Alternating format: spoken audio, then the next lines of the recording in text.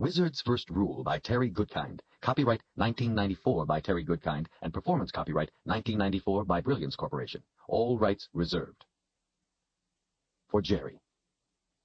Acknowledgements. I would like to thank some special people. My father, Leo, for never once telling me to read, but instead reading himself, and thus infecting me with curiosity. My good friends, Rachel Kalant and Gloria Avner, for taking on the task of reading the raw manuscript and offering valuable insights, and for their steadfast belief in me when I needed it most. My agent, Russell Galen, for having the guts to be the first to pick up the sword and making my dreams reality. My editor, James Frankel, not only for his exceptional editorial talent, guidance, and improvements in this book, but also for his boundless good humor and patience at teaching me to be a better author along the way. The good people at Tor, one and all, for their enthusiasm and hard work, and two very special people, Richard and Kaylin, for choosing me to tell their story. Their tears and triumphs have touched my heart. I will never be the same again. Wizard's First Rule. Chapter 1. It was an odd-looking vine. Dusky, variegated leaves hunkered against a stem that wound in a stranglehold around the smooth trunk of a balsam fir. Sap drooled down the wounded bark, and dry limbs slumped, making it look as if the tree were trying to voice a moan into the cool, damp morning air. Pods stuck out from the vine here and there along its length, almost seeming to look warily about for witnesses. It was the smell that had first caught his attention, a smell like the decomposition of something that had been wholly unsavory, even in life. Richard combed his fingers through his thick hair as his mind lifted out of the fog of despair, coming into focus upon seeing the vine. He scanned for others, but saw none. Everything else looked normal. The maples of the upper Ven forest were already tinged with crimson, proudly showing off their new mantle in the light breeze. With nights getting colder, it wouldn't be long before their cousins down in the Heartland woods joined them. The oaks, being the last to surrender to the season, still stoically wore their dark green coats. Having spent most his life in the woods, Richard knew all the plants, if not by name, by sight. From when Richard was very small, his friend Zed had taken him along, hunting for special herbs. He had shown Richard which ones to look for, where they grew, and why, and put names to everything they saw. Many times they just talked, the old man always treating him as an equal, asking as much as he answered. Zed had sparked Richard's hunger to learn, to know. This vine, though, he had seen only once before, and it wasn't in the woods. He had found a sprig of it at his father's house, in the blue clay jar Richard had made when he was a boy. His father had been a trader, and had traveled often, looking for the chance exotic or rare item. People of means had often sought him out, interested in what he might have turned up. It seemed to be the looking more than the finding that he had liked, as he had always been happy to part with his latest discovery so he could be off after the next. From a young age, Richard had liked to spend time with Zed while his father was away. Richard's brother, Michael, was a few years older, and, having no interest in the woods or Zed's rambling lectures, preferred to spend his time with people of means. About 5 years before, Richard had moved away to live on his own, but he often stopped by his father's home, unlike Michael, who was always busy and rarely had time to visit. If his father had gone away, he would leave Richard a message in the blue jar telling him the latest news, some gossip, or of some sight he had seen. On the day 3 weeks before, when Michael had come and told him their father had been murdered, Richard had gone to his father's house, despite his brother's insistence that there was no reason to go, nothing he could do. Richard had long since passed the age when he did as his brother said. Wanting to spare him, the people there didn't let him see the body, but still, he saw the big, sickening splashes and puddles of blood, brown and dry across the plank floor. When Richard came close, voices fell silent, except to offer sympathy, which only deepened the writhing pain. Yet he had heard them talking, in hushed tones, of the stories and the wild rumors of things come out of the boundary. Of magic. Richard was shocked at the way his father's small home had been torn apart, as if a storm had been turned loose inside. Only a few things were left untouched. The blue message jar still sat on the shelf, and inside he found the sprig of vine. It was still in his pocket now. What his father meant him to know from it, he couldn't guess. Grief and depression overwhelmed him, and even though he still had his brother, he felt abandoned. That he was grown into manhood offered him no sanctuary from the forlorn feeling of being orphaned and alone in the world, a feeling he had known before, when he was young and his mother died. Even though his father had often been away, sometimes for weeks, Richard had always known he was somewhere and would be back. Now he would never be back. Michael wouldn't let him have anything to do with the search for the killer. He said he had the best trackers in the army looking, and he wanted Richard to stay out of it, for his own good. So Richard simply didn't show the vine to Michael, and went off alone every day, searching for the vine. For 3 weeks he walked the trails of the Heartland woods, every trail, even the ones few others knew of, but he never saw it. Finally, against his better judgment, he gave in to the whispers in his mind and went to the upper Ven forest, close to the boundary. The whispers haunted him with the feeling that he somehow knew something of why his father had been murdered. They teased at him, tantalized him with thoughts just out of reach, and laughed at him for not seeing it. Richard lectured himself that it was his grief playing tricks, not something real. He had thought that when he found the vine it would give him some sort of answer. Now that he had, he didn't know what to think. The whispers had stopped teasing him, but now they brooded. He knew it was just his own mind thinking, and he told himself to stop trying to give the whispers a life of their own. Zed had taught him better than that. Richard looked up at the big fir tree in its agony of death. He thought again of his father's death. The vine had been there. Now the vine was killing this tree. It couldn't be anything good. Though he couldn't do anything for his father, he didn't have to let the vine preside over another death. Gripping it firmly, he pulled, and with powerful muscles ripped the sinewy tendrils away from the tree. That's when the vine bit him. One of the pods struck out and hit the back of his left hand, causing him to jump back in pain and surprise. Inspecting the small wound, he found something like a thorn embedded in the meat of the gash. The matter was decided. The vine was trouble. He reached for his knife to dig out the thorn, but the knife wasn't there. At first, surprised, he realized why and reprimanded himself for allowing his depression to cause him to forget something as basic as taking his knife with him into the woods. Using his fingernails, he tried to pull out the thorn. To his rising concern, the thorn, as if alive, wiggled itself in deeper. He dragged his thumbnail across the wound, trying to snag the thorn out. The more he dug, the deeper it went. A hot wave of nausea swept through him as he tore at the wound, making it bigger, so he stopped. The thorn had disappeared into the oozing blood. Looking about, Richard spotted the purplish-red autumn leaves of a small nannyberry tree, laden with its crop of dark blue berries. Beneath the tree, nestled in the crook of a root, he found what he sought, an alm plant. Relieved, he carefully snapped off the tender stem near its base and gently squeezed the sticky, clear liquid onto the bite. He gave a smile to old Zed for teaching him how the alm plant made wounds heal faster. The soft, fuzzy leaves always made Richard think of Zed. The juice of the alm numbed the sting, but not his worry over being unable to remove the thorn. He could feel it wriggling still deeper into his flesh. Richard squatted down and poked a hole in the ground with his finger, placed the alm in it, and fixed moss about the stem so it might regrow itself. The sounds of the forest fell dead still. Richard looked up, flinching as a dark shadow swept over the ground, leaping across limbs and leaves. There was a rushing, whistling sound in the air overhead. The size of the shadow was frightening. Birds burst from cover in the trees, giving alarm calls as they scattered in all directions. Richard peered up, searching through the gaps in the canopy of green and gold, trying to see the shadow's source. For an instant, he saw something big and red. He couldn't imagine what it could be, but the memory of the rumors and stories of things coming out of the boundary flooded back into his mind, making him go cold to the bone. The vine was trouble, he thought again. This thing in the sky could be no less. He remembered what people always said. Trouble sires 3 children, and knew immediately that he didn't want to meet the 3rd child. Discounting his fears, he started running. Just idle talk of superstitious people, he told himself. He tried to think of what could be that big and red. It was impossible. There was nothing that flew that was that large. Maybe it was a cloud or a trick of the light. But he couldn't fool himself. It was no cloud. Looking up as he ran, trying for another glimpse, he headed for the path that skirted the hillside. Richard knew that the ground dropped off sharply on the other side of the trail, and he would be able to get an unobstructed view of the sky. Tree branches, wet with rain from the night before, slapped at his face as he ran through the forest, jumping fallen trees and small rocky streams. Brush snatched at his pant legs. Dappled swatches of sunlight teased him to look up, but denied him the view he needed. His breath was fast, ragged. Sweat ran cold against his face, and he could feel his heart pounding as he ran carelessly down the hillside. At last, he stumbled out of the trees onto the path, almost falling. Searching the sky, he spotted the thing, far away and too small for him to tell what it was, but he thought it had wings. He squinted against the blue brightness of the sky, shielded his eyes with his hand, trying to see for sure if there were wings moving. It slipped behind a hill and was gone. He hadn't even been able to tell if it really was red. Winded, Richard slumped down on a granite boulder at the side of the trail, absently snapping off dead twigs from a sapling beside him while he stared down at Trunt Lake below. Maybe he should go tell Michael what had happened, tell him about the vine and the red thing in the sky. He knew Michael would laugh at the last part. He had laughed at the same stories himself. No, Michael would only be angry with him for being up near the boundary and for going against his orders to stay out of the search for the murderer. He knew his brother cared about him, or he wouldn't always be nagging him. Now that he was grown, he could laugh off his brother's constant instructions, though he still had to endure the looks of displeasure. Richard snapped off another twig and in frustration threw it at a flat rock. He decided he shouldn't feel singled out. After all, Michael was always telling everyone what to do, even their father. He pushed his harsh judgments of his brother aside. Today was a big day for Michael. Today he was accepting the position of first counselor.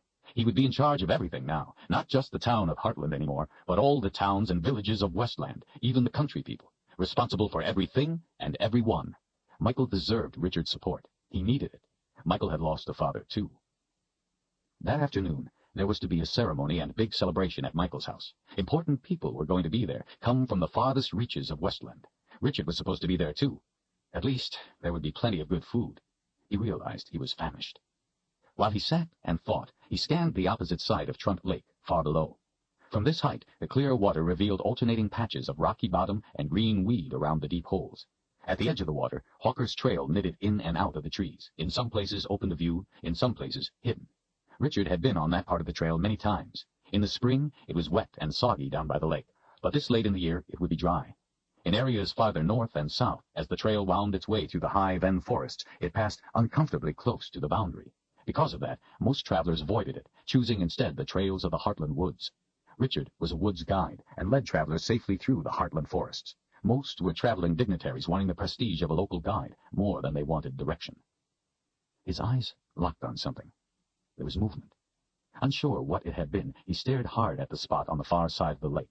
When he saw it again, on the path, where it passed behind a thin veil of trees, there was no doubt. It was a person. Maybe it was his friend Chase. Who else but a boundary warden would be wandering around up here? He hopped down off the rock, tossing the twigs aside, and took a few steps forward. The figure followed the path into the open, at the edge of the lake. It wasn't Chase. It was a woman. A woman in a dress. What woman would be walking around this far out in the Ven forest in a dress? Richard watched her making her way along the lake shore, disappearing and reappearing with the path. She didn't seem to be in a hurry, but she wasn't strolling slowly either. Rather, she moved at the measured pace of an experienced traveler. That made sense. No one lived anywhere near Trump Lake. Other movements snatched his attention. Richard's eyes searched the shade and shadows. Behind her, there were others. 4 men, in hooded forest cloaks, following her, but hanging back some distance. They moved with stealth, from tree to rock to tree, looking, waiting, moving. Richard straightened, his eyes wide, his attention riveted. They were stalking her. He knew immediately. This was the third child of trouble. Chapter 2. At first, Richard stood frozen, not knowing what to do. He couldn't be sure the 4 men really were stalking the woman, at least not until it was too late. What business was it of his anyway? And besides, he didn't even have his knife with him. What chance did 1 man with no weapon have against 4? He watched the woman making her way along the path. He watched the men follow. What chance did the woman have? He crouched, muscles tight and hard. His heart raced as he tried to think of what he could do. The morning sun was hot on his face, his breathing rapid with fear. Richard knew there was a small cutoff from Hawker's Trail somewhere ahead of the woman. Hurriedly, he tried to remember exactly where. The main fork to her left continued around the lake and up the hill to his left, to where he stood and watched. If she stayed on the main trail, he could wait for her, then tell her about the men. Then what? Besides, that was too long. The men would be on her before then. An idea began to take shape. He sprang up and started running down the trail. If he could reach her before the men caught her, and before the cutoff, he could take her up the right fork. That trail led up out of the trees onto open ledges, away from the boundary, and toward the town of Heartland, toward help. If they were quick, he could hide their tracks. The men wouldn't know that the 2 of them had taken the side trail. They would think she was still on the main trail, at least for a while, long enough to fool them and lead her to safety. Still winded from the earlier run, Richard panted in labored breaths, running down the trail as fast as he could go. The path had quickly turned back into the trees, so at least he didn't have to worry about the men being able to see him. Shafts of sunlight flashed by as he raced along. Old pine trees lined the path, leaving a soft mat of needles to cushion his footfalls. After a time, driving himself headlong down the path, he started looking for the side trail. He couldn't be sure how far he had gone. The forest offered no view for a fix, and he didn't remember exactly where the cutoff was. It was small and would be easy to miss. With every bend bringing new hope that this would be the place he found the cutoff, he pushed himself on. He tried to think of what he would say to the woman when he finally reached her. His mind raced as fast as his legs. She might think he was with her pursuers, or be frightened by him, or not believe him. He wouldn't have much time to convince her to go with him, that he wanted to help. Coming over the top of a small rise, he looked anew for the fork, but didn't see it and kept running. Now his breath came in ragged gasps. He knew that if he didn't reach the split before she did, they would be trapped, and their only options would be to outrun the men or to fight. He was too winded for either. That thought drove him on harder. Sweat ran down his back, making his shirt stick to his skin. The coolness of the morning had turned to choking heat, though he knew it was only his exertion that made it seem that way. The forest passed in a blur to each side as he ran. Just before a sharp bend to the right, he came at last to the cutoff, almost missing it. He made a quick search for tracks to see if she had been there and taken the small path. There were none. Relief washed over him. He dropped to his knees and sat back on his heels in exhaustion, trying to catch his breath. The first part had worked. He had beaten her here. Now he had to make her believe him before it was too late. Holding his right hand over a painful stitch in his side and still trying to catch his breath, he started to worry that he was going to look silly. What if it was just a girl and her brothers playing a game? He would be the fool. Everyone but him would have a good laugh. He looked down at the bite on the back of his hand. It was red and throbbed painfully. He remembered the thing in the sky. He thought about the way she had been walking with a sense of purpose, not like a child at play. It was a woman, not a girl. He remembered the cold fear he had felt when he saw the 4 men. 4 men warily shadowing a woman. The third strange thing to happen this morning. The third child of trouble. No, he shook his head. This was no game. He knew what he had seen. It was no game. They were stalking her. Richard came partway to his feet. Waves of heat rolled from his body.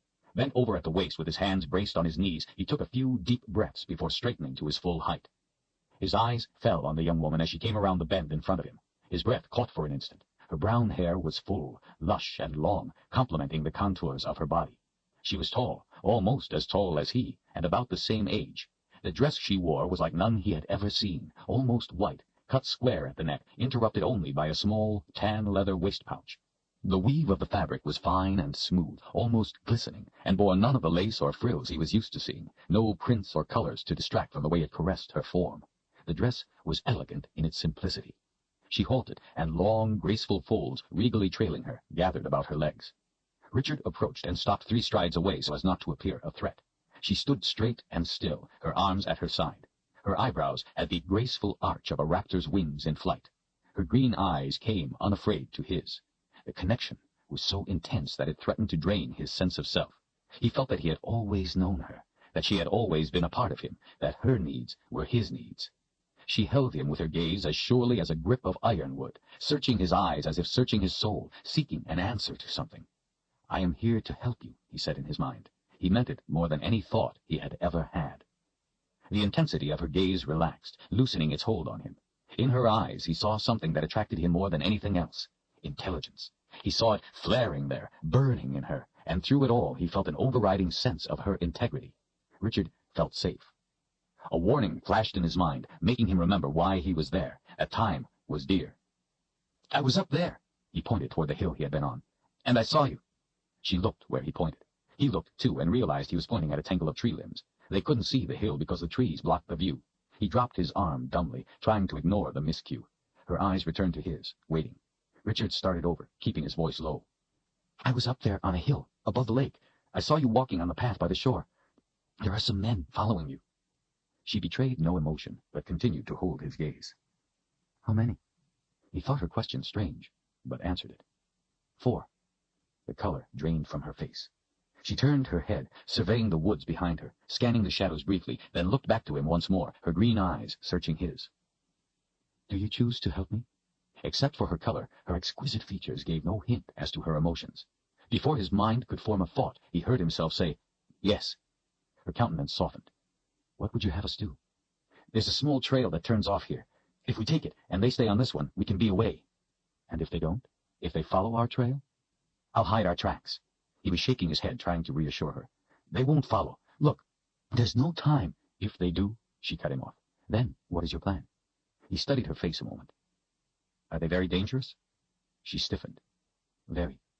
The way she spoke the word made him have to force himself to breathe again. For an instant he saw a look of blind terror pass across her eyes. Richard ran his fingers through his hair.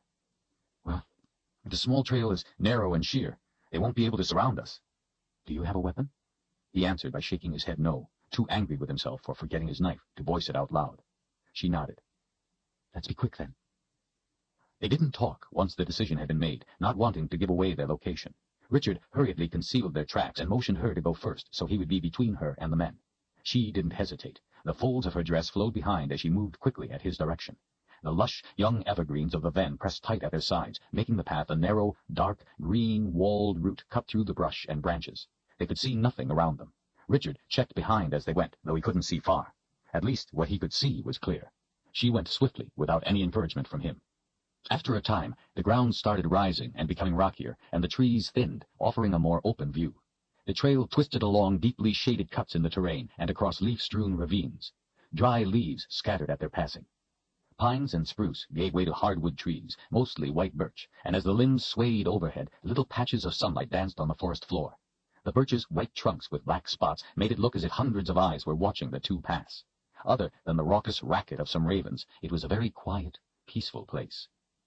At the base of a granite wall that the path followed, he motioned to her, putting a finger over his lips, letting her know they had to step carefully to avoid making sounds that would echo their location. Whenever a raven cawed, he could hear it reverberate through the hills. Richard knew this place. The shape of the rock wall could carry a sound for miles. He pointed to the moss-covered round rocks littering the flat forest floor. He showed her that he meant for the two of them to step on the rocks, to avoid snapping sticks hidden under the leaf litter. He moved some leaves to show her sticks hidden there and pretended to break them, then cupped his hand to his ear. She nodded her understanding, lifted her skirts with one hand, and began to step up on the rocks. He touched her arm to make her look back again and mind slipping and falling, to let her know she had to be careful because the moss was slippery. She smiled and nodded again before hurrying on. Seeing her smile was unexpected, and it warmed him, softening the edge of his fear. Richard allowed himself a small dose of confidence about their escape as he stepped from one mossy rock to another. As the path climbed steadily upward, the trees thinned more. The rock taking over from the soil offered trees infrequent opportunity to put down roots. Soon, the only trees grew in crevices and were gnarled, twisted, and small, wanting to offer no purchase to the wind that could pull them from their meager anchoring. They slipped quietly out of the trees and onto the ledges. The path wasn't always clearly marked, and there were many false trails. She often had to turn to him, and he directed her by pointing or with a nod of his head. Richard wondered what her name was, but his fear of the four men kept him from talking. Even though the trail was steep and hard, he didn't have to slow on her account. She was a strong climber and quick. He saw that she wore good boots of soft leather, the kind of boots worn by one used to traveling. It had been well over an hour since they had come out of the trees, climbing steadily upward into the sun. They were heading east on the ledges before the trail cut back to the west later. The men, if they had followed, would have to look into the sun to see them. Richard kept them crouched as low as possible and checked over his shoulder often as they climbed, scanning for any sign of the men. When he had seen them by Trump Lake, they were staying well hidden, but it was too open out here for them to hide. He saw nothing and started to feel better. They weren't being followed. The men were nowhere to be seen and were probably miles down Hawker's Trail by now. The farther from the boundary and the closer to town they got, the better he felt. His plan had worked.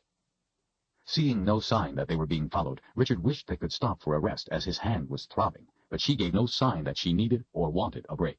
She kept pushing on as if the men were right on their heels. Richard remembered the look on her face when he had asked if they were dangerous, and quickly rejected any thought of stopping. As morning wore on, the day became warm for this late in the year. The sky was a bright, clear blue, with only a few white, wispy clouds drifting by. One of the clouds had taken on the undulating form of a snake, with its head down and tail up. Because it was so unusual, Richard remembered seeing the same cloud earlier in the day. Or was it yesterday? He would have to remember to mention it to Zed the next time he saw him. Zed was a cloud reader, and if Richard failed to report his sighting, he would have to endure an hour-long lecture on the significance of clouds. Zed was probably watching at this very moment, fretting over whether or not Richard was paying attention. The path took them to the south face of small, blunt mountain, where it crossed the sheer cliff face for which the mountain was named. Crossing the cliff near mid-height, the trail offered a panoramic view of the southern Ven forest and, to their left, in cloud and mist, almost hidden behind the cliff wall, the high, rugged peaks belonging to the boundary. Richard saw brown, dying trees standing out against the carpet of green. Up closer to the boundary, the dead trees were thick. It was the vine, he realized. The two of them advanced quickly across the cliff trail. They were so clearly in the open, with no chance to hide, that anyone could spot them easily. But across the cliff, the trail would begin to head down into the Heartland woods, and then into town.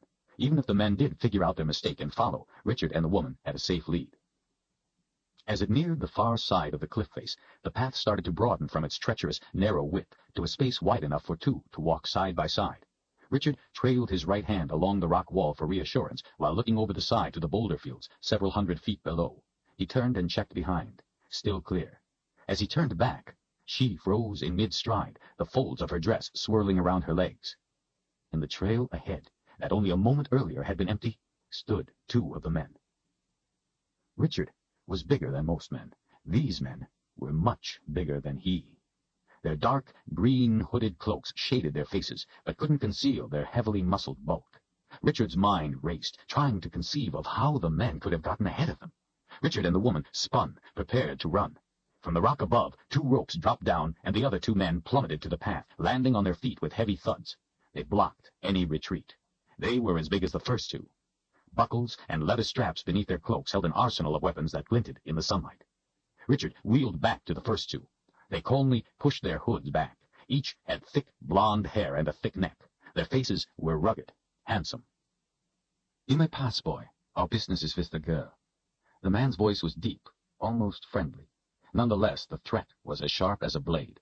He removed his leather gloves and tucked them in his belt as he spoke, not bothering to look at Richard. He obviously didn't consider Richard an obstacle. He appeared to be the one in charge, as the other 3 waited silently while he spoke. Richard had never been in a situation like this before. He had always managed to avoid trouble. He never allowed himself to lose his temper, and could usually turn scowls to smiles with his easy manner. If talk didn't work, he was quick enough and strong enough to stop threats before anyone was hurt, and if need be, he would simply walk away. He knew these men weren't interested in talking, and they clearly weren't afraid of him. He wished he could walk away now.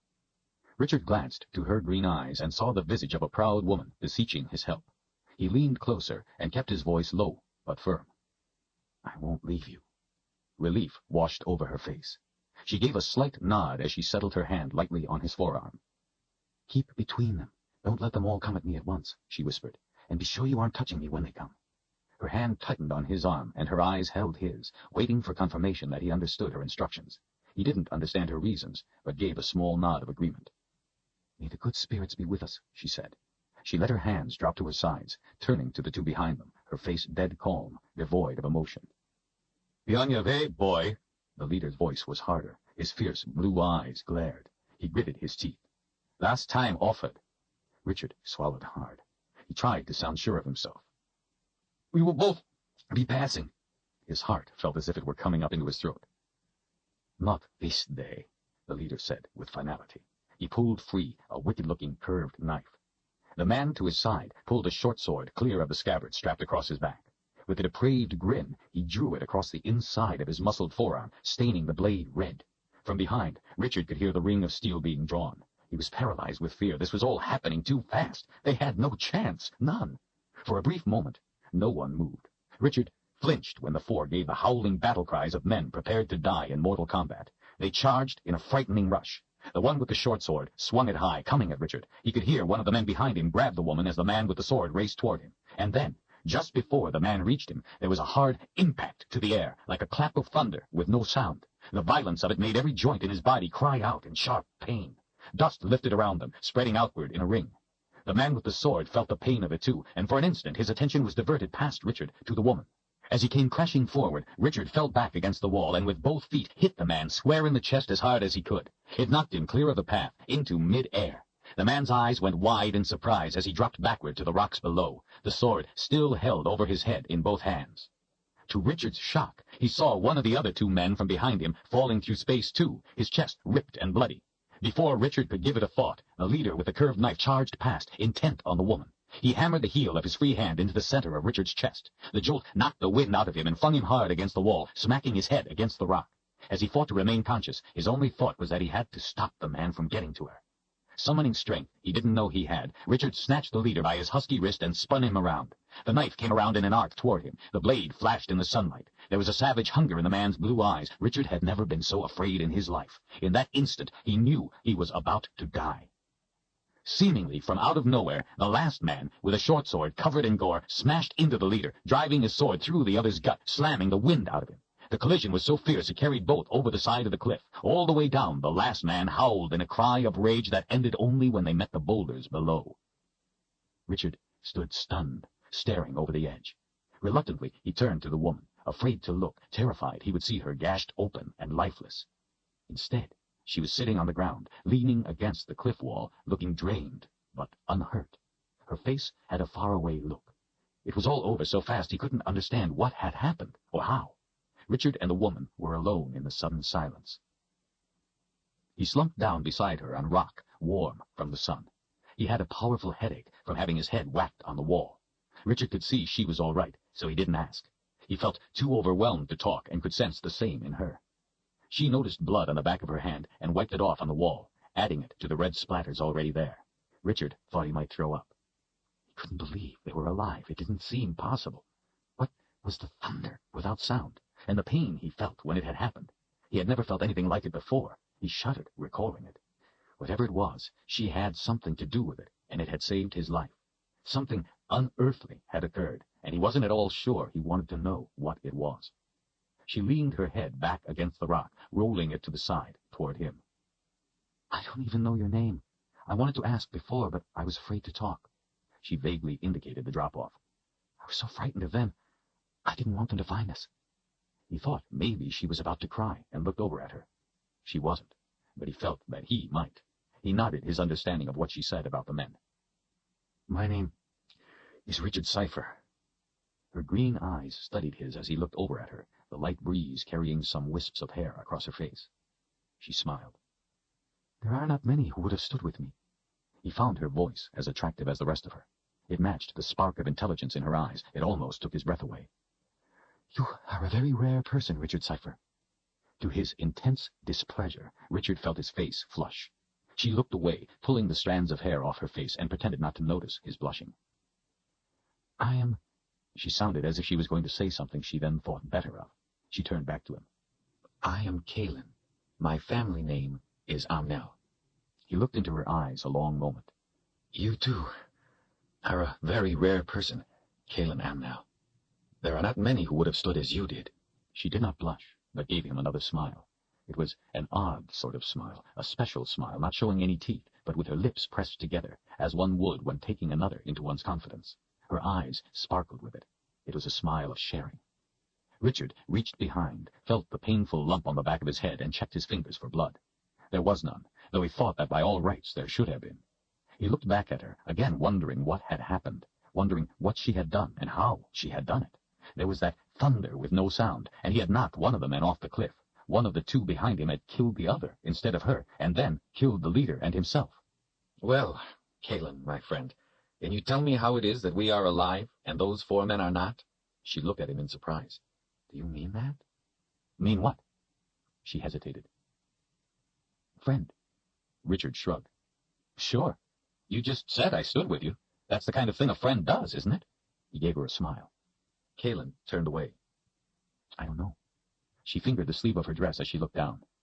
I've never had a friend before, except maybe my sister. He felt the pain in her voice. Well, you have one now, he said in his most cheerful tone. After all, we just went through something pretty frightening together. We helped each other and we survived. She simply nodded. Richard looked out over the ven, the forest where he was so at home. Sunlight made the green of the trees vibrant, lush.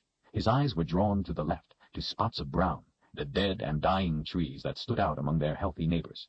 Until that morning, when he found the vine and it bit him, he had had no idea that the vine was up by the boundary, spreading through the woods. He rarely went up into the ven, that close to the boundary. Older people wouldn't go within miles of it. Others went closer if they traveled on Hawker's Trail or to hunt, but none went too close. The boundary was death. It was said that to go into the boundary was not only to die, but to forfeit your soul. The boundary wardens made sure people stayed away. He gave her a sideways glance. So, what about the other part? The part about us being alive? How did that happen? Kalin didn't meet his gaze. I think the good spirits protected us. Richard didn't believe a word of it. But as much as he wanted to know the answers, it was against his nature to force someone to tell something she didn't want to. His father had raised him to respect another person's right to keep his own secrets. In her own time she would tell him her secrets, if she wanted to, but he would not try to force her. Everyone had secrets. He certainly had his own. In fact, with his father's murder and with today's events, he felt those secrets stirring unpleasantly in the back of his mind. Kalin, he said, trying to make his voice sound reassuring. Being a friend means you don't have to tell me anything you don't want to, and I'll still be your friend. She didn't look at him, but nodded her agreement. Richard got to his feet. His head hurt, his hand hurt, and now he realized his chest hurt where the man had hit him. To top it off, he remembered he was hungry. Michael! He had forgotten about his brother's party. He looked at the sun and knew he was going to be late. He hoped he wouldn't miss Michael's speech. He would take Kalin, tell Michael about the men, and get some protection for her. He held out his hand to help her up. She stared at it in surprise. He continued to hold it out for her. She gazed up into his eyes and took the hand. Richard smiled. He hoped he wouldn't miss Michael's speech. He would take Kalin, Tell Michael about the men and get some protection for her. He held out his hand to help her up. She stared at it in surprise. He continued to hold it out for her. She gazed up into his eyes and took the hand. Richard smiled. Never had a friend give you a hand up before? She averted her eyes. No. Richard could tell she felt uncomfortable, so he changed the subject. When's the last time you had something to eat? 2 days ago, she said, without emotion. His eyebrows went up. And you must be even more hungry than I am. I'll take you to my brother. He peered over the edge of the cliff. We'll have to tell him about the bodies. He'll know what to do. He turned again to her. Kaylin, do you know who those men were? Her green eyes turned hard. They are called a quad. They are like assassins. They are sent to kill... She caught herself again. They kill people.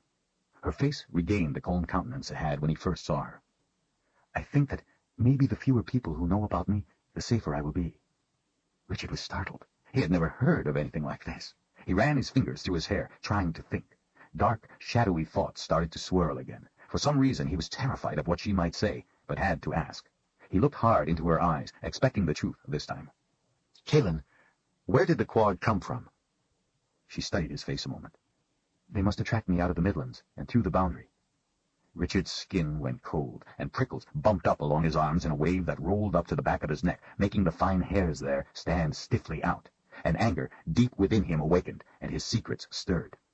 She had to be lying. No one could cross the boundary. No one. No one could go into or come out of the Midlands. The boundary had sealed it away since before he was born. The Midlands was a land of magic. Chapter 3. Michael's house was a massive structure of white stone, set back quite a distance from the road. Slate roofs in a variety of angles and rakes came together in complicated junctures, topped with a leaded glass peak that let light into the central hall.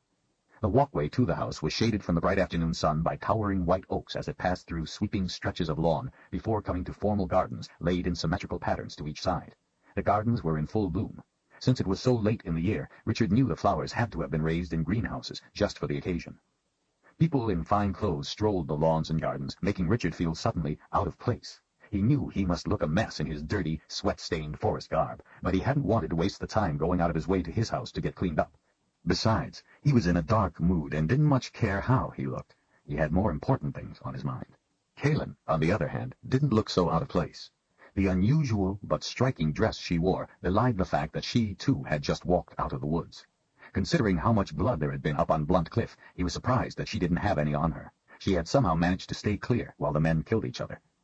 When she had seen how upset he had become when she had told him she had come through the boundary from the Midlands, she had fallen silent on the subject. Richard needed time to think about it, and hadn't pressed. Instead, she asked him about Westland, what the people were like, and where he lived. He told her about his house in the woods, how he liked living away from town, and that he was a guide for travelers through the Heartland woods on their way to or from the town itself. Does your house have a fireplace? She had asked. It does. Do you use it? Yes, I cook on it all the time, he had told her. Why? She had merely shrugged as she looked off to the countryside. I just miss sitting in front of a fire, that's all. As unsettling as the day's events had been, on top of his grief, it felt good to have someone to talk to, even if she did dance around her secrets. Invitation, sir? Someone called in a deep voice from the shade beside the entry. Invitation? Richard spun around to see who had addressed him, and was met by a mischievous grin. Richard broke into a grin of his own. It was his friend Chase. He clasped hands with the boundary warden in a warm greeting. Chase was a big man, clean-shaven, with a head of light brown hair that showed no sign of receding, but instead gave way to age by going gray at the sides. Heavy brows shaded intense brown eyes that stole slowly about, even as he talked, and saw everything. This habit often gave people the impression, a seriously mistaken impression, that he wasn't paying attention. Despite his size, Richard knew him to be frighteningly quick when there was need. Chase wore a brace of knives to one side of his belt and a six-bladed battle mace to the other. The hilt of a short sword stood above his right shoulder, and a crossbow with a full complement of barbed, steel-tipped bolts hung from a leather strap on his left. Richard lifted an eyebrow. Looks like you plan on getting your share of the food. The grin left Chase's face. Not here as a guest. His gaze settled on Kaylin. Richard felt the awkwardness. He took Kaylin's arm and drew her forward. She came easily, unafraid. Chase, this is my friend, Kaylin. He gave her a smile. This is Del Brandstone. Everyone calls him Chase. He's an old friend of mine. We're safe with him. He turned back to Chase. You can trust her, too." She looked at the big man and gave him a smile and nod of acknowledgement. Chase nodded once to her, the matter settled, Richard's word being all the reassurance he needed. His eyes scanned the crowd, lingering on various people, checking their interest in the three of them. He pulled them both away from the sunlit openness of the steps and into the shade off to the side. "Your brother called in all the boundary wardens." He paused, taking another look around. "To be his personal guards." "What? That doesn't make any sense." Richard was incredulous. "He has the Home Guard and the Army. What does he need a few boundary wardens for?" Chase rested his left hand on one of the knife handles. "What indeed?" His face gave no hint of emotion. It rarely did. "Could be he just wants us around for effect. People are afraid of the wardens.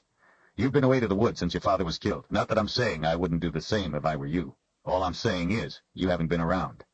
Strange things have been going on, Richard. People coming and going in the night. Michael calls them concerned citizens. He's been talking some nonsense about plots against the government. He has the wardens all over the grounds." Richard looked around, but didn't see any. He knew that didn't mean anything. If a boundary warden didn't want to be seen, he could be standing on your foot, and you wouldn't be able to find him. Chase drummed his fingers on a knife handle as he watched Richard's eyes scan about. "My boys are out there. Take my word." "Well, how do you know Michael isn't right? What with the father of the new first counselor being murdered and all?" Chase gave his finest look of disgust. "I know every little slime in Westland. There's no plot. Might be a bit of fun to be had if there were, but I think I'm just part of the decoration. Michael said I should stay visible." His expression sharpened. "And about your father's murder? Well, George Cypher and I go way back to before when you were born, back to before the boundary. He was a good man. I was proud to call him friend." Anger heated in his eyes.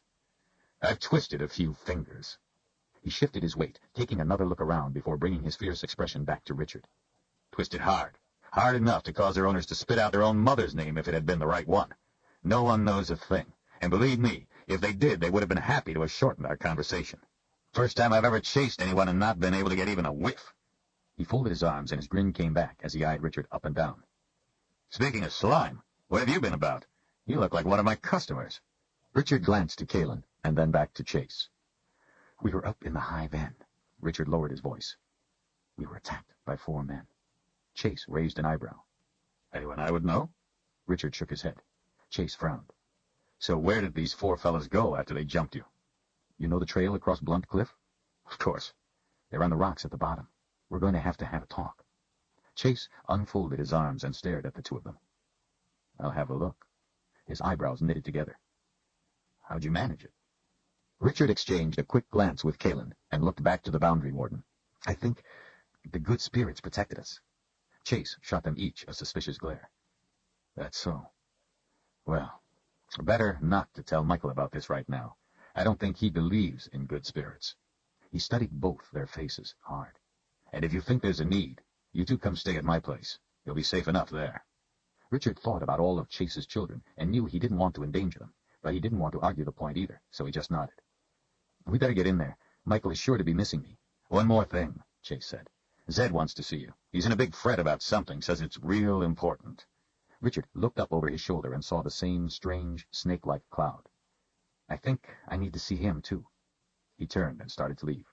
"Richard," Chase said with a look that would have withered anyone else, "tell me what you were doing in the high bend." Richard didn't shy away. "Same as you, trying to get a whiff." Chase's hard face softened, and a hint of his smile came back. "Get one?" Richard nodded as he held up his red, sore left hand. "And it bites." The two turned and melted into the crowd entering the house, moving through the entry, across white marble floors to the elegant central meeting hall. Marble walls and columns glowed with a cold, eerie cast where the sunlight streaming in from above touched them. Richard had always preferred the warmth of wood, but Michael had maintained that anyone could go out and make what they wanted from wood. But if you wanted marble, you had to hire a lot of people who lived in wood houses to do the work for you. Richard remembered a time before their mother died, when he and Michael played in the dirt, building houses and forts with sticks. Michael had helped him then. He wanted so much for Michael to help him now. People Richard recognized greeted him, getting only a wooden smile or quick handshake. Since Kalen was from a strange land, Richard was a little surprised to see how comfortable she was around all the important people. It had already occurred to him that she, too, must be someone important. Gangs of assassins didn't hunt down unimportant people. Richard found it difficult to smile at everyone. If the rumors about things coming out of the boundary were true, then all of Westland was in danger. Country people in the outlying areas of the heartland were already terrified to go out at night, and had recounted stories to him of people being found partly eaten. He had told them it was just that they had died of some natural cause, and wild animals had found the bodies. Happened all the time. They said it was beasts from the sky. He had passed it off as superstitious nonsense. Until now. Even with all the people around, Richard felt overwhelmingly lonely. He was confused and didn't know what to do about it. He didn't know who to turn to. Kaylin was the only one who made him feel better, but at the same time she frightened him. The encounter on the cliff frightened him. He wanted to take her and leave. Zed might know what to do. He used to live in the Midlands before the boundary, though he would never talk about it.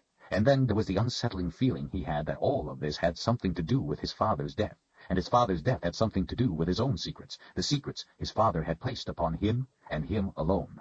Kaylin laid a hand on his arm. "Richard, I'm sorry. I didn't know about your father. I'm sorry." With the frightening events of the day, he had almost forgotten about it until Chase had brought it up. Almost. He gave a little shrug. "Thanks." He waited a moment as a woman in a blue silk dress with ruffles of white lace at the neck, cuffs, and down the front walked past. He looked down at the floor as she moved by so he wouldn't have to return her smile if she gave him one. "It was 3 weeks ago." He told Kaylin a little of what had happened. She listened sympathetically. "I'm sorry, Richard. Perhaps you would rather be alone." He forced himself to smile. "No, it's all right. I've been alone enough. It helps to have a friend to talk to." She gave him a small smile and a nod, and they moved on through the crowd. Richard wondered where Michael was. It seemed odd that he wasn't out yet. Even though he had lost his appetite, he knew Kaylin hadn't eaten in 2 days. With all the tempting food around, he decided she must have remarkable self-control. The delicious smells were starting to change his mind about his appetite. He leaned closer to her. "Hungry?" "Very." He guided her over to a long table with food piled in tiers. There were large steaming platters of sausages and meats, boiled potatoes, dried fish of several kinds, grilled fish, chicken, turkey, mounds of raw vegetables sliced into strips, big tureens of cabbage and sausage soup, onion soup and spice soup, platters of breads, cheeses, fruits, pies, and cakes, and casks of wine and ale. Servants were constantly coming and going to keep the platters full. Kaylin scrutinized them. "Some of the serving girls have long hair. That is allowed?" Richard looked around, a little bewildered. "Yes, anyone can have any kind of hair they want. Look." He held his arm close to his chest and pointed as he leaned toward her. "Those women over there are counselors. Some have short hair, some have long, whatever they want." He looked at her out of the corner of his eye. "Do people tell you to cut your hair?" She lifted an eyebrow to him. "No, no one has ever asked me to cut my hair. It is simply that where I come from, the length of a woman's hair has a certain social significance." "Does that mean you are someone of considerable standing?" He took the edge off the question with a playful smile. "Seeing as how you have such long, beautiful hair, I mean." She gave him back a small smile, devoid of joy. "Some think so. I could only expect that after this morning the thought had entered your mind. We all can be only what we are, nothing more or less." "Well, if I ask anything a friend shouldn't, just kick me." Her smile brightened into the same tight-lipped one she had given him before, the smile of sharing. It made him grin. He turned to the food and found one of his favorites, small ribs with a spice sauce, put a few on a small white plate, and handed it to her. "Try these first. They're my most treasured." Kaylin held the dish at arm's length, eyeing it suspiciously. "What creature's meat is this?" "It's pork," he said, a little surprised. "You know, from a pig. Try it. It's the best thing here, I promise." She relaxed, brought the plate close, and ate the meat. He ate a half-dozen himself, savoring every bite. He put some sausages on their plates. "Here, have some of these, too." Her suspicion flared anew. "What are they made of?" "Pork and beef, some spices, I don't know what kinds. Why? There's some kinds of things you don't eat?" "Some kinds," she said noncommittally, before eating a sausage. "May I have some spice soup, please?" He ladled the soup into a fine white bowl with a gold rim and traded it for her plate. She took the bowl in both hands and tried it. A smile came to her face. "It's good, just like I make. I don't think our two homelands are as different as you fear." As she drank the remainder of the soup, Richard, feeling better about what she said, picked up a thick slice of bread, put strips of chicken meat on it, and, when she finished the soup, exchanged the bread for her bowl. She took the bread with chicken and started moving to the side of the room while she ate. He set the soup bowl down and followed behind, shaking an occasional hand. Their owners cast a critical eye at the way he was dressed. When she reached a deserted spot near a column, she turned to face him. "Please, get me a piece of cheese." "Sure. What kind?" She scanned the throng. "Any kind." Richard worked his way back through the crowd to the food table and picked up 2 pieces of cheese, eating one along his way back to Kaylin. She took the cheese when he handed it to her, but instead of eating it, she let her arm slip to her side and let the cheese fall to the floor, as if she had forgotten she was holding it. Wrong kind? Her tone was distant. I hate cheese. She was staring past him to a spot across the room. Richard frowned. Then why did you ask for it? There was a hint of irritation in his voice. Keep looking at me, she said, her eyes returning to his. There are 2 men behind you across the room. They have been watching us. I wanted to know if it was me or you they were watching. When I sent you for the food, they watched you go and come back. They paid no attention to me. It is you they are watching. Richard put his hands on her shoulders and turned her to see for himself. He scanned over the heads of the crowd to the far side of the room. They're just 2 of Michael's aides. They know me. They're probably wondering where I've been and why I look such a mess. He looked into her eyes and spoke softly so that no one would hear. It's all right, Kaylin. Relax. Those men from this morning are dead. You're safe now. She shook her head. More will follow. I should not be with you. I do not want to endanger your life any more than I already have. You are my friend. There's no way another quad could track you now, not once you have come here to Heartland. It's impossible. He knew enough about tracking to feel confident that he was telling her the truth. Kaylin hooked a finger in the neck of his shirt and drew his face close. There was a flash of angry intolerance in her green eyes. Her voice came in a slow, harsh whisper. When I left my homeland, 5 wizards cast spells over my tracks so none could know where I went or follow, and then they killed themselves so they could not be made to talk. Her teeth were gritted in anger, and her eyes were wet. She was starting to tremble. Wizards? Richard went rigid. At last, he let out his breath and took her hand gently from his shirt, holding it in both of his voice barely audible over the din. I'm sorry. Richard, I am scared to death. She was trembling more now. If you hadn't been there today, you don't know what would have happened to me. The dying would have been the best of it. You don't know about those men. She shook uncontrollably, giving herself over to her fear. Cold bumps ran up his arms. He eased her back behind the column where they couldn't be observed. I'm sorry, Kaylin. I don't know what any of this is about. You know at least some of it, but I'm in the dark. I'm scared, too. Today on the cliff, I've never been that afraid, and I didn't really do much of anything that would have saved us. Seeing her need was giving him the courage to reassure her. What you did, she said, struggling to get the words out, was enough to make a difference. It was enough to save us, no matter how little you think it was. It was enough.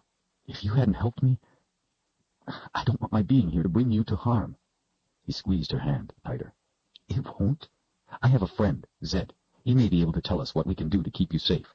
He's a little strange, but he's the smartest man I know. If there's anyone who would know what to do, it's Zed. If you can be tracked anywhere, then there is no place for you to run. They will find you. Let me take you to Zed. As soon as Michael gives his speech, we will go to my house. You can sit in front of the fire, and in the morning I'll take you to Zed. He smiled and pointed with his chin to a window near them. Look over there. She turned to see Chase outside a tall, round-topped window. The boundary warden glanced back over his shoulder and gave her a wink and a heartening grin before resuming his scan of the area. To Chase, a quad would be just a bit of fun. While he was taking care of them, he'd be telling you a story about some real trouble. He's been watching out for you since we told him of the men. That brought a small smile, but it quickly faded. There's more to it. I thought I was going to be safe by coming to Westland. I should have been. Richard, I came across the boundary only with the help of magic. She was still shaking, but starting to regain control of herself, taking strength from him. I do not know how those men came across. They should not have been able to. They should not have even known I left the Midlands. Somehow, the rules have changed. We'll deal with that tomorrow. For now, you are safe. Besides, it would take another quad days to get here, wouldn't it? That will give us time to make plans. She gave a nod. Thank you, Richard Cipher, my friend. But know that if I bring danger to you, I will leave before it can harm you. She took her hand back and wiped the bottom lids of her eyes. I am still hungry. Could we have more? Richard smiled. Sure. What would you like? Some more of your little treasures? They went back to the food and ate while they waited for Michael. Richard felt better, not about the things she told him, but because at least he knew a little more, and because he had made her feel safer. Somehow he would find the answer to her problem, and he would know what was going on with the boundary. As much as he feared the answers, he would know them. Whispers rippled through the crowd as heads turned to the far side of the room. It was Michael. Richard took Kaylin's hand and moved to the side of the room, closer to his brother, so they could watch. As Michael stepped up onto a platform, Richard realized why it had taken him so long to come out. He had been waiting for the sunlight to fall on that spot, so he could stand in the light and be lit in its glory for all to see. Not only was he shorter than Richard, but heavier and softer. Sunlight lit his mop of unruly hair. His upper lip proudly displayed a mustache. He wore baggy white trousers, and his white tunic with bloused sleeves was cinched at the waist by a gold belt. Standing there in the sunlight, Michael positively gleamed, casting the same cold, eerie glow the marble did when struck by the sun. He stood out in stark relief against the shadowed background. Richard held up his hand to catch his attention. Michael saw the hand and smiled at his brother, holding his eyes for a moment as he began speaking, before shifting his gaze to the crowd. Ladies and gentlemen, today I accepted the position of First Counselor of Westland. A roar went up from the room. Michael listened without moving, then thrust his arms suddenly into the air, calling for silence. He waited until every last cough died out. The counselors from all of Westland selected me to lead us in these times of challenge because I have the courage and vision to take us into a new era.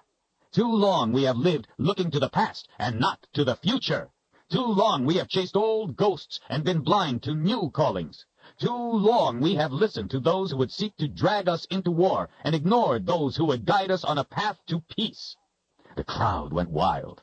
Richard was dumbfounded. What was Michael talking about? What war? There was no one to have a war with. Michael held up his hands again, and, not waiting for quiet this time, went on. I will not stand by while the Westland is put into peril by these traitors. His face was red and angry. The crowd roared again, this time with fists jabbing the air. They chanted Michael's name. Richard and Galen looked at each other. Concerned citizens have come forward to identify these cowards, these traitors. At this very moment, as we join our hearts here today in a common goal, the boundary wardens protect us, while the army is rounding up these conspirators who plot against the government. They are not the common criminals you might think, but respected men in high authority. Murmurs swept across the assembly. Richard was stunned. Could it be true? A conspiracy? His brother hadn't gotten where he was by not knowing what was going on. Men in high authority. That would certainly explain why Chase didn't know anything about it. Michael stood in the shaft of sunlight, waiting for the whispering to die down. When he began again, his voice was low and warm. But that is past history. Today we look to our new course. One reason I was chosen as first counselor is because, being a Heartlander, I have lived my life in the shadow of the boundary, a shadow that has shaded all our lives. But that is looking to the past. The light of a new day always chases the shadows of the night away and shows us that the shape of our fears is only the ghost of our own minds. We must look forward to a day when a boundary will no longer be there, for nothing lasts forever, does it? And when that day comes, we must be ready to extend a hand of friendship and not a sword, as some would have us do. That only leads to the futility of war and needless dying. Should we be wasting our resources, preparing to do battle with a people we have been long separated from, a people who were the ancestors to many of us here? Should we be ready to do violence to our brothers and sisters simply because we don't know them? What a waste! Our resources should be spent eliminating the real suffering around us. When the time comes, maybe not in our lifetime, but it will come, we should be ready to welcome our long-separated brothers and sisters. We must not join only the two lands, but all three. For someday, just as the boundary between Westland and the Midlands will fade away, so too will the second boundary between the Midlands and Dahara, and all three lands shall be one. We can look to a day when we can share the joy of reunion if we have the heart, and that joy will spread from here, today, in Heartland. This is why I have moved to stop those who would plunge us into war with our brothers and sisters merely because someday the boundaries will fade away. This does not mean we don't need the army, for we can never know what real threats lie in our path to peace. But we know there is no need to invent them. Michael swept his hand out over the crowd. We, in this room, are the future. It is your responsibility as counselors of Westland to carry the word throughout the country. Take our message of peace to the good people. They will see the truth in your hearts. Please, help me. I want our children and our grandchildren to be the beneficiaries of what we lay down here today.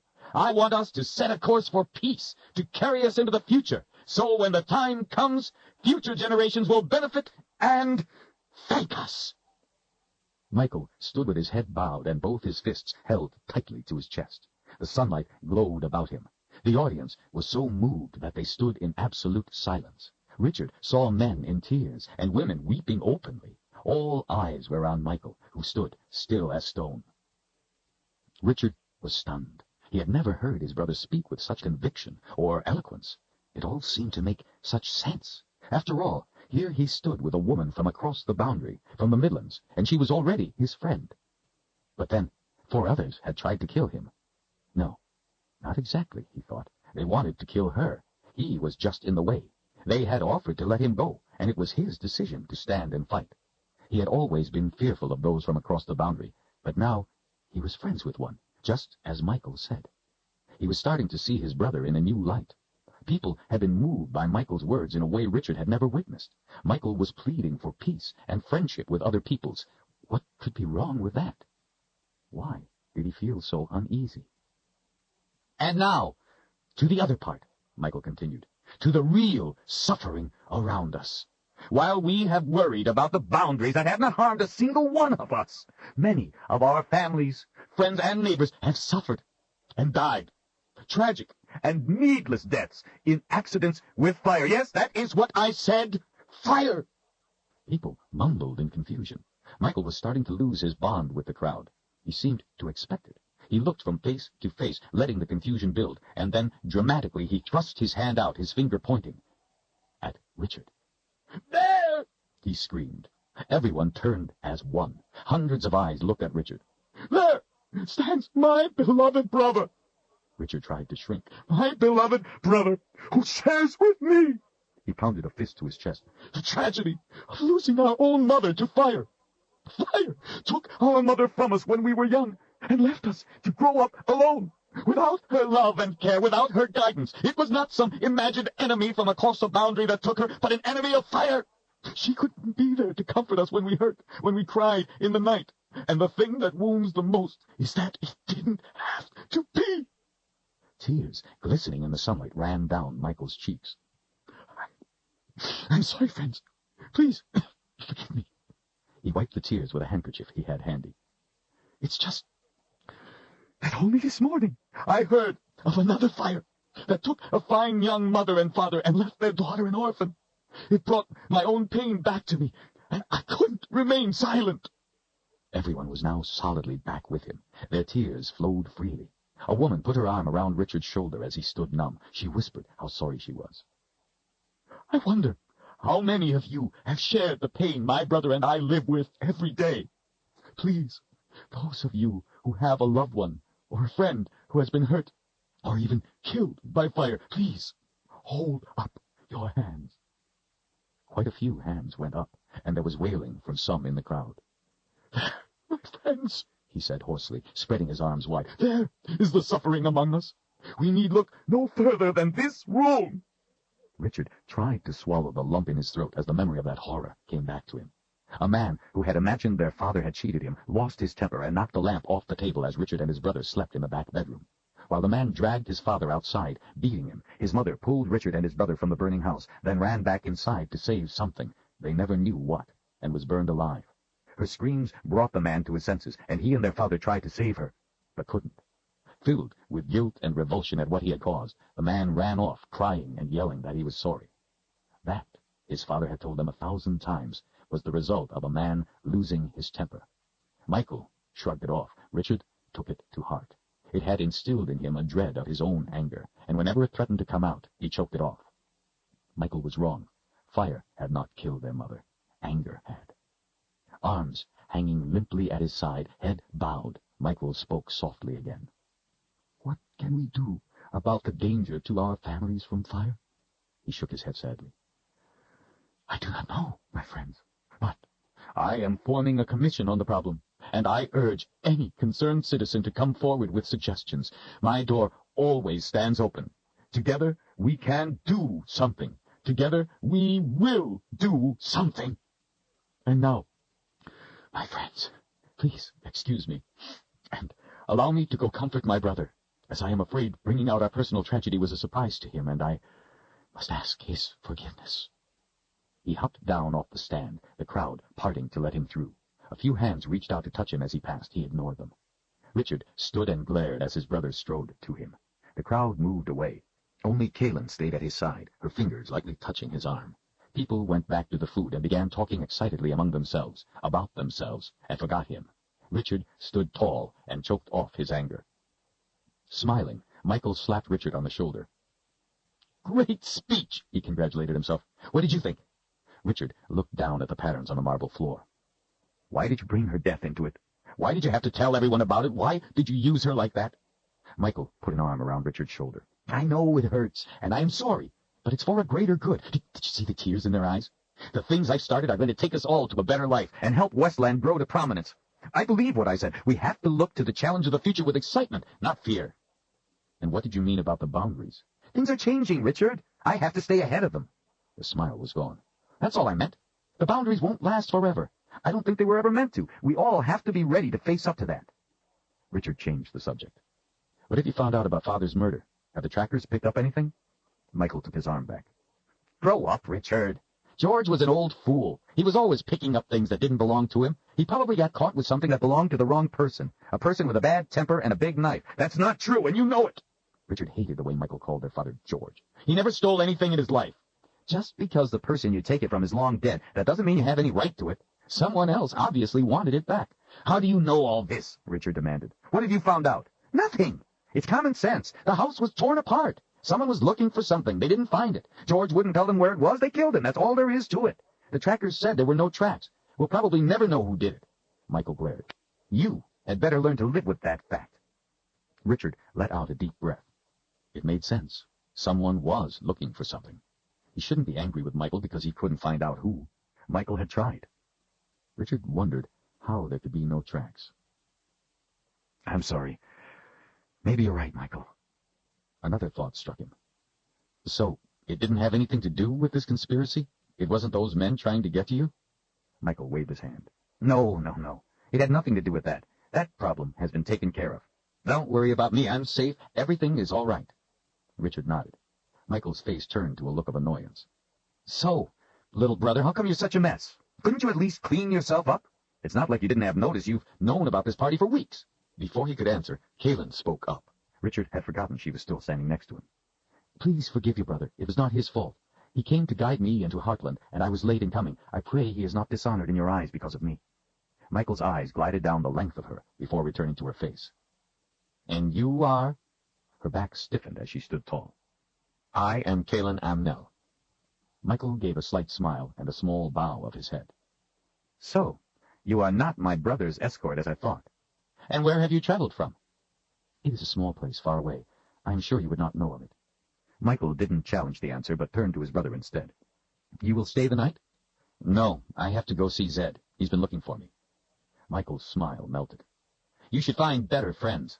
No good can come of spending your time with that contrary old man." He turned back to Kaylin. "You, my dear, will be my guest tonight."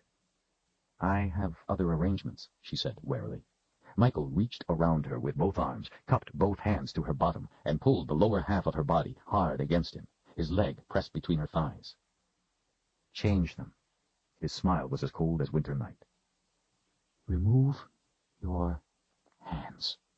Her voice was hard and dangerous. Each stared into the other's eyes. Richard was dumbfounded. He couldn't believe what his brother was doing. "Michael, stop it!" They both ignored him and continued to confront one another, faces close, eyes locked together. Richard stood next to them, feeling helpless. He could sense that both wanted him to stay out of it. His body tensed, muscles hard, readying to disregard the feeling. "You feel good," Michael whispered. "I think I could fall in love with you."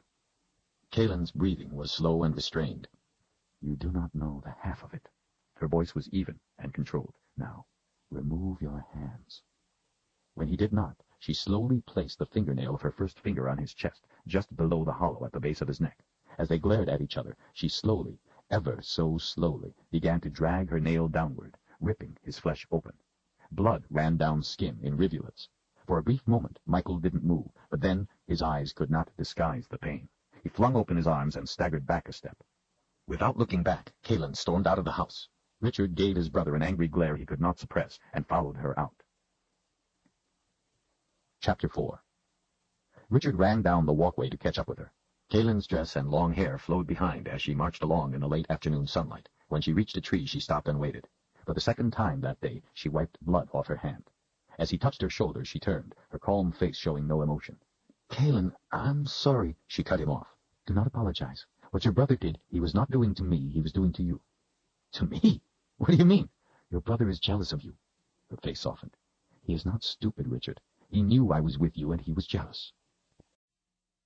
Kalen, I'm sorry. She cut him off. Do not apologize. What your brother did, he was not doing to me, he was doing to you. To me? What do you mean? Your brother is jealous of you. Her face softened. He is not stupid, Richard. He knew I was with you, and he was jealous. Richard took her arm and started walking down the road, away from Michael's house. He was furious with Michael, and at the same time he was ashamed of his anger. He felt as if he were letting his father down. That's no excuse. He's first counselor. He has all anyone could want. I'm sorry I didn't put a stop to it. I did not want you to. It was for me to do. What he wants is whatever you have. If you had stopped him, having me would be a contest he would have to win. This way, he has no more interest in me. Besides, what he did to you about your mother was worse. Would you have wanted me to have stepped in on your behalf? Richard put his eyes back to the road. He choked off his anger. No, that was not for you to do. As they walked, the houses became smaller, closer together, but remained clean and well kept. Some of their owners were out taking advantage of the good weather to make repairs before winter. The air was clean and crisp, and Richard knew by the dryness of it that it would be a cold night, the right kind of night for a fire of birch logs, fragrant but not too hot. The white-fenced yards gave way to larger garden plots in front of small cottages set farther back from the road. As he walked, Richard plucked an oak leaf from a branch hanging close to the road. You seem to know a lot about people.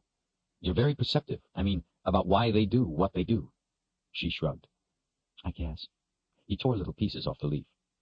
Is that why they hunt you? She looked over as they walked, and when his eyes came to her, she answered. They hunt me because they fear truth. One reason I trust you is because you do not. He smiled at the compliment. He liked the answer, even though he wasn't sure what it meant. You aren't about to kick me, are you? A grin came to her face. You are getting close. She thought a moment, the smile fading, and went on. I am sorry, Richard, but for now you must trust me. The more I tell you, the greater the danger to both of us. Still friends? Still friends. He threw the skeleton of the leaf away. But someday you will tell me all of it? She nodded. If I can, I promise I will. Good, he said cheerfully. After all, I am a seeker of truth. Kalen jerked to a halt, grabbed his shirt sleeve, and spun him to face her wide eyes. Why did you say that? She demanded. What? You mean seeker of truth? That's what Zed calls me, ever since I was little. He says I always insist on knowing the truth of things, so he calls me seeker of truth. He was surprised by her agitation. His eyes narrowed. Why? She started walking again. Never mind. Somehow he seemed to have broached a sensitive subject. His need to know the answers started to shoulder its way around in his mind. They hunted her because they feared truth, he thought, and she became upset when he said he was a seeker of truth. Maybe she had become upset, he decided, because it made her fear for him, too. Can you at least tell me who they are, those who hunt you? She continued to watch the road as she walked next to him. He didn't know if she was going to answer him, but at last she did. They are the followers of a very wicked man. His name is Darken Raw. Please, do not ask me any more for now. I do not wish to think of him. Darken Raw. So, now he knew the name. The late afternoon sun was behind the hills of the Heartland woods, allowing the air to cool as they passed through gently rolling hills of hardwood forest. They didn't talk. He didn't care to talk anyway, as his hand was hurting and he was feeling a little dizzy. A bath and a warm bed were what he wanted. Better to give her the bed, he thought. He would sleep in his favorite chair, the one with the squeak.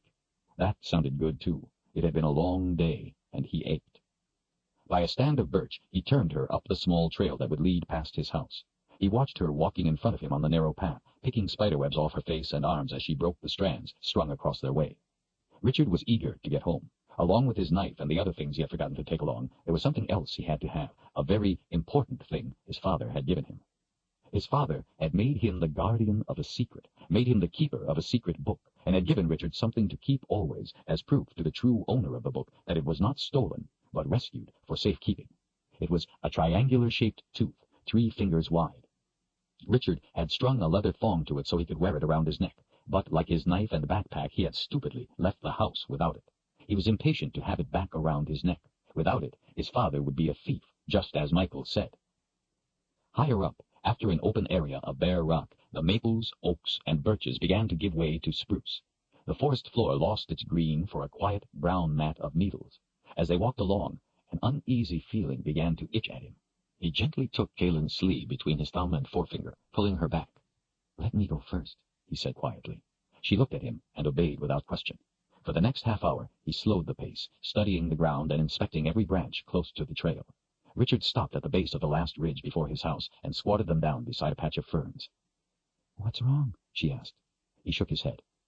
"Maybe nothing," he whispered, "but someone has been up the trail this afternoon." He picked up a flattened pine cone, looking at it for a short time before tossing it away. "How do you know?" "Spider webs." He looked up the hill. "There aren't any spider webs across the trail. Someone has been up the trail and broken them. The spiders haven't had time to string more, so there aren't any." "Does anyone else live up this trail?" "No, but it could be just a traveler passing through. But this trail isn't used much." Kalen frowned, perplexed. "When I was walking in front, there were spider webs all over. I was picking them off my face every 10 steps. "That's what I'm talking about," he whispered. "No one had been up that part of the trail all day, but since the open place we came through, there haven't been any more." "How could that be?" He shook his head. "I don't know. Either someone came out of the woods back by the clearing and then went up the trail, a very hard way to travel." He looked her in the eyes. "Or they dropped in out of the sky. My house is over this hill. Let's keep our eyes sharp." Richard carefully led the two of them up the rise, both scanning the woods as they went. He wanted to run in the other direction, take them away from there, but he couldn't. He wasn't running away without the tooth his father had given him for safekeeping. At the top of the rise, they crouched behind a big pine and looked down on his house. Windows were broken, and the door, which he always locked, stood open. His possessions were scattered about on the ground. Richard stood. "It's been ransacked, just like my father's house." She grabbed a fistful of his shirt and hauled him back down. "Richard," she whispered angrily, "your father may have come home just like this. Maybe he went in just like you were about to do, and they were waiting for him." She was right, of course. He ran his fingers through his hair, thinking. He looked back toward the house. Its back sat hard up against the woods with its door facing the clearing. Since it was the only door, anyone inside would expect him to come running in that way. That's where they would wait, if they were inside. "All right," he whispered back. "But there's something inside I have to get. I'm not leaving without it. We can sneak around the back. I'll get it, and then we will be away from here." Richard would have preferred not to take her, but he didn't want to leave her waiting on the trail alone. They made their way through the woods, through the tangle of brush, skirting the house, giving it a wide berth. When he reached the place where he would have to approach the back of the house, he motioned her to wait. She didn't like the idea, but he would take no argument. If there was anyone in there, he didn't want them getting her as well. Leaving Kalen under a spruce tree, Richard started cautiously toward the house, following a serpentine route to stay on the areas of soft needles instead of treading on dry leaves. When he finally saw the back bedroom window, he stood frozen, listening. He heard no sound. Carefully, his heart pounding, he took slow, crouched steps. There was movement at his feet. A snake wriggled past his foot. He waited for it to pass. At the weathered back of his house, he gently put his hand on the bare wooden frame of the window and raised his head high enough to look inside. Most of the glass was broken out, and he could see that his bedroom was a mess. The bedding was slashed open. Prized books were torn apart, and their pages strewn about the floor. To the far side of the room, the door to the front room was opened part way, but not enough to see beyond. Without a wedge under it, that was the spot the door always swung to on its own. Slowly, he put his head in the window and looked down at his bed. Below the window was the bottom bedpost, and hanging from it were his pack and the leather thong with the tooth, right where he had left them. He brought his arm up and started to reach through the window. There was a squeak from the front room, a squeak he knew well. He went cold with fright. It was the squeak his chair made. He had never fixed the squeak because it seemed a part of the chair's personality, and he couldn't bring himself to alter it. Soundlessly, he dropped back down. There could be no doubt someone was in the front room, sitting in his chair, waiting for him. Something caught his eye, making him look to the right. A squirrel sat on a rotting stump, watching him. "Please," he thought desperately to himself, "please don't start chattering to me to leave your territory." The squirrel watched him for a long moment, then jumped off the stump to a tree, scurried up, and was gone. Richard let out his breath and raised himself back up to look in the window again. The door still stood as it had before. Quickly, he reached inside and carefully lifted the pack and leather thong with the tooth off the bedpost, listening wide-eyed all the time for the slightest sound from beyond the door. His knife was on a small table on the other side of the bed. There was no chance of retrieving it. He lifted the pack through the window, being careful not to let it bump against any of the remaining shards of broken glass. With his booty in hand, Richard moved quickly but silently back the way he had come, resisting a strong urge to break into a run. He looked over his shoulder as he went, to be sure no one followed. He put his head through the loop of leather and tucked the tooth into his shirt. He never let anyone see the tooth. It was only for the keeper of the secret book to see. Kalen waited where he had left her. When she saw him, she sprang to her feet. He crossed his lips with his finger to let her know to keep silent. Slinging the pack over his left shoulder, he put his other hand gently on her back to move her along. Not wanting to go back the way they had come, he guided her through the woods to where the trail continued above his house. Spiderwebs strung across the trail glistened in the last rays of the setting sun, and they both breathed out in relief. This trail was longer and much more arduous, but it led where he was going, to Zed. The old man's house was too far to reach before dark, and the trail was too treacherous to travel at night, but he wanted to put as much distance as he could between them and whomever waited back at his house. While there was light, they would keep moving. Coldly, he wondered if whoever was in his house could be the same person who had murdered his father. His house was torn up, just like his father's had been. Could they have been waiting for him as they had waited for his father? Could it be the same person? Richard wished he could have confronted him, or at least seen who it was, but something inside him had strongly warned him to get away. He gave himself a mental shake. He was letting his imagination have too free a rein. Of course something inside had warned him of danger, warned him to get away. He had already gotten away with his life when he shouldn't have once this day. It was foolish to trust in luck once. Twice was arrogance of the worst kind. It was best to walk away. Still, he wished he could have seen who it was, been sure there was no connection. Why would someone tear his house apart, as his father's had been torn apart? What if it was the same person? He wanted to know who had killed his father. He burned to know. Even though he had not been allowed to see his father's body at his house, he had wanted to know how he was killed. Chase had told him, very gently, but he had told him.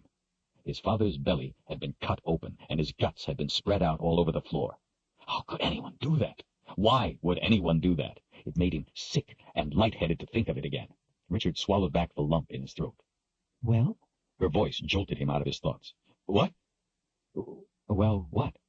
Well, did you get whatever it was you went to get? Yes. So what was it? What was it? It was my backpack. I had to get my backpack.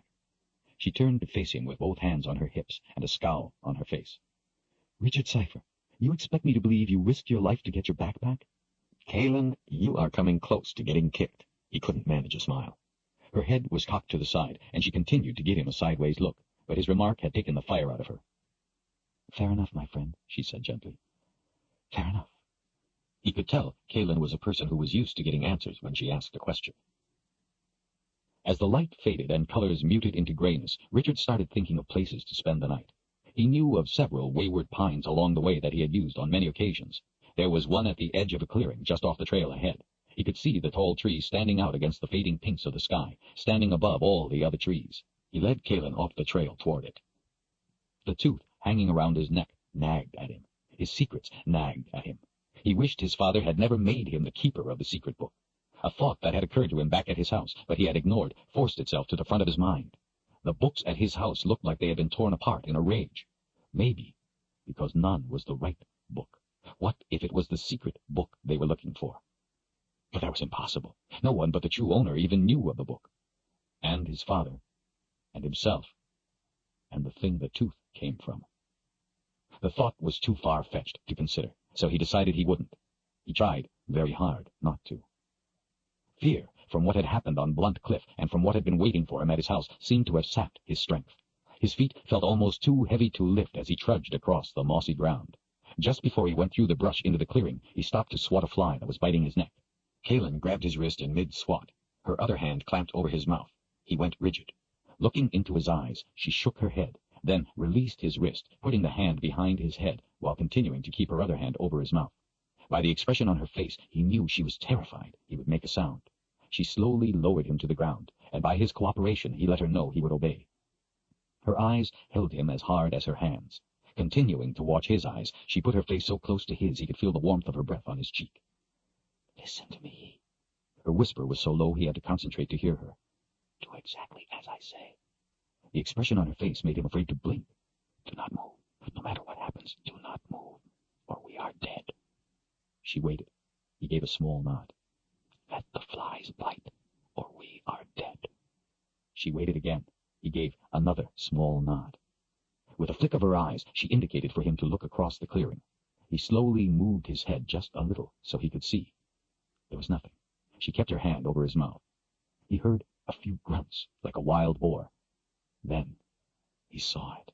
He flinched involuntarily. She clamped her hand harder against his mouth. From across the clearing, fading evening light reflected in two glowing green eyes as their gaze swept in his direction. It stood on 2 feet, like a man, and was about a head taller than him. He guessed it weighed 3 times as much. Flies bit his neck, but he tried to ignore them. He looked back to her eyes. She had not looked to the beast. She knew what waited across the clearing. Instead, she continued to watch him, waiting to see if he would react in a way that would betray them. He nodded again to reassure her. Only then did she remove her hand from his mouth and put it over his wrist, holding it to the ground. Trickles of blood ran across her neck as she lay motionless on the soft moss, letting the flies bite. He could feel each sharp sting as they bit his neck.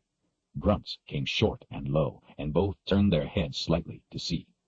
With astonishing speed, it charged into the center of the clearing, moving in a shuffling, sideways motion. It grunted as it came. Glowing green eyes searched, while its long tail slowly swished the air. The beast cocked its head to the side and pricked its short, rounded ears ahead, listening. Fur covered the great body everywhere except its chest and stomach, which were covered with a smooth, glossy, pinkish skin that rippled with corded muscles underneath. Flies buzzed around something smeared over the taut skin. Throwing back its head, the beast opened its mouth, hissing into the cold night air. Richard could see the hot breath turning to vapor between teeth as big as his fingers. To keep from shrieking in terror, Richard concentrated on the pain of the biting flies. They could not sneak away or run. The thing was that close and, he knew, that fast. A scream erupted from the ground right in front of them, making Richard flinch. Instantly, the beast charged toward the two of them in a sideways run. Kaylin's fingers dug into his wrist, but otherwise she didn't move. Richard was paralyzed as he saw it pounce. A rabbit, its ears covered with the flies, bolted right in front of them, screaming again, and was swept up and torn in half in a blink. The front half went down in one swallow. The beast stood right over them and tore at the insides of the rabbit, taking some of the gore and smearing it on its pink-skinned chest and stomach. The flies, even the ones biting Richard's and Kaylin's necks, returned to the creature to feast. The rest of the rabbit was taken by each hind leg, ripped in half, and eaten. When done, the beast cocked its head again, listening. The two of them were right underneath it, both holding their breath. Richard wanted to scream. Large wings spread from its back. Against the failing light, Richard could see the veins pulsing through the thin membranes that were its wings. The beast took one last look around and skittered sideways across the clearing. It straightened, hopped twice, and flew off, disappearing in the direction of the boundary. The flies were gone with it. Both flopped onto their backs, breathing fast, exhausted by the level of fright. Richard thought of the country people who had told him of things from the sky that ate people. He hadn't believed them. He believed them now. Something in his pack was poking him in the back, and when he could stand it no longer, he rolled onto his side, propping himself up on one elbow. He was drenched in sweat, and it now felt like ice in the cold evening air. Kaylin still lay on her back with her eyes closed, breathing rapidly. A few strands of her hair stuck to her face, but most of it flowed out over the ground. Sweat covered her, too. Around her neck, it was tinted red. He felt an overwhelming sense of sadness for her, for the terrors in her life. He wished she didn't have to face the monsters she seemed to know all too well. "Kaylin, what was that thing?" She sat up, taking a deep breath as she looked down at him. Her hand came up and hooked some of her hair behind her ear. The rest fell forward over her shoulders. "It was a long-tailed gar." Reaching out, she picked up one of the biting flies by its wings. Somehow it must have gotten caught in a fold of his shirt and was smashed when he flopped onto his back. "This is a blood fly. Gars use them to hunt. The flies flush out the quarry. The gar grabs it. They smear some on themselves for the flies. We are very lucky." She held the blood fly right in front of his nose to make her point. "Long-tailed gars are stupid. If it had been a short-tailed gar, we would be dead right now. Short-tailed gars are bigger and a lot smarter." She paused to make sure she had his full attention. "They count their flies." He was frightened, exhausted, confused, and in pain. He wanted this nightmare to end. With a moan of frustration, he sagged back down onto his back, not caring any more about whatever it was that was poking him. "Kaylin, I'm your friend. After those men attacked us and you didn't want to tell me more about what is going on, I didn't press you." His eyes were closed. He couldn't bear the scrutiny of her eyes. "Now someone is after me, too. For all I know, it could be the same person who murdered my father. It's not just you anymore. I can't go home either. I think I have a right to know at least some of what's going on. I'm your friend, not your enemy. Once, when I was little, I got a fever and almost died. Zed found a root that saved me. Until today, that was the only time I've ever been close to death. Today, I was close 3 times. What do I—" Her fingertips touched his lips to silence him. "You're right. I will answer your questions, except about me. For now, I cannot." He sat up and looked at her. She was starting to shake with cold. Shrugging the straps of the pack off his shoulders, he pulled a blanket out and wrapped it around her. "You promised me a fire," she said as she shivered. Is it a promise you intend to keep? He couldn't help but to laugh as he got to his feet. Sure. There's a wayward pine right over there on the other side of the clearing. Or, if you want, there are others up the trail a little way. She looked up and gave him a worried frown. Right, he smiled. We'll find another wayward pine up the trail. What is a wayward pine? She asked. Chapter 5. Richard held back the boughs of the tree. This is a wayward pine, he announced. Friend to any traveler. It was dark inside. Kalen held the boughs aside so he could see by the moonlight to strike steel to flint and start a fire. Clouds scudded across the moon, and they could see their breath in the cold air. Richard had stayed here before on trips to and from Zed's, and had made a small fire pit of stones. There was dry wood, and to the far side a stack of dry grass he had used for bedding. Since he didn't have his knife, he was thankful he had left a supply of tinder. The fire was quickly started, filling the interior of the tree's skirt with flickering light. Richard was not quite able to stand under the branches where they began growing out from the trunk. The branches were bare near the trunk, with needles on the ends, leaving a hollow interior. The lower branches dipped all the way to the ground. The tree was fire-resistant as long as one was careful. The smoke from the small fire curled up the center, near the trunk. The needles grew so thick that even in a good rain it remained dry inside. Richard had waited out many a rain in a wayward pine. He always enjoyed staying in the small but cozy shelters as he traveled the heartland. Now he was especially glad for its concealing shelter. Before their encounter with the long-tailed gar, there had been plants and animals in the forest he had strong respect for, but there had been nothing in the woods he feared. Kaelin sat herself down, cross-legged, in front of the fire. She was still shivering and kept the blanket over her head formed into a hood and held tightly up around her chin. I never heard of wayward pines before. I am not used to staying in the woods when I travel, but they look like a wonderful place to sleep. She looked even more tired than he. When was the last time you slept? 2 days ago, I think. It has all become a blur. Richard was surprised she could keep her eyes open. When they were running from the quad, he had barely been able to keep up with her. It was her fear that pushed her on, he knew. Why so long? It would be very unwise, she said, to go to sleep in the boundary. Kaelin watched the fire, spellbound in its warm embrace, the light from it fluttering on her face. She loosened the blanket from around her chin and let it hang so she could put her hands out to warm them closer to the fire. A chill ran through him when he wondered what was in the boundary, and what would happen if he went to sleep there. Hungry? She nodded her head.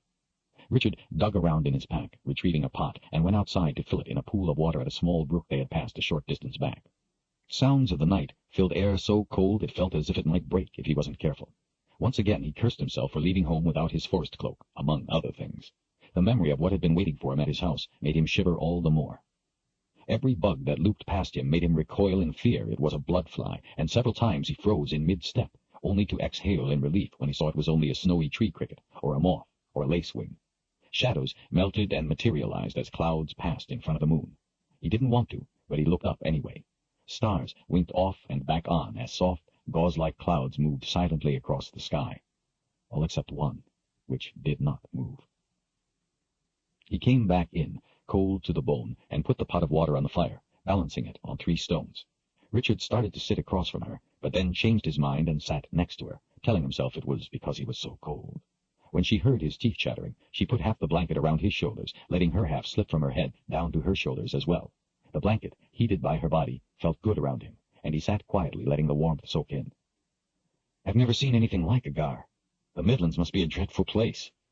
There are many dangers in the Midlands. A wistful smile came over her face.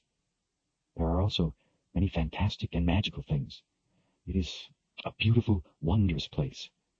But the gar are not from the Midlands. They are from Dahara. He stared in astonishment. Dahara?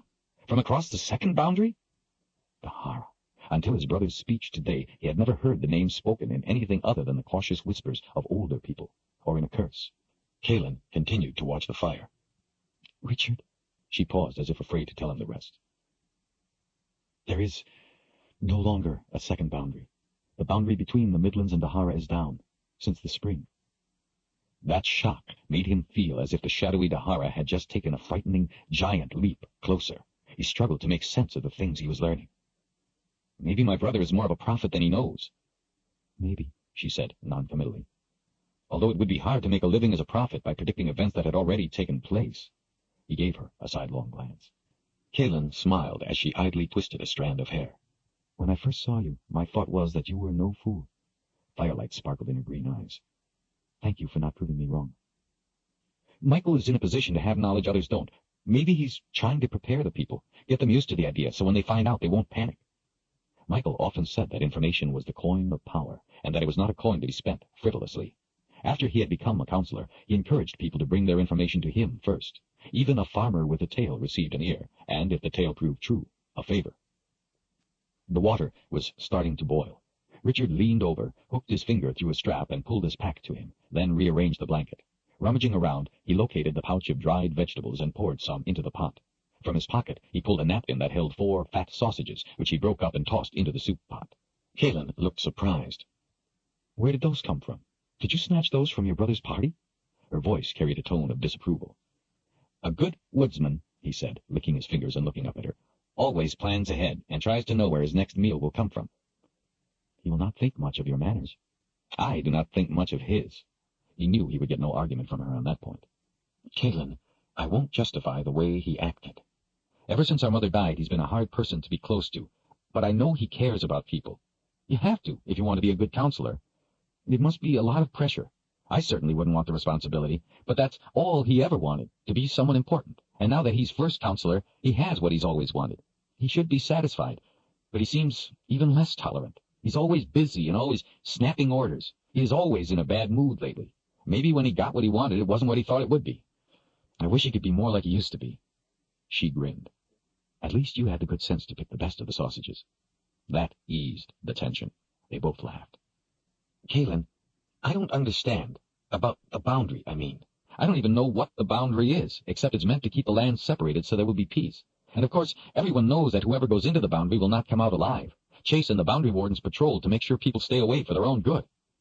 "Young people here are not taught the histories of the three lands?" "No.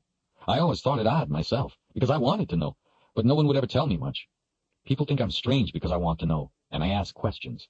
Older people seem suspicious when I ask, and tell me it was too long ago to remember, or give some other excuse. Both my father and Zed told me they used to live in the Midlands before the boundary.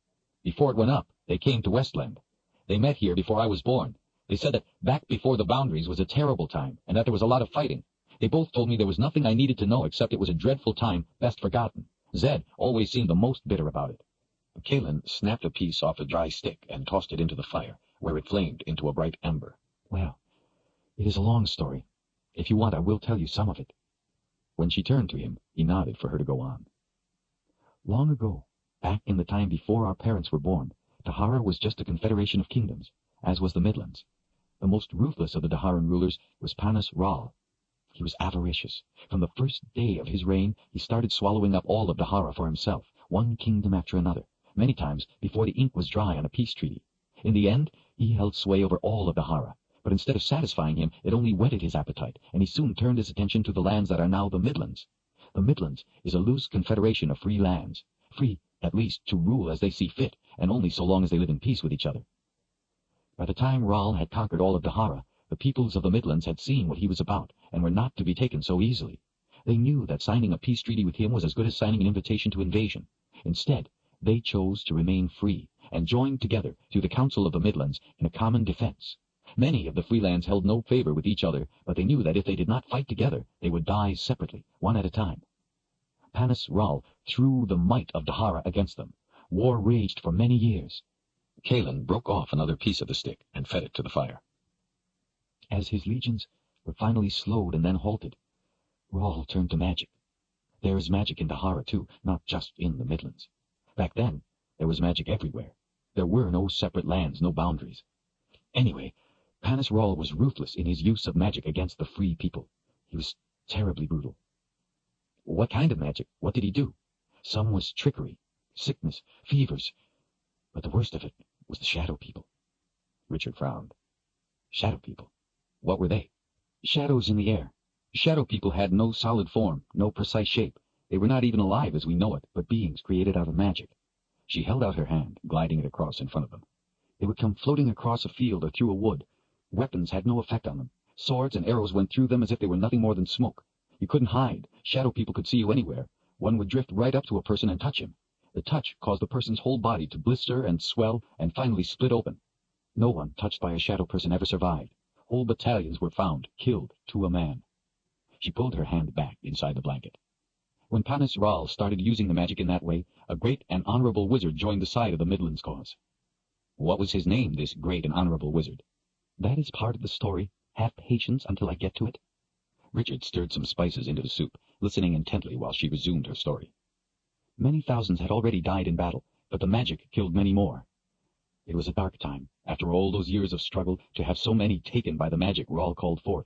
But with the help of the great wizard holding Panis Ral's magic in check, his legions were driven back into Dahara. Richard added a stick of birch to the fire. How did this great and honorable wizard stop the Shadow People? He conjured up battle horns for the armies. When the Shadow People came, our men blew the horns, and magic swept the Shadow People away like smoke in the wind. It turned the course of battle to our side. The wars had been devastating, but it was concluded that going into Dahara to destroy Ral and his forces would be too costly. Yet something had to be done to keep Panis Ral from trying again, as they knew he would, and many were more frightened of the magic than of the hordes from Dahara, and they wanted to have nothing to do with it ever again.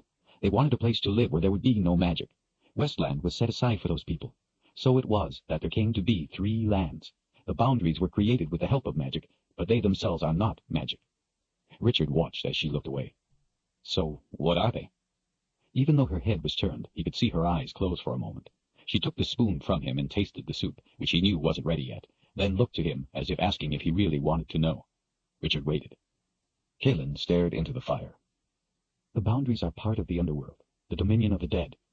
They were conjured into our world by magic to separate the 3 lands. They are like a curtain drawn across our world, a rift in the world of the living. You mean that going into the boundary is, what, like falling through a crack into another world? Into the underworld? She shook her head.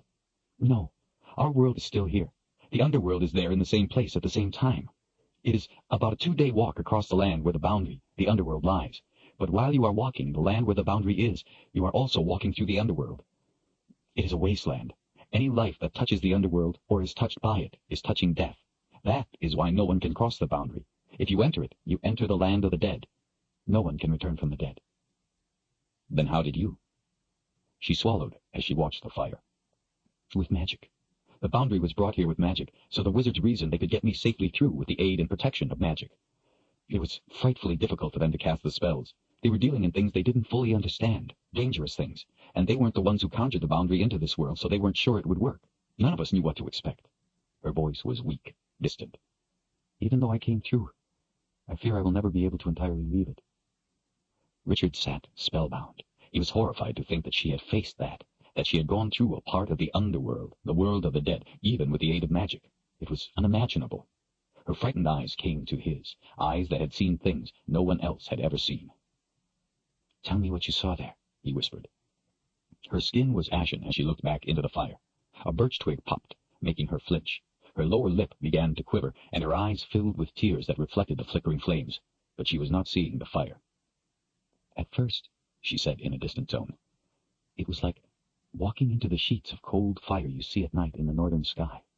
Her chest began heaving. Inside, it is beyond darkness. Her eyes were wide, wet.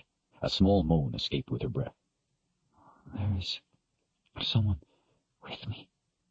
She turned to him, confused, seeming not to know where she was. It panicked him to see the pain in her eyes, pain he brought there with his question.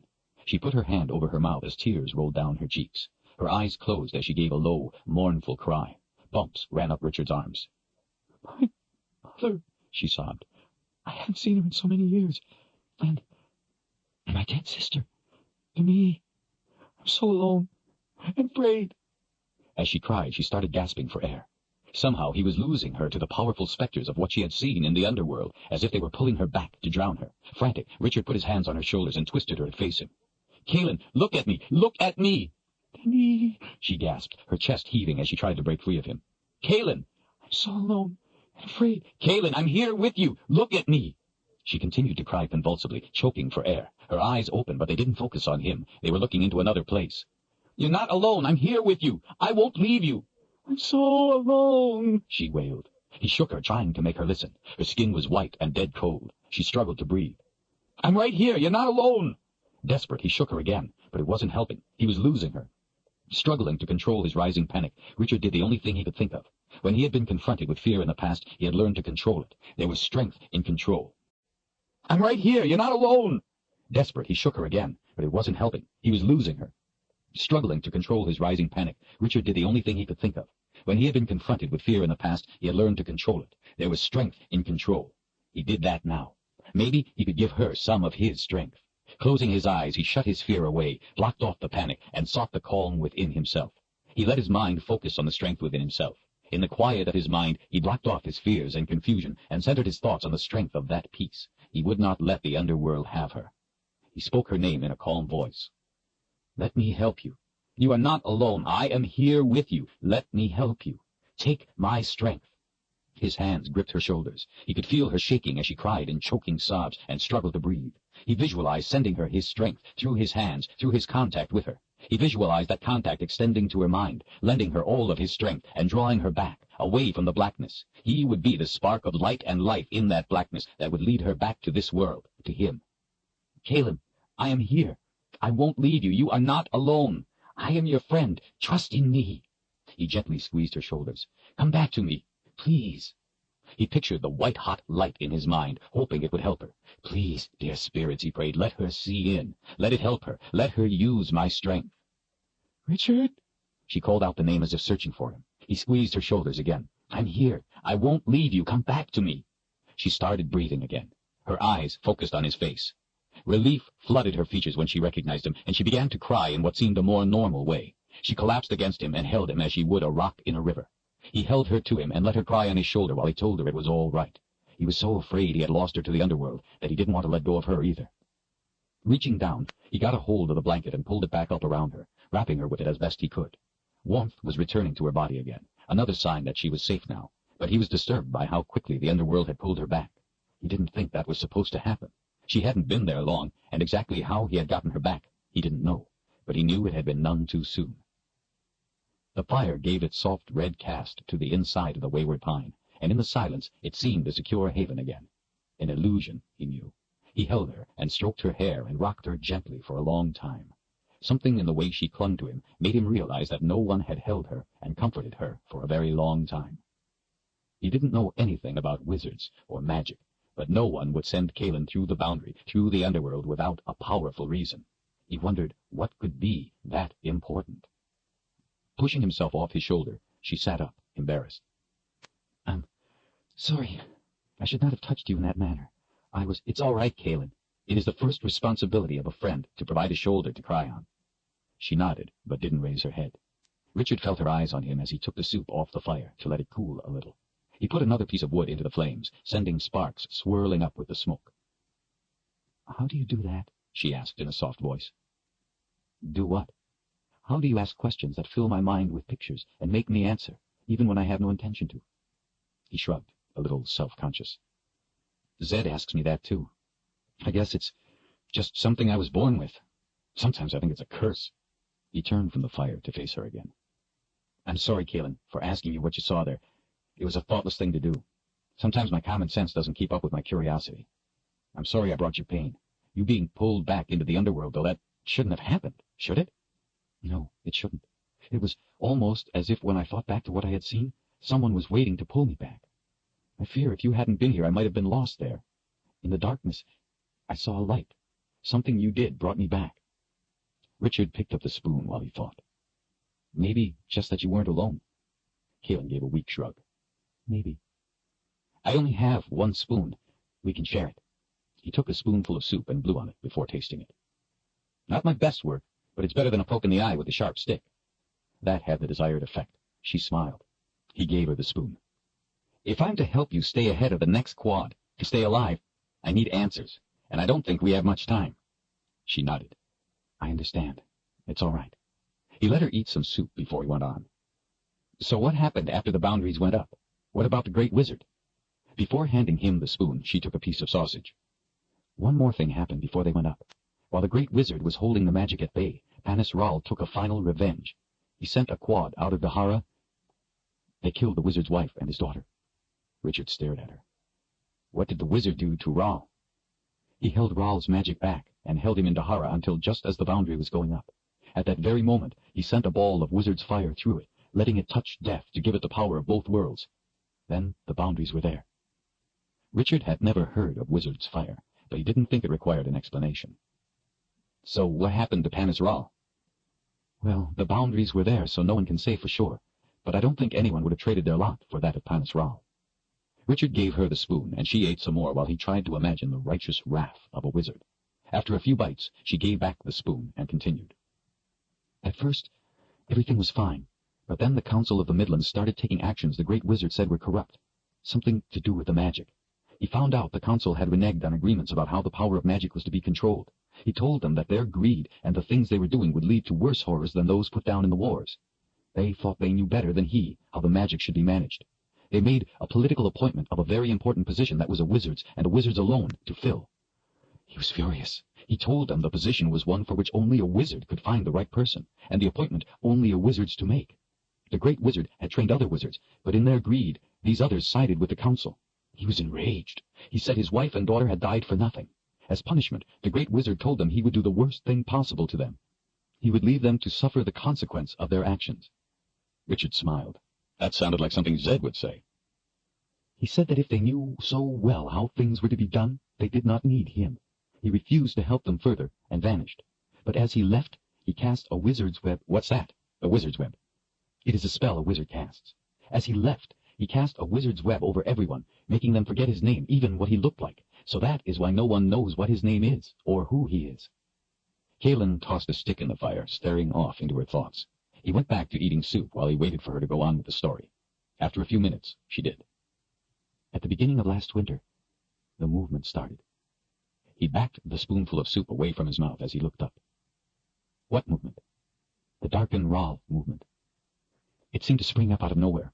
All of a sudden, crowds of people in the bigger cities were chanting his name, calling him Father Ral, calling him the greatest man of peace that ever lived. The strange thing is, he is the son of Panis Ral from Dahara, on the other side of the boundary, so how did anyone even know anything about him? She paused, allowing him to ponder the significance of this.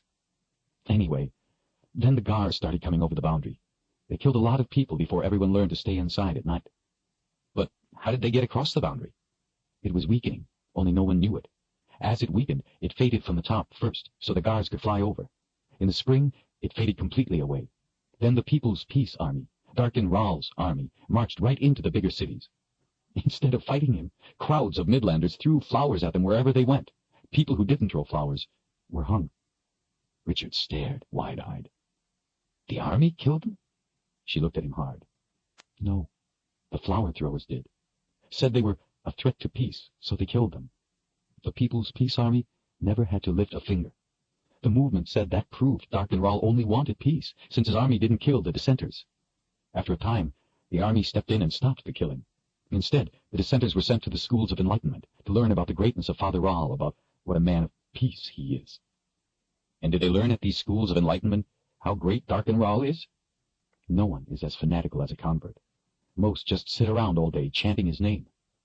So the Midlands didn't fight back? Darken Ral went before the council and asked them to join him in an alliance of peace. Those who did were held up as champions of harmony. Those who did not were held up as traitors and publicly executed on the spot by Darken Ral himself. How did... She held up her hand and closed her eyes. Darken Ral has a curved knife he keeps at his belt. He takes great pleasure in using it. Please, Richard, do not ask me to tell you what he did to those men. My stomach cannot bear its recounting. I was going to ask how the wizards reacted to all this. Oh, well, it started to open their eyes. Ral then outlawed the use of all magic and declared anyone using it an insurrectionist.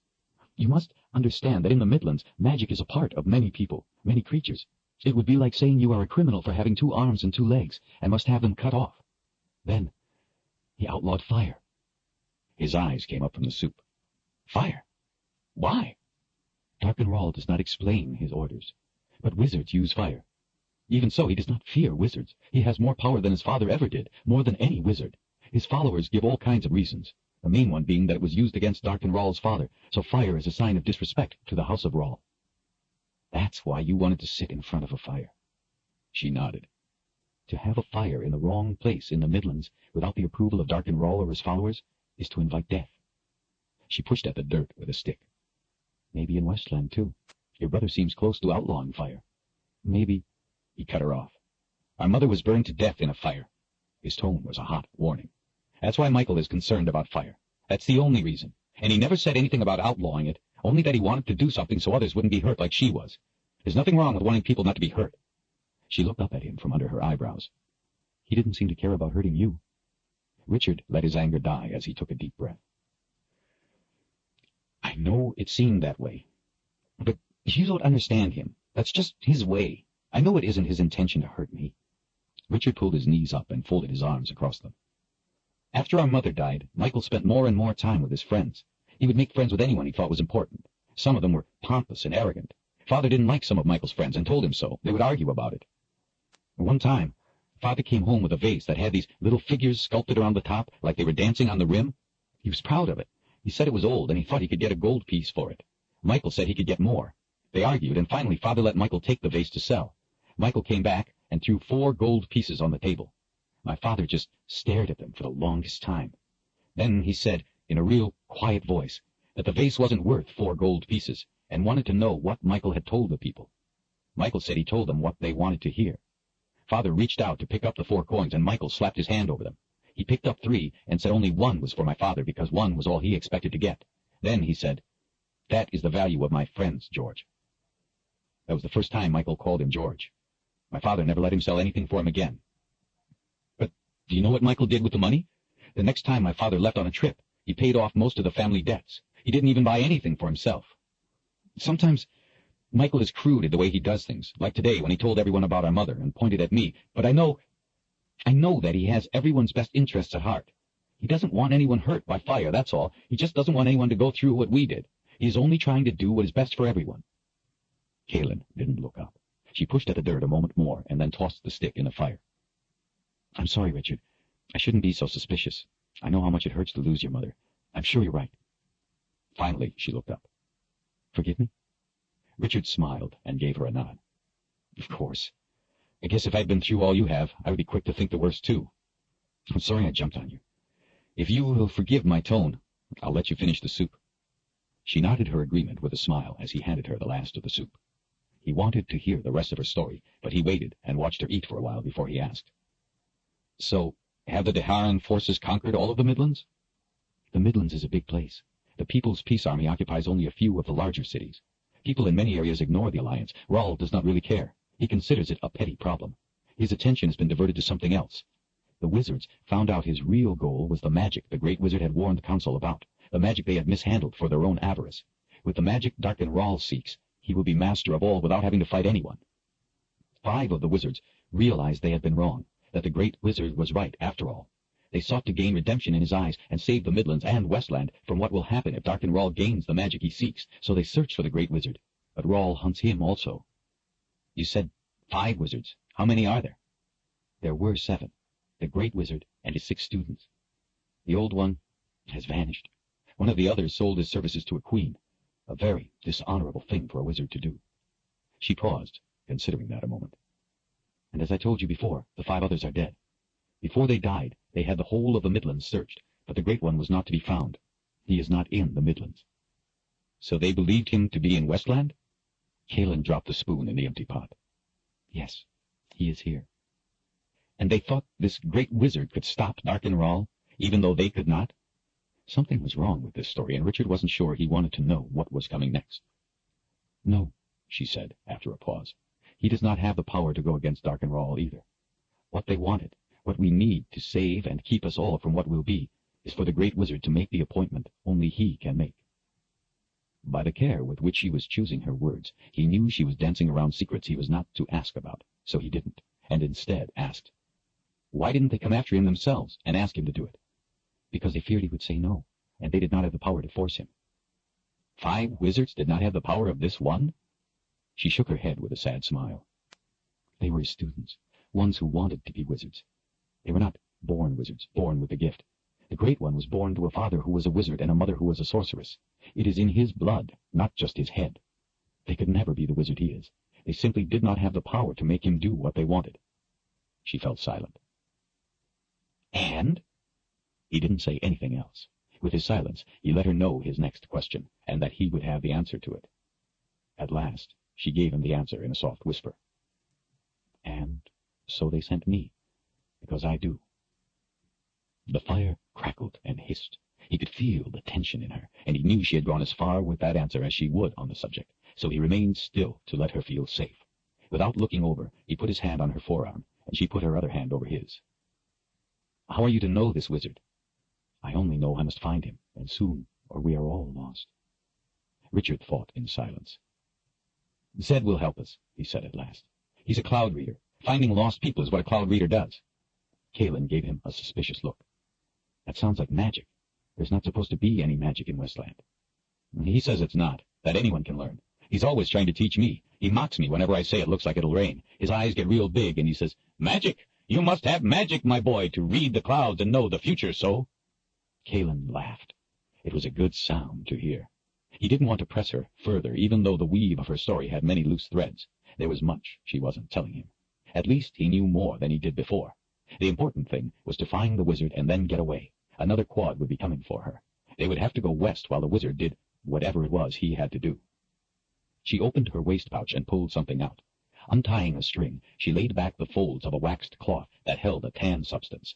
Dipping her finger in it, she turned to him. "This will help the fly bites heal. Turn your head." The ointment soothed the sting. He recognized the fragrances of some of the plants and herbs it was made from. Zed had taught him to make a similar ointment, but with alm, that would take pain from flesh wounds. When finished with him, she put some on herself. He held out his sore red hand. "Here, put some on this, too." "Richard, what have you done?" "I was stuck by a thorn this morning." She dabbed the ointment carefully on his wound. "I have never seen a thorn do this." "It was a big thorn. I'm sure I'll be better by morning." The ointment didn't help the pain as much as he had hoped, but he told her that it did, not wanting to worry her. His hand was nothing compared to the things she had to worry about. He watched as she retied the string around the little package and replaced it in her waist pouch. Her forehead was creased in thought. "Richard, are you afraid of magic?" He thought carefully before answering. "I was always fascinated by it. It sounded exciting. But now I know there is magic to fear. But I would guess it's like people. Some you stay clear of, and some you are fortunate to know." Kalen smiled, apparently satisfied with his answer. "Richard, before I can sleep there is something I must tend to. It is a creature of magic. If you would not be afraid, I will let you see it. The opportunity is a rare one. Few have ever seen it, and few ever will. But you must promise me you will leave and take a walk when I ask, and not ask me any more questions when you return. I am very tired and must sleep." Richard smiled at the honor. "Promise." Opening her waist pouch once more, Kalen withdrew a small round bottle with a stopper. Blue and silver lines spiraled around the fat part. There was light inside. Her green eyes came to his. "The creature is a night wisp. Her name is Shar. A night wisp cannot be seen in the day, only at night. Shar is part of the magic that helped me cross the boundary. She was my guide. Without her, I would have been lost." Kalen's eyes filled with tears, but her voice remained steady and calm. "Tonight, she dies.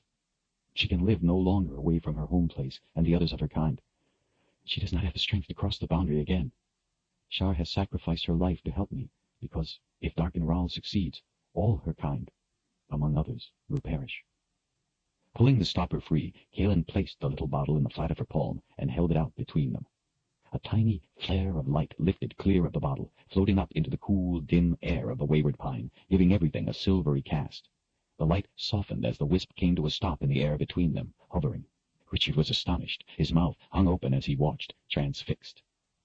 "Good evening, Richard Cipher," it said in a tiny little voice. "Good evening to you, Shar." His own voice was not much more than a whisper. "Thank you for helping Galen today. In so doing, you are also helping my kind.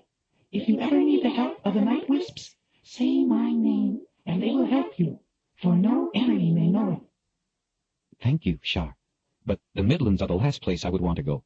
I'll help Kalen find the wizard, but then I must take us west and get us safely away from those who would kill us." The night wisp seemed to turn in the air for a time, considering. The silvery light felt warm and safe on his face. "If that is what you wish, then you must do so," Shar said. Richard felt relieved.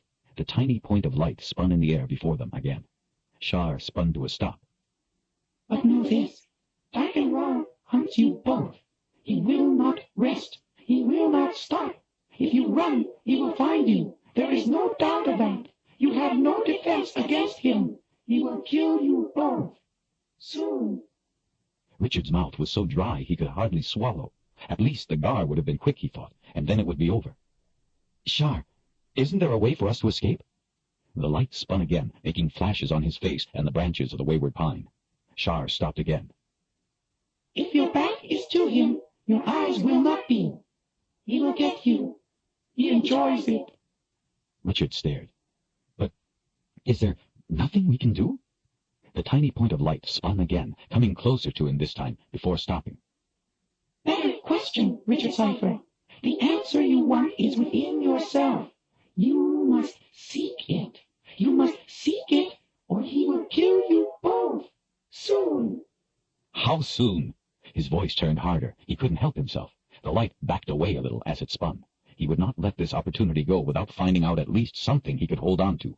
The night wisp stopped. The first day of winter, Richard Cipher, when the sun is in the sky. If dark and raw does not kill you before then, and if he is not stopped, then on the first day of winter, when the sun is in the sky, my kind will all die. You both will die. We will enjoy it. Richard tried to decide the best way to question a spinning point of light.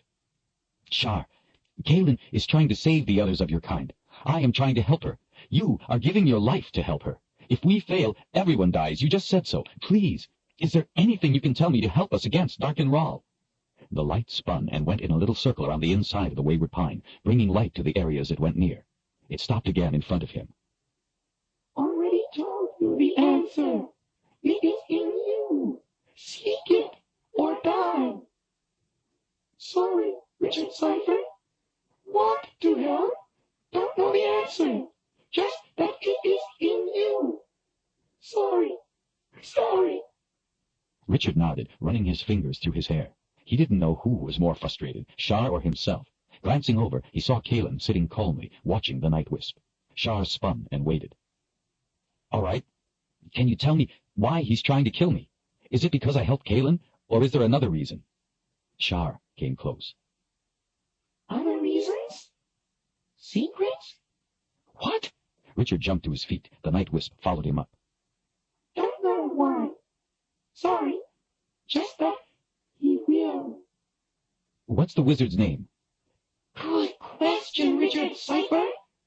Sorry, don't know. Richard sat back down and put his face in his hands. Shar spun, throwing off shafts of light, and flew in slow circles around his head. Somehow he knew she was trying to comfort him, and that she was near her end. She was dying, and she was trying to comfort him. He tried to swallow back the lump in his throat so he could talk. Shar, thank you for helping Kaelin. My life, as short as it seems it will be, has already been made longer because she saved me from doing something foolish today. My life is also better for knowing her. Thank you for helping bring my friend safely through the boundary. His vision turned watery. The night wisp floated to him and touched against his forehead. Her voice seemed to be as much in his head as in his ears. I am sorry, Richard Cipher. I do not know the answers that would save you. If I did, please believe I would give them eagerly. But I know the good in you. I believe in you. I do know that you have within you what you must to succeed. There will be times when you doubt yourself. Do not give up. Remember then that I believe in you, that I know you can accomplish what you must. You are a rare person, Richard Cipher. Believe in yourself and protect Kaelin. He realized his eyes were closed. Tears were running down freely, and the lump in his throat kept catching his breath. There are no cars about. Please, let me be alone with Kaelin now. My time comes. Richard nodded. Goodbye, Shar. It has been my deep honor to have known you. He left without looking at either of them. After he was gone, the night wisp floated to Kaelin and addressed her properly. Mother Confessor, my time passes soon. Why have you not told him what you are? Kaelin's shoulders were slumped, and her hands nested in her lap as she stared into the fire. Shar, I cannot. Not yet. Confessor Kaelin, That is not fair. Richard Cipher is your friend. Tears began rolling down her face. Don't you see? That is why I cannot tell him. If I tell him, he will no longer be my friend, will no longer care for me. You cannot know what it is like to be a confessor, to have everyone fear you. He looks into my eyes, Shah. Not many have ever dared that. No one could ever look into me the way he does. His eyes make me feel safe. He makes my heart smile. Others might tell him before you do, Confessor Caleb. That would be worse. She looked up at the night wisp, her eyes wet. I will tell him before that happens. You play a dangerous game, Confessor Caleb, Shah warned. He could fall in love with you first. Then your telling would hurt him unforgivably. I won't let that happen. You would choose him? No! The night wisp spun back at the sound of Kalen's shriek, then slowly came back by her face. Confessor Caleb, you are the last of your kind. Darkenraw has killed all the others, even your sister, Denny. You are the mother confessor. You must choose a mate. I could not do that to someone I cared for. No confessor would, she sobbed. Sorry, Mother Confessor. It is for you to choose. Kalen pulled her legs up, wrapped her arms around them, and rested her forehead against her knees. Her shoulders heaved as she cried, her thick hair cascading down to encircle her. Shar flew slowly around her head, throwing off shafts of silvery light, comforting her companion. She continued to circle until Kalen's weeping slowed and finally stopped. When it did, Shar returned to hover in front of her. Hard to be Mother Confessor. Sorry. Hard, Kalen agreed. Much on your shoulders. Much, Kalen agreed again. The night wisp landed lightly on the woman's shoulder and rested there quietly, while Kalen watched the fire glow with small, slow flames. After a time, the night wisp rose from her shoulder and floated to a spot in the air in front of her. Wish to stay with you more. Good times. Wish to stay with Richard Cipher. Asks good questions. But I cannot hold on longer. Sorry. I'm tired. You have my word, Shar, that I will give my own life if necessary to stop Darkenraw, to save your kind and the others. I believe in you, Confessor Caleb. Help Richard. Shar came closer.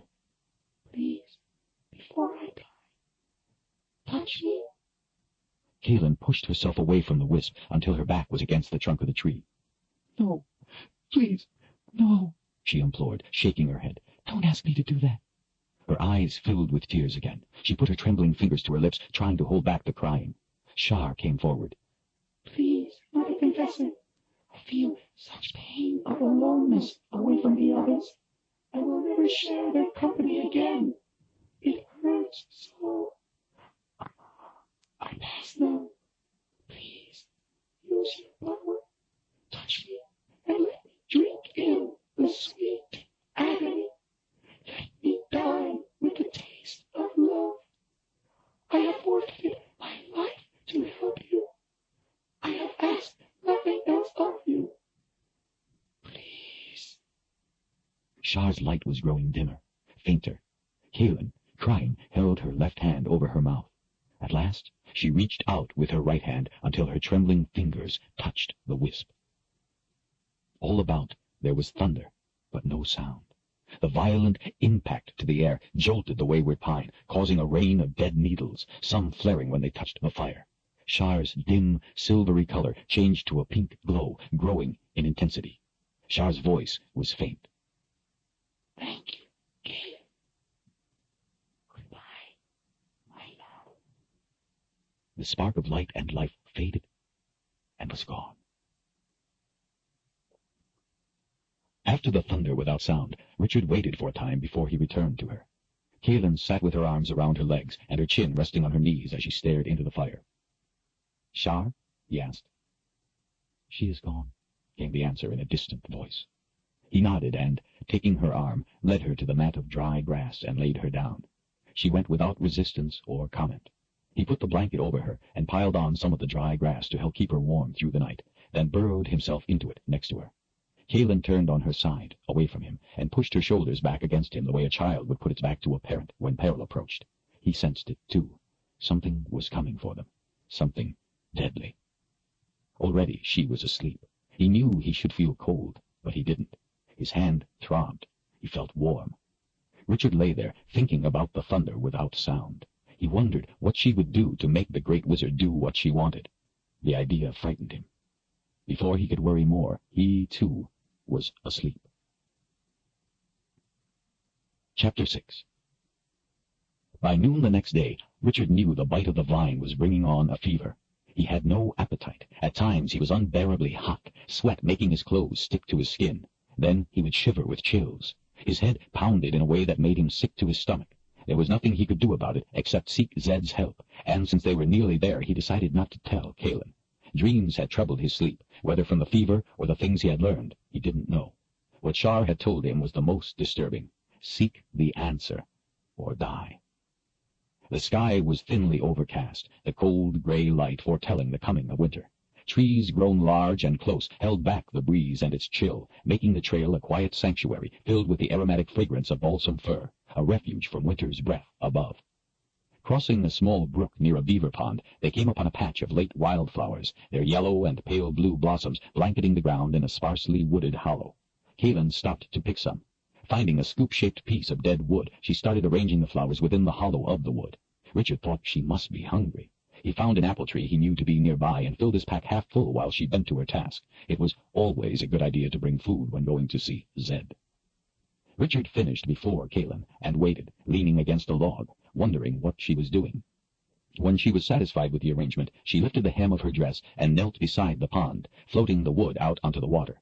She sat back on her boots with her hands folded in her lap, watching for a time as the small raft of flowers drifted out onto the quiet water. When she turned and saw him leaning against the log, she stood and joined him. "An offering to the spirits of our two mothers," she explained, "to ask their protection and help in finding the wizard." Kaelin looked to his face, and concern came over her features. "Richard, what's wrong?" He held out an apple. "Nothing. Here, eat this." She slapped his hand away, and in a blink had him by the throat with her other hand. Anger flared in her green eyes. "Why would you do this?" she demanded. Shock raced through his mind. He went rigid. Something told him not to move. "Don't you like apples?" "I'm sorry, I'll find you something else to eat." The fury in her eyes faltered, changing to doubt. "What did you call them?" "Apples?" he said, still not moving. "Don't you know what apples are?" "They're good to eat, I promise. What did you think they were?" Her hand loosened its grip a little. "You eat these apples?" Richard kept himself still. "Yes, all the time." Embarrassment replacing her anger, she released his throat and put her fingers over her mouth. Her eyes were wide. "Richard, I'm so sorry. I didn't know you could eat these things. In the Midlands, any red fruit is deadly poison. I thought you meant to poison me." Richard laughed as the tension went out in a rush. Kaelin laughed too, while protesting that it wasn't funny. He took a bite to show her, then offered her another. This time she took it, but looked at it long and hard before taking a bite. "These things are good to eat." Kaelin's brow wrinkled. She put her hand on his forehead. "I thought there was something wrong. You are burning with fever." "I know, but there's nothing we can do until we get to Zed's. We're almost there." Zed's squat house came into sight a short distance farther up the trail. A single plank from the sod-covered roof served as a ramp for his old cat, who was better at getting up than down. White lace curtains hung on the inside of the windows, flower boxes on the outside.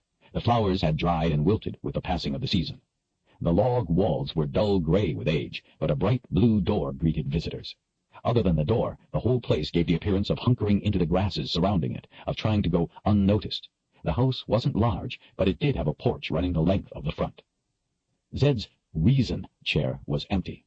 The reason chair was where Zed sat and thought until he figured out the reason for whatever it was that had snagged his curiosity.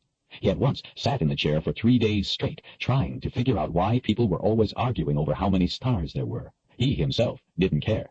He thought the question trivial, and he only wondered why people spent so much time debating the subject. At last he had stood and pronounced that it was because anyone could express his profound conviction on the subject without fear of being proven wrong, as it was impossible to know the answer. Such fools simply didn't have to worry about contradiction when proclaiming expertise. Having settled the matter, Zed then went in the house and ate in earnest for 3 solid hours.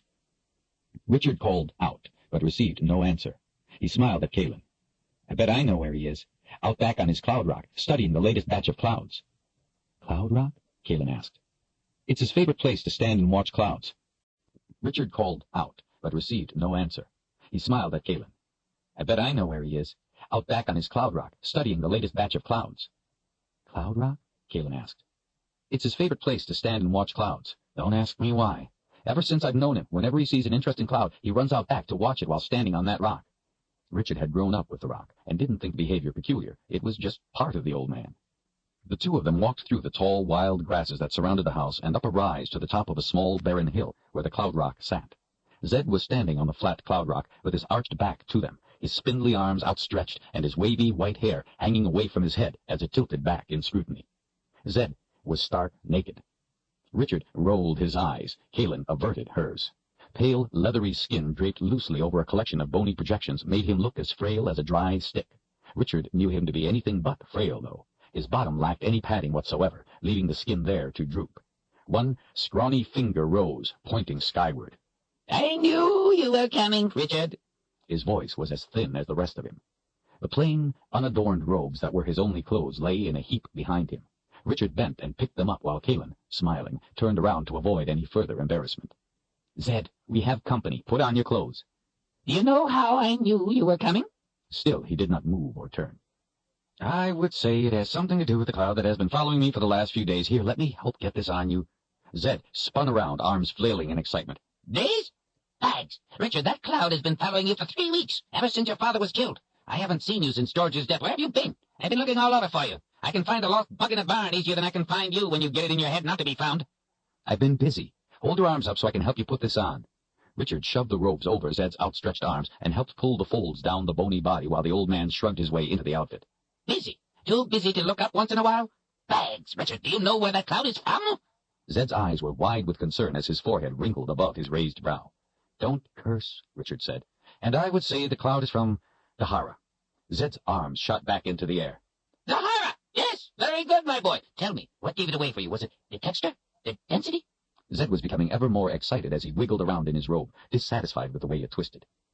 Neither. It's an assumption I make based on independent information. Zed, as I said before, we have company. Yes, I heard you the first time. He waved the matter away with his hand. Independent information, you say? He drew his forefinger and thumb down his smooth jaw. His hazel eyes lit up. That's very good, too. Very good indeed. Did this information also tell you this is bad business? Well, yes, of course it did, he said in answer to his own question. Why are you sweating? He put his twig-like fingers to Richard's forehead. You have a fever, he pronounced. Did you bring me anything to eat? Richard already had an apple at hand. He knew Zed would be hungry. Zed was always hungry. The old man bit into the apple with a vengeance. Zed, please listen to me. I'm in trouble and I need your help. Zed put his scrawny fingers on the top of Richard's head while he chewed, and with his thumb lifted an eyelid. Leaning forward, he thrust his sharply featured face close to Richard's and peered into his eye, then repeated the procedure on the other eye. I always listen to you, Richard. He lifted Richard's arm by the wrist, feeling his pulse. And I agree, you are in trouble. In 3 hours, maybe 4, no more, you will be unconscious. Richard was taken aback. Kalin looked worried, too. Zed knew about fevers, among other things, and did not make precise pronouncements like this that ever proved in error. Richard's legs had felt weak since he awoke with chills, and he knew he was getting worse. Can you do anything to help? Probably, but it depends on what caused it. Now stop being rude and introduce me to your girlfriend. Zed, this is my friend, Kalin Amnel. The old man peered closely into his eyes. Oh, was I wrong? She's not a girl, then? Zed cackled. He smiled over the trick as he shuffled to Kalin, bowed dramatically at the waist, lifted her hand only a little, kissed it lightly, and said, Zedicus Zul Zoranda, humbly at your whim, my dear young lady. He straightened himself up to have a look at her face. When their eyes met, his smile evaporated, and his eyes went wide. His keen features transformed to anger. He released her hand as if he had discovered himself holding a poisonous snake. Zed spun to Richard. What are you doing with this creature? Kalin was calm and impassive. Richard was aghast. Zed, has she touched you? Well, Richard was trying to remember the time she had touched him, when Zed cut him off again. No, of course not. I can see she hasn't. Richard, do you know what she is? He turned to her. She's Kalin gave Zed a look of such cold danger that it froze him in place. Richard kept his voice calm, but firm. I know exactly what she is. She is my friend. A friend who yesterday saved me from getting killed as my father was, and again saved me from being killed by some beast called a gar. Kalen's expression relaxed. The old man stared at her a little longer before turning to Richard. Zed, Kalen is my friend. We are both in a lot of trouble and need to help each other. Zed stood in silence, searching Richard's eyes. He nodded. Trouble indeed. Zed, we need your help. Please? Kalen came and stood next to him. We don't have much time. Zed didn't look inclined to be any part of it, but Richard went on anyway, watching Zed's eyes.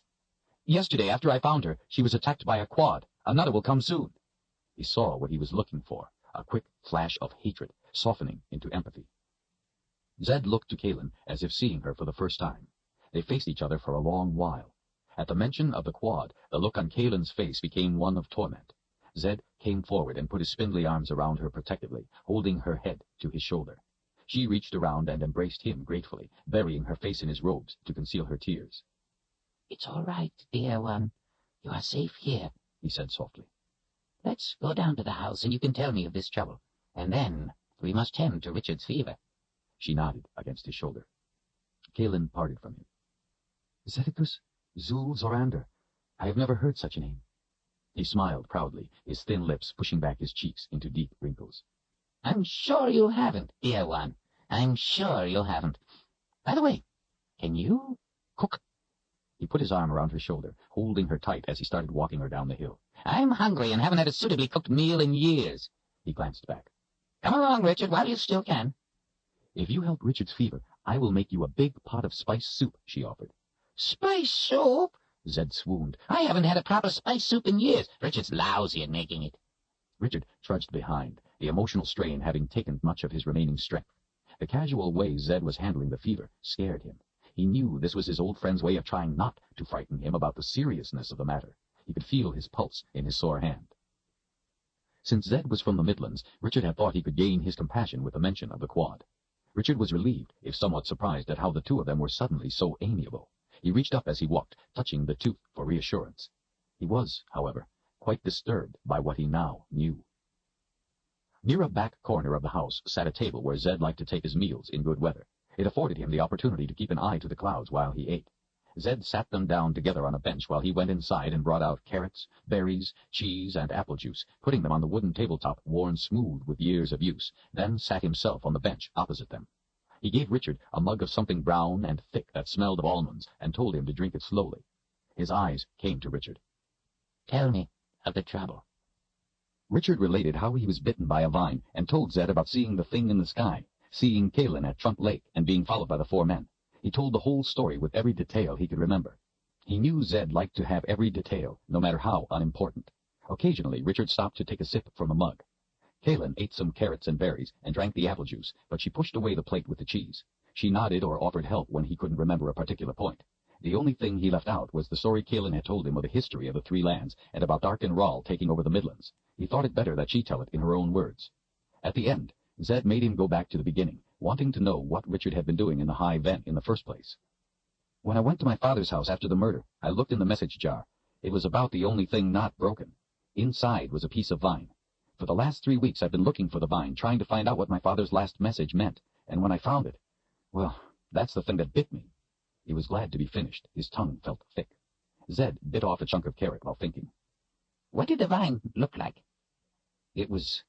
Wait, I still have it in my pocket. He took out the sprig and plunked it down on the table. Bags, Zed whispered. That's a snake vine. Richard felt a shock of icy cold sweep through him. He knew the name from the secret book. He hoped against hope it did not mean what he feared it did. Zed sat back. Well, the good part is now I know the root to use to cure the fever. The bad part is I have to find it. Zed asked Kalen to tell her part, but to make it short, as there were things he must do, and not much time. Richard thought about the story she had told in the Wayward Pine the night before, and wondered how she could possibly make it shorter. Darken Rall, son of Panis Rall, has put the 3 boxes of Orden in play, Kalen said simply. I have come in search of the great wizard. Richard was thunderstruck. From the secret book, the book of counted shadows, the book his father had had him commit to memory before they destroyed it, the line jumped into his mind. And when the 3 boxes of Orden are put into play, the snake vine shall grow. Richard's worst nightmares, everyone's worst nightmares, were coming to pass. Chapter 7. Pain and dizziness from the fever made Richard only dimly aware that his head had sunk to the table. He groaned while his mind spun with the implications of what Kalin had told Zed, of the prophecy of the secret book of counted shadows come to life. Then Zed was at his side, lifting him, telling Kalin to help get him into the house. As he walked with their help, the ground slipped this way and that, making it difficult to catch it with his feet. Then they were laying him down on a bed, covering him up. He knew they were talking, but he couldn't make sense of the words, which slurred in his mind. Darkness sucked his mind in. Then there was light. He seemed to float back up, only to spiral down again. He wondered who he was and what was happening. Time passed as the room spun and rolled and tilted. He gripped the bed to keep from being flung off. Sometimes he knew where he was and tried desperately to hold on to what he knew, only to slip away again into blackness. He became aware again, realizing that time had passed, though he didn't have any idea how much. Was it dark? Maybe it was just that the curtains were pulled. Someone, he realized, was putting a cool, wet cloth on his forehead. His mother smoothed back his hair. Her touch felt comforting, soothing. He could almost make out her face. She was so good. She always took such good care of him. Until she died. He wanted to cry. She was dead. Still, she smoothed his hair. That couldn't be. It had to be someone else. But who? Then he remembered. It was Kalin. He spoke her name. Kalin was smoothing his hair. I am here. It came back to him, rushing back in a torrent, the murder of his father, the vine that bit him, Kalin, the 4 men on the cliff, his brother's speech, someone waiting for him at his house, the Gar, the night wisp telling him to seek the answer or die, what Kalin said, that the 3 boxes of Orden were in play, and his secret, the book of counted shadows. He remembered how his father had taken him to the secret place in the woods, and had told him how he had saved the book of counted shadows from the peril it was in from the beast that guarded it until its master could come. How he had brought it with him to Westland to keep it from those covetous hands that the keeper of the book didn't know threatened. His father had told him how there was danger as long as the book existed, but he couldn't destroy the knowledge in it. He had no right. It belonged to the keeper of the book, and it must be kept safe until it could be returned. The only way to do that was to commit the book to memory and then burn it. Only in that way could the knowledge be preserved, but not stolen, as it otherwise surely would be. His father chose Richard. That it was to be Richard and not Michael was for reasons of his own. No one could know of the book, not even Michael. Only the keeper of the book, no one else, only the keeper. He said Richard might never find the keeper, and in that case he was to pass the book on to his child, and then that child to his own, and so on for as long as was necessary. His father couldn't tell him who the keeper of the book was, as he didn't know. Richard asked how he was to know the keeper, but his father said only that he would have to find the answer himself, and not to tell anyone ever except the keeper. His father told Richard he was not to tell his own brother, or even his best friend, Zed. Richard swore on his life. His father had never once looked in the book, only Richard. Day after day, week after week, with breaks only when he traveled, his father took him to the secret place deep in the woods, where he sat and watched Richard reading the book over and over. Michael was usually off with his friends, and had no interest in going into the woods even if he was at home, and it wasn't uncommon for Richard not to visit Zed when his father was home, so neither had reason to know of the frequent trips to the woods. Richard would write down what he memorized and check it against the book. Each time, his father burned the papers and had him do it again. His father apologized every day for the burden he was placing on Richard. He asked for forgiveness from his son at the end of every day in the woods. Richard never resented having to learn the book. He considered it an honor to be entrusted by his father.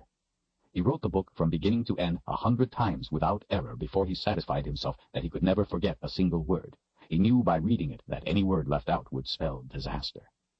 When he assured his father that it was committed to memory, they put the book back in the hiding place in the rocks and left it for 3 years. After that time, when Richard was beyond his middle teens, they returned one fall day, and his father said if Richard could write the whole book without a single mistake, they could both be satisfied it was learned perfectly, and they would burn the book. Richard wrote without hesitation from beginning to end. It was perfect. Together they built a fire, stacking on more than enough wood until the heat drove them back. His father handed him the book and told him that if he was sure, to throw the book into the fire. Richard held the book of counted shadows in the crook of his arm, running his fingers over the leather cover. He held his father's trust in his arms, held the trust of everyone in his arms, and he felt the weight of the burden. He gave the book to the fire. In that moment, he was no longer a child. The flames swirled around the book, embracing, caressing, consuming. Colors and forms spiraled up, and a roaring cry came forth. Strange beams of light shot skyward. Wind made their cloaks flap as the fire sucked leaves and twigs into itself, adding to the flames and heat.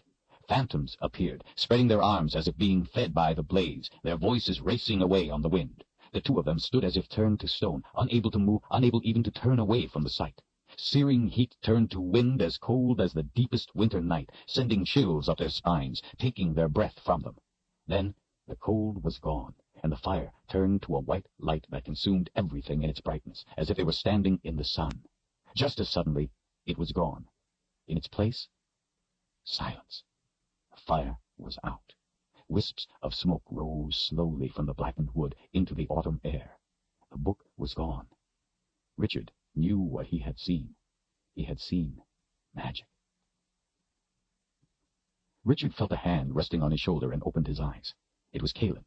In the firelight coming through the doorway, he could see she was sitting in a chair pulled close to his bed.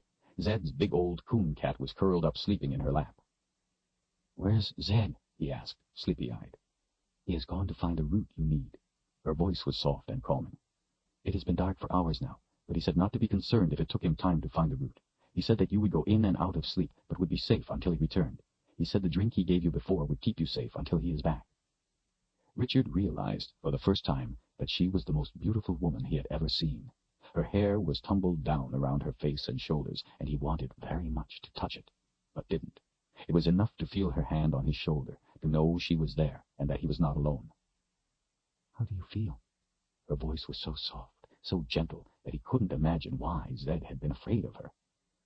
"I would rather fight another quad than another snakevine." She smiled her special smile, her private smile of sharing something with him, as she wiped his brow with the cloth.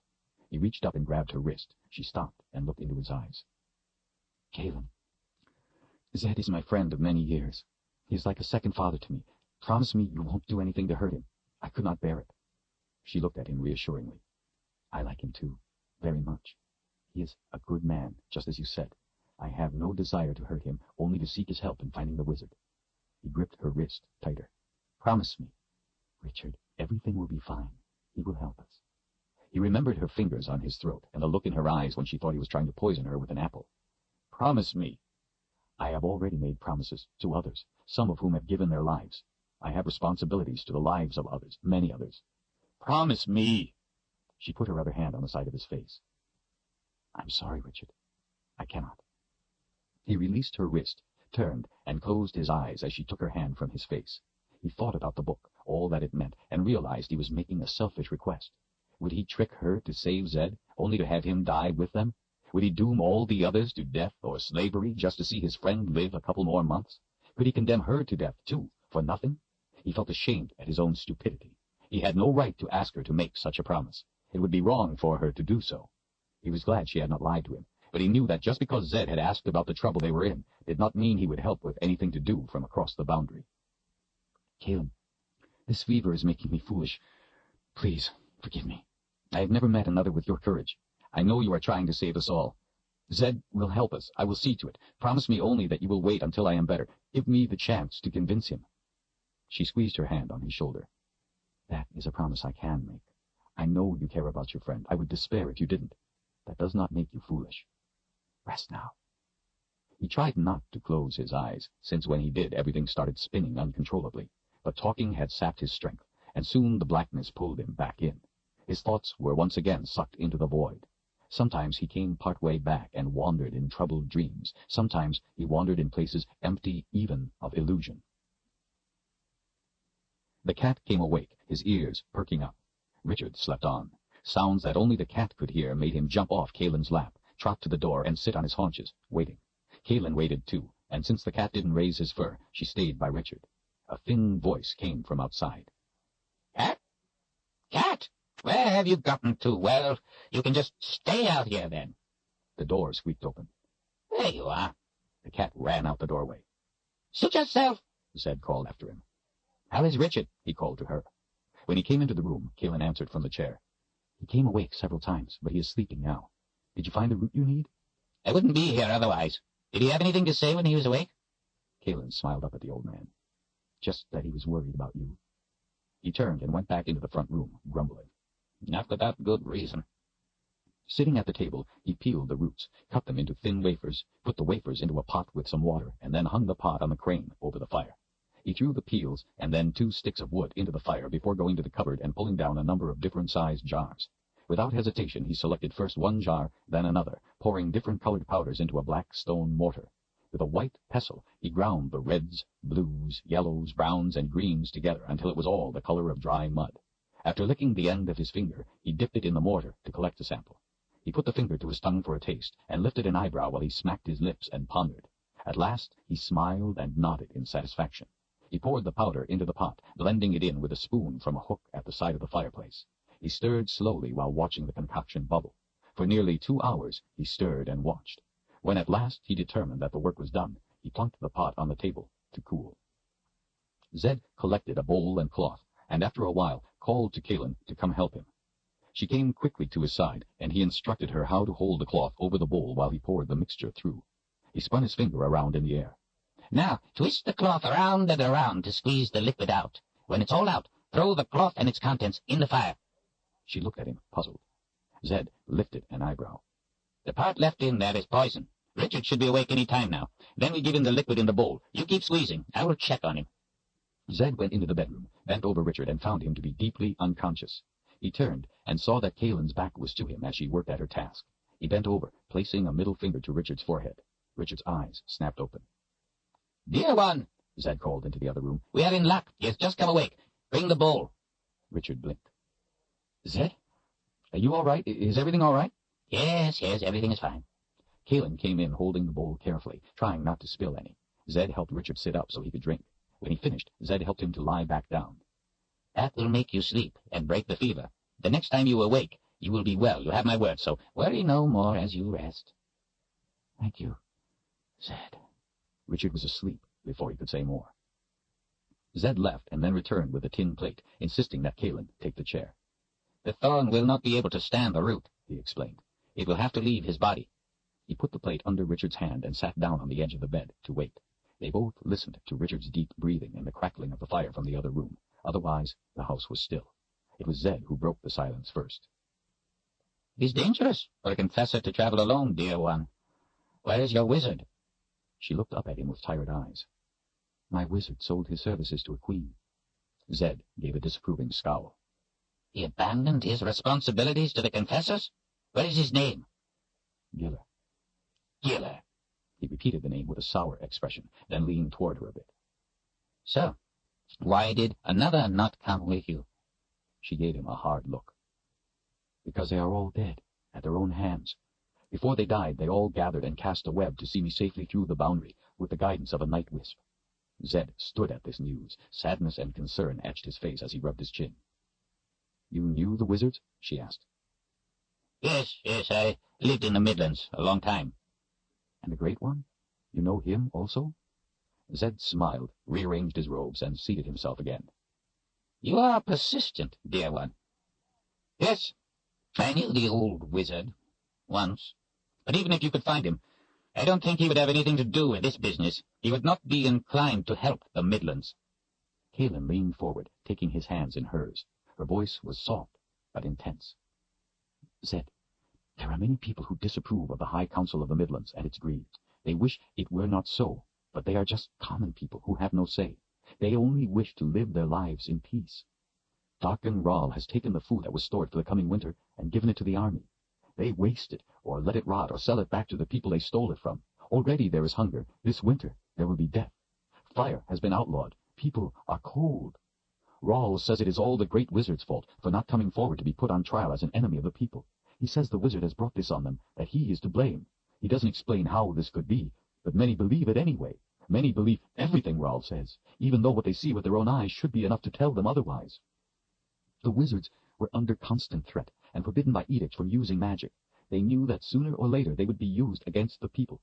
They may have made mistakes in the past and disappointed their teacher, but the most important thing they were taught was to be protectors of the people and in no way to bring them harm. As their most loving act for the people, they gave their lives to stop Darken Ral. I think their teacher would have been proud. But this is not about just the Midlands.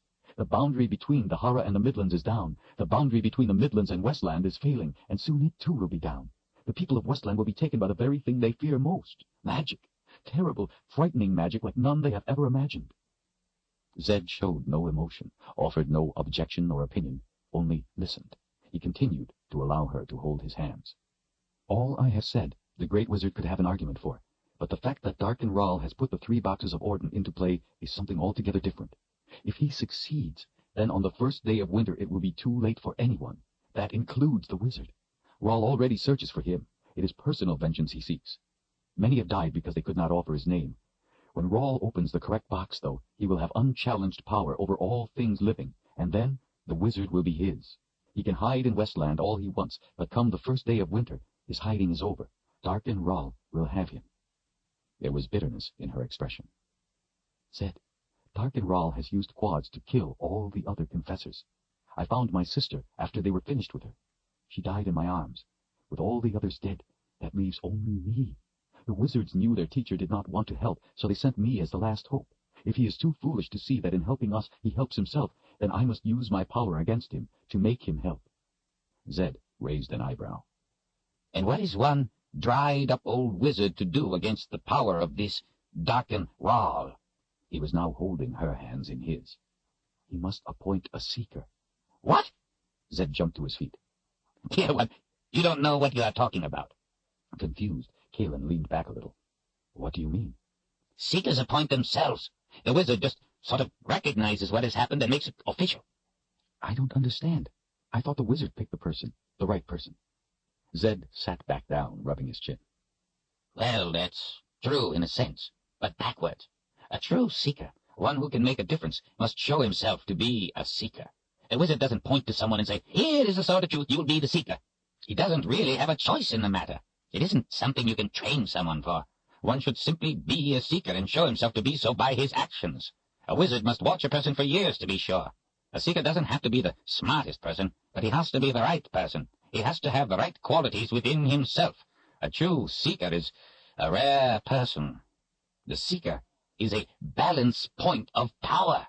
The council made the appointment a political bone to be thrown to one of the sniveling dogs at their feet. It was a sought-after post because of the power a seeker wields, but the council didn't understand. It wasn't the post that brought the power to the person. It was the person that brought the power to the post.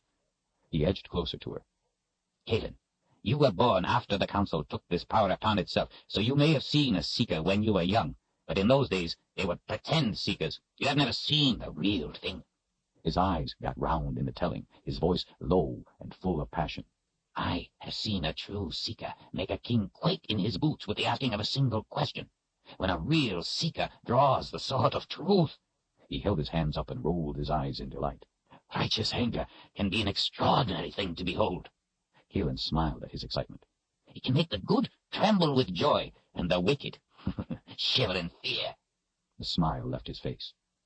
But people rarely believe the truth when they see it, and less so when they don't want to, and that makes the position of seeker a dangerous one.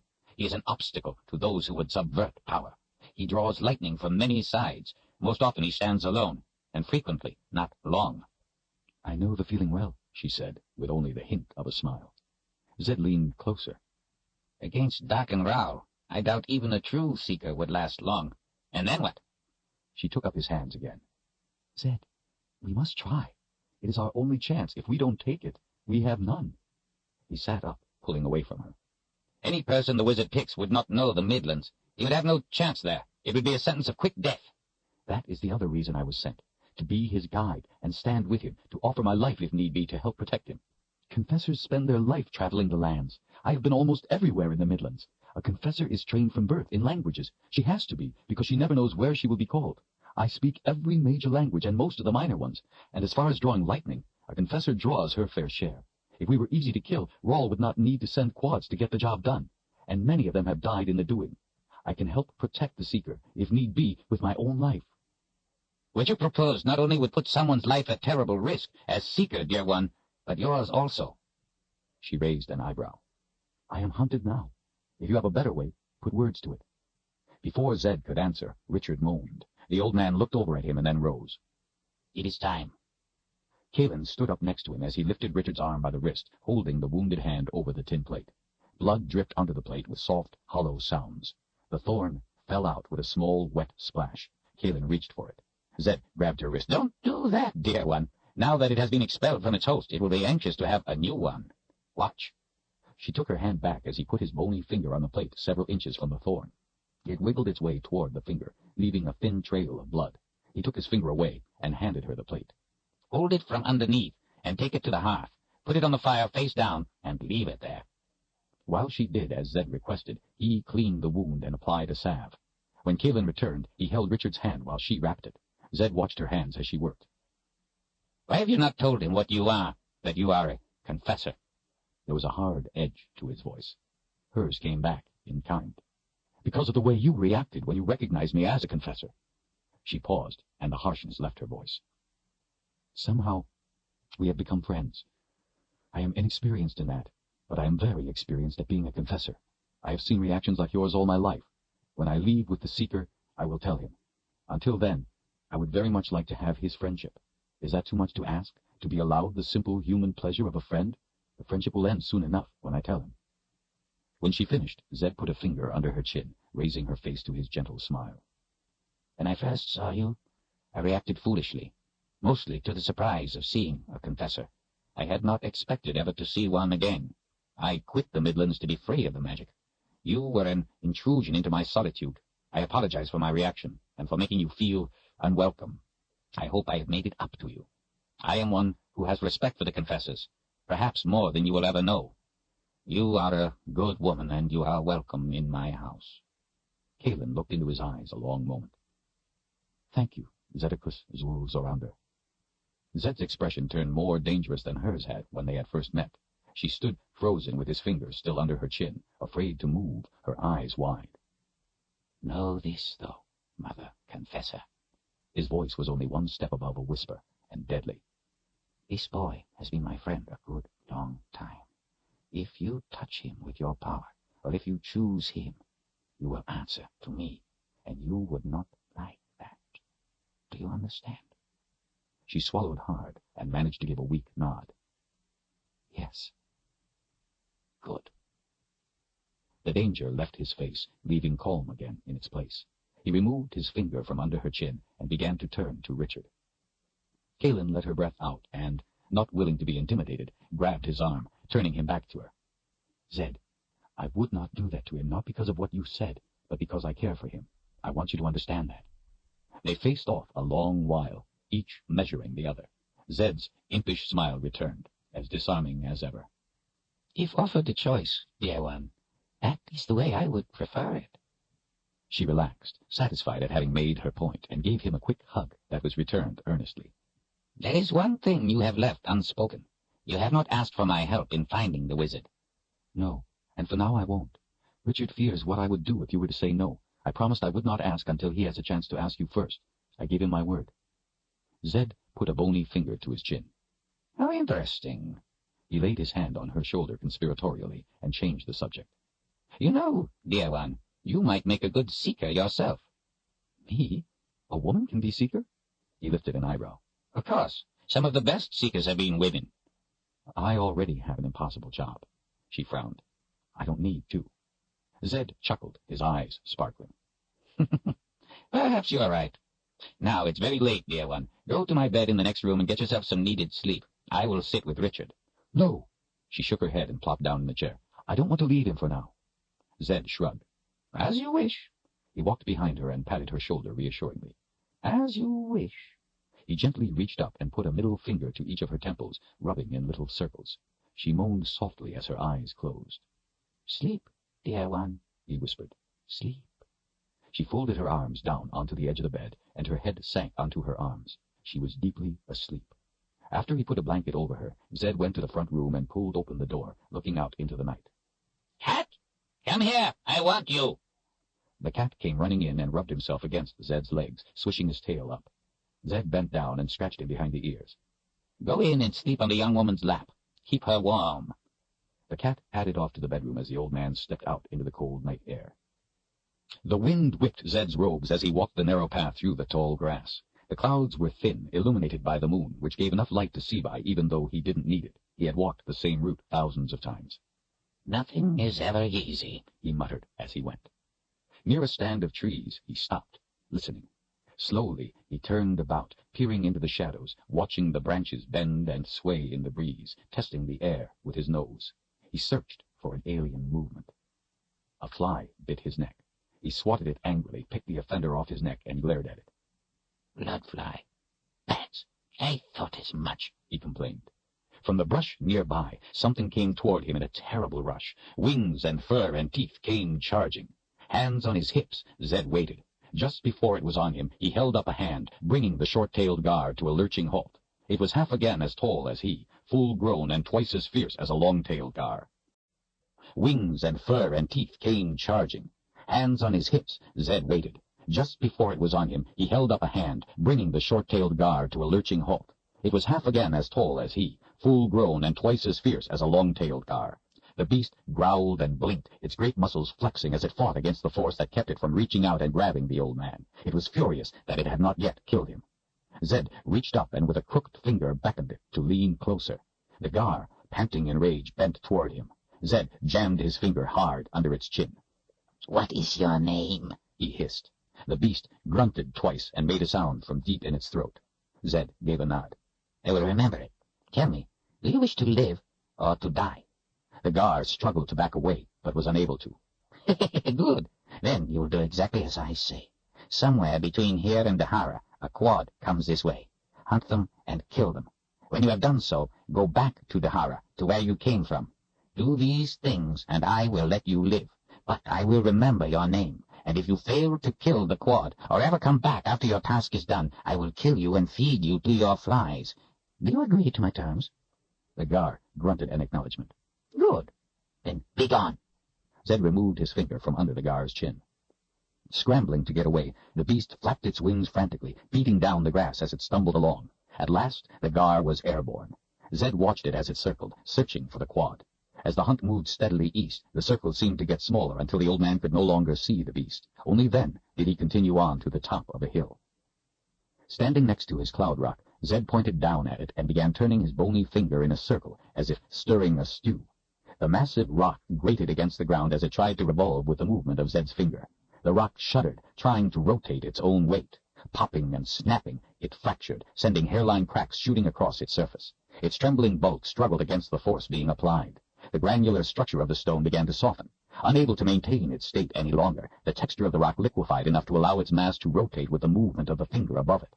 Gradually, the speed of Zed's stirring increased until light erupted from the rotating liquid rock. The light built in intensity with the speed of Zed's hand. As colors and sparkles of light spun, shadows and forms came into the center of the light and vanished as the fog of brightness increased. Light threatened to ignite the air about him. A dull roar, like the sound of wind rushing through a fissure, came forth. The smells of autumn changed to winter clarity, then spring's new plowed ground, summer's flowers, and back to autumn again. Clean, pure illumination chased the colors and sparkles away. The rock abruptly solidified, and Zed stepped atop it, into the light. The brightness faded to a faint glow that swirled like smoke. Before him stood two apparitions, mere shadows of form. Where sharpness should have been, their shapes softened like a dim memory, yet they were still recognizable, and the sight of them brought a quickness to Zed's heart. His mother's voice came hollow and distant. What troubles you, son? Why have you called us after so many years? Her arms stretched out to him. Zed's arms reached out, but could not touch her. I am troubled by what the Mother Confessor tells me. She speaks the truth.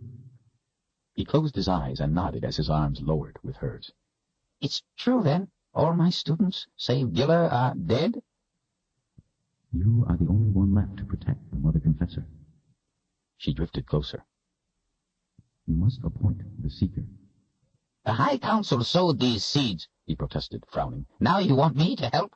They turned my advice away. Let them live and die by their own greed. Zed's father floated closer. My son, why were you angry with your students? Zed scowled. Because they put themselves before their duty to help their people. I see. And how is this different from what you do now? The echo of his voice hung in the air. Zed's fists tightened. My help was offered, but turned away. And when has it not been so, that there would be those who were blind, or foolish, or greedy? Would you let them have their way over you so easily? Would you let them so simply prevent you from helping those who would be helped? Your abandonment of the people may have a reason that seems just to you, unlike the actions of your students, but the results are the same. In the end, they saw their mistake and did the right things, the things you taught them. Learn from your students, son. Zedekias, His mother said. would you let Richard die too, and all the other innocents? Appoint the Seeker.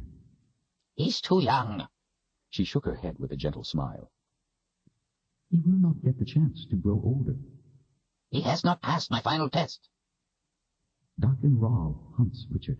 The cloud that shadows him was sent by Rahl to track him. The snake vine was put in the jar by Darkin Rahl in the expectation that Richard would search for it, and it would bite him. The snake vine wasn't meant to kill.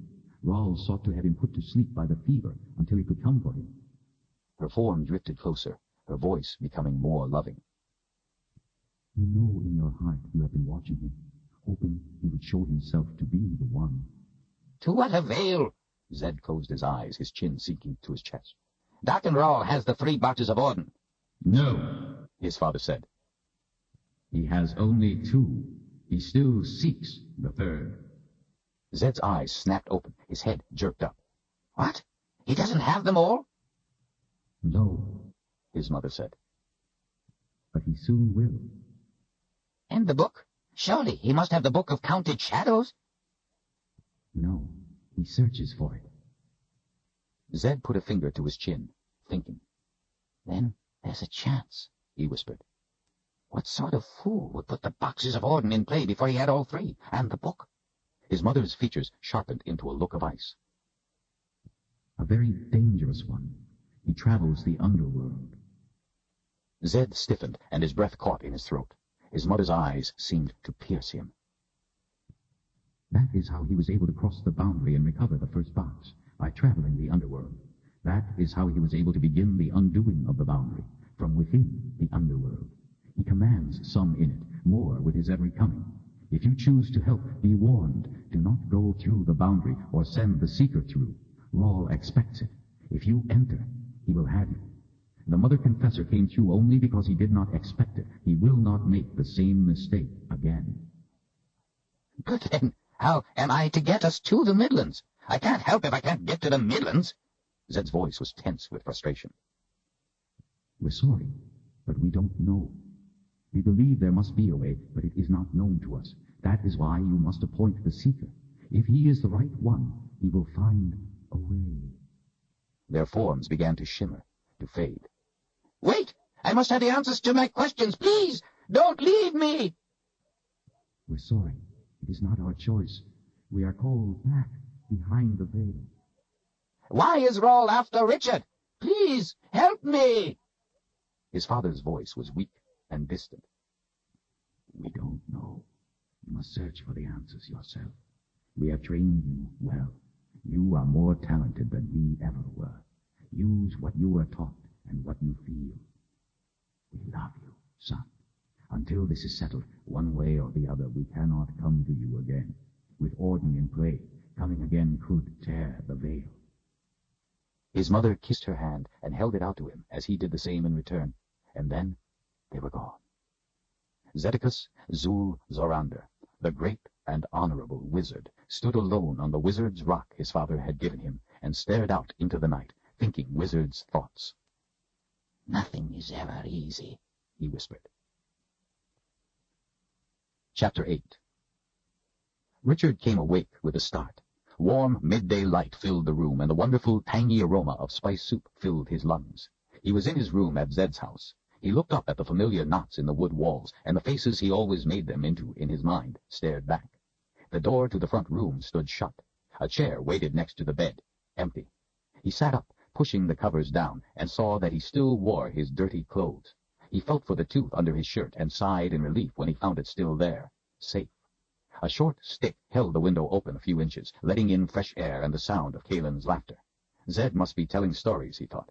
Richard looked at his left hand. It was wrapped, but no longer sore when he flexed his fingers. His head didn't hurt any more either. In fact, he felt wonderful. Hungry, but wonderful. He amended that to dirty, in filthy clothes, and hungry, but wonderful. A tub of bath water, soap, and clean towels sat in the center of the small room. A clean outfit of his forest garb was folded and stacked neatly on the chair. The bathwater looked deliciously inviting. He dipped his hand in and found the water warm. Zed must have known when he would wake. Knowing Zed as well as he did, that didn't surprise him. Richard undressed and slipped into the welcoming water. The soap smelled almost as good to him as the soup. He liked to stay in the tub for a good long soak, but he felt too wide awake for soaking, and was eager to be outside with the other two. Unwrapping the hand, he was surprised to find how much it had healed overnight. When he came out, Kaelin and Zed were sitting at the table waiting for him. Kaelin's dress was freshly washed, he noticed, and she looked bathed too. Her hair was clean and glistened in the sunlight. Green eyes sparkled up at him. A big bowl of soup waited for him next to her at the table, along with cheese and fresh bread. "I wouldn't have expected to have slept until noon," he said, swinging his leg over the bench. They both laughed. Richard eyed them suspiciously. Kaelin straightened her face. "This is the second noon you have slept to, Richard." "Yes," Zed added. "You slept right through the first. How do you feel? How is your hand?" "I'm fine. Thank you, Zed, for helping me. Thank you both." He opened and closed his fingers to show them the improvement. "The hand feels much better, except it itches. My mother always said that if it itched, that meant it was getting better." Richard grinned at her. "Mine, too."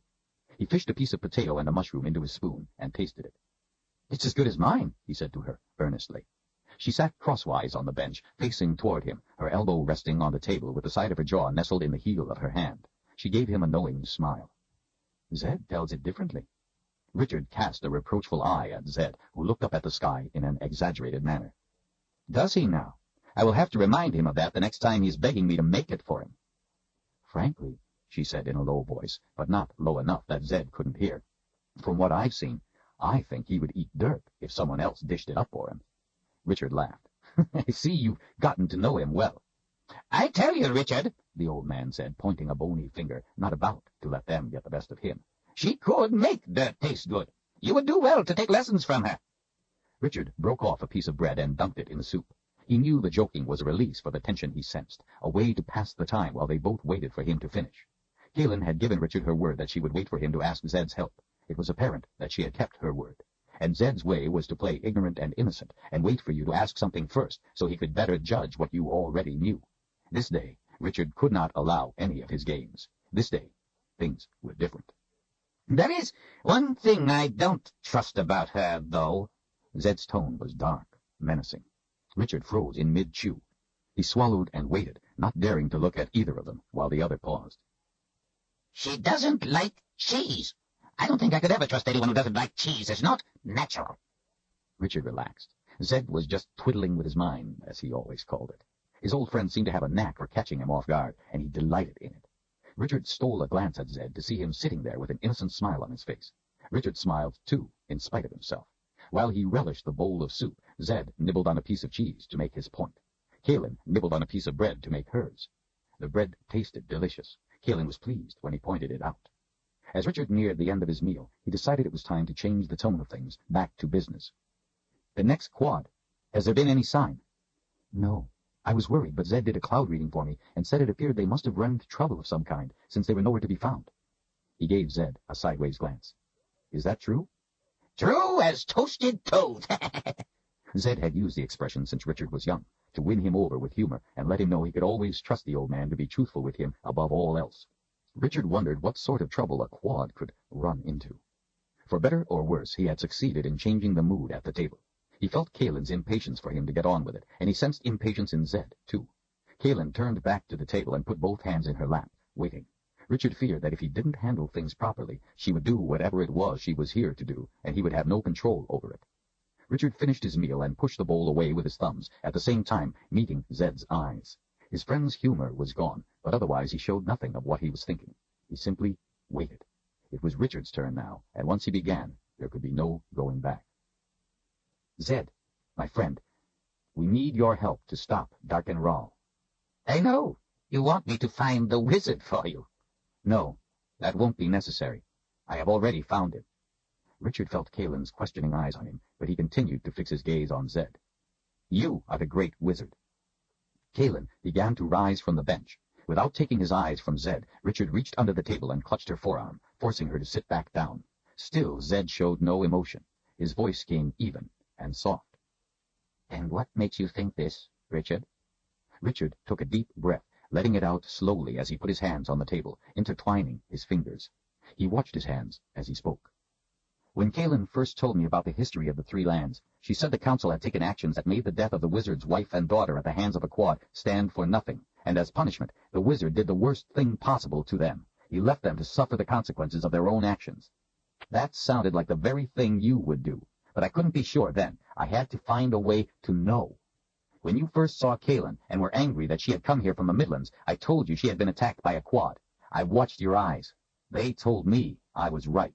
Only someone who had suffered a loss like yours would have had that look in his eyes. And you changed your attitude toward her after I told you, completely. Only someone who had known the terror personally would have that kind of empathy. But still, I didn't trust my instinct. I waited. He looked up at Zed and held the other's gaze while he spoke. Your biggest mistake was when you told Kaelin she was safe here. You would not lie, especially about something like that. And you know what a quad is. How could an old man make it safe here against a quad without magic? He couldn't. But one old wizard could. The next quad is nowhere to be found. You said so yourself. They ran into some trouble. I think they ran into some wizard trouble. You were as good as your word. You always are. Richard's voice turned gentler.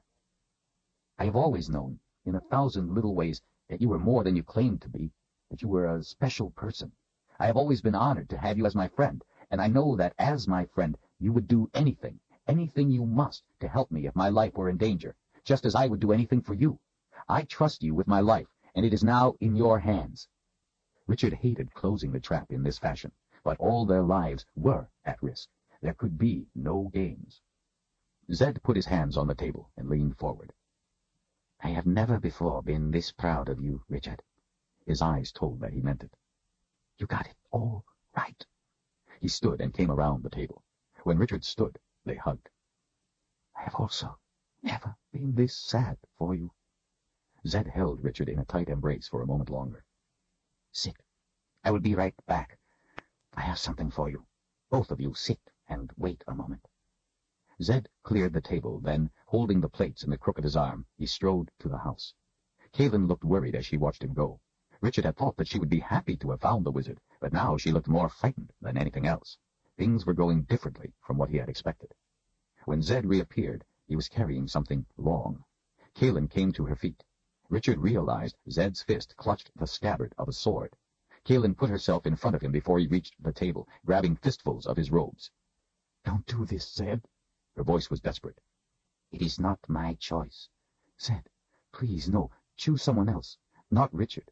Zed cut her off. Kaelin, I warned you about this. I told you. He picks himself. If I choose someone other than the true one, we all die. If you have a better way, put words to it.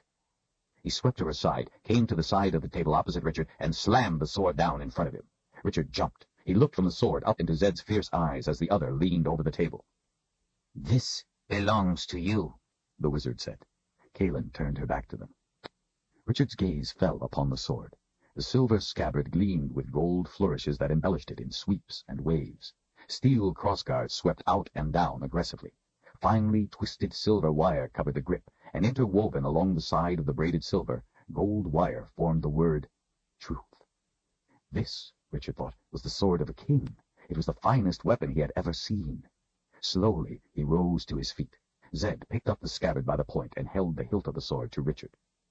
Draw it.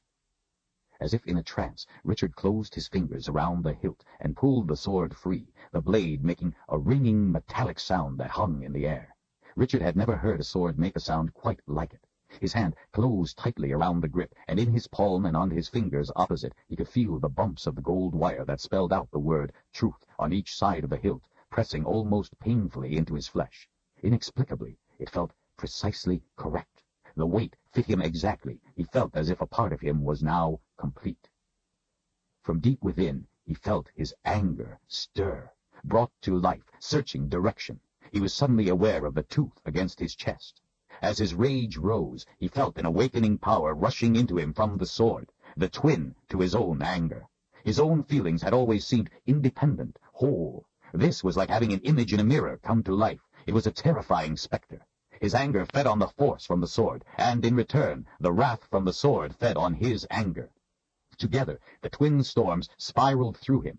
He felt like a helpless bystander being dragged along. It was a frightening and at the same time seductive sensation that bordered on violation.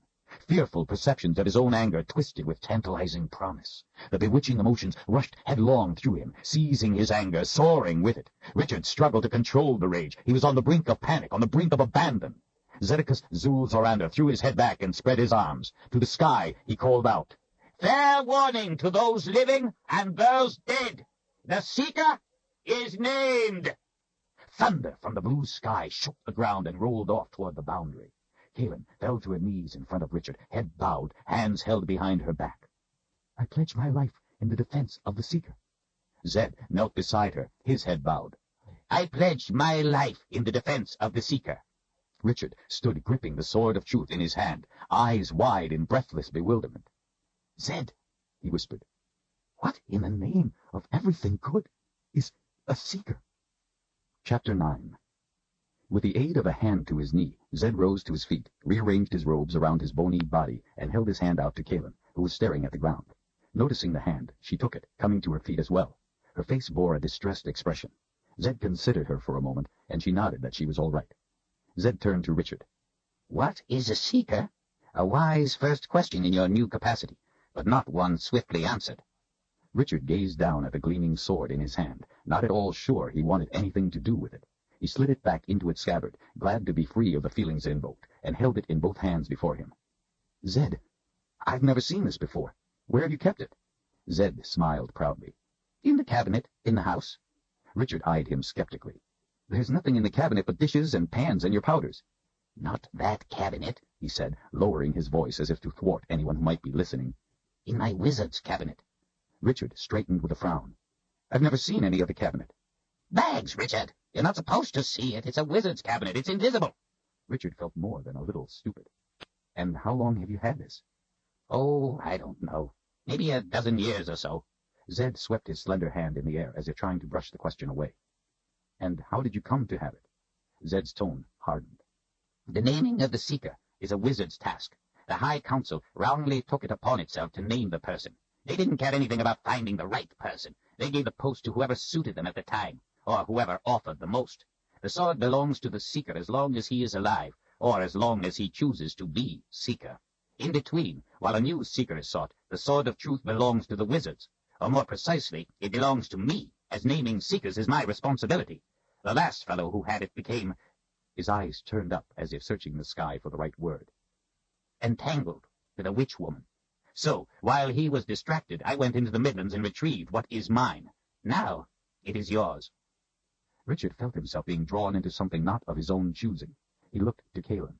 She seemed to have shed her anguish and was unreadable again. "This is what you came here for? This is what you wanted the wizard to do?" "Richard, I wanted the wizard to name a Seeker. I did not know it would be you." He was beginning to feel trapped as he looked from one to the other. "You two think I can somehow save us? That's what you both are thinking, that somehow I'm to stop Dark and Rahl? A wizard can't do it, but I'm to try?" Terror rose with his heart into his throat. Zed came and put a reassuring arm around his shoulder. "Richard, look up in the sky. Tell me what you see." Richard looked and saw the snake-like cloud. He didn't need to answer the question. Zed pressed his strong, bony fingers into Richard's flesh. "Come, sit, and I will tell you what you need to know. Then you decide for yourself what it is you will do. Come." He put his other arm around Kaelin's shoulder and guided them both to the bench at the table. He went to his place opposite them and sat. Richard laid the sword on the table between them, to signify that the matter was yet to be decided. Zed pushed his sleeves up his arms a little. "There is a magic," he began. "An ancient and dangerous magic of immense power. It's a magic spawned from the earth, from life itself. It is held in 3 vessels called the 3 boxes of Auden. The magic is dormant until the boxes are put into play, as it is called. To do so is not easy. It requires a person who has knowledge gained from long scholarship and who can call upon considerable power of his own. Once a person has at least one of the boxes, the magic of Auden can be put in play. He then has 1 year from that time to open a box, but he must have all 3 before any will open. They work together. You can't simply have one and open it. If the person who puts them in play fails to acquire all 3, and to open one within the allotted time, he forfeits his life to to the magic. There is no going back. Dark and Rawl must open one of the boxes or die. On the first day of winter, his year is up. Zed's face was tight with hard wrinkles and determination. He leaned forward a little. Each box holds a different power, which is released upon its opening. If Rawl opens the correct one, he gains the magic of Auden, the magic of life itself, power over all things living and dead. He will have unchallenged power and authority. He will be a master with immutable dominion over all people. Anyone he doesn't like, he will be able to kill with a thought, in any manner of his choosing, wherever that person is, no matter how far away. Sounds like a terribly evil magic, Richard said. Zed leaned back, taking his hands from the table. He shook his head. No, not really. The magic of Auden is the power of life. Like all power, it simply exists. It's the user who determines what use it will be put to. The magic of Auden can just as easily be used to help crops grow, to heal the sick, to end conflict. It's all in what the user wants. The power is neither evil nor good. It simply exists. It is up to the mind of man to put it to use. I think we all know which use Dark and Rawl would choose. Zed paused, as was his way, to let Richard ponder the meaning of what he had been told. His thin face fixed in resolve as he waited. Kaelin, too, had a look that told him she was determined to have him fully understand the ominous nature of what Zed was saying. Richard, of course, didn't need to ponder it, since he knew it all from the Book of Counted Shadows. The book was explicit. From the book, he knew Zed was barely touching on the full extent of the cataclysm that would sweep the land if Dark and Rawl opened the correct box. He knew also what would happen if one of the other boxes was opened, but he couldn't reveal his foreknowledge, and so had to ask anyway. And if he opens one of the others? Zed came forward against the table in a blink. He had expected that this would be the next question. Open the wrong box and the magic claims him. He's dead. Zed snapped his fingers. Just like that. We are all safe. The threat is removed. He leaned closer, his brow furrowed, and gave Richard a hard look. Open the other wrong box, and every bug, every blade of grass, every tree, every man, woman, and child, every living thing is incinerated into nothingness. It would be the end of all life. The magic of Auden is twin to the magic of life itself, and death is part of everything that lives, so the magic of Auden is tied to death as well as life. Zed sat back, seeming to be overwhelmed by the telling of the choices of catastrophe. Though Richard already knew it all, he still swallowed hard at hearing it out loud. Somehow it seemed more real to him like this, more real when there was a name put to it. When he had learned the book, it was all so abstract, so hypothetical, that he had never given any thought to the possibility that it would come to pass. His only concern had been that the knowledge be preserved so as to be returned to its keeper. He wished he could tell Zed what he knew, but his oath to his father prevented him from saying anything. It also required him to keep up the pretense by asking another question to which he already knew the answer. How will Rawl know which box to open? Zed rearranged the sleeves of his robes and looked down at the table, watching his hands as he spoke. Putting the boxes in play imparts to the person certain privileged information. It must be that this information tells him how he can discover which box is which. That made sense. No one knew of the book but its keeper, and, it appeared, the person who put the boxes in play. The book made no reference to this, but it seemed logical. A sudden jolt went through him. Dark and Rawl must be after him for the book. He almost didn't hear Zed beginning to speak again. Rawl has done something out of the ordinary, though. He has put the boxes in play before he has all three. Richard came to attention immediately. He must be stupid, or very confident. Confident, the wizard said. When I left the Midlands, it was for two main reasons. The first was because the High Council took the naming of the secret upon itself. The second was because they mishandled the boxes of Auden. People had come to believe that the power of the boxes was just a legend. They thought me an old fool for telling them it was no legend but the truth. They refused to heed my warnings. He pounded his fist down on the table, causing Kaelin to jump. They laughed at me! His face was red with anger, making it stand out all the more against the mass of his white hair. I wanted the boxes kept far apart from each other, and with magic, hidden and locked away so as to never be found again. The council, instead, wanted them given to important people like trophies to be shown off. They used them as payments for favors or promises. This exposed the boxes to covetous hands. I don't know what happened to them in the intervening years. Rawl has at least one, but not all three. Not yet, anyway. Zed's eyes flashed with fervor. Do you see, Richard? We don't have to go up against Dark and Rawl. We have only to find at least one of the boxes before he does. And keep it from him. which may prove considerably harder than finding it, Richard pointed out, letting the words hang in the air a moment. He had a sudden thought. Zed, do you think one of the boxes could be here in Westland? Not likely. Why not? Zed hesitated. Richard, I never told you I was a wizard, but you never asked before, so I didn't really lie about it. I did tell you one lie, though. I told you I came here before the boundary went up. In reality, I didn't come here before it went up, because I couldn't. You see, in order to create a Westland free of magic, there could be none here when the boundary went up. Magic could come here after the boundary was established, but not be here before. Since I have magic, my presence would have prevented it from happening, so I had to stay in the Midlands until after, and only then was I able to come through. Everyone has their little secrets. I don't begrudge you yours. But what's your point? My point is, we know none of the boxes could have been here before the boundary went up, or their magic would have prevented it. So if they were all in the Midlands before the boundary, because of the magic, and I didn't bring one with me, they have to still be in the Midlands. Richard thought about this a while, feeling his spark of hope die. He turned his thoughts back to the matter at hand. You still have not told me what a seeker is, or my part in this. Zed folded his hands together. A seeker is a person who answers to no one but himself. He is a law unto himself. The sword of truth is his to wield as he wishes, and within the limits of his own strength he can hold anyone to answer for anything. Zed held up his hand to forestall Richard's objections and questions. I realize this is vague. The problem with explaining it is that it is like all power.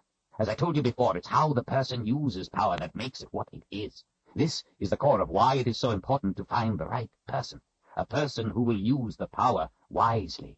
You see, Richard, a seeker does exactly as the name implies. He seeks.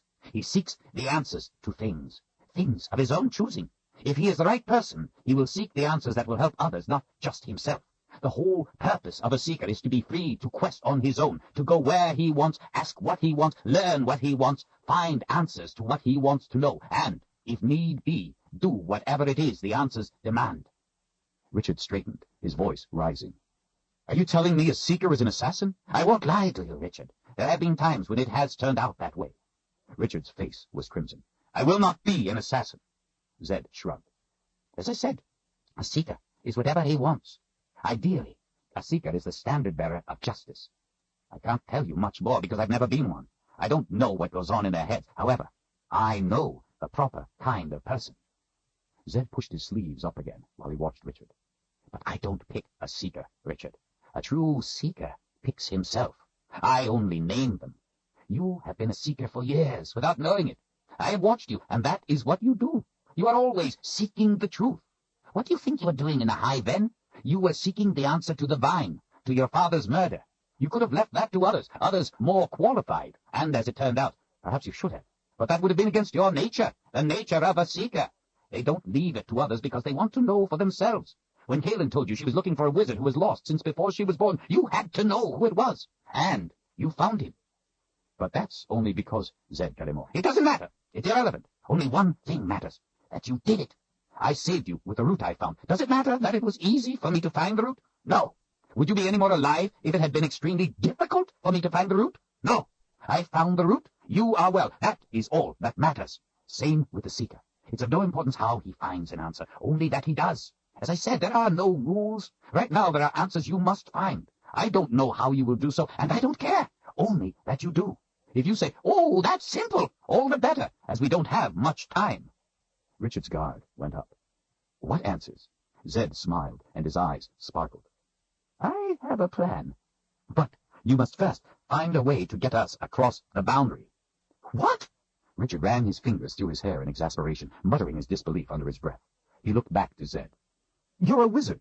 You had something to do with putting the boundary there in the first place. You have just said you have been through it to retrieve the sword. Kaelin has come through the boundary sent by wizards. I know nothing of the boundary. If you expect me to find you the answer, well, here it is. Zed, you are a wizard. Send us through the boundary.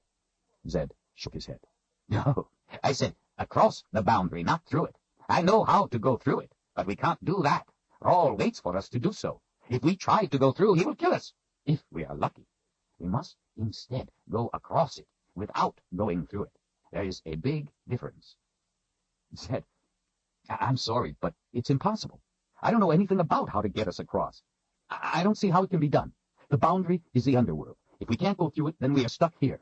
The whole purpose of the boundary is to prevent anyone from doing just what you are asking me to do. Richard felt helpless. They were depending on him, and he didn't have any answers. Zed's voice was kind and gentle. Richard, you are too quick to criticize yourself.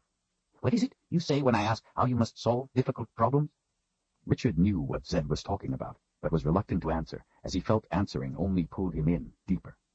Zed lifted an eyebrow, waiting. Richard looked down at the table, picking at the wood with his thumbnail. Think of the solution, not the problem. Right now, you are doing it backwards. You are only concentrating on why the problem is impossible. You are not thinking of the solution. Reluctant to answer, as he felt answering only pulled him in deeper. Zed lifted an eyebrow, waiting. Richard looked down at the table, picking at the wood with his thumbnail. Think of the solution, not the problem. Right now, you are doing it backwards. You are only concentrating on why the problem is impossible. You are not thinking of the solution. Richard looked down at the table, picking at the wood with his thumbnail. Think of the solution, not the problem. Right now, you are doing it backwards. You are only concentrating on why the problem is impossible. You are not thinking of the solution. Richard knew Zed was right, but there was more to it. Zed, I don't think I'm qualified to be Seeker. I don't know anything about the Midlands. Sometimes it is easier to make a decision if you aren't burdened with a knowledge of history, the wizard said cryptically. Richard let out a deep breath. I don't know the place. I'd be lost there. Kaelin put her hand on his forearm. No, you wouldn't. I know the Midlands better than almost anyone. I know where it is safe and where it is not.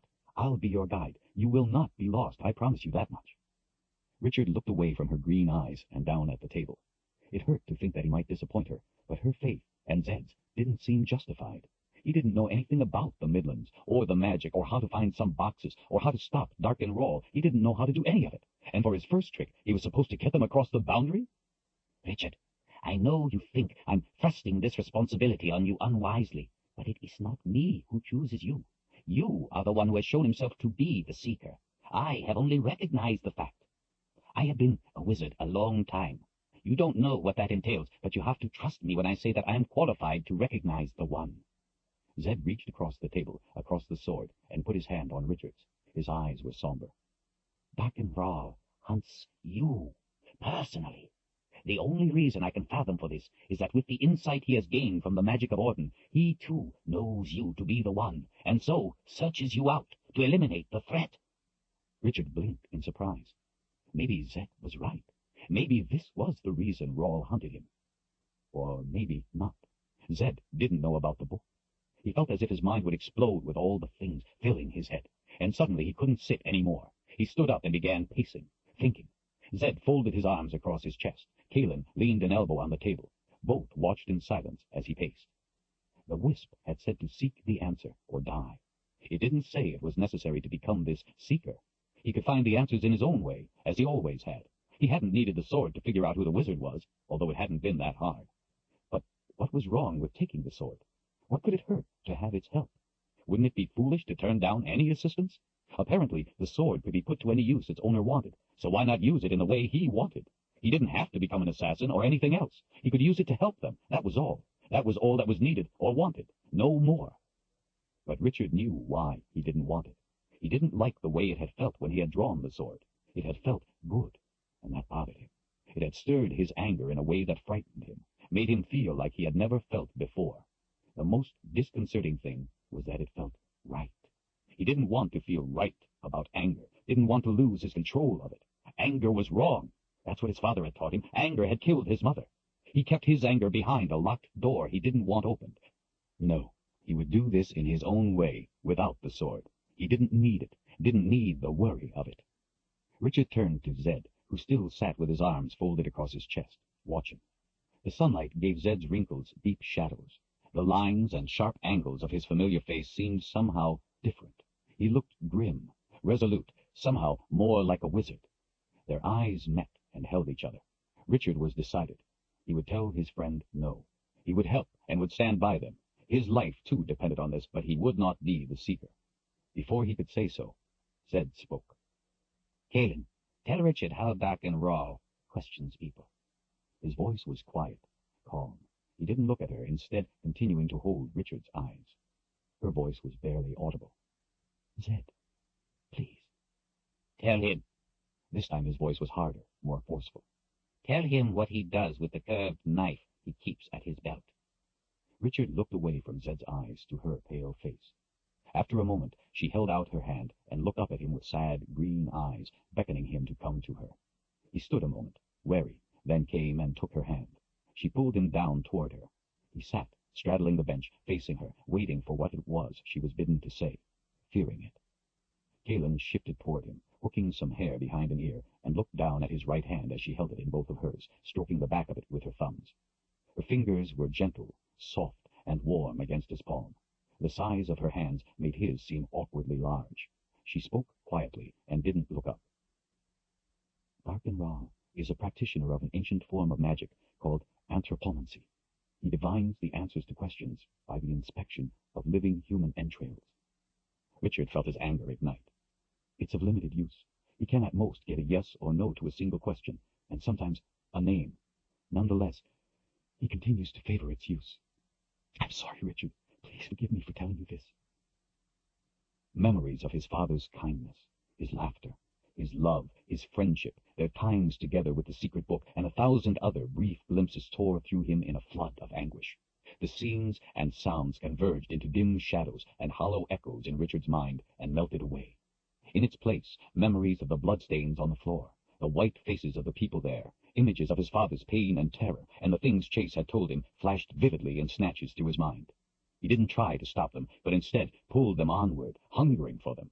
He washed himself in the detail of it all, felt the twisting torment.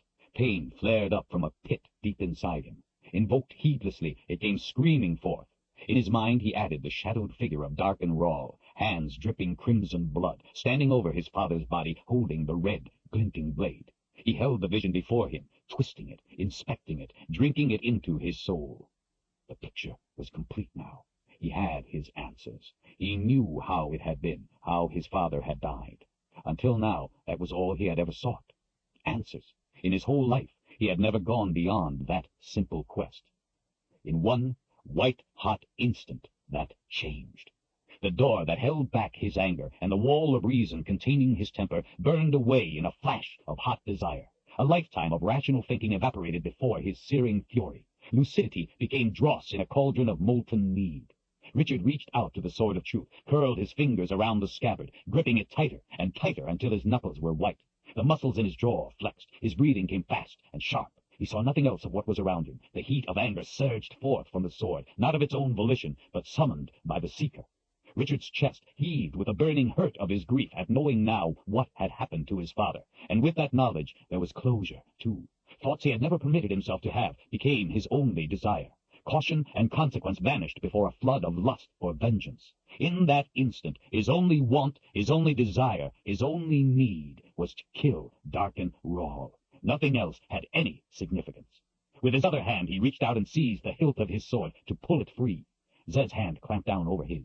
The Seeker's eyes snapped up, livid at the interference. Richard, Zed's voice was gentle. Calm down. The Seeker, his muscles flexing powerfully, glowered into the other's tranquil eyes. Some part of him, deep in the back of his mind, kept warning him, trying to regain control. He ignored the warning. He bent over the table to the wizard, his teeth gritted. I accept the position of Seeker. Richard, Zed repeated calmly. It's all right. Relax. Sit down. The world came rushing back into his mind. He pulled his readiness to kill back a notch, but not his rage. Not only the door, but also the wall that had contained his anger, was gone. Even though the world about him had returned, it was a world seen through different eyes. Eyes he had always had, but had been afraid to use. The eyes of a seeker. Richard realized that he was standing. He didn't remember getting up. He sat again next to Caleb, removing his hands from the sword. Something inside him regained control of his anger. It wasn't the same as before, though. It didn't shut it away, didn't lock it behind a door, but pulled it back, unafraid, to make it ready when needed again. Some of his old self seeped back into his mind, calming him, slowing his breathing, reasoning within him. He felt liberated, unafraid, unashamed of his temper for the first time. He allowed himself to sit there while he uncoiled, feeling his muscles relax. He looked up into Zed's calm, undisturbed face. The old man, his thatch of white hair framing an angular face set in a perceptive cast, studied him, assessed him with the slightest hint of a smile fixed at the corners of his thin mouth. "Congratulations," the wizard said. "You have passed my final test to become Seeker." Richard pulled back in confusion. "What do you mean? You already appointed me Seeker." Zed shook his head slowly. "I told you before. Weren't you listening? A Seeker appoints himself. Before you could become Seeker, you had to pass one determinative test. You had to show me you could use all your mind. For many years, Richard, you have kept part of it locked away. Your anger. I had to know you could release it, call upon it. I've seen you angry, but you were unable to admit your anger to yourself.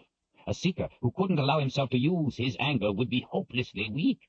It is the strength of rage that gives the heedless drive to prevail. Without the anger, you would have turned down the sword, and I would have let you, because you wouldn't have had what was required. But that is irrelevant now. You have proven you are no longer a prisoner to your fears. Be cautioned, though. As important as it is to be able to use your rage, it is equally important to be able to restrain it.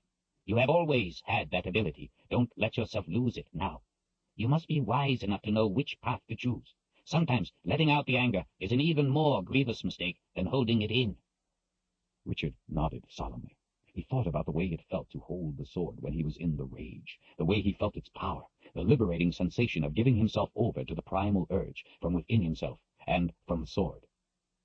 "The sword has magic," he said guardedly. "I felt it." "It does. But, Richard, magic is only a tool, like any other.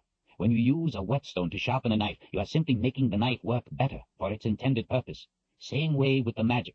It's just a honing of the intent." Zed's eyes were clear and sharp. "Some people are more terrified to die by magic than, say, by a blade, as if somehow one is less dead if killed by a blow or cut than if killed by the unseen. But listen well. Dead is dead. The fear of the magic, though, can be a powerful weapon. Keep that in mind." Richard nodded. The late afternoon sun warmed his face, and out of the corner of his eye he could see the cloud. Rawl would be watching it too. Richard remembered the man from the quad on Blunt Cliff, how he had pulled his sword across his arm, drawing blood before he attacked. He remembered the look in the man's eyes. He hadn't understood it at the time. He understood it now. Richard hungered for the fight. The leaves of the nearby trees fluttered in the light autumn wind, glimmering with their first touches of gold and red. Winter was coming. The first day of winter would soon be here. He thought about how he would get them across the boundary. They had to get one of the boxes of Orden, and when they found it, they would find Rawl. "Zed, no more games. I am Seeker now. No more tests. True?" "True as toasted toads." "Then we are wasting our time. I am sure Rawl is not wasting his." He turned to Kaelin. "I hold you to your pledge to be my guide when we reach the Midlands."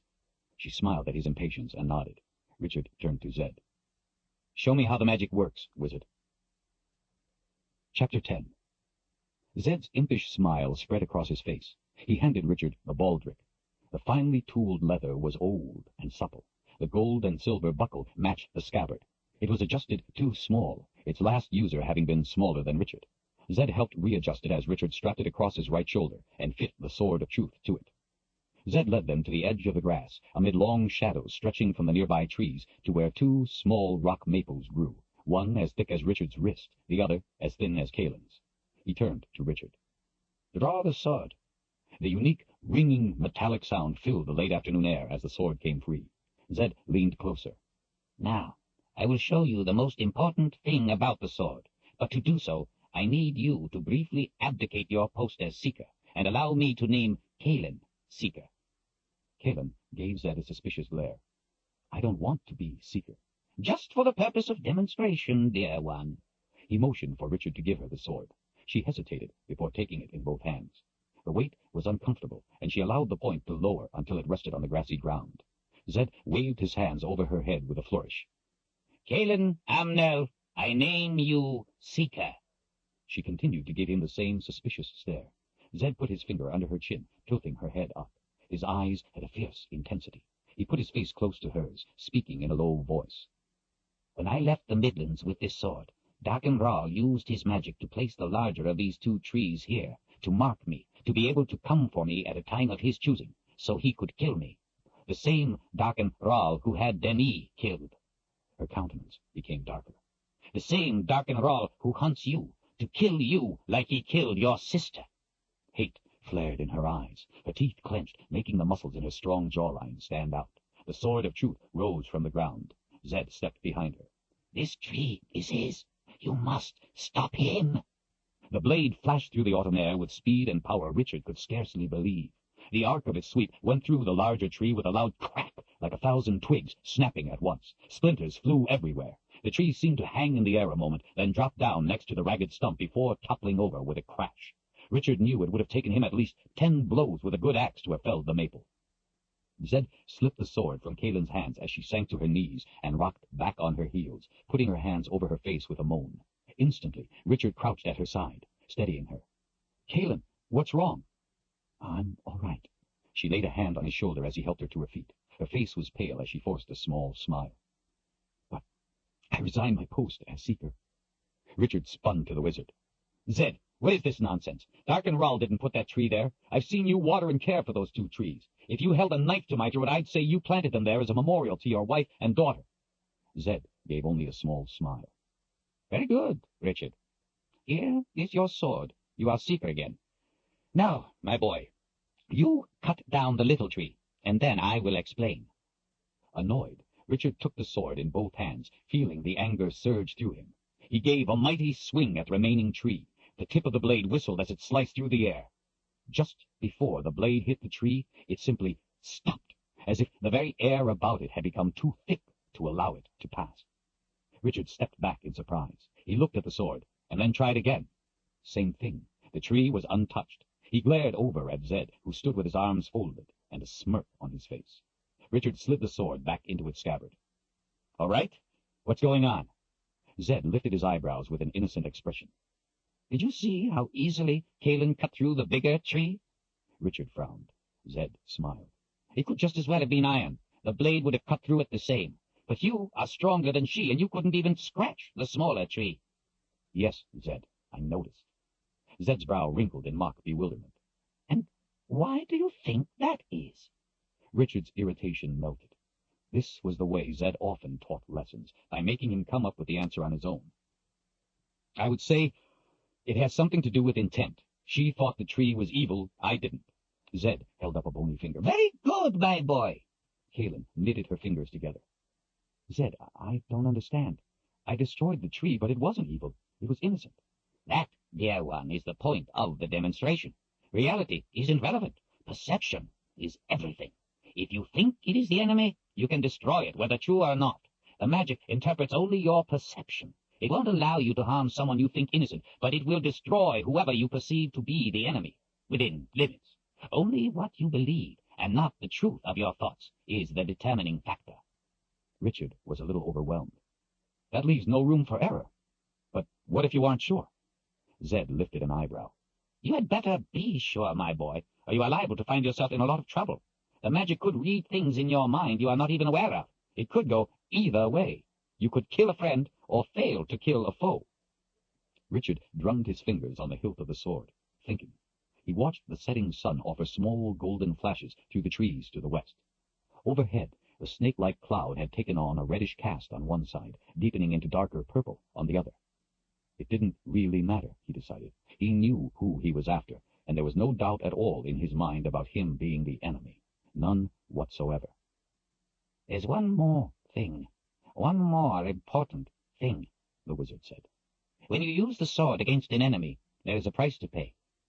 Is that not true, dear one?" He looked to her. Kaelin nodded and lowered her eyes to the ground. "The more powerful the enemy, the higher the price. I am sorry it was necessary to do this to you, Kaelin, but it is the most important lesson Richard must learn." She gave him a small smile, letting him know that she understood the need. He turned back to Richard. "We both know that sometimes killing is the only choice, that it has to be classified as the right thing to do. I know you do not need to be told that any time you kill, though, it is a terrible thing. You live with it always, and once done, it cannot be undone. You pay a price within yourself. It diminishes you for having done it." Richard nodded. It still made him uneasy that he had killed the man on Blunt Cliff. He wasn't sorry about what he had done. He had had no time or other choice, but in his mind he still saw the man's face as he went over the edge. Zed's eyes became intense. It is different when you kill with the sword of truth, because of the magic. The magic has done your bidding, and it extracts a price. There is no such thing as pure good or pure evil, least of all in people. In the best of us there are thoughts or deeds that are wicked, and in the worst of us, at least some virtue.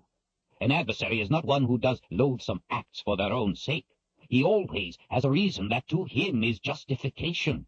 My cat eats mice. Does that make him bad? I don't think so. And the cat doesn't think so.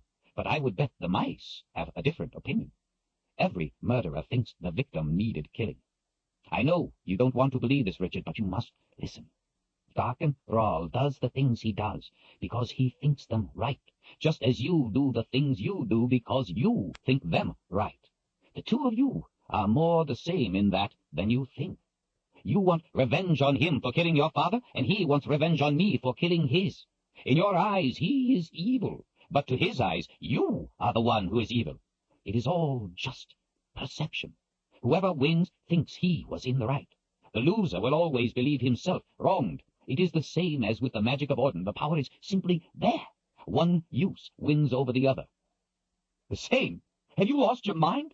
How could you think we are the same in any way? He craves power. He would chance destroying the world to get it. I don't want power. I just wanted to be left alone. He murdered my father. He ripped his guts out. He's trying to kill us all. How can you say we are alike? You make it sound like he isn't even dangerous. Haven't you been paying attention to what I have just been teaching you? I said you are the same in that you both think you are right. And that makes him more dangerous than you can imagine, because in every other way, you are different.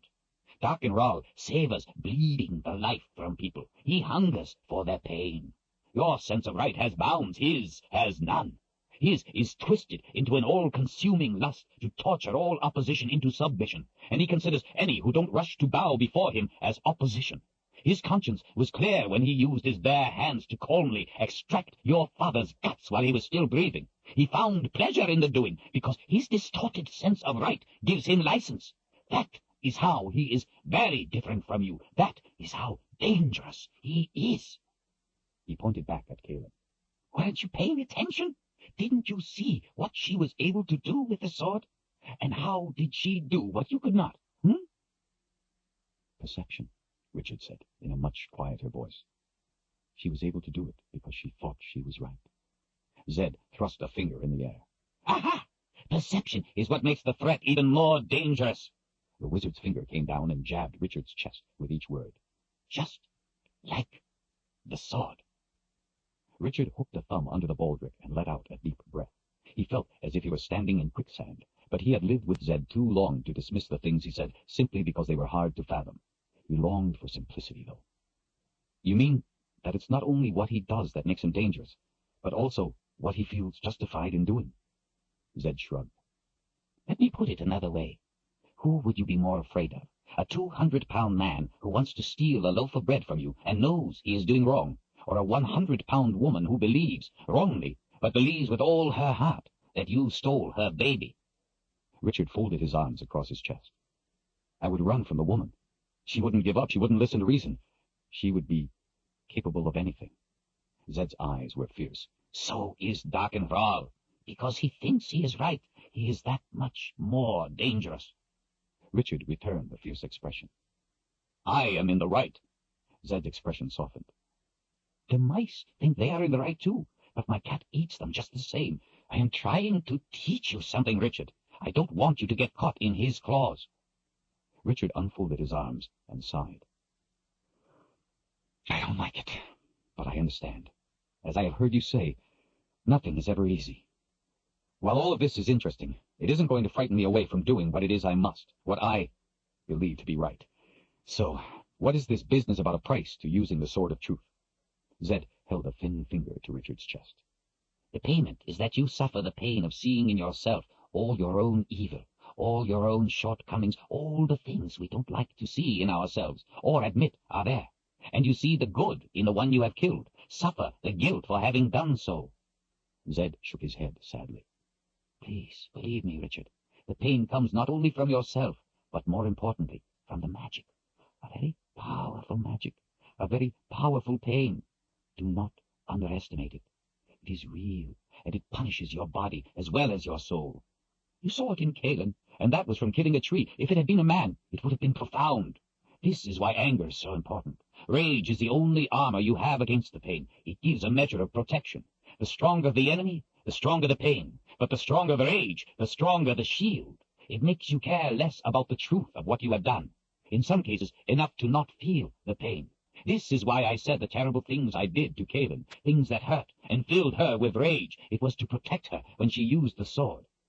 You see why I wouldn't have allowed you to take the sword? If you weren't able to use your anger, you would be naked before the magic. It would tear you apart. Richard was a little frightened by this, by the look in Caelan's eyes after she had used the sword, but it didn't dissuade him. He glanced up at the mountains of the boundary. They stood out, pale pink in the light of the setting sun. Behind them, from the east, darkness was coming. Darkness coming for them. He had to find a way across the boundary, into that darkness. The sword would help him. That was what mattered. There was much at stake. There was a cost to everything in life. He would pay this one. His old friend placed his hands on Richard's shoulders and looked hard into his eyes. Zed's features were set in grim warning. Now, I have to tell you something you are not going to like. His fingers tightened, almost painfully.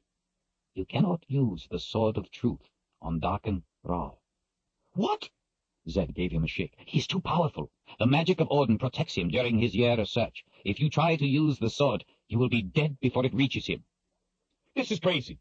First, you want me to be the Seeker and take the sword. Now you tell me I can't use it? Richard was furious. He felt cheated. Just against Rahl. It won't work against him. Richard, I didn't make the magic. I only know how it works. Darken Rahl knows how it works, too. He may try to make you use the sword against him. He knows it would kill you. If you give in to the rage and use the sword against him, he will win. You will be dead, and he will have the boxes. Caelan's brow wrinkled in frustration. Zed, I agree with Richard. This makes it impossible. If he cannot use his most important weapon, then... Zed cut her off. No! This! He rapped Richard on the head with his knuckles. This is a Seeker's most important weapon. He jabbed his long finger at the center of Richard's chest. And this. Everyone stood in silence for a moment. The Seeker is the weapon, Zed said with emphasis. The sword is just a tool. You can find another way. You must. Richard thought he should be upset, that he should feel angry, frustrated, overwhelmed. But he didn't. His first view of his options lifted from him, letting him see beyond. He felt strangely calm and determined. I'm sorry, my boy. I wish I could change the magic, but Richard put his hand on Zed's shoulder. It's all right, my friend. You're right. We must stop Rahl. That's all that matters. I have to know the truth to succeed, and you have given me the truth. Now it's up to me to use it.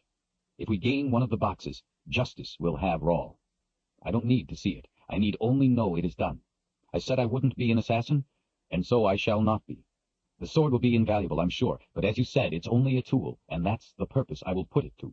The magic of the sword isn't an end in itself. I can't allow myself to make that mistake, or I will be only a pretend seeker. In the gathering gloom, Zed patted Richard affectionately on the shoulder. You have gotten it all right, my boy. All of it. He broke into a broad grin. I've chosen the Seeker well. I'm proud of myself. Richard and Caelan laughed at Zed's self-congratulation. Caelan's smile faded. Zed, I cut down the tree you planted in memory of your wife. That bothers me. I'm deeply sorry for doing it. Don't be, dear one. Her memory has aided us. She has helped show the Seeker the truth. There could be no more fitting tribute to her. Richard didn't hear them talking. Already he was looking to the east, to the massive wall of mountains, trying to think of solutions. Cross the boundary, he thought. Cross the boundary without going through it. How? What if it was impossible? What if there was no way across the boundary? Would they be stuck here while Darken Rahl searched for the boxes?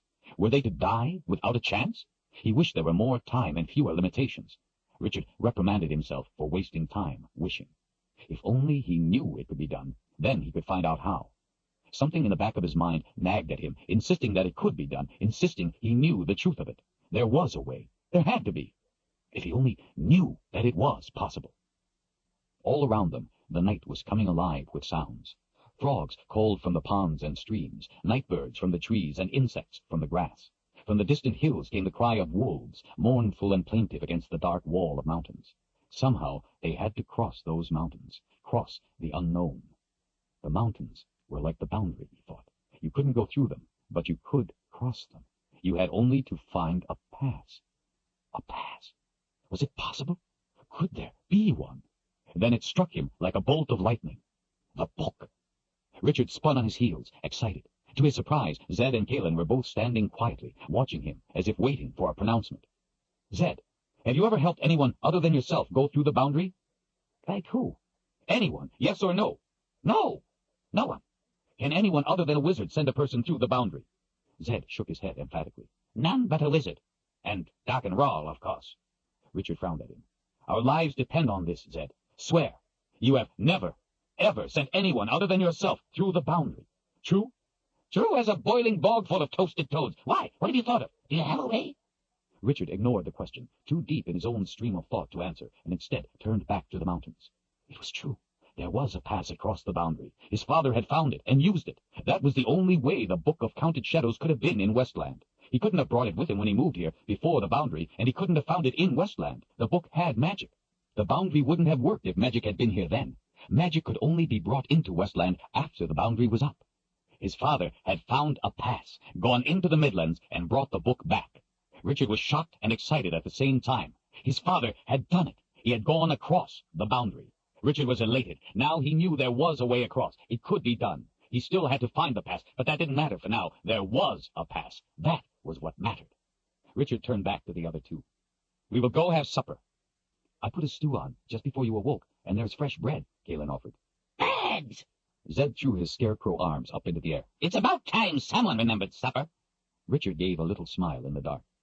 After we've eaten, we'll make preparations, decide what we need to take, what we can carry, get our provisions together and pack tonight. We'll need to get a good night's sleep. We leave at first light.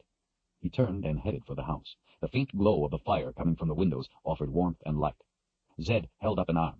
Where are we headed, my boy? The Midlands, Richard called back over his shoulder. Zed was halfway through his second bowl of stew before he could bring himself to stop eating long enough to talk. So, what have you figured out? Is there truly a way to cross the boundary? There is. Are you sure? How can it be? How can we cross without going through? Richard smiled as he stirred his stew. You don't have to get wet to cross a river. The lamplight flickered on their faces as Galen and Zed frowned in puzzlement. Galen turned and threw a small piece of meat to the cat, who was sitting on his haunches, waiting for any handout. Zed ate another slab of bread before he was able to ask his next question. And how do you know there is a way across? There is. That's all that matters. Zed had an innocent look on his face. Richard. He ate 2 more spoonfuls of stew. We're your friends. There are no secrets among us. You can tell us. Richard looked from one big pair of eyes to the other and laughed out loud. I've had strangers tell me more of themselves. Zed and Galen both backed away a little at the rebuff and looked at each other, but neither dared repeat the question. They talked on as they ate, of what they had at hand to take with them, how much they could do to prepare in such a short time, and what their priorities should be. They listed everything they could think of, each offering items to be taken. There was much to do and little time. Richard asked Galen if she traveled the Midlands often. She said that was almost all she ever did. And you wear that dress when you travel? I do. She hesitated. People recognize me by it. I don't stay in the woods. Wherever I go, I am always provided with food and a place to stay, and anything else I might require. Richard wondered why. He didn't press, but he knew the dress she wore was more than something she bought in a shop. Well, with the 3 of us being hunted, I don't think we want people to recognize you. I think we need to stay away from people as much as possible. Keep to the woods when we can. She and Zed both nodded their agreement. We will need to find you some traveling clothes, forest garb, but there's nothing here that will fit you. We'll have to find something on the way. I have a hooded cloak here. It'll keep you warm for now. Good, she said, smiling. I'm tired of being cold, and I can tell you a dress is not right for the woods. Galen finished before the men and put her half-full bowl on the floor for the cat. The cat seemed to have the same appetite as Zed and was eating out of the bowl before she could set it down. They discussed each item they would take and planned how they would do without others. There was no telling how long they would be gone, but Westland was a big place, and the Midlands bigger. Richard wished they could go to his house, since he often went on long treks and had the right kinds of provisions, but it was too big a risk. He would rather find the things they needed elsewhere, or go without, than go back to what waited there. He didn't know yet where they were going to cross the boundary, but he wasn't worried. He still had until morning to think about it. He was just relieved to know there was a way. The cat's head came up. He crossed half the distance to the door and stopped, back and fur rising. Everyone noticed and fell silent. There was firelight in the front window, but it wasn't reflecting from the hearth. It was coming from outside. "I smell burning pitch," Kalin said. In an instant the three were on their feet. Richard grabbed the sword from the back of his chair and had it on almost before he was to his feet. He went to look out the window, but Zed didn't waste the time and went through the door in a rush with Kalin in tow. Richard got only a glimpse of torches before he hurried out after the other two. Spread out in the long grass in front of the house was a mob of about 50 men, some carrying torches, but most carrying crude weapons, axes, pitchforks, scythes, or axe handles. They were dressed in their work clothes. Richard recognized many of the faces. Good men, honest, hard-working family men. They didn't look like good men this night, though. They looked to be in a foul mood, their faces grim and angry. Zed stood in the center of the porch, hands on his skinny hips, smiling out at them, the red light from the torches making his white hair pink. "What's this then, boys?" Zed asked. They mumbled among themselves, and several men in front took a step or two forward. Richard knew the one, John, who spoke for the rest. "There's trouble about. Trouble caused by magic, and you're at the bottom of it, old man. You're a witch." "A witch?" Zed asked in bewilderment. "A witch? That's what I said. A witch." John's dark eyes shifted to Richard and Kalin. "This doesn't concern you two. Our business is with the old man." "You're a witch." "A witch?" Zed asked in bewilderment. "A witch? That's what I said. A witch." John's dark eyes shifted to Richard and Kalin. "This doesn't concern you two. Our business is with the old man. Leave now, or you'll get the same as him." Richard couldn't believe the men he knew were saying this. Kalin came forward, stepping in front of Zed, the folds of her dress swirling around her legs when she stopped. She held her fists at her sides. "Leave now," she warned menacingly, "before you come to regret what you have chosen to do." The mob of men looked around at each other, some smirking, some making crude comments under their breath, some laughing. Kalin stood her ground and stared them down. The laughter died out. "So," John said with a sneer, "2 witches to take care of." The men cheered and hollered, brandishing their weapons. John's round, heavy-set face smiled defiantly. Richard stepped slowly and deliberately in front of Kalin, putting a hand behind as he did so, forcing her and Zed to step back. He kept his voice calm, friendly. "John, how's Sarah? I haven't seen you two for a while." John didn't answer. Richard surveyed the other faces. "I know many of you. Know you to be good men. This isn't something you want to do." He looked back to John. "Take your men and go home to your families. Please, John." John pointed an axe handle at Zed. "That old man's a witch. We're going to put an end to him." He pointed at Kalin. "And her. Unless you want the same, Richard, be on your way." The mob yelled their agreement. The torches sizzled and popped as they burned, and the air smelled of burning pitch and sweat. When they realized that Richard wasn't leaving, the rabble started to push forward. The sword was free in a blink. The men took a step back as the metallic ringing filled the night air. John stood in red-faced anger. The ringing died out, and the only sound was from the burning torches. Grumbling broke out about Richard being in with the witches. John charged, swinging the axe handle at Richard as he came. The sword flashed through the air, splintering John's weapon with a loud crack. Only 2 ragged inches of the axe handle were left above his fist. The severed piece of wood spun off into the darkness, landing somewhere with a hollow thud. John stood frozen, 1 foot on the ground, 1 on the porch, and the point of the sword of truth pressed to the underside of his ample chin. The polished blade glinted in the torchlight. Richard, his muscles hard with restrained need, slowly bent forward, and with the sword point tilted John's face up to his own. In a voice barely more than a whisper, but so deadly cold it made John stop breathing, he said, "Another step, John, and your head follows." John didn't move, didn't breathe. "Back away," Richard hissed. The man did as he was ordered, but when back with his fellows, regained his nerve. "You can't stop us, Richard. We're here to save our families." "From what?" Richard yelled. He pointed the sword at one of the other men. "Frank, when your wife was sick, wasn't it Zed who brought her a potion that made her well?" He pointed the sword to another. "And Bill, didn't you come and ask Zed about the rains, when they would come so you fellows could harvest your crops?" He whipped the sword's point back to his attacker. "And John, when your little girl was lost in the woods, was it not Zed who read the clouds all night, and then went out himself and found her and brought her back safe to you and Sarah?" John and a few of the others cast their eyes downward. Richard angrily drove the sword back into its scabbard. "Zed has helped most of the men here. He has helped heal your fevers, find lost loved ones, and freely shared anything he has with you." From the back, someone yelled out, "Only a witch could do all those things." "He has done nothing to harm a single one of you." Richard paced back and forth across the porch, facing the men down. "He has never harmed one of you. He's helped most of you. Why would you want to harm a friend?" There was some confused grumbling for a few minutes before they regained their conviction. "Most of the things he's done are magic," John shouted. "A witch's magic. None of our families are safe with him around." Before Richard could answer, Zed was pulling him back by his arm. He turned to the old man's smiling face. Zed didn't seem to be bothered in the least. If anything, he seemed to be enjoying himself. "Very impressive," he whispered. "Both of you. Very impressive. If you would, though, let me handle it from here." He lifted an eyebrow, then turned to the men. "Gentlemen, good evening. How nice to see you all." Some of the men gave a greeting in return. A few lifted their hats self-consciously.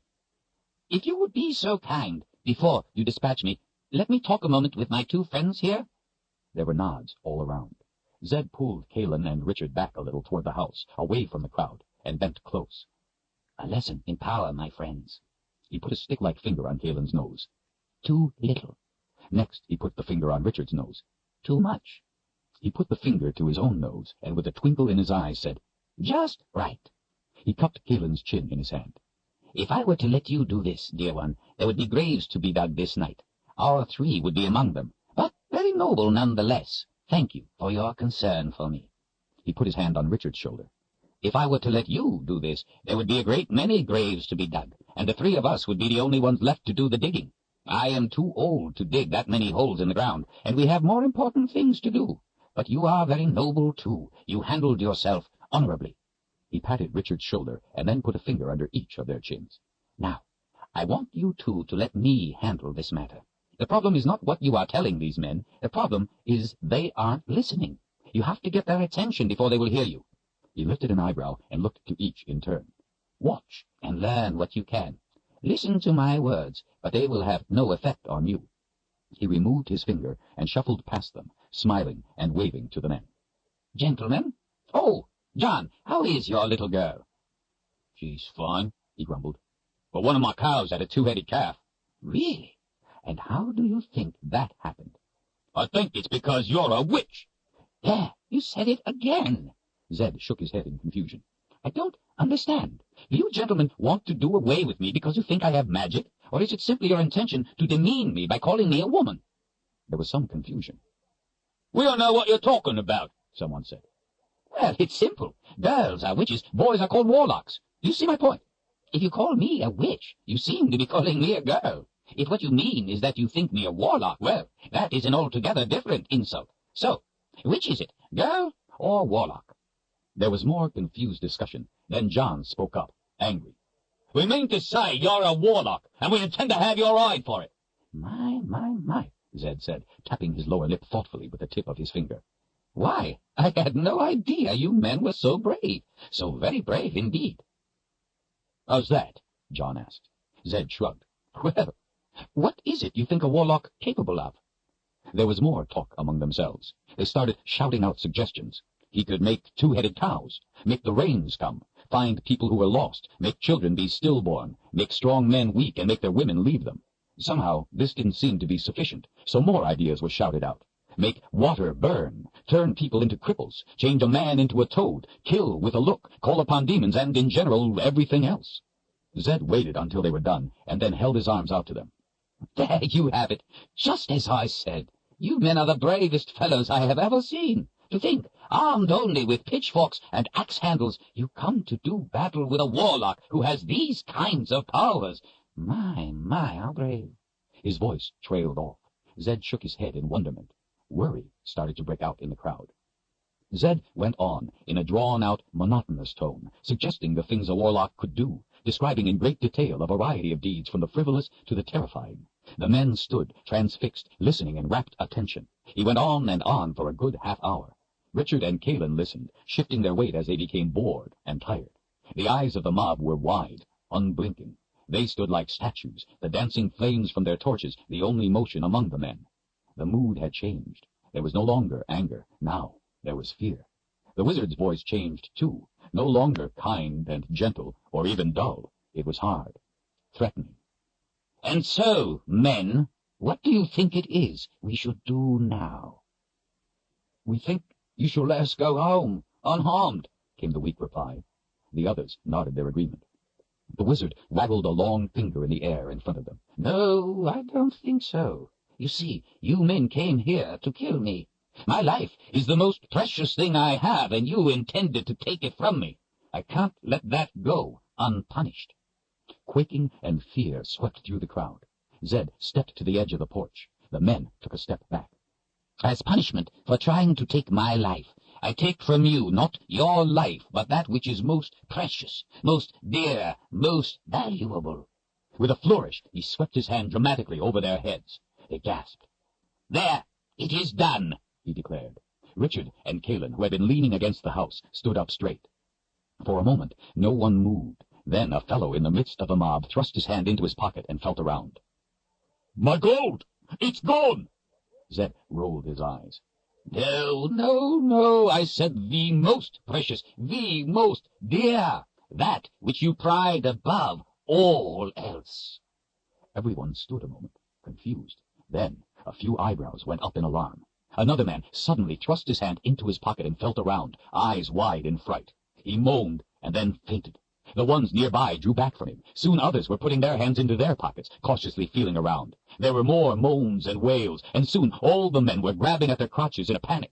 Zed smiled in satisfaction. Pandemonium broke out among the mob. Men were jumping up and down, crying, grabbing at themselves, running around in little circles, asking for help, falling on the ground and sobbing. Now, you men, get out of here! Leave! Zed yelled. He turned to Richard and Kalin. An impish grin on his face wrinkled his nose. He winked at them both. Please, Zed! A few men called out. Please, don't leave us like this! Please, help us! There were pleas all around. Zed waited a few moments and turned back to them. What's this? Do you men think I've been too harsh? He asked with mock wonder and sincerity. There was quick agreement that he had been. And why do you think this? Have you learned something? Yes, John yelled. We realize now that Richard was right. You have been our friend. You have never done anything to harm any of us. Everyone shouted their agreement. You have only helped us, and we acted stupidly. We want to ask your forgiveness. We know, just like Richard said, that we were wrong, that using magic doesn't make you bad. Please, Zed, don't stop being our friend now. Please, don't leave us like this. There were more pleas shouted out. Zed tapped a finger on his bottom lip. Well, he looked up, thinking. I guess I could put things back to the way they were. The men moved closer. But only if you all agree to my terms. I think them quite fair, though. They were ready to agree to anything. All right, then. If you agree to tell anyone who speaks up from now on that magic doesn't make a person bad, that their actions are what count, and if you go home to your families and tell them you almost made a terrible mistake tonight, and why you were wrong, then you will all be restored. Fair? There was nodding from everyone. More than fair, John said. Thank you, Zed. The men turned and began to leave, quickly. Zed stood and watched. Oh, gentlemen, one more thing. They froze. Please, pick up your tools from the ground. I'm an old man. I could easily trip and hurt myself. They kept a cautious eye to him as they reached out and snatched up their weapons, then turned and walked a ways before breaking into a run. Richard came and waded to one side of Zed, Kalin to the other. Zed stood with his hands on his bony hips, watching the men go. Idiots, he muttered under his breath. It was dark. The only light came from the front window of the house behind them, and Richard could barely see Zed's face, but he could see it well enough to see he wasn't smiling. My friends, the old man said, that was a stew stirred by a hidden hand. Zed, Kalin asked, diverting her eyes from his face, did you really make their manhood vanish? Zed chuckled. That would be quite the magic. Beyond me, I'm afraid. No, dear one, I only tricked them into thinking I had. Simply convinced them of the truth of it. Let their own minds do the work.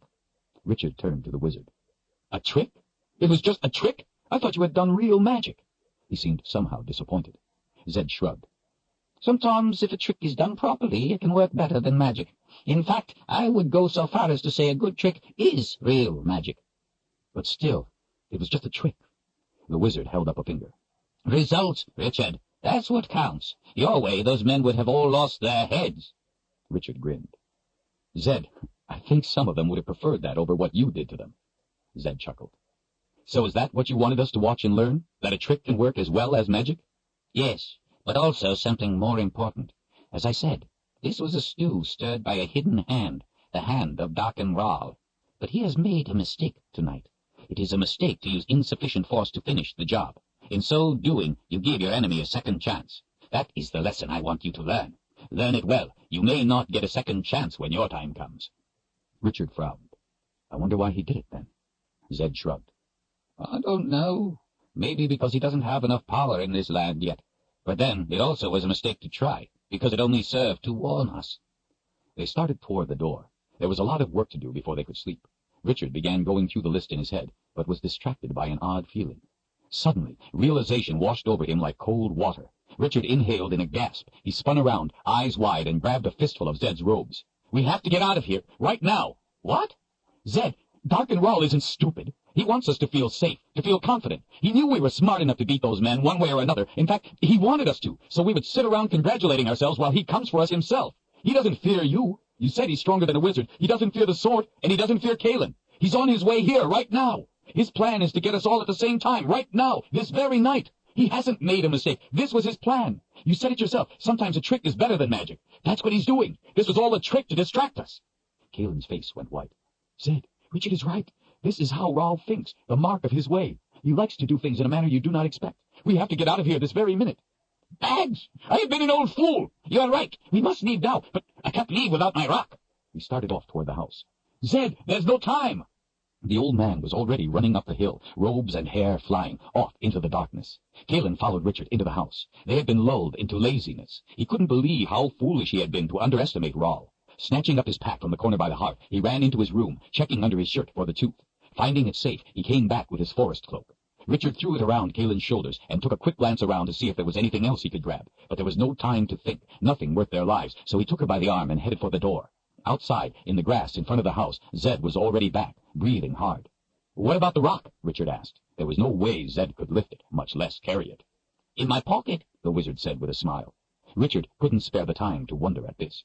The cat was suddenly there, somehow aware of their urgency, rubbing up against their legs. Zed picked it up. Can't leave you here, cat. There's trouble coming. Zed lifted the flap of Richard's pack and tucked the cat inside. Richard had an uneasy feeling. He looked about, scanning the darkness, seeking something out of place, something hidden. He saw nothing, but felt eyes watching. Kalen noticed his searching. What's wrong? Even though he could see nothing, he felt the eyes. It must be his fear, he decided. Nothing. Let's go. Richard led them through a sparsely wooded area he knew well enough to walk blindfolded, to the trail he wanted, and turned south. They moved along quickly, in silence, with the exception of Zed, muttering occasionally about how stupid he had been. After a while, Kalen told him he was too reproachful of himself. They had all been fooled, and each felt the sting of blame, but they had made good their escape, and that was all that mattered. It was an easy trail, almost a road, and the company of three walked side by side, Richard in the middle, Zed to his left, Kalen to his right. The cat poked his head up from Richard's backpack and looked about as they walked. It was a mode of travel he had enjoyed since he was a kitten. The moonlight was enough to light their way. Richard saw a few wayward pines looming against the sky, but he knew there could be no stopping. They had to get away from here.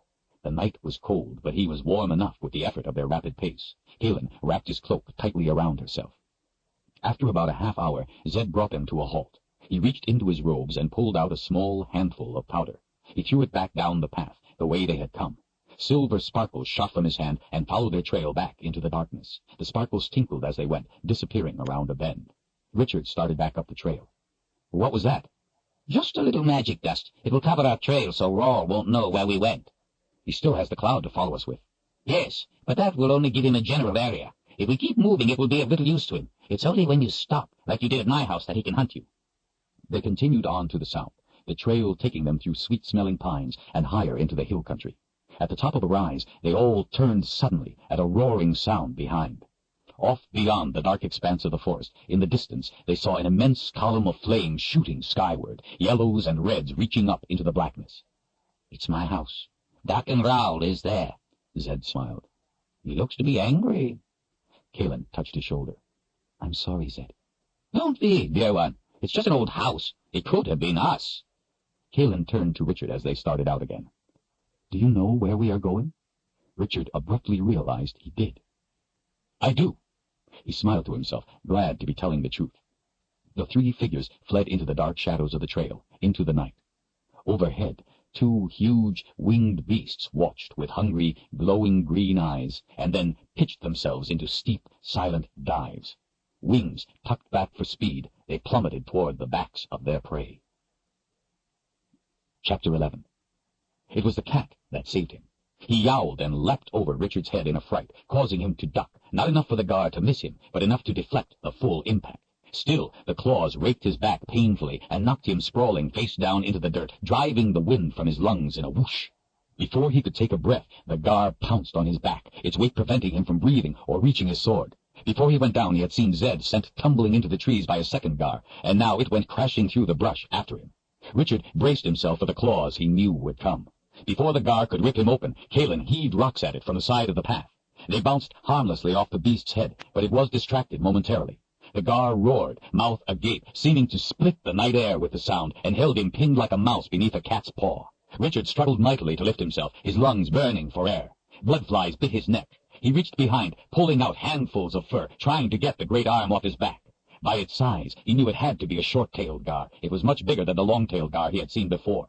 The sword was under him, digging painfully into his abdomen. He couldn't get to it. It felt as if the veins in his neck would burst. Richard was beginning to black out. The sounds of yelling and roars from the gar were growing fainter as he struggled.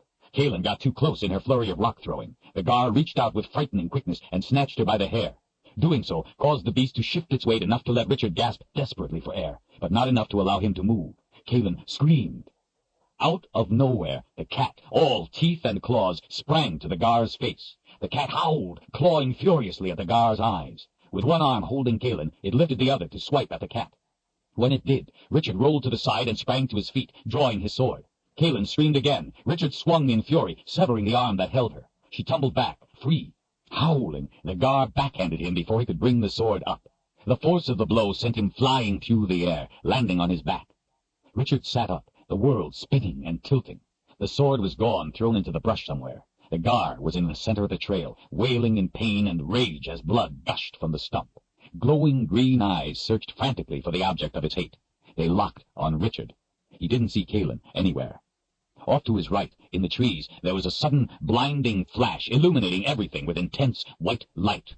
The violent sound of an explosion hammered painfully into his ears as the concussion from the blast tumbled him against a tree and knocked the gar from its feet. Rolling flames whirled through gaps in the trees. Giant splinters and other debris hurtled past, streaming trailers of smoke. Richard began a frantic search for the sword as the gar came to its feet with a howl. Richard felt around on the ground, desperate and partially blinded from the flash of the explosion. He had enough vision, though, to see the gar coming. His anger flared. He could feel it flare in the sword, too. The sword's magic reached out to him, beckoned by its master. He called it forth, summoned it, hungered for it. It was there, across the trail. He knew it as surely as if he could see it. He knew exactly where it lay as if he were touching it. He scrambled across the trail. Halfway there, the gar kicked him so hard he saw things moving past, but couldn't understand what they were. All he knew for sure was that every breath caused intense pain in his left side. He didn't know where the trail was or where he was in relation to it. Bloodflies were bumping into his face. He couldn't get its bearings, but he did know where the sword of truth was. He dove for it. For an instant, his fingers touched it. For an instant, he thought he saw Zed. Then the gar had him. It picked him up by his right arm and wrapped its repulsive, warm wings about him, hugging him close, his feet dangling in midair. He cried out from the sharp pain in his left ribs. Glowing green eyes burned into his, and the giant mouth snapped, showing him his fate. The immense maw split open for him, its fetid breath on his face, its black throat waiting. Wet fangs glistened in the moonlight. With all his strength, Richard kicked his boot into the stump of the gar's arm. It threw its head back, howled in pain, and dropped him. Zed emerged at the edge of the trees a dozen yards behind the gar. Richard, on his knees, grabbed the sword. Zed threw his hands out, fingers extended. Fire, wizard's fire, shot from his fingers and came shrieking through the air. The fire grew and tumbled, illuminating everything it passed, becoming a blue and yellow ball of liquid flame that wailed and expanded as it came, a thing alive. It hit the gar's back with a thud, silhouetting the giant beast against the light. Within the space of a breath, the blue and yellow flames washed over the gar, enveloping it, surging through it. Bloodflies sparked into nothingness. Fires sizzled and snapped everywhere on the creature, consuming it. The gar disappeared into the blue heat and was gone. The fire swirled a moment, and then it, too, was gone. The smell of burnt fur and a hazy smoke hung in the air. The night was suddenly quiet. Richard collapsed, exhausted and in pain. The gashes on his back had dirt and gravel ground into them, and the pain in his left side seared into him with every breath. He wanted only to lie there, nothing more. The sword was still in his hand. He let the power of it wash through him, sustain him. He allowed the anger of it to let him ignore the pain. The cat licked Richard's face with his rough tongue and nuzzled the top of his head against Richard's cheek. "Thank you, cat," he managed. Zed and Kalin appeared over him. Both bent down to take his arms and help lift him up. "No! You'll hurt me if you do that. Let me get up by myself." "What's wrong?" Zed asked. "The gar kicked me in the left side. Oh, it hurts." "Let me look." The old man bent over and gently felt Richard's ribs. Richard winced in pain. "Well, I don't see any bones sticking out. Can't be that bad." Richard tried not to laugh, as he knew it would hurt. He was right. "Zed, that was no trick. This time it was magic." "This time it was magic," the wizard confirmed. "But Doc and Raoul may have seen it too, if he was looking. We have to get out of here. Lie still. Let me see if I can help." Kalin knelt on his other side and cupped her hand on his, on the hand that held the sword, held the magic. When her hand touched his, he felt a surge of power from the sword that startled him and nearly took his breath away. Somehow he felt the magic was warning him and trying to protect him. Kalin smiled down at him. She hadn't felt it. Zed put one hand on Richard's ribs and a finger under his chin as he spoke in a soft, calm, reassuring voice. As he listened to Zed, Richard dismissed the sword's reaction to Kalin's touch on his hand. His old friend told him that 3 of his ribs were injured, and that he was putting magic around them to strengthen and protect them until they could heal. He continued to talk in his special way, telling Richard how the pain would be reduced, but not gone, until the ribs were healed. He spoke more, but the words seemed somehow not to matter. When Zed finished at last, Richard felt as if he were waking from sleep. He sat up. The pain had lessened greatly. He thanked the old man and got to his feet. He put the sword away and picked up the cat, thanking him again. He handed the cat to Kalin for her to hold while he searched for his pack, and found it near the side of the trail where it had been thrown in the fight. The gashes on his back were painful, but he would worry about them when they got to where they were going. When the other 2 weren't looking, he slipped the tooth from his neck and put it in his pocket. Richard asked the other 2 if they were hurt. Zed seemed insulted by the question. He insisted he wasn't as frail as he looked. Kalin said she was fine, thanks to him. Richard told her he hoped never to get in a rock-throwing contest with her. She gave him a big smile as she put Cat in his backpack. He watched as she picked up the cloak and put it around her shoulders, wondering at the way the sword's magic had reacted when she had touched his hand. "We had better be leaving," Zed reminded them. After about a mile, several smaller paths intersected theirs. Richard led them down the one he wanted. The wizard spread more of his magic dust to hide their trail. Their way was narrower now, so they walked single file, with Richard in the lead, Kalin in the middle, and Zed in the rear. The 3 of them kept a wary eye to the sky as they walked along. Even though it was uncomfortable to do so, Richard walked with his hand on the hilt of the sword. Shadows in the moonlight swept back and forth across the heavy oak door, and its iron strap hinges as the wind bowed branches close to the house. Kalin and Zed didn't want to climb the spiked fence, so Richard had left them on the other side to wait. He was just starting to reach up to knock on the door when a big fist grabbed his hair and a knife pressed against his throat. He froze. "Chase?" he whispered hopefully. The hand released his hair. "Richard, what are you doing lurking about in the middle of the night? You know better than to sneak up to my place." "I wasn't sneaking. I didn't want to wake the whole house." "There's blood all over you. How much is yours?" "Most of it, I'm sorry to say. Chase, go unlock your gate. Kalin and Zed are waiting out there. We need you." Chase, cursing as he stepped on twigs and acorns with his bare feet, unlocked the gate and shepherded them all into the house. Emma Branstone, Chase's wife, was a kind, friendly woman, always wearing a smile on her bright face. She seemed the complete opposite of Chase. Emma would be mortified if she thought she had intimidated anyone, while Chase's day wouldn't be complete unless he had. Emma was like Chase in one respect, though. Nothing ever seemed to surprise or fluster her. She was typically unruffled at this late hour as she stood in her long white nightdress, her gray-streaked hair tied back, making tea as the rest of them sat at the table. She smiled, as if it were normal to have blood-streaked guests come visiting in the middle of the night. But then, with Chase, it sometimes was. Richard hung his pack over the back of his chair, taking the cat out and handing him to Kalin. She put him in her lap, where he immediately began purring as she stroked his back. Zed sat to his other side. Chase put his shirt on over his big frame and lit several lamps that hung from heavy oak beams. Chase had felled the trees, hewed the beams out, and placed them by himself. The names of the children were carved along the side of one. Behind his chair at the table was a fireplace made of stones he had collected in his travels over the years. Each had a unique shape, color, and texture. Chase would tell anyone who would listen where each had come from and what sort of trouble he had encountered in retrieving it. A simple wooden bowl full of apples sat in the center of the stout pine table. Emma removed the bowl of apples and replaced it with a pot of tea and a jar of honey, then passed around mugs. She told Richard to remove his shirt and turn his chair so she could clean his wounds, a task not unfamiliar to her. With a stiff brush and hot, soapy water, she scrubbed his back as if she were cleaning a dirty kettle. Richard bit his bottom lip, holding his breath at times, and scrunched his eyes closed in pain as she worked. She apologized for hurting him, but said she had to get all the dirt out or it would be worse later.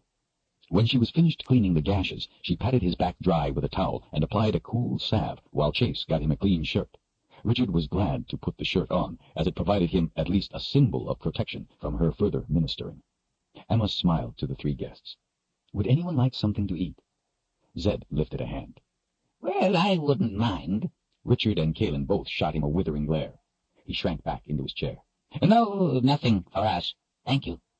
Emma stood behind Chase, combing her fingers affectionately through his hair. He sat in undisguised agony, barely able to tolerate her public display of sentiment. At last he leaned forward, using the excuse of pouring tea to put a stop to it. With a frown, Chase pushed the honey across the table. Richard, for as long as I've known you, you've had a talent for sidestepping trouble, but lately you seem to be losing your footing. Before Richard could answer, Lee, one of their daughters, appeared in the doorway, rubbing her sleepy eyes with her fists. Chase scowled at her. She pouted back. Chase sighed. You've got to be the ugliest child I've ever seen. Her pout turned to a beaming grin. Lee ran over to him, threw her arms around his leg, put her head on his knee, and hugged it tight. He mussed her hair. Back to bed with you, little one. Wait, Zed spoke up. Hey, come here. She went around the table. My old cat has been complaining that he has no children to play with. Lee stole a peek toward Kalen's lap. Do you know of any children he could visit? The girl's eyes widened. Zed, he could stay here. He would have fun with us. Really? Well, then he will stay here for a visit. All right, Lee, Emma said. Off to bed with you. Richard looked up. Emma, could you do me a favor? Do you have any traveling clothes Kalen could borrow? Emma looked Kalen over. Well, her shoulders are too big for my clothes, and her legs are too long, but the older girls have things I think would work nicely. She smiled warmly at Kalen and held out a hand. Come on, dear, let's see what we can find. Kalen handed Cat to Lee and took her other hand. I hope Cat won't be a bother. He insists on sleeping on your bed with you. Oh, no, Lee said earnestly. That will be fine. As they left the room, Emma knowingly shut the door. Chase took a sip of tea. Well, you know the conspiracy my brother was talking about? It's worse than he knows. That's so, Chase said noncommittally. Richard pulled the sword of truth from its scabbard and laid it on the table between them. The polished blade gleamed. Chase leaned forward and put his elbows on the table, lifting the sword with his fingertips. He let it roll into his palms, inspecting it closely, running his fingers over the word truth on the hilt and down the fuller on each side of the blade, testing the sharpness of the edge. He betrayed nothing more than mild curiosity. Not unusual for a sword to be named, but typically the name is engraved on the blade. I've never seen the name put on the hilt. Chase was waiting for someone else to say something consequential. Chase, you've seen this sword before, Richard admonished. You know what it is. I have, but I've never seen it this close. His eyes came up, dark and intense. The point is, Richard, what are you doing with it? Richard peered back with equal intensity. It was given to me by a great and noble wizard. Chase's forehead wrinkled into a sober frown. He looked to Zed. What's your part in this, Zed? Zed leaned forward, a small smile on his thin lips. I'm the one who gave it to him. Chase leaned back in his chair, shaking his head slowly. The spirits be praised, he whispered. A real seeker, at last. We don't have much time, Richard said. I need to know some things about the boundary. Chase let out a deep sigh as he rose and went to the hearth. He leaned an arm on the mantel, staring into the flames. The other two waited while the big man picked at the rough wood of the mantel, as if trying to pick his words. Richard, do you know what my job is? Richard shrugged. Keeping people away from the boundary for their own good. Chase shook his head. Do you know how to get rid of wolves? Go out and hunt them, I guess. The boundary warden shook his head again. That might get a few, but more would be born, and in the end you have just as many. If you really want to have fewer wolves, you hunt their food. You trap rabbits, so to speak. It's easier. If there is less food, fewer pups will be born. In the end, you have fewer wolves. That's my job. I hunt rabbits. Richard felt a wave of fright ripple through him. Most people don't understand the boundary, or what we do. They think it's just some stupid law we enforce. Many are afraid of the boundary, mostly older people. Many others think they know what's best and go up there to poach. They aren't afraid of the boundary, so we make them afraid of the wardens. That's something real to them, and we keep it real. They don't like it, but out of fear of us, they stay away. To a few, it's a game to see if they can get away with it. We don't expect to catch them all. We don't really care. What we care about is scaring enough of them so the wolves in the boundary won't have enough rabbits to get stronger. We protect the people, but not by preventing them from going into the boundary. Anyone stupid enough to do that is beyond our help. Our job is to keep most away, keep the boundary weak enough so the things in there can't come out and get everyone else. The wardens have all seen things that have gotten loose. We all understand. Others don't. Lately, more and more things have been getting loose. Your brother's government may pay us, but they don't understand either. Our allegiance is not to them, nor to any rule of law. Our only duty is to protect the people from the things that come out of the darkness. We consider ourselves sovereign. We take orders when it doesn't hinder our job. It keeps matters friendly. But if the time ever comes, well, we follow our own cause, our own orders. He sat back at the table, leaning forward on his elbows. Ultimately, there is only one whose orders we will follow, because our cause is a part of his larger cause. That one is the true seeker. He picked up the sword in his big hands and held it out to Richard, looking him in the eyes. I pledge my life and loyalty to the seeker. That one is the true seeker. He picked up the sword in his big hands and held it out to Richard, looking him in the eyes. I pledge my life and loyalty to the seeker. Richard sat back, moved. Thank you, Chase. He looked to the wizard a moment, then back to the boundary warden. Now we'll tell you what's been going on, and then I'll tell you what I want. Richard and Zed both shared in the telling of all that had happened. Richard wanted Chase to know it all, to understand that there could be no half-efforts, that it had to be victory or death, not by their choice, but by Dark and Rawls. Chase looked from one to the other as they spoke, understanding the seriousness of what they were telling him, appearing grim at the telling of the story of the magic of Orden. They didn't have to convince him of the truth of it. He was a man who had seen more than they would probably ever know. He asked few questions and listened carefully. He did enjoy the story of what Zed had done to the mob. His booming laugh filled the room until his laughter dissolved in tears. The door opened, and Kalen and Emma stepped into the light. Kalen was outfitted in fine forest garb, dark green pants with a wide belt, tan shirt, dark cloak, and a good pack. The boots and waist pouch were her own. She looked ready to live a life in the woods. Still, her hair, her face, her figure, and mostly her bearing spoke that she was more. Richard introduced her to Chase. My guide. Chase lifted an eyebrow. Emma saw the sword, and by her expression, Richard knew she understood. She moved behind her husband again, not touching his hair, but simply resting a hand on his shoulder, wanting to be near him. She knew trouble visited this night. Richard sheathed the sword, and Kalen came and sat next to him as he finished relating the rest of the events of the night. When he was done, they all sat in silence for a few minutes. What can I do to help you, Richard? Chase finally asked. Richard spoke softly, but firmly. Tell me where the pass is. Chase's eyes came up sharply. What pass? His old defensiveness was still in evidence. The pass across the boundary. I know about it. I just don't know exactly where it is, and I don't have time to search. Richard didn't have time to play these games and felt his anger rising. Who told you this? Chase, answer the question. The other smiled a little. One condition. I take you there. Richard thought about the children. Chase was used to danger, but this was different. That isn't necessary. Chase gave Richard an appraising look. It is to me.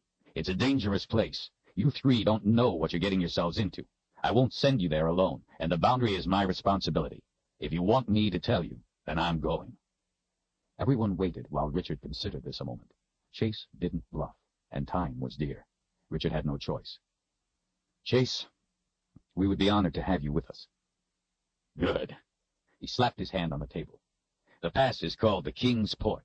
It's in a foul place called South Haven. 4, maybe 5 days' ride on horseback if we take Hawker's Trail. Since you're in a hurry, that's the way you'll want to be going. It will be light in a few hours. The three of you need to get some sleep. Emma and I will get the provisions together. Chapter 12. It seemed that he had just fallen asleep when Emma woke him and led them down to breakfast. The sun wasn't up yet, nor was anyone else in the house, but roosters were already crowing at the lightening of the new day. The aromas of cooking made him instantly hungry. Emma, smiling but not as brightly as the night before, dished out a big breakfast and said Chase had already eaten and was loading the horses. Richard had always thought Kaylin looked alluring in her unusual dress. He decided her new outfit didn't lessen her appeal in the least. While Kaylin and Emma talked about the children and Zed gushed compliments about the food, Richard's mind fed on what lay ahead. The light dimmed a little as Chase's form filled the doorway. Kaylin gave a start when she saw him. He was wearing a chainmail shirt over a tan leather tunic, heavy black pants, boots, and cloak. Black gauntlets were tucked behind a wide black belt set with a large silver buckle emblazoned with the emblem of the boundary wardens. Strapped everywhere were enough armaments to outfit a small army. On an ordinary man, the effect would have been silly. On Chase, it was frightening. He was an image of overt threat, deadly with every weapon he carried.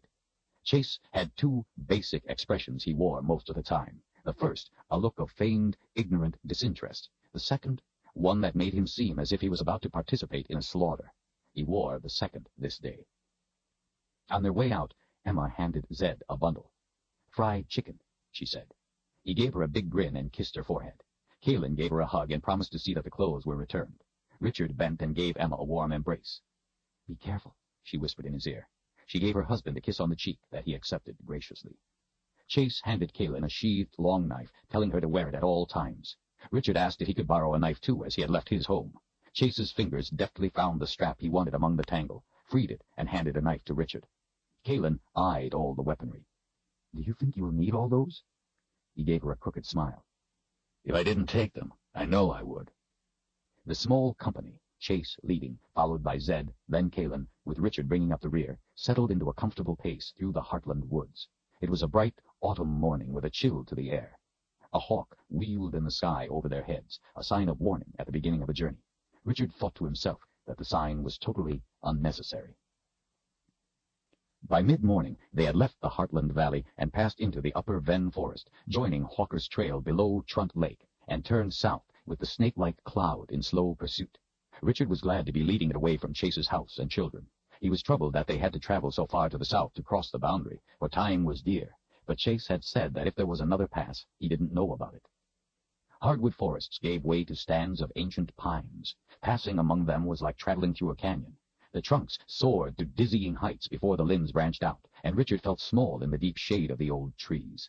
He had always been at ease traveling. He did it often, and the familiar places they passed made it seem to be just another trek.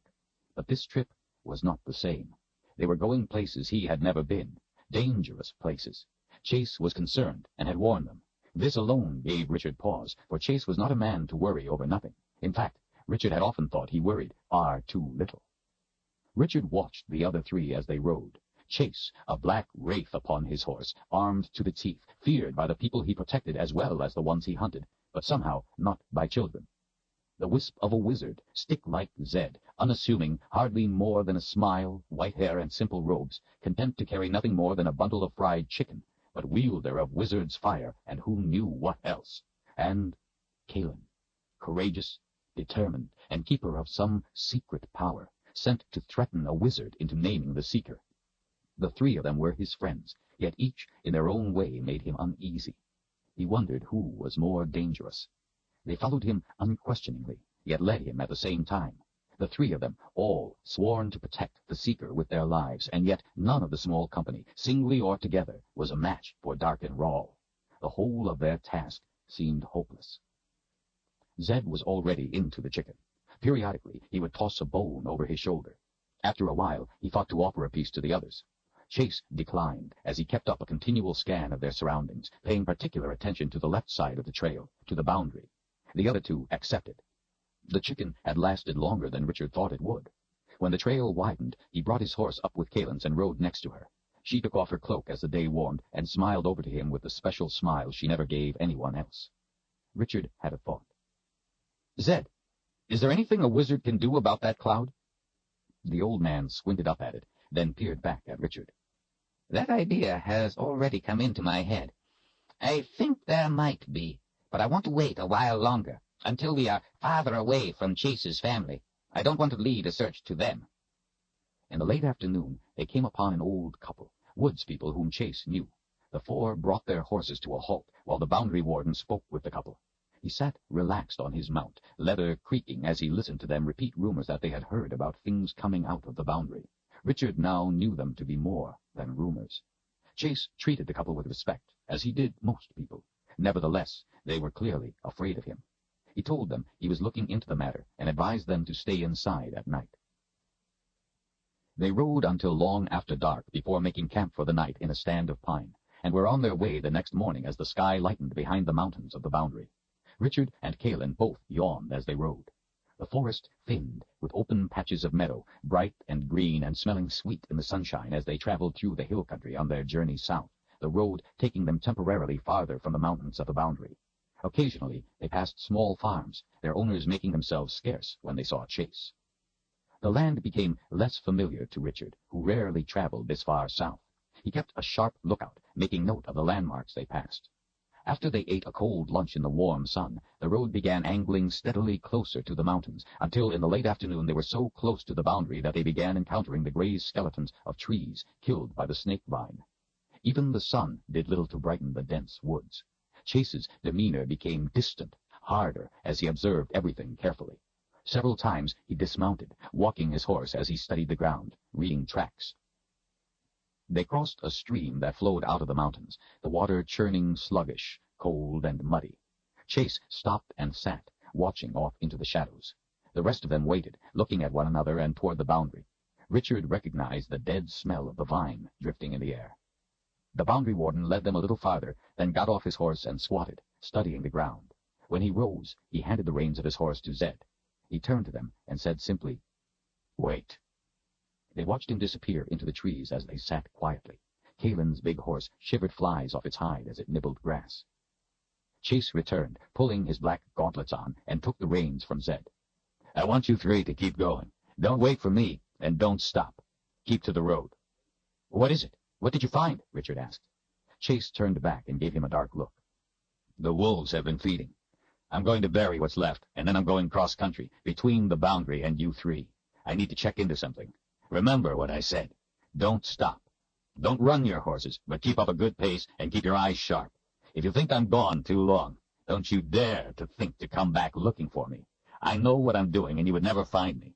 I'll be back with you when I can. Keep going until then, and stay on the road." He mounted, turned his horse, and urged it into a run, its hooves kicking up clumps of sod. "Get moving!" Chase yelled back over his shoulder. As he disappeared through the trees, Richard saw him reach up to a short sword strapped over his shoulder and pull it free. He knew Chase was lying. He wasn't going to bury anything. Richard didn't like to let his friend go off alone like this, but Chase spent most of his life alone out here by the boundary and knew what he was doing, what was necessary to protect them. Richard had to trust his judgment. "You heard the man," the seeker said. "Let's go." As the three rode on through the boundary woods, rock outcroppings grew in size and twisted their route one way and then the other.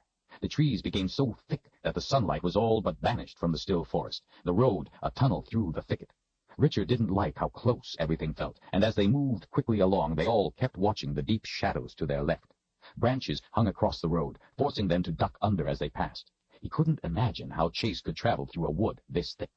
When the way was wide enough, Richard rode up to Kalin's left, wanting to keep himself between her and the boundary. He kept the reins in his left hand to leave his sword hand free.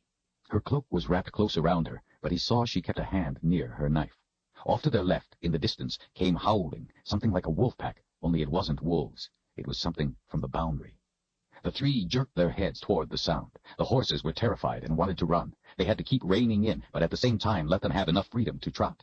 Richard understood the way the horses felt. He felt the urge to let them go, but Chase had said explicitly not to let them run. He must have had a reason, so they held back. When the howling was punctuated with blood-curdling shrieks that made the hair on his neck stand on end, it became more difficult to force himself to prevent the horses from running.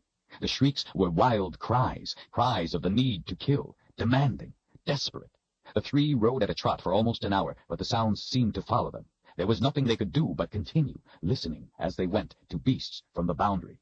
Unable to stand it any longer, Richard pulled his horse to a halt and faced the woods. Chase was out there alone with the beasts. He couldn't bear any longer to let his friend face it alone. He had to help. Zed turned. We have to keep moving, Richard.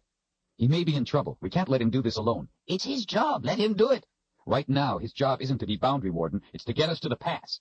The wizard rode back and spoke softly. That's the job he's doing, Richard. He's sworn to protect you with his life. That is what he is doing, seeing to it you get to the pass. You have to get it through your head. What you are doing is more important than one man's life. Chase knows that. That's why he said not to come back for him. Richard was incredulous. You expect me to let a friend get himself killed if I can help prevent it? The sounds of howling were getting closer. I expect you not to let him die for nothing. Richard stared at his old friend. But maybe we can make the difference. And maybe not. The horses stamped about skittishly. Zed is right, Kalen said. Going after Chase is not the brave thing to do. Going on when you want to help is. Richard knew they were right, but loathed admitting it. He looked angrily toward Kalen. You may be in his position one day. Then what would you have me do? She looked at him evenly. I would have you go on. He glared at her, not knowing what to say. The shrieks from the woods were closer. Her face showed no emotion. Richard, Chase does this all the time. He will be all right, Zed offered reassuringly. I wouldn't be surprised if he was having a good time. Later on, he will have a good tale to tell. You know, Chase, some of the tale might even be true. Richard was angry at the two of them, and at himself. He kicked his horse out ahead, taking the lead, not wanting to talk any more. They left him to his thoughts, let his horse trot ahead. It made him angry that Kalen would think he could leave her like this. She was no boundary warden. He didn't like it that saving them might mean letting them get killed. It didn't make any sense. At least, he didn't want it to make any sense. He tried to ignore the shrieks and howls off in the woods. After a time, the cries fell farther behind. The woods seemed devoid of life. No birds or rabbits or even mice, only the twisted trees and bramble and shadows. He listened carefully to make sure he heard the other two following. He didn't want to turn and look, didn't want to face them. After a while, he realized the howls had stopped. He wondered if that was a good sign or not. He wanted to tell them he was sorry, that he was just afraid for his friend, but he couldn't. He felt helpless. Chase would be all right, he told himself. He was the head of the boundary wardens, not a fool, and he wouldn't go into anything he couldn't handle. He wondered if there was anything Chase couldn't handle. He wondered if he would be able to tell Emma if something happened to her husband. He was letting his imagination run away with him. Chase was fine. Not only was he fine, but he would be furious with Richard for thinking these thoughts, for doubting him. He wondered if Chase would return before nightfall. Should they stop for the night if he didn't? No, Chase had said not to stop. They would have to keep going, all night if necessary, until he rejoined them. He felt as if the mountains were looming over them, ready to pounce. He didn't think he had ever been this close to the boundary. As concerned as he was about Chase, his anger faded. Richard turned and looked back at Kalen. She gave him a warm smile, and he returned it, feeling better. He tried to imagine what the woods here had looked like before so many trees died. It might have been a beautiful place, green, snug, safe. Maybe his father had come this way when he had crossed the boundary, traveled this very road with the book. He wondered if all the trees near the other boundary died before it fell. Maybe they could just wait until this one fell too, and then go across. Maybe they didn't need to go so far out of their way to the south, to Kingsport. But why should he think going south was out of the way? He didn't know where to go in the Midlands, so why was one place better than another? The box they sought could just as easily be in the south as farther north. The woods were getting gloomier. Richard hadn't been able to see the sun for the last couple of hours, but there was no doubt it was setting. He didn't like the idea of traveling these woods at night, but the idea of sleeping in them seemed worse. He checked to make sure the other two were staying close. The sound of running water came faintly through the evening stillness, swelling as they rode, and in a short distance they came to a small river with a wooden bridge over it. Just before they crossed, Richard stopped. He didn't like the look of it. Inexplicably, something felt wrong. Being careful couldn't hurt. He led his horse down the bank and peered underneath. The support beams were anchored to iron rings in granite blocks. The pins were missing. Someone tampered with the bridge. It will support the weight of a man, but not a horse. Looks like we're going to have to get wet. Zed scowled. I don't want to get wet. Well, do you have a better idea? Richard asked. Zed drew his finger and thumb down opposite sides of his smooth chin. Yes, he announced. You two go across. I will hold up the bridge. Richard looked at him as if the wizard had lost his senses. Go on, it will be all right. Zed sat up tall on his horse, held his arms out straight to his sides, palms up, tilted his head back, breathed deeply, and closed his eyes. Reluctantly, Cautiously, the other two crossed the bridge. On the other side, they turned their horses and looked back. The wizard's horse began walking across unprompted, while Zed continued to hold his arms out, his head tilted back and his eyes closed. When he reached their side, he brought his arms down and looked at the other two. Richard and Kaelin stared at him. "Maybe I was wrong," Richard said. "Maybe the bridge would hold the weight." Zed smiled. "Maybe you were." Without looking back, he snapped his fingers. The bridge collapsed into the water with a crash. The beams groaned as they were torn apart from one another in the current and swept downstream. "Then again, maybe you weren't. I couldn't leave it like that. Someone might come across and be hurt." Richard shook his head. "Someday, my friend, we are going to sit down and have a long talk." He turned his horse and started off again. Zed looked at Kaelin and shrugged. She smiled and gave him a wink, then turned and followed after Richard. They continued down the dismal trail, watching the woods as they went. Richard wondered what else Zed could do. He let his horse pick its own way in the gathering darkness, wondering how much longer this dead world went on, or if the road would ever take them away from it. The night was bringing life to the place, strange calls and scraping noises. His horse whinnied at things unseen. He patted its neck reassuringly and checked the sky for gars. It was hopeless. He couldn't see any sky. But if gars came, they would have a hard time surprising the three of them, as the canopy of twisted, dead limbs and branches would prevent a silent approach. Maybe the things in the trees were more of a threat than gars. He didn't know anything about them, and he wasn't sure he wanted to. He realized his heart was pounding. After about an hour, he caught the sound of something coming through the brush in the distance to their left. It was breaking branches as it came. He urged his horse into a canter and checked to be sure Kaelin and Zed were keeping up. Whatever it was staying with them. They weren't going to be able to get ahead of it. They were going to be cut off. Maybe it was Chase, he thought. And again, maybe it wasn't. Richard pulled the sword of truth free as he leaned forward and pressed his legs around the horse, spurring it into a gallop. His muscles tensed as his horse raced down the road.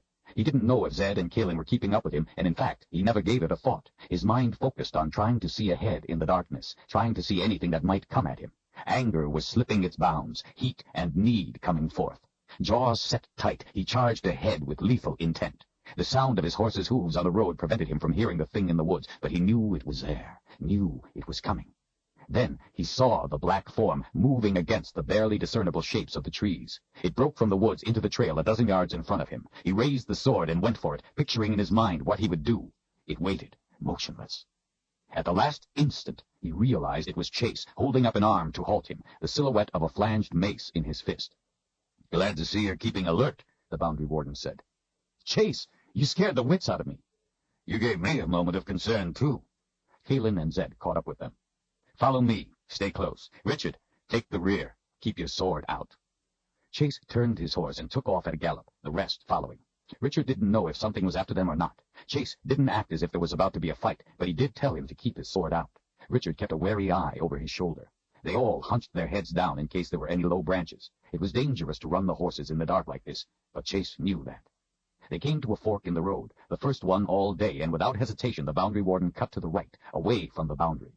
Before long, they were clear of the woods, moonlight showing an open country of rolling hills and few trees. Chase slowed after a time, letting the horses walk. Richard sheathed his sword and pulled up close to the others. "What was that all about?" Chase hooked the mace back onto his belt. "Things in the boundary are following us. When they came out of the boundary for you, I was there to spoil their appetite. Some went back in. The ones left continue to follow from within the boundary where I can't pursue them. That's why I didn't want you to go too fast. I wouldn't have been able to keep up through the woods. They would have gotten ahead of me, and then they would have had you. I took us away from the boundary now because I wanted to get our scent away from them for the night. It's too dangerous to travel that close to the boundary at night. We'll camp on one of those hills up there." He looked over his shoulder at Richard. "By the way, why did you stop back there? I told you not to." "I was worried about you. I heard the howling.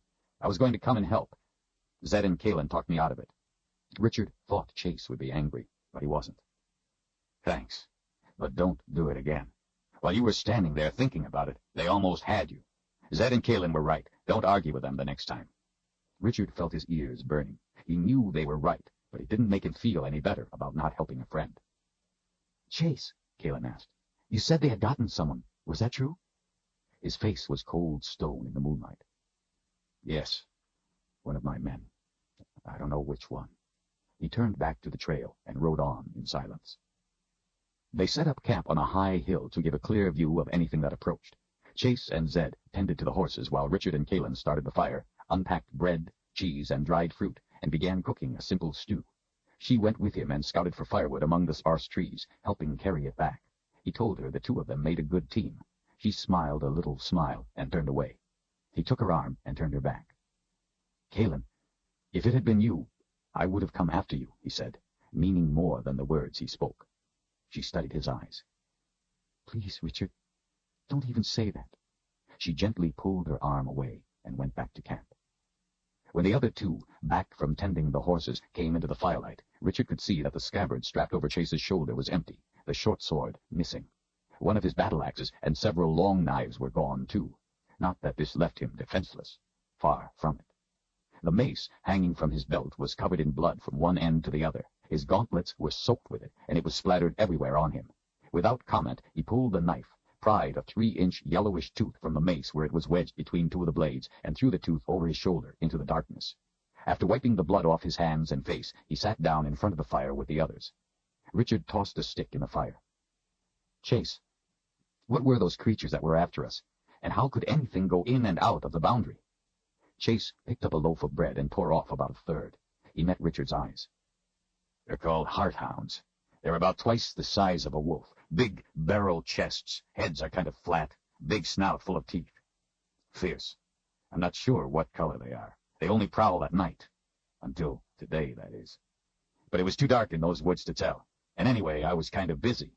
There were more than I've ever seen together before." "Why are they called hearthounds?" Chase chewed a piece of bread as he stared back with intense eyes.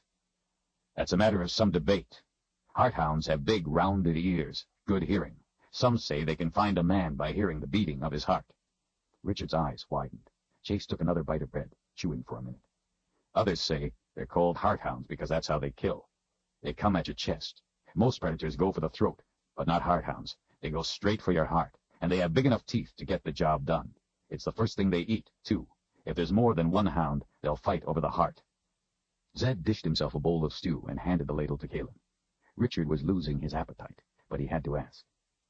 "And what do you think?" Chase shrugged. "Well, I've never sat real quiet in the dark next to the boundary, just to find out if they could hear my heart beating." He took another bite of bread, looking down at his chest as he chewed. He pulled the heavy mail away from himself. There were 2 long, ragged rips in the chain. Broken pieces of yellow teeth were jammed into mangled links. The leather tunic behind it was soaked with hound's blood. "The one that did this had the blade of my short sword broken off in his chest, and I was still on my horse at the time." He looked back to Richard and raised an eyebrow. "That answer your question?" Bumps ran up Richard's arms. "What about the way they can go in and out of the boundary?" Chase took the bowl of stew from Kalen as she handed it to him. "They have something to do with the magic of the boundary. They were created with it. They are the boundary's watchdogs, so to speak. They can go in and out without being claimed by it, but they're tied to it, too, and can't go far from it. With the boundary weakening, they've been straying farther and farther all the time. That makes traveling Hawker's Trail dangerous, but to go another way would add a good week to the journey to Kingsport. The cutoff we took is the only one that veers away from the boundary until we get to South Haven. I knew I had to reach you before you passed it, or we would have had to spend the night back there, with them. Tomorrow, in the daylight, when it's safer, I'll show you the boundary, how it's weakening." Richard nodded as they all went back to their own thoughts. "They are tan," Kalen said softly. They all turned to her. She sat staring into the fire. "The hearthounds are tan, with short fur like that on the back of a deer. They are seen everywhere now in the Midlands, having been released from their bonds when the other boundary failed. Crazed with lack of purpose, now they even come out in the daytime." The 3 men sat motionless, considering her words. Even Zed stopped eating. "Great," Richard said under his breath. "And what else does the Midlands have that is even worse?" He didn't mean it as a question, more as a curse of frustration. The fire crackled, warm on their faces. Kalen's eyes were in a faraway place. "Dark and raw," she whispered. Chapter 13. Richard sat away from the camp, leaning against a cold rock, his cloak wrapped tightly around himself as he looked out toward the boundary. What little wind there was bore a breath of ice. Chase had given him the first watch, Zed was to have the second, and the warden the third. Kalen had protested when she wasn't given a watch, but in the end went along with Chase's wishes. Moonlight illuminated the open land between where he sat and the boundary. It was an expanse of gentle hills, a few trees and small streams, a pleasant-looking place, considering how near it was to the grim boundary woods. Of course, the woods had probably been pleasant at one time too, before Dark and Rahl had put the boxes in play and started the destruction of the boundary. Chase had said he didn't think the Hearthounds could stray this far, but if he was wrong, Richard intended to see them coming. He ran his hand over the hilt of his sword for reassurance, fingering the word truth on it, tracing its raised letters absently while he scanned the night sky, vowing not to let the Gars take him by surprise again. He was glad he was given the first watch, since he wasn't sleepy. He was fatigued, but not sleepy. Still, he yawned. The mountains that were part of the boundary lay off at the edge of darkness, beyond the tangled mat of woods, rising up like the spine of a dark beast too big to hide itself. Richard wondered what manner of things were looking back at him from that black maw. Chase had said the boundary mountains diminished as they went south, and would be all but gone where they were going. Unexpectedly, Kaelin, her cloak also wrapped snug about, slipped up silently in the darkness and wedged herself tight against him for warmth. She didn't talk, simply sat close. Stray wisps of her silky hair touched the side of his face. The handle of her knife jabbed into his side, but he didn't say anything for fear that if he did, she would move away. He didn't want her to move. "The others asleep?" he asked quietly, glancing over his shoulder. She nodded. "How can you tell?" he asked with a smile. "Zed sleeps with his eyes open." She smiled back. "All wizards do." "Really? I thought it was just Zed." As he scanned the valley for any movement, he could feel her eyes on him. He looked back at her. "Aren't you sleepy?" She was so close he didn't have to speak in much more than a whisper. She shrugged. The light breeze pulled some of her long hair across her face. She reached up and pulled it back. Her eyes found his. "I wanted to tell you. I was sorry." He wished she would lay her head on his shoulder, but she didn't. "About what?" "About what I said to you before, that I wouldn't want you to come after me. I did not want you to think I don't appreciate your friendship. I do. It's just that what we are doing is more important than any one person."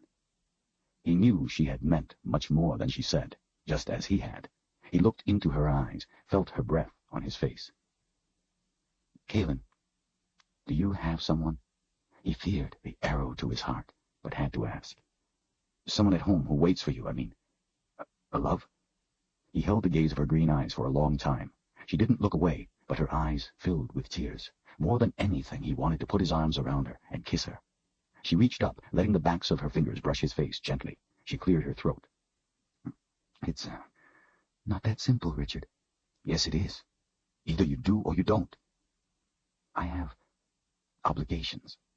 For a time, it seemed she was going to tell him something, tell him her secret. She looked so beautiful in the moonlight, but it wasn't only the way she looked, it was what was inside her, everything from her intelligence and courage to her wit, and the special smile she gave only to him. He would slay a dragon, if there were such a thing, just to see that smile. He knew he would never want anyone else for as long as he lived. He would rather spend the rest of his life alone than with someone else. There could be no one else. He desperately wanted to hug her close. He ached to taste her soft lips, but he was inexplicably getting the same feeling he had had before he crossed the bridge. It was a strong feeling of warning, stronger than his desire to kiss her. Something told him that if he did, it would be crossing one bridge too many. He remembered how the magic flared when she had touched his hand as he held the sword. He had been right about the bridge, so he didn't put his arms around her. She broke the gaze with a glance to the ground. "Chase said the next 2 days are going to be rough. I guess I had better get some sleep." He knew that whatever was going on in her head, he had no say in it. He couldn't force her. It was something she had to handle herself. "You have an obligation to me, too," he said. She looked back to him with a questioning frown, and he smiled. "You have promised to be my guide. I intend to hold you to that promise." She smiled and could only nod, too close to tears to speak. She kissed the end of her finger and pressed it against his cheek, then slipped back into the night. Richard sat in the dark, trying to swallow past the lump in his throat. Long after she was gone, he could still feel the place on his cheek where she had put her finger, her kiss. The night was so still that Richard felt as if he were the only one awake in the whole world. Stars flickered, looking like Zed's magic dust, frozen in place as the moon stared silently down at him. Not even the wolves sang tonight. Loneliness threatened to crush him. He found himself wishing something would attack, just so he would have something else to think about. He pulled out his sword, and for something to do, polished its already gleaming blade with the corner of his cloak. It was his sword to use as he saw fit. That's what Zed had told him. Whether Kaelin liked it or not, he was going to use it to protect her. She was hunted. Anything that tried to touch her was going to have to come to his sword first. The thought of her hunters, the quads, and Dark and Rawl made his anger heat. He wanted them to come now so he could put an end to the threat. He hungered for them. His heart pounded, his jaws clenched.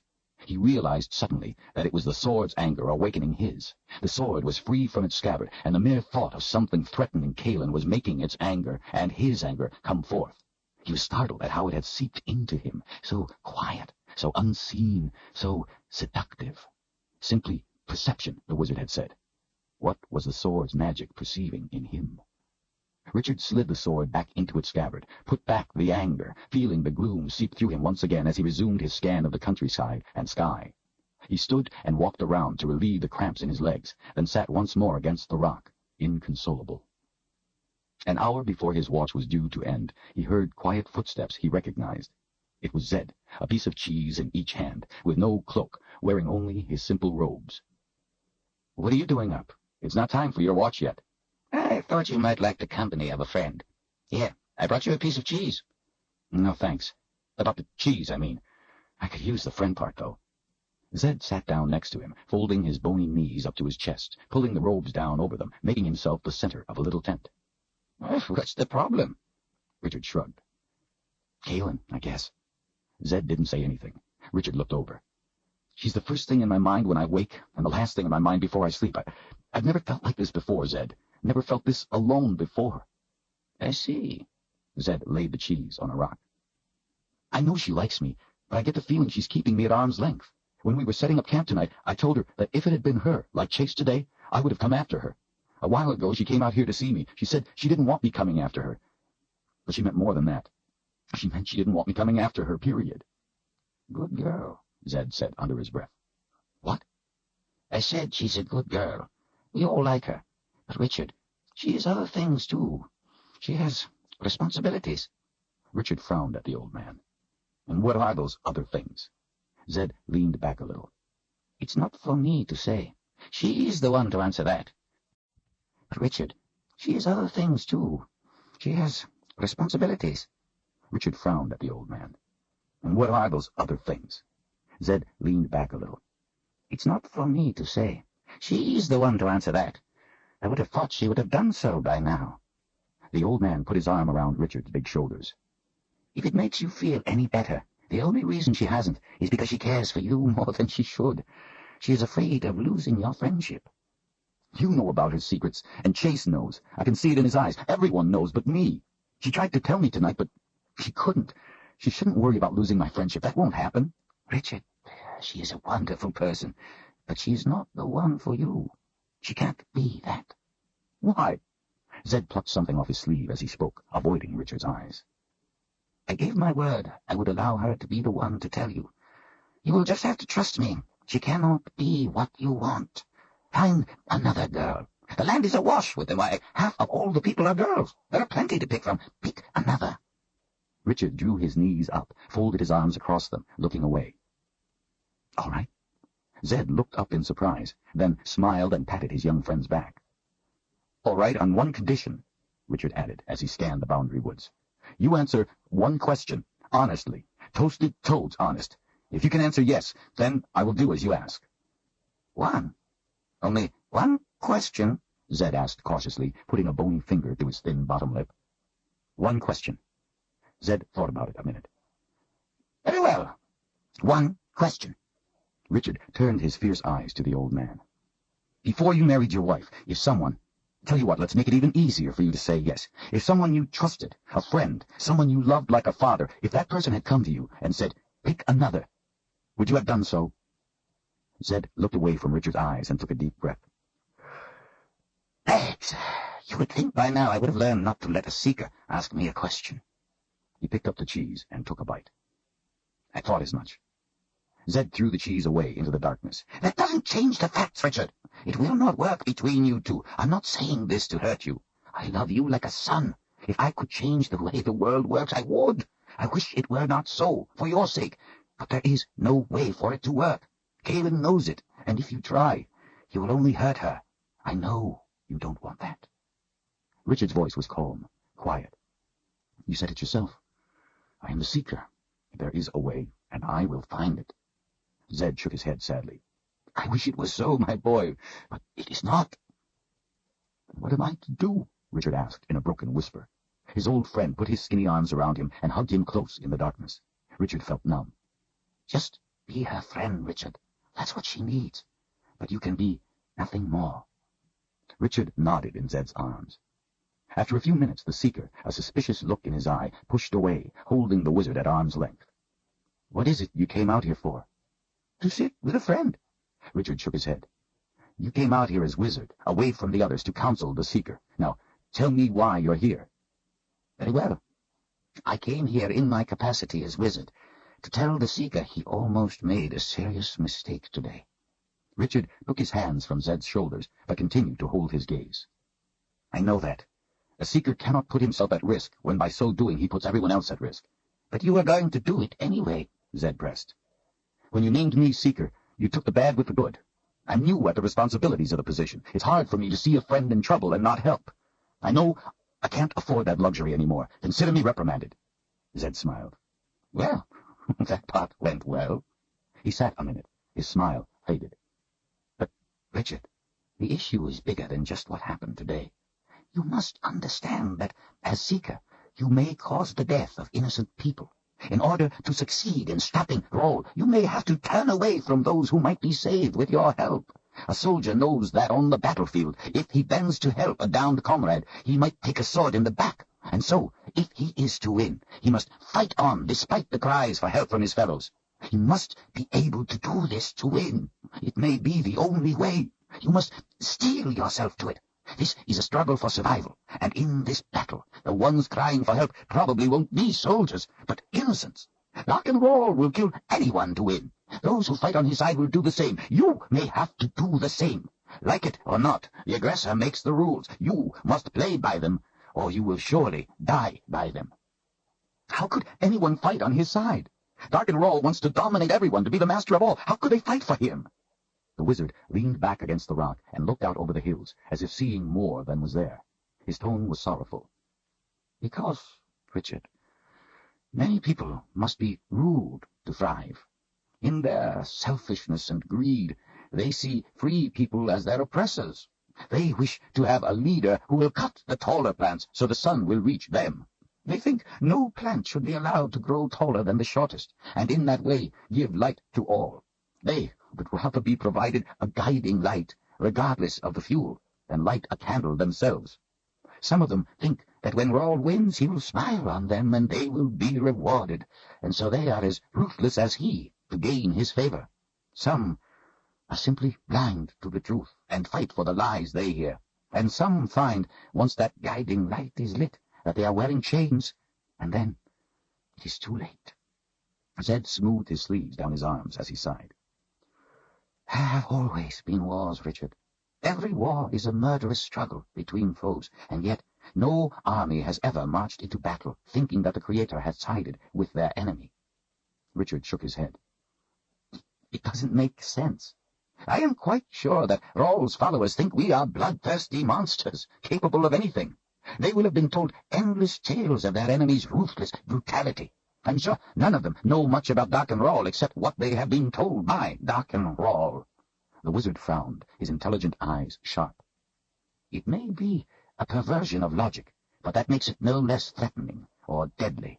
Rawl's followers need only to crush us. They don't have to understand anything else, but for you to win against a stronger foe, you must use your head.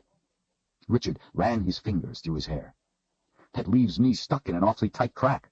I may have to let innocent people die, yet I can't kill Dark and Rawl. Zed gave him a meaningful look. No, I never said you couldn't kill Dark and Rawl. I said you couldn't use the sword to kill him. Richard looked intently over at his old friend, the moonlight dim on the other's angular face. Sparks of thought lit in the darkness of his mood. Zed, he asked quietly, have you had to do that? Have you had to let innocent people die? Zed's face turned hard and pensive. In the last war, and again now, as we speak. Kalen told me Rawl kills people to get my name. No one can give it, but he continues to kill in the hope someone will finally offer it. I could turn myself over to him to stop the killing, But then I wouldn't be able to help defeat him, and many more would die. It's a painful choice. Let a few die horribly, or let even more die horribly. I'm sorry, my friend. Richard wrapped his cloak tighter about himself, chilled from without and from within. He looked back out over the still landscape, then back at Zed. I met the night wisp, Shar, before she died. She gave her life to get Kaelin here, so others might live. Kaelin also bears the burden of letting others die. She does, Zed said softly. It makes my heart ache to know the things that girl's eyes have seen, and the things your eyes may have to see. It makes my problem about the two of us seem pretty small. Zed's expression was gentle with compassion. But not hurt any less. Richard made another scan of the countryside. Zed, one more thing. Before we reached your house, I offered Kaelin an apple. Zed gave a surprised laugh. You offered a red fruit to someone from the Midlands. That's tantamount to a death threat, my boy. In the Midlands, red fruit of any kind is deadly poison. Yes, I know that now, but I didn't at the time. Zed leaned over, lifting an eyebrow. What did she say? Richard looked at him sideways. It isn't what she said. It's what she did. She grabbed me by the throat. For a moment, I could see in her eyes that she was going to kill me. I don't know how she was going to kill me, but I'm sure she was going to do it. She hesitated long enough for me to explain. The point is, she was my friend, and she had saved my life several times, but in that instant she was going to kill me. Richard paused. That's part of what you are saying, isn't it? Zed let out a long breath and nodded. It is. Richard, if you suspected I was a traitor, weren't sure, just suspected, and you knew that if it were true our cause would be lost, would you be able to kill me? If you had no time or way to find the truth, only the strong belief I was a traitor, and only you knew, could you kill me on the spot? Could you come at me, your old friend, with lethal intent, with enough violence to see the job done? Zed's stare burned into him. Richard was stunned. I don't know. Well, you had better know that you could, or you have no business going after all. You won't have the resolve to live, to win. You may be called upon to make a life-and-death decision instantly. Kaelin knows this. She knows the consequences if she fails. She has the resolve. She hesitated, though.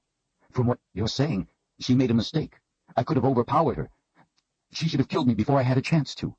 Richard frowned. And she would have been wrong. Zed shook his head slowly. Don't flatter yourself, Richard. She had her hand on you. Anything you would have done wouldn't have been quick enough. All it would have taken is a thought on her part. She was in control and could afford to give you the chance to explain. She made no mistake.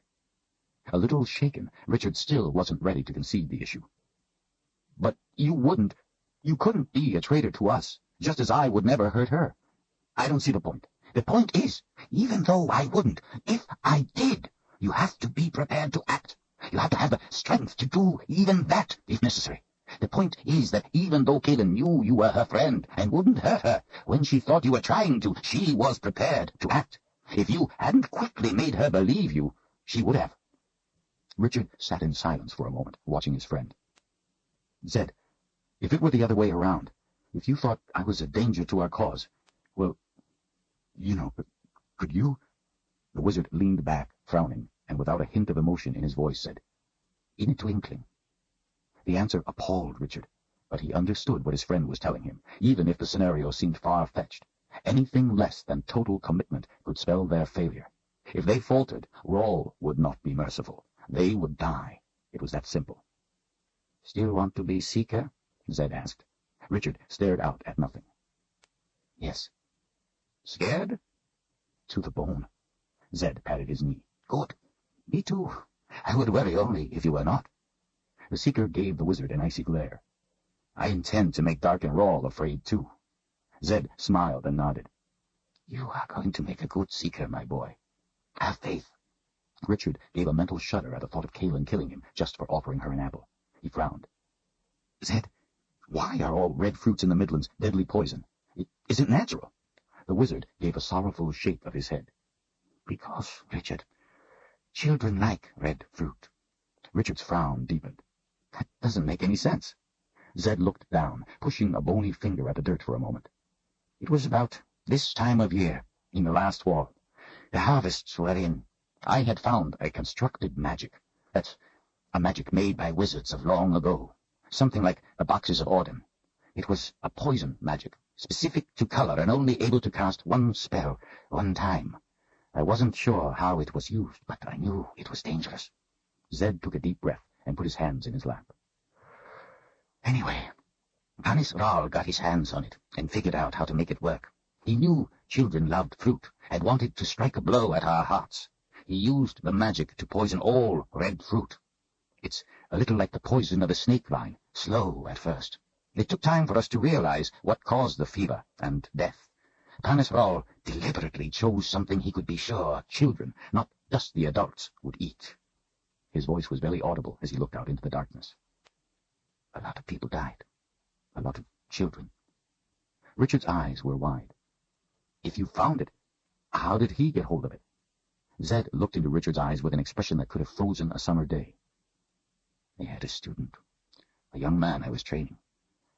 One day, I chanced upon him tinkering with something he shouldn't have been. I had an odd doubt about him.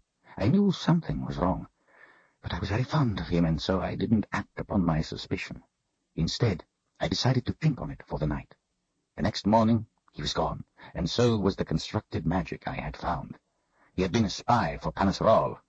If I had acted when I should have, and killed him, all those people, all those children, wouldn't have died. Richard swallowed. Zed, you couldn't have known. He thought that maybe the old man was going to yell or cry or storm off, but instead he only shrugged. Learn from my mistake, Richard. If you do, then all those lives won't have been lost for nothing. Maybe their story can be a lesson that will help save everyone from what Dark and Raw will do if he wins. Richard rubbed his arms, trying to work a bit of warmth back into them. Why isn't the red fruit in Westland poison? Oh, magic has limits. This had a limit of distance from where it was used. It stretched as far as where the boundary between Westland and the Midlands went up. The boundary couldn't be put up where any of the poison spell was, or Westland would have had magic in it. Richard sat in the dark, cold silence and thought for a time. At last he asked, "Is there any way to get rid of it? To make the red fruit no longer poison?" Zed smiled. Richard thought it an odd thing to do, but he was glad to see it. Thinking like a wizard, my boy. Thinking how to undo magic. He frowned in thought as he looked out into the night again. There might be a way to remove the spell.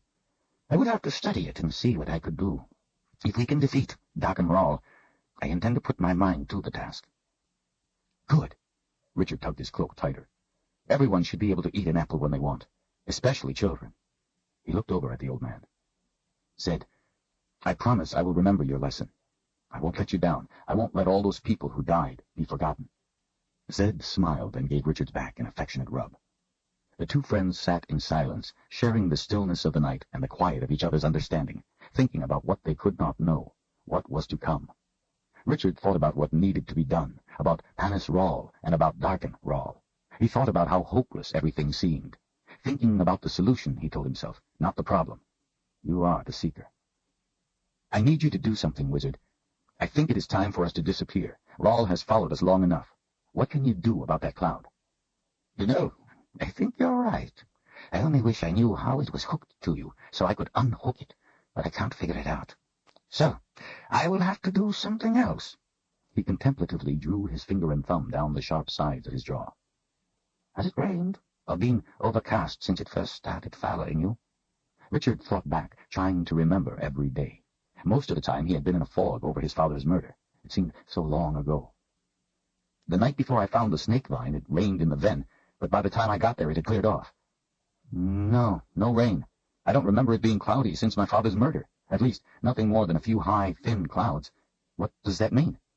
Well, it means I think there is a way to fool the cloud, even if I can't unhook it. Since the sky has been clear all that time, that means Rawl probably has been responsible. He has moved the other clouds away so he could easily find this one. Simple, but effective. How could he move the clouds away? He put a spell on this one to repel other clouds, and somehow hooked this one to you. Then why don't you put a stronger spell on it to attract other clouds? Before he realizes it, it'll be lost, and he won't be able to find it to try to outdo your magic. If he does use stronger magic to move the clouds away to find this one, he won't know what you have done, and the stronger spell that pushes the clouds away will break the hook. Zed gave him an incredulous look. His eyes blinked. Thanks, Richard. You have gotten it exactly right. My boy, I think you would make an excellent wizard. No thanks. I already have one impossible job. Zed drew back a little and frowned, but didn't say anything. His thin hand reached into his robes and pulled out a rock, tossing it on the ground in front of them. He stood, and his fingers spun around in a circle over the little rock until, suddenly, it popped into a large rock. Zed, that's your cloud rock. Actually, my boy, it's a wizard's rock. My father gave it to me long ago. The wizard's fingers stirred faster and faster until light came forth, sparkles and colors swirling around. He continued to stir, mixing and blending the light. There was no sound, only the pleasant smell of a spring rain. At last, the wizard seemed satisfied. Step up on the rock, my boy. Unsure, at first, Richard stepped into the light. It tingled and felt warm against his skin, as if he were lying in the hot summer sun without clothes after a swim. He let himself bask in the warm, safe feeling, gave himself over to it. His hands floated outward from his sides until they were horizontal. He tilted his head back, took deep breaths, and closed his eyes. It felt wondrous, like floating in water, only he was floating in light. Exhilaration soaked through him. His mind felt a buoyant, timeless connection to everything around him. He was one with the trees, the grass, the bugs, the birds, the animals all around, the water, the very air itself, not a separate being, but part of a whole. He understood the interconnection of everything in a new way, saw himself as inconsequential and empowered at the same time. He saw the world through the eyes of all the creatures around him. It was a shocking, marvelous insight. He let himself soar into a bird that flew overhead, saw the world through its eyes, hunted with it, hungry and needful for mice, watched the campfire below, the people sleeping. Richard let his identity scatter to the winds. He became no one and everyone, felt the heat of their needs, smelled their fear, tasted their joy, understood their desires, and then let it all melt away into nothingness, until there was a void where he stood, alone in the universe, the only living thing, the only thing existing at all. Then he let the light flood through him, light that brought forth the others that had used this very rock.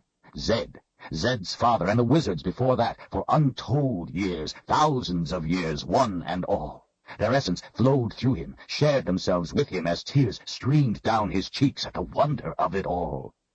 Zed's hands sprang forward, loosing his magic dust. It swirled about Richard, glittering fluidly until he was at the center of its vortex. The sparkles tightened their rotation and gathered at his chest. With a tinkling sound like a crystal chandelier in the wind, the dust climbed away into the sky as if climbing a kite string, taking the sound with it as it went, higher and higher until it reached the cloud. The cloud took in the magic dust and was lit from within by roiling colors. All across the horizon lightning flashed, ragged streaks ripping this way and that, called forth, eager, expectant. All at once the lightning stopped. The illumination in the cloud faded and was gone, and the light from the wizard's rock pulled itself inward until it was extinguished. There was sudden silence. Richard was there again, standing on a simple rock. He looked, wide-eyed, at Zed's smiling face. Zed, he whispered, now I know why you stand on this rock all the time. I've never felt anything like that in my life. I had no idea. Zed smiled knowingly. You're a natural, my boy. You held your arms just right. Your head had the proper tilt, and you even arched your back correctly. You took to it like a duckling to a pond. You have all the makings of a fine wizard. He leaned forward, gleefully.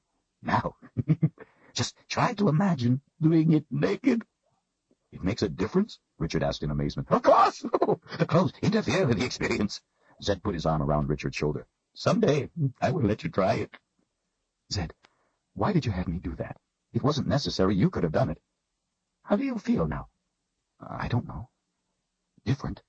Relaxed, more clear-headed. I guess not as overpowered, not as depressed. That's why I let you do it, my friend, because you needed it. You have had a hard night. I can't change the problems, but I could help you feel better. Thank you, Zed. Go get some sleep. It's my watch now. He gave Richard a wink. If you ever change your mind about becoming a wizard, I would be proud to welcome you into the Brotherhood. Zed held up his hand. Out of the darkness, the piece of cheese he had thrown away floated back to him. Chapter 14. Chase reined in his horse. Here, this will be a good place. He led the other three off the trail through an open tract of long-dead spruce, the silver-gray skeleton standing bare of all but a few branches and an occasional wisp of dull-green moss. The soft ground was littered with the rotting corpses of the former monarchs. Brown bogweed, its broad, flat leaves laid down in haphazard fashion by past storms, looked like a tangled sea of dead snakes underfoot. The horses picked their way carefully among the tangle. Warm air, heavy with humidity, carried the fetid smell of decay. A fog of mosquitoes followed them as they went, the only things alive as far as Richard could tell. As open as this place was, little brightness was offered by the sky, as a thick, uniform overcast of clouds hung oppressively close to the ground. Trailers of mist dragged across the silver spikes of the trees that remained standing, leaving them wet and slick. Chase led the way for Zed and then Kalin, with Richard following behind, watching over them as they twisted their way along. Visibility was limited to less than a few hundred feet, and even though Chase didn't seem to be concerned, Richard kept a sharp lookout. Anything could sneak up close before they would be able to see it. All four swatted at the mosquitoes, and except for Zed, they kept their cloaks tight for protection. Zed, who shunned wearing a cloak, nibbled on the remnants of lunch, looking about as if on a sightseeing excursion. Richard had an excellent sense of direction, but was glad they had Chase to lead them. Everything in the bog looked the same, and he knew from experience how easy it would be to become lost. Since Richard had stood on the Wizard's Rock the night before, he felt the weight of his responsibilities less of a burden and more of an opportunity to be a part of something right. He didn't feel the danger any less, but felt more strongly his need to be part of stopping Rawl. He saw his part in the scheme of things as a chance to help others who had no chance to fight Darken Rawl. He knew he couldn't back away. That would be the end of him and a lot of others. Richard watched Kalen's body sway as she rode, her shoulders moving to the horse's rhythm. He wished he could take her to places he knew of in the Heartland woods, secret places of beauty and peace, far back in the mountains, show her the waterfall he had found and the cave behind it, have lunch by a quiet forest pond with her, take her into town, buy her something pretty, take her someplace, any place where she would be safe. He wanted her to be able to smile without having to worry every minute if her enemies were getting closer. After last night, he felt that the first part, his fantasy of being with her, was just an empty wish. With a hand in the air, Chase brought them to a halt. This is the place. Richard looked around. They were still in the middle of an endless, dead, dried-up bog. He didn't see any boundary. It all looked the same in every direction. They tethered their horses to a fallen log and followed Chase a short distance farther on foot. The boundary, Chase announced, holding his arm out at the introduction. I don't see anything, Richard said. Chase smiled. Watch. He walked on, steadily, slowly. As he went forward, a green glow formed around him, at first hardly perceptible. It grew stronger, brighter, until after another 20 steps it became a sheet of green light pressing against him as he proceeded, stronger close to him and fading away about 10 feet to the sides and above, growing larger with every step. It was like green glass, wavy and distorted, but Richard could see through it, see the dead trees beyond. Chase stopped and returned. The green sheet and then the green glow faded and vanished as he came back. Richard had always thought the boundary would be a wall of some sort, something that could be seen. That's it? Richard felt a little let down. What more do you want? Now, watch this. Chase searched the ground, picking up branches, testing each for strength. Most were rotten and broke easily. Finally, he found one, about a dozen feet long, that was strong enough to suit him. He carried it back into the glowing light until he reached the sheet of green. Holding the branch by the thick end, he passed the rest through the wall. 6 feet away, the end of the stick disappeared as he pushed it forward, until he was holding what appeared to be a 6-foot stick instead of a 12-foot branch. Richard was perplexed. He could see beyond the wall, but not the other end of the stick. It didn't seem possible. As soon as Chase had pushed the stick in as far as he dared, it jumped violently. There was no sound.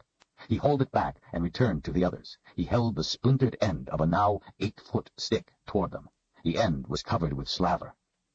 Hearthounds, he said with a grin. Zed seemed bored. Kalen was not amused. Richard was astounded. Since he seemed to have an audience of only one, Chase grabbed a fistful of Richard's shirt and dragged him off. Come on, I'll show you what it's like. Chase locked his right arm together with Richard's left as they proceeded, cautioning Richard. Go slow. I'll let you know when we've gone far enough. Keep hold of my arm. They walked ahead slowly. Green light began. With each step it became more intense, but it was different from when Richard had watched Chase go in by himself. Then the light had been to Chase's sides and above him. Now it was all about. There was a buzzing sound like 1,000 bumblebees. With each step the sound became deeper, but not louder. The green light became deeper, too, and the surrounding wood darker, as if night were falling. Then the sheet of green was in front of them, materializing out of nothing, with the green glow everywhere else. Richard could hardly see the woods anymore. He looked back and couldn't see Zed or Kalen at all. "Easy now," Chase warned. They pushed against the green sheet as they stepped slowly ahead. Richard could feel the pressure of it against his body. Then everything else blacked out, as if he were in a cave at night, with a green glow around Chase and himself. Richard held Chase's arm tighter. The buzzing felt like it was vibrating his chest. With the next step, the green sheet of the wall changed suddenly.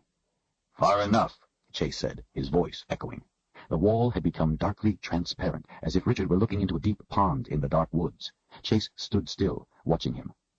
There were forms on the other side. Inky black shapes wavered in the gloom on the other side of the wall, specters floating in the deep, the dead in their lair. Something closer and faster moved nearer to them. "The hounds," Chase said.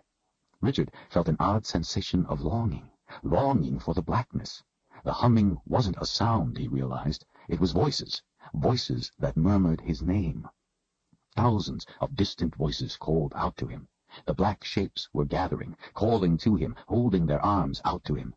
He felt a sudden, unexpected stab of loneliness, felt the solitude of his life, of all life. Why did he need the pain when they were waiting to welcome him? Never alone again. The black shapes drifted closer in the gloom, calling to him, and he began to see their faces. It was as if he were looking through murky water. They came closer. He longed to step through, to be there with them. And then he saw his father. Richard's heart pounded. His father called out to him mournfully in a long, sorrowful cry. His arms thrust out, trying desperately to clutch for his son. He was just beyond the wall. Richard's heart felt as if it were going to rip with yearning. It had been so long since he had seen his father. He wailed for him, hungered to touch him. He wouldn't have to be afraid ever again. He had only to reach his father. Then he would be safe. Safe forever. Richard tried to reach out to his father, tried to go to him, tried to step through the wall. Something was holding his arm. Irritated, he pulled harder. Someone held him from his father. He screamed for whoever held him to let go. His voice sounded hollow, empty. Then he was being pulled away from his father. His anger roared to life. Someone was trying to drag him back by his arm. In a rage, he grabbed his sword. A big hand clamped over his with an iron grip. Screaming in unrestrained fury, he struggled mightily to free the sword, but the big hands held tight, dragging him stumbling from his father. Richard struggled, but was hauled away. The green wall came up suddenly in place of the darkness as he was pulled back. Chase was dragging him away from it through the green light. The world returned with a sickening jolt. The dry, dead bog returned. Suddenly aware, Richard was appalled at what he had almost done. Chase released his sword hand. Shaking, Richard put it on the big man's shoulder for support, struggling to catch his breath as they stepped out of the green light. Relief washed over him. Chase leaned over a little, searching his eyes. "All right?" Richard nodded, too overwhelmed to speak. The sight of his father had brought back the devastating grief. He had to concentrate just to breathe, to stand. His throat hurt. He realized he had been choking, but hadn't been aware of it at the time. Terror raced through Richard's mind as he realized how close he had come to stepping through the wall, to death. He had been totally unprepared for what had happened. If Chase hadn't been there holding on to him, he would be dead now. He had tried to give in to the underworld. He felt as if he didn't know himself. How could he have wanted to give himself over to it? Was he that weak, that frail? Richard's head swirled with pain. He couldn't clear the vision of his father's face from his mind, the way his father longed for him, called to him, so desperate. He ached to be with him. It would have been so easy. The image haunted his mind, refusing to let go. He didn't want to let it go. He wanted to go back. He could feel the pull even as he resisted. Kalen was there, waiting for them at the edge of the green light as they emerged. She swept her arm protectively around his waist and tugged him away from Chase. With her other hand she grabbed hold of his jaw, turning his head, making him look at her. "Richard, listen to me. Think of something else. Concentrate. You have to think of something else. I want you to remember every intersection on every trail in the Heartland. Can you do that for me? Please? Do it now. Remember every one for me." He nodded and started to remember the trails. Kalen turned to Chase in a fury, slapping him across his face as hard as she could. "You bastard!" she screamed. "Why would you do that to him?"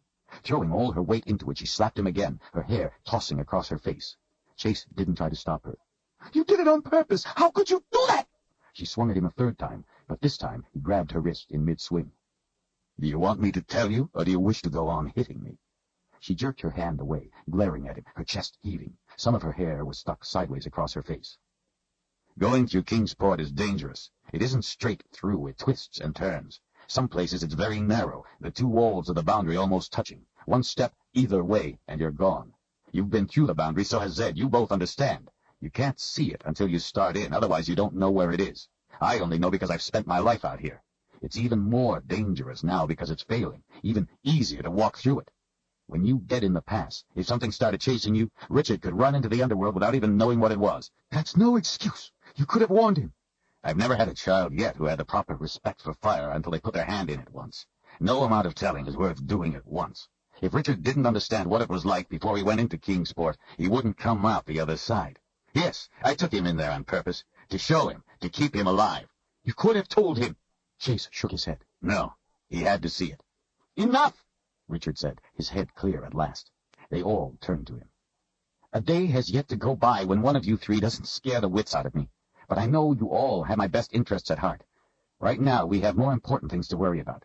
Chase, how do you know the boundary is failing? What's different? The wall is breaking down. Before, you couldn't see through the green into the darkness. You couldn't see anything on the other side. Chase is right, Zed offered. I could see it from here. How long until it fails? Richard asked the wizard. Zed shrugged. It's hard to tell. Then guess, Richard shot back. Give me some kind of idea, your best guess. It will last at least 2 weeks, but not more than 6 or 7. Richard thought a minute. Can you use your magic to strengthen it? I don't have that kind of power.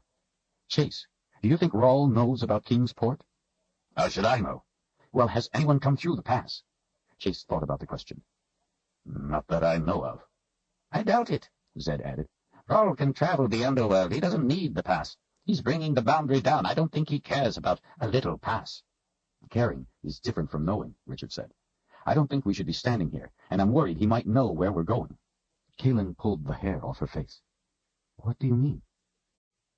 He's bringing the boundary down. I don't think he cares about a little pass. Caring is different from knowing, Richard said.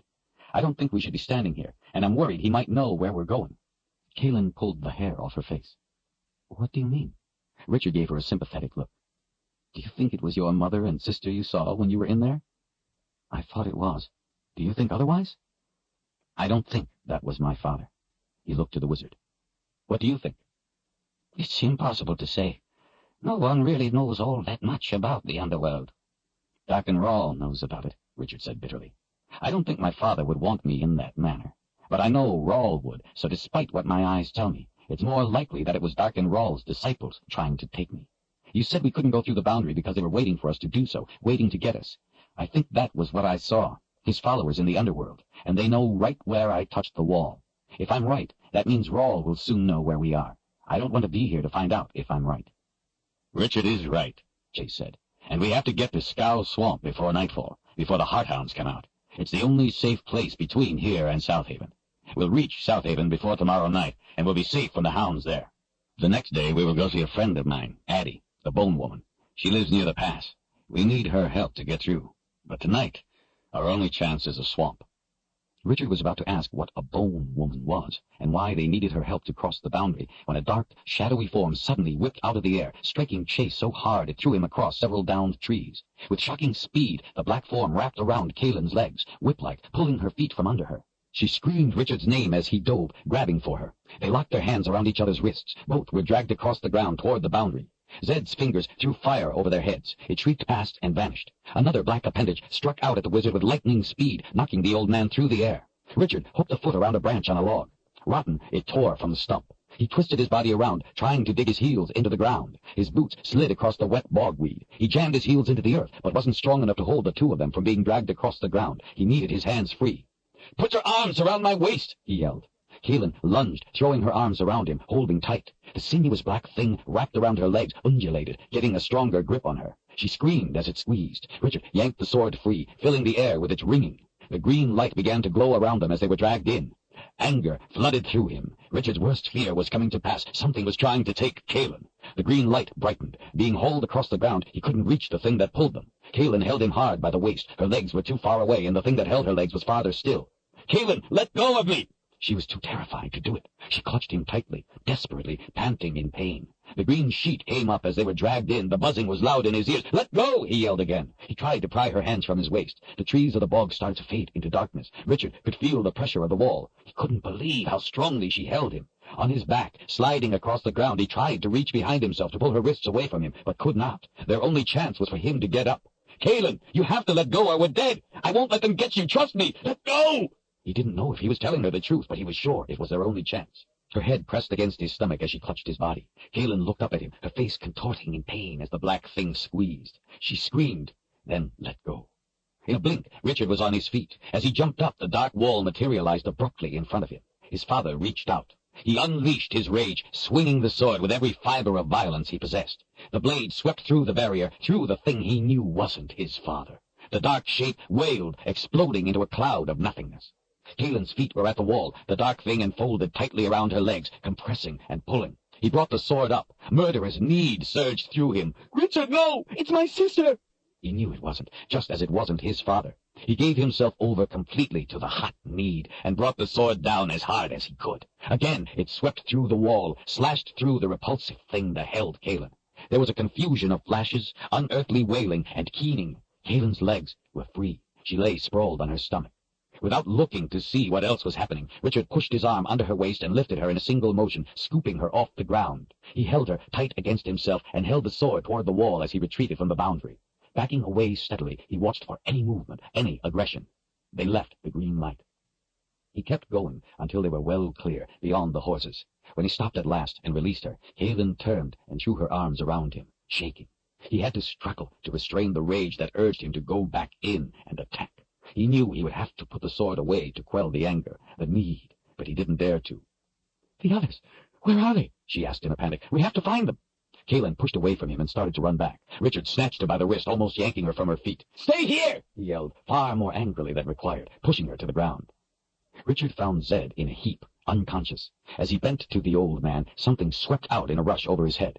His anger erupted. He spun with the sword, the blade sweeping through the dark form. The stump reeled back into the boundary with a shrill screeching, the severed part vaporizing in midair.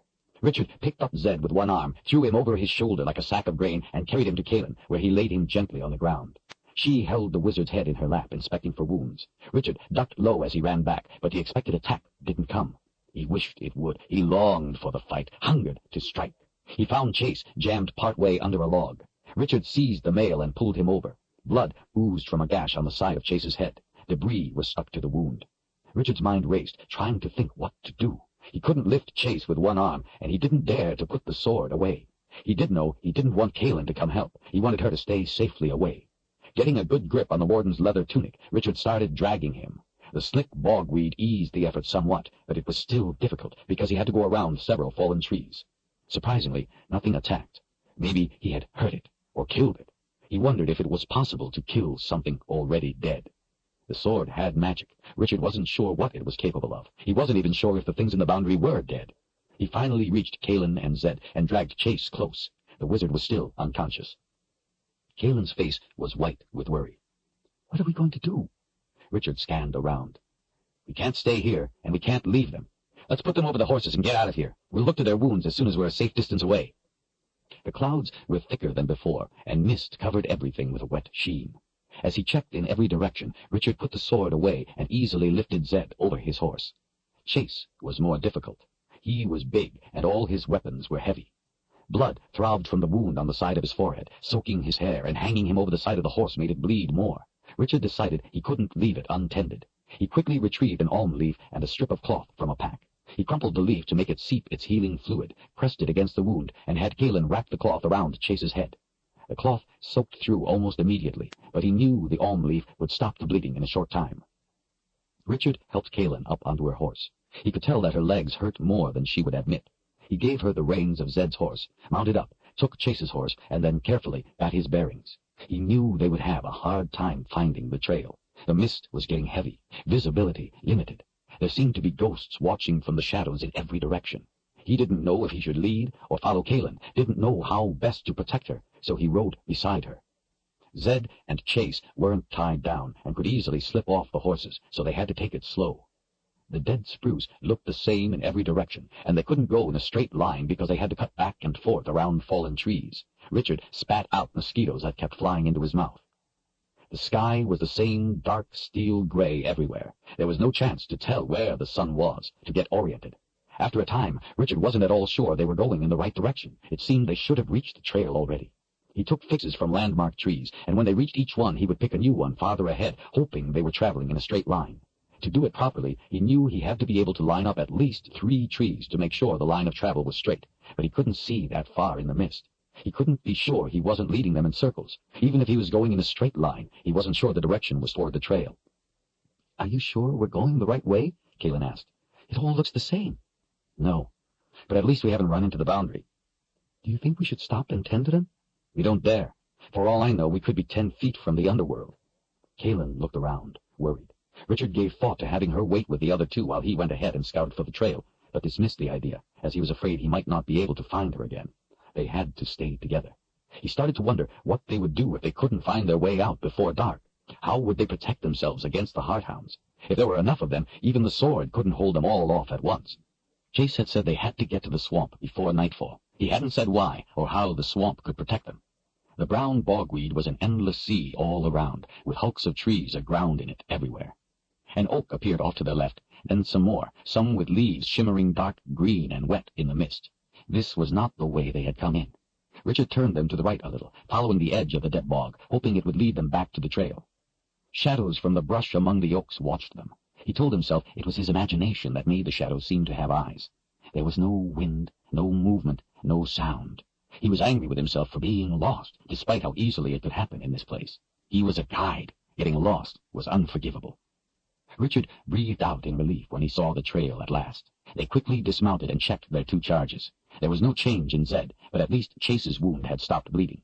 Richard had no idea what to do for them. He didn't know if they had been knocked unconscious or if their condition was caused by some sort of magic from the boundary. Kalen didn't know either. "What do you think we should do?" she asked him. Richard tried not to look as worried as he really was. "Chase said we had to get to the swamp or the hounds would get us. It won't do them any good to be laid out here and tended to while we wait for them to wake, only to have the hounds get us all. As I see it, we have only 2 choices. Leave them here or take them with us. There is no way I'm leaving them. Let's tie them down on the horses so they don't fall off and get to the swamp." Kalen agreed. They worked quickly to lash their friends to the horses. Richard changed Chase's bandage and cleaned up the wound a little. The mist was changing to a light rain. He fished around in the packs, finding the blankets, and removed the oilcloth they were wrapped in. They put a blanket over each friend, then covered them with the oilcloth to keep them dry, crisscrossing rope over it all to hold it in place. When they were finished, Kalen unexpectedly put her arms around him, hugging him close and tight for a moment, separating before he could return her gesture. "Thank you for saving me," she said softly. "The boundary terrifies me." She looked sheepishly up at him. "And if you remind me what I said about not coming after me, I'll kick you." She smiled as she looked up from under her eyebrows. "Not a word, I promise." He smiled back at her and pulled up the hood of her cloak, stuffing her hair into it to keep her dry in the rain. He pulled up his own hood, and they started off down the road. The woods were deserted. Rain dripped down through the tangle overhead. Branches reached round the trail like talons, reaching to snatch both people and horses. Even without their rider's direction, the horses trotted their way carefully down the center of the road, their ears pricking from one side to the other as if listening to the shadows. So dense was the thicket to each side that there was no chance they could take to the trees if they had to. Kalen drew her cloak tighter. It was go on or go back, and there was no going back. They rode the horses hard the rest of the afternoon and evening. When the day's death began stealing away the soft gray light, they still had not reached the swamp, and there was no way to tell how much farther it was. Off through the tangled woods they caught the sound of howling. Their breath caught in their throats. The Hearthounds were coming. Chapter 15. The horses needed no encouragement to run. They fled down the road at full speed, their riders making no attempt to slow them, the howls of the Hearthounds energizing the effort. Water and mud splashed as their hooves pounded the road, and rain ran in rivulets across their hides, but it was the mud that won out, streaking and caking on their legs and bellies. When the hounds shrieked, the horses returned a snort of fear. Richard let Kalen take the lead, wanting to stay between her and their pursuers. The sounds of the Hearthounds were still distant, off toward the boundary, but he knew by the way they were angling in from the left that it was only a matter of time until they would be overtaken. If they could turn to the right and head away from the boundary, there was a chance they could outrun the hounds, but the woods were thick, impenetrable. It would be slow going if they could find an opening, a sure death if they tried. Their only chance was to stay on the road and reach the swamp before they were caught. Richard didn't know how far it was or what they would do once they reached it, only that they had to. The colors of day were washing out into a sullen gray as night approached. Rain pelted his face in small, cold pricks, heated and mingled with sweat, and ran down his neck. Richard watched the bodies of his two friends bounce and jostle on the horses, hoping they were tied down securely enough, hoping they were not badly hurt, hoping they would be conscious soon. The ride couldn't be doing them any good. Kaelin didn't turn or look back. She bent to her task, her dark form hunched forward over the horse as it ran. The road curved back and forth as it threaded its way around imposing, misshapen oaks and rock outcroppings. Dead trees became more infrequent. Leaves of the oak, ash, and maple trees sealed the riders away from the last vestiges of the sky, darkening the trail even more. The hounds were getting closer when the road began to descend into a sodden wood of cedar. A good sign, Richard thought. Cedar often grew where the ground was wet. Kaelin's horse disappeared over the edge of a drop. Richard reached the brink of the sharp slope and saw her again, descending into a bowl in the earth. The tangled tops of trees spread out into the distance, at least as much of it as he could see in the mist and dim light. It was the Scow Swamp, at last.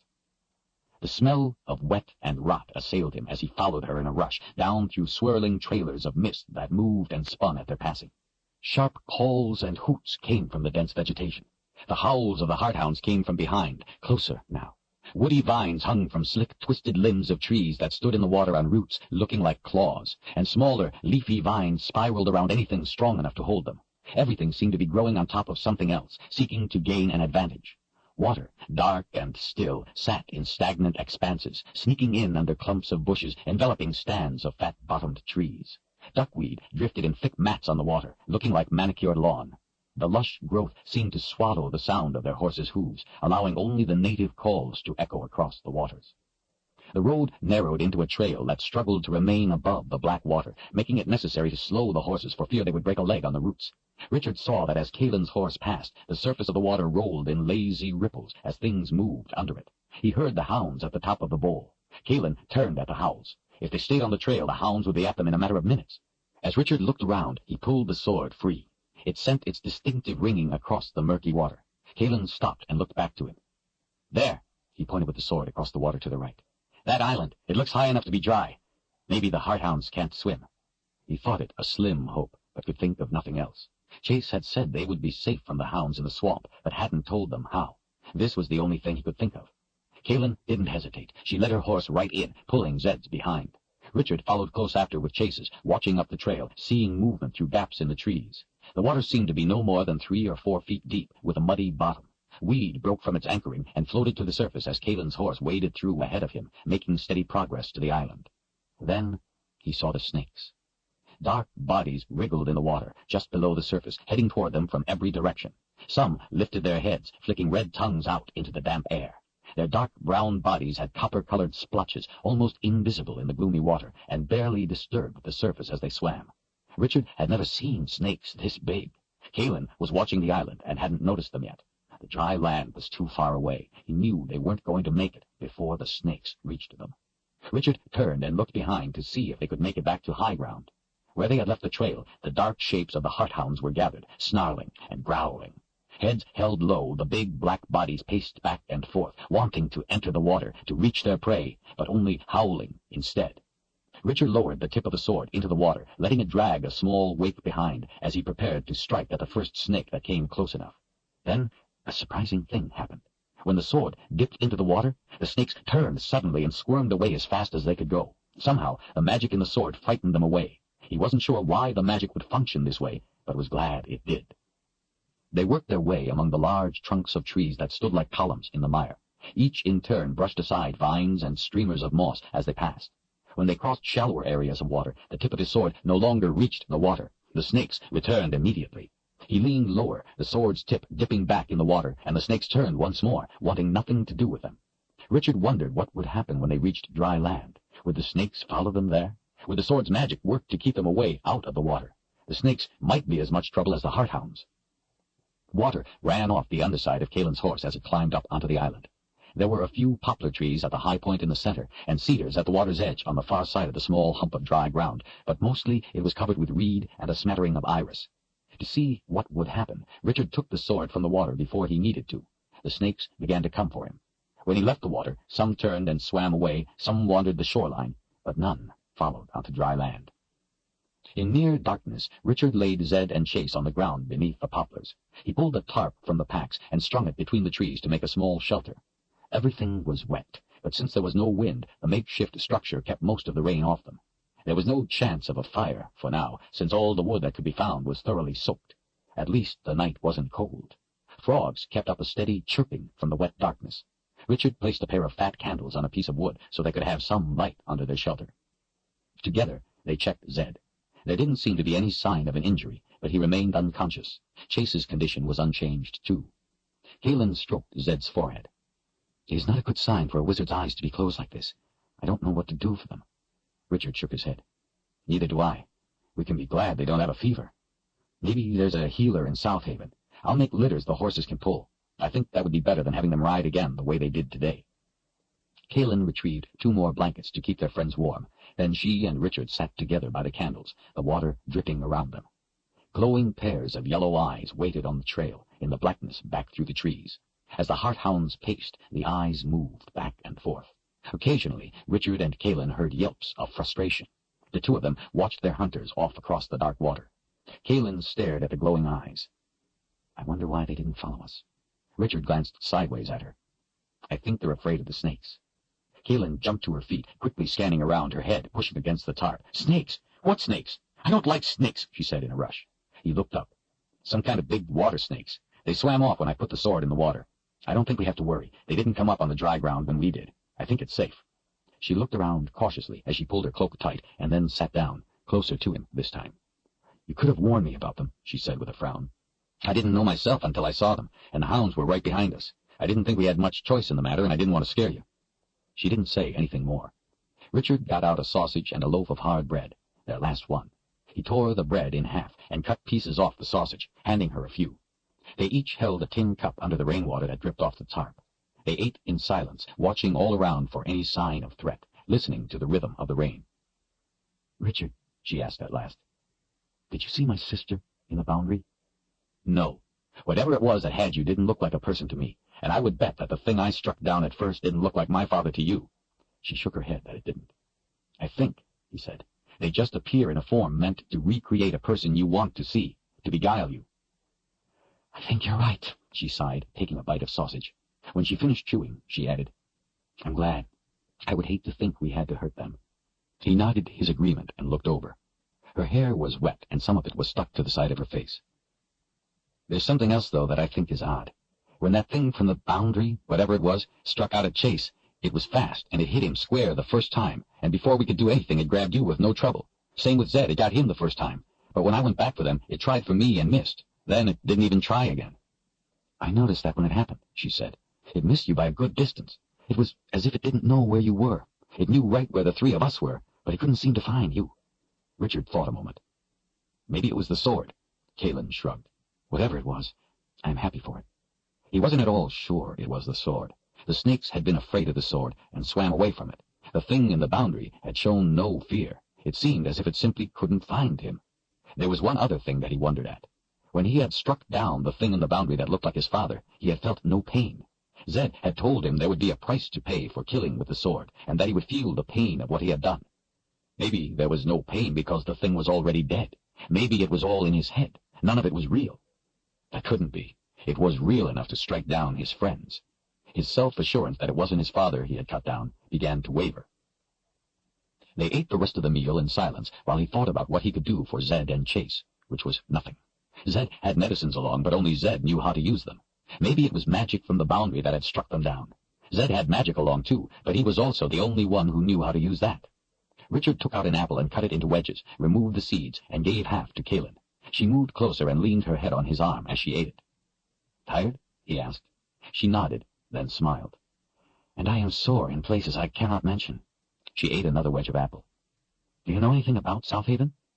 I've heard other guides mention it when they've passed through Heartland. From what they say, it's a place of thieves and misfits. It doesn't sound like the kind of place that would have a healer. Richard didn't answer. What will we do then? I don't know, but they'll get better. They'll be all right. And if not, she pressed. He took the apple away from his mouth and looked at her. Galen, what are you trying to say? I'm saying that we have to be prepared to leave them, to go on.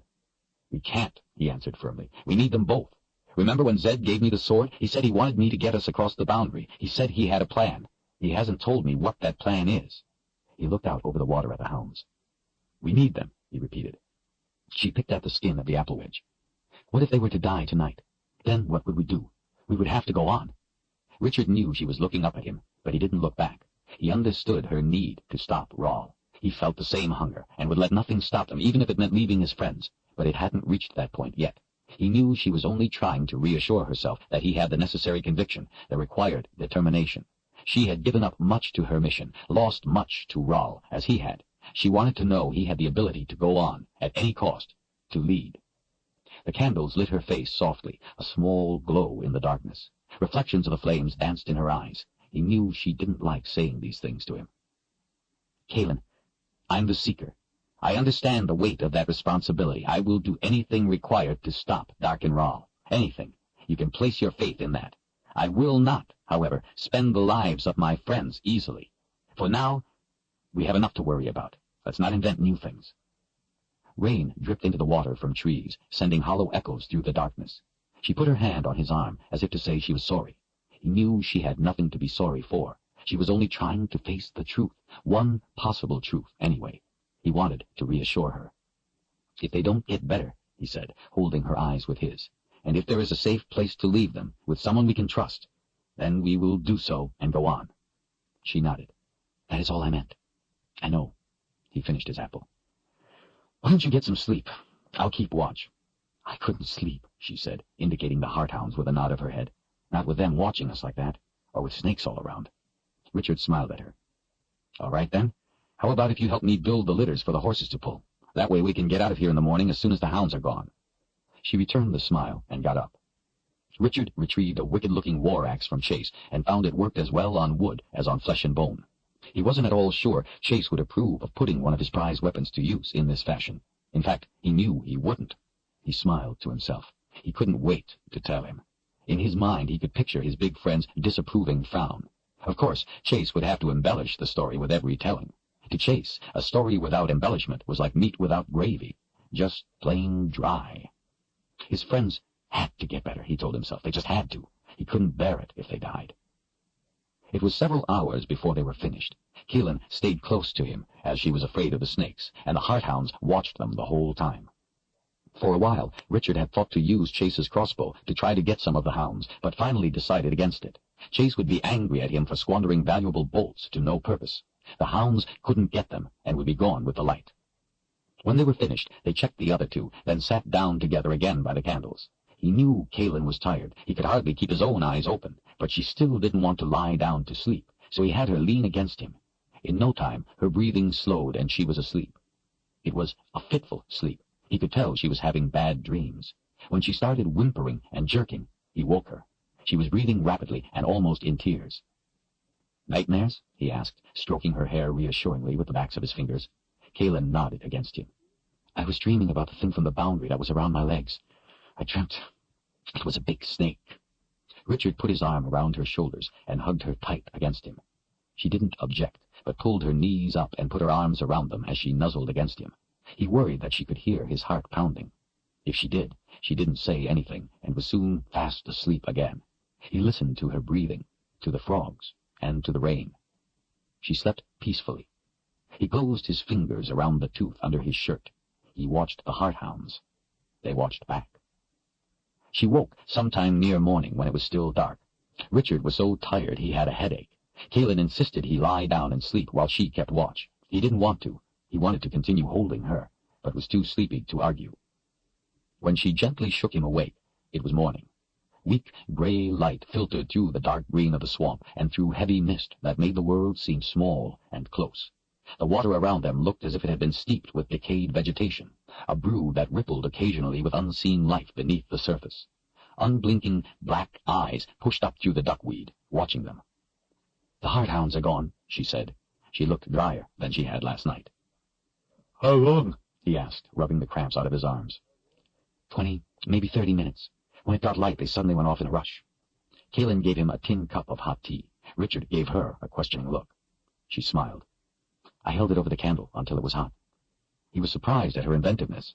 She gave him a piece of dried fruit and ate some herself. He noticed the war axe leaning against her leg and thought to himself that she knew how to stand watch. It was still raining gently. Strange birds called out sharply in rapid, ragged shrieks from across the swamp, while others answered in the distance. Bugs hovered inches above the water, and occasionally there was an unseen splash. "Any change in Zed or Chase?" he asked. She seemed reluctant to answer. "Zed's breathing is slower." Richard quickly went and checked. Zed seemed hardly alive. His face had a sunken, ashen look. He put an ear to the old man's chest and found his heart to be beating normally, but he was breathing slower, and he felt cold and clammy.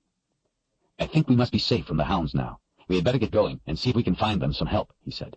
Richard knew she was afraid of the snakes. He was, too, and told her so, but she didn't let it interfere with what they had to do. She put her trust in what he said, that the snakes wouldn't come near the sword, and crossed the water without hesitation when he told her to go. They had to traverse the water twice, once with Zed and Chase, and a second time to retrieve the parts for the litters, as they could only be used on dry land. They hooked up the poles to the horses, but couldn't use them yet, as the tangle of roots on a swamp trail would cause too jolting a ride. They would have to wait until they were on a better road, once they were clear of the swamp. It was mid-morning before they reached the better road. They stopped long enough to lay their two fallen friends in the litters and cover them with blankets and oilcloth. Richard was pleased to discover that the pole arrangement worked well. It didn't slow them at all, and the mud helped them slide along nicely. He and Kalin ate lunch on their horses, passing food back and forth as they rode next to each other.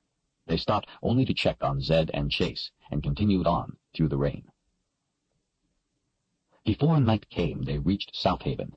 The town was little more than a collection of ramshackle buildings and houses, fit crookedly in among the oaks and beech, almost as if to turn themselves away from the road, from queries, from righteous eyes. None looked ever to have seen paint. Some had tin patches that drummed in the steady rain. Set in the center of the huddle was a supply store, and next to it a two-story building. A clumsily carved sign proclaimed it to be an inn, but offered no name. Yellow lamplight coming from windows downstairs was the only color standing out from the grayness of the day and the building. Heaps of garbage leaned drunkenly against the side of the building, and a house next door tilted in sympathy with the rubbish pile.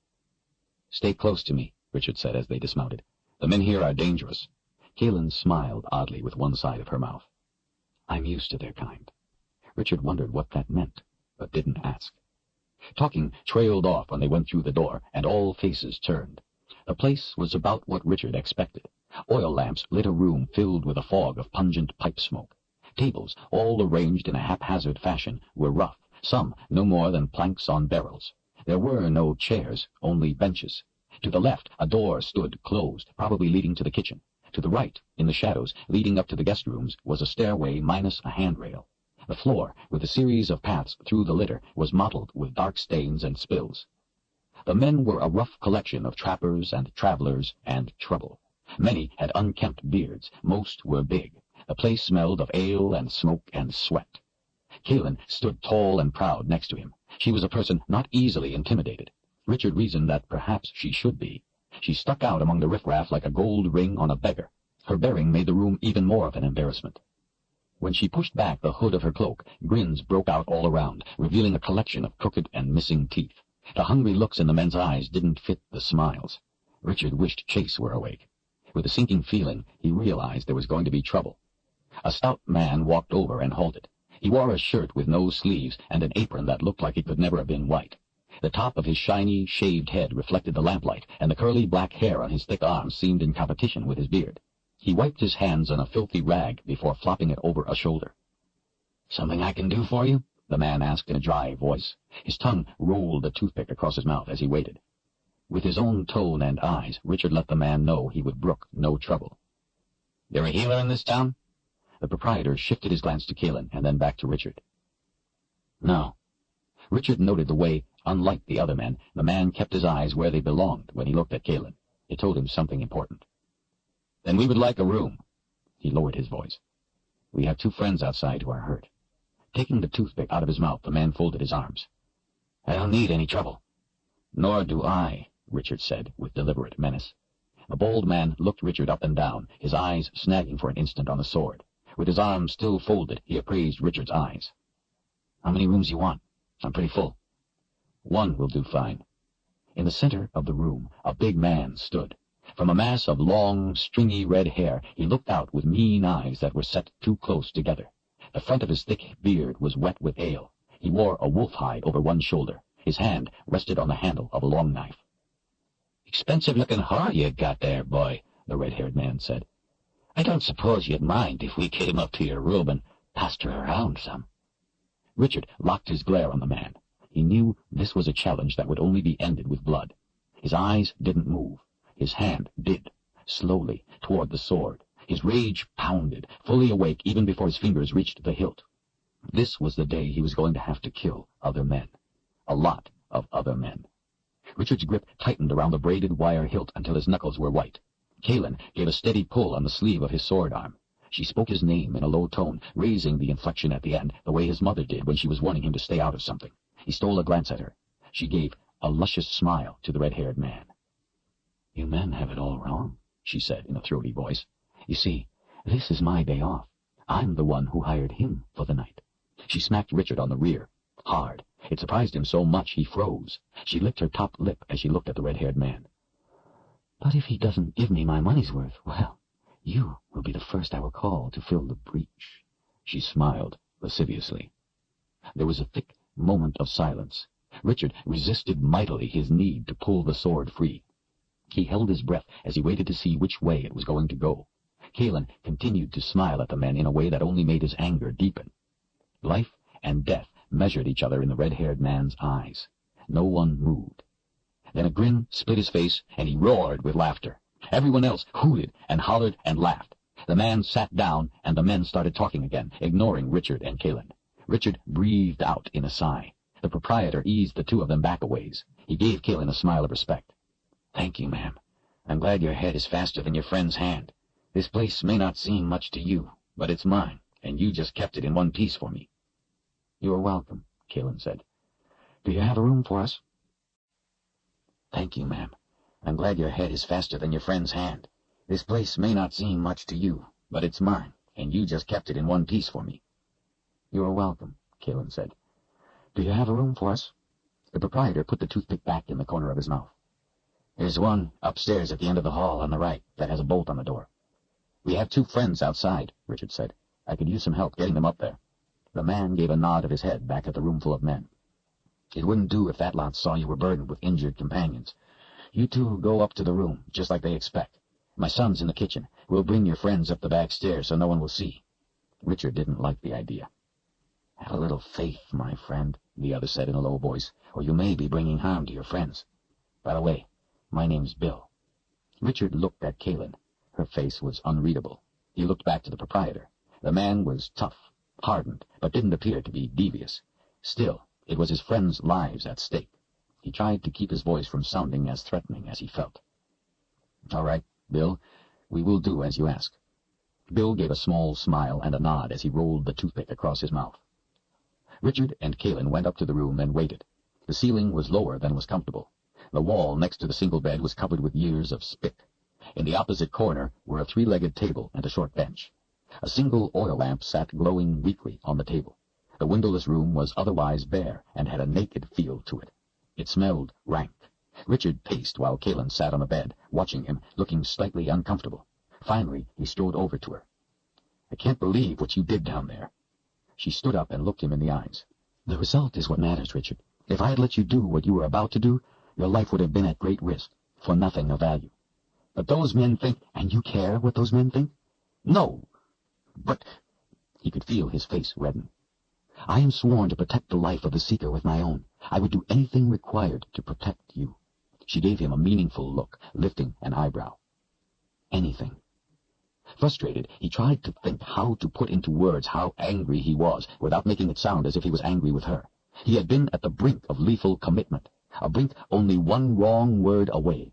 Pulling back was agonizingly difficult. He could still feel his blood pounding with the lust for violence. It was difficult to understand the way the anger twisted his own rationality with hot need, much less explain it to her.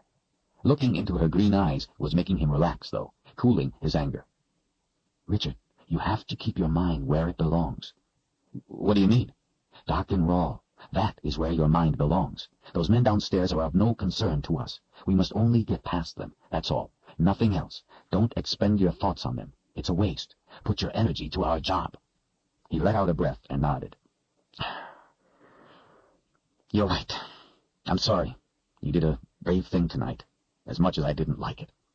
She put her arms around him, her head against his chest, and gave him a slow hug. There was a soft knock at the door.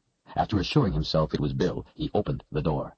The proprietor and his son carried Chase in and laid him carefully on the floor. When the son, a lanky young man, saw Calen, he fell instantly and hopelessly in love. Richard understood the feeling. Nonetheless, he didn't appreciate it. Bill pointed with his thumb. "This is my son, Randy." Randy was in a trance, staring at Calen. Bill turned to Richard, wiping the rain off the top of his head with the rag he kept over his shoulder. He still had the toothpick in his mouth. "You didn't tell me your friend was Del Brandstone." Richard's caution flared. "That a problem?" Bill smiled. "Not with me. The warden and me have had our disagreements, but he's a fair man. He gives me no trouble. He stays here sometimes when he's in the area on official business, but the men downstairs would tear him apart if they knew he was up here." "They might try," Richard corrected. A slight smile curled the corners of Bill's mouth. "We'll get the other one." When they left, Richard gave Calen 2 silver coins. "When they come back, give the boy one of these to take the horses to the stables for us and tend to them. Tell him that if he will spend the night watching them and have them ready for us at sunrise, you will add the other." "What makes you think he will do it?" Richard gave a short laugh. "Don't worry, he'll do it, if you ask. Just smile." Bill came back, carrying Zed in his husky arms. Randy followed, carrying most of their packs. Bill gently laid the old man on the floor next to Chase. He gave Richard a look from under his curly eyebrows, then turned to his son. "Randy, go get this young lady a basin and a pitcher of water, and a towel, a clean towel. She might like to clean up." Randy backed out of the room, smiling and tripping over his feet as he went. Bill watched him go, then turned to Richard with an intense look. He took the toothpick out of his mouth. "These 2 are in bad shape. I won't ask you what happened to them because a smart fellow wouldn't tell me, and I think you're a smart fellow. We don't have a healer around here, but there's someone who may be able to help, a woman named Addie. They call her the Bone Woman. Most people are afraid of her. That bunch downstairs won't go near her place." Richard remembered Chase saying Addie was his friend. He frowned. "Why?" Bill glanced to Calen and back to Richard, narrowing his eyes. "Because they're superstitious. They think she's bad luck of some sort, and because she lives near the boundary. They say that people she doesn't like have a bad habit of dropping dead. Mind you, I'm not saying it's true. I don't believe it myself. I think it's all made up in their own heads. She's not a healer, but I know of folks she's helped. She may be able to help your friends. At least you better hope she can, because they're not going to last much longer without help." Richard combed his fingers through his hair. "How do we find this Bone Woman?" "Turn left down the trail in front of the stables. It's about a 4-hour ride." "And why are you helping us?" Richard asked. Bill smiled and folded his muscled arms across his chest. "Let's just say I'm helping the warden. He keeps some of my other customers at bay, and the wardens bring me an income from the government with their business, here and from my dry goods store next door. If he makes it, you just be sure to tell him it was me that helped save his life." He chuckled. "That'll vex him good." Richard smiled. He understood Bill's meaning. Chase hated to have anyone help him. Bill did indeed know Chase. "I will be sure to let him know you saved his life." The other looked pleased. "Now, since this Bone Woman lives by herself, way out by the boundary, and I'm to ask for her help, I think it would be a good idea if I took her some things. Can you get together a load of supplies for her?" "Sure. I'm an approved supplier. I get reimbursed from Heartland. Of course, that thieving council takes most of it back in taxes. I can put it in my tally book for the government to pay, if this is official business." "It is." Randy came back with the basin, water, and towels. Calen put a silver coin in his hand and asked him about caring for the horses. He looked to his father for approval. Bill nodded. "Just tell me which horse is yours, and I'll take extra good care of it," Randy said with a big grin. Calen smiled back. "They are all mine. Take care with each. My life depends on it." Randy got a serious look on his face. "You can count on me." Unable to decide what to do with his hands, he finally jammed them in his pockets. "I won't let anyone near them." He backed toward the door again, and when all but his head was through it, added, "I just want you to know I don't believe a word of what those men downstairs are saying about you, and I told them so." Calen smiled in spite of herself. "Thank you, but I do not want you to endanger yourself on my account. Please stay away from those men, and do not mention that you talked to me. It will only embolden them." Randy grinned and nodded and left. Bill rolled his eyes and shook his head. He turned to Calen with a smile. "You wouldn't consider staying here and marrying the boy, would you? It would do him good to have a mate." An odd look of pain and panic flashed across Calen's eyes. She sat on the bed, looking down at the floor. "Just kidding, girl," Bill said apologetically. He turned back to Richard. "I'll bring you each a plate of supper, boiled potatoes and meat." "Meat?" Richard asked suspiciously. Bill chuckled. "Don't worry. I wouldn't dare serve those men bad meat. I could lose my head." In a few minutes he returned and set 2 steaming dishes of food on the table. "Thank you for your help," Richard said. Bill raised an eyebrow. "Don't worry. It will all be in my tally book. I'll bring it to you in the morning to sign. There anyone in Heartland who will recognize your signature?" Richard smiled. "I think so. My name is Richard Cipher. My brother is first counselor." Bill flinched, suddenly shaken. "I'm sorry. Not that your brother is first counselor. I mean that I'm sorry I didn't know. I mean that if I had known, I'd have given you better accommodations. You can stay at my house. It's not much, but it's better than this. I'll take your things over right now." "Bill, it's all right." Richard went to the man and put a hand on his back, reassuring him. The proprietor looked suddenly less fierce. "My brother is first counselor. I am not. The room is fine. Everything is fine." "You sure? Everything? You're not going to send the army here, are you?" "You've been a big help to us, honest. I have nothing to do with the army." Bill didn't look convinced. "You're with the head of the boundary wardens?" Richard smiled warmly. "He's a friend of mine.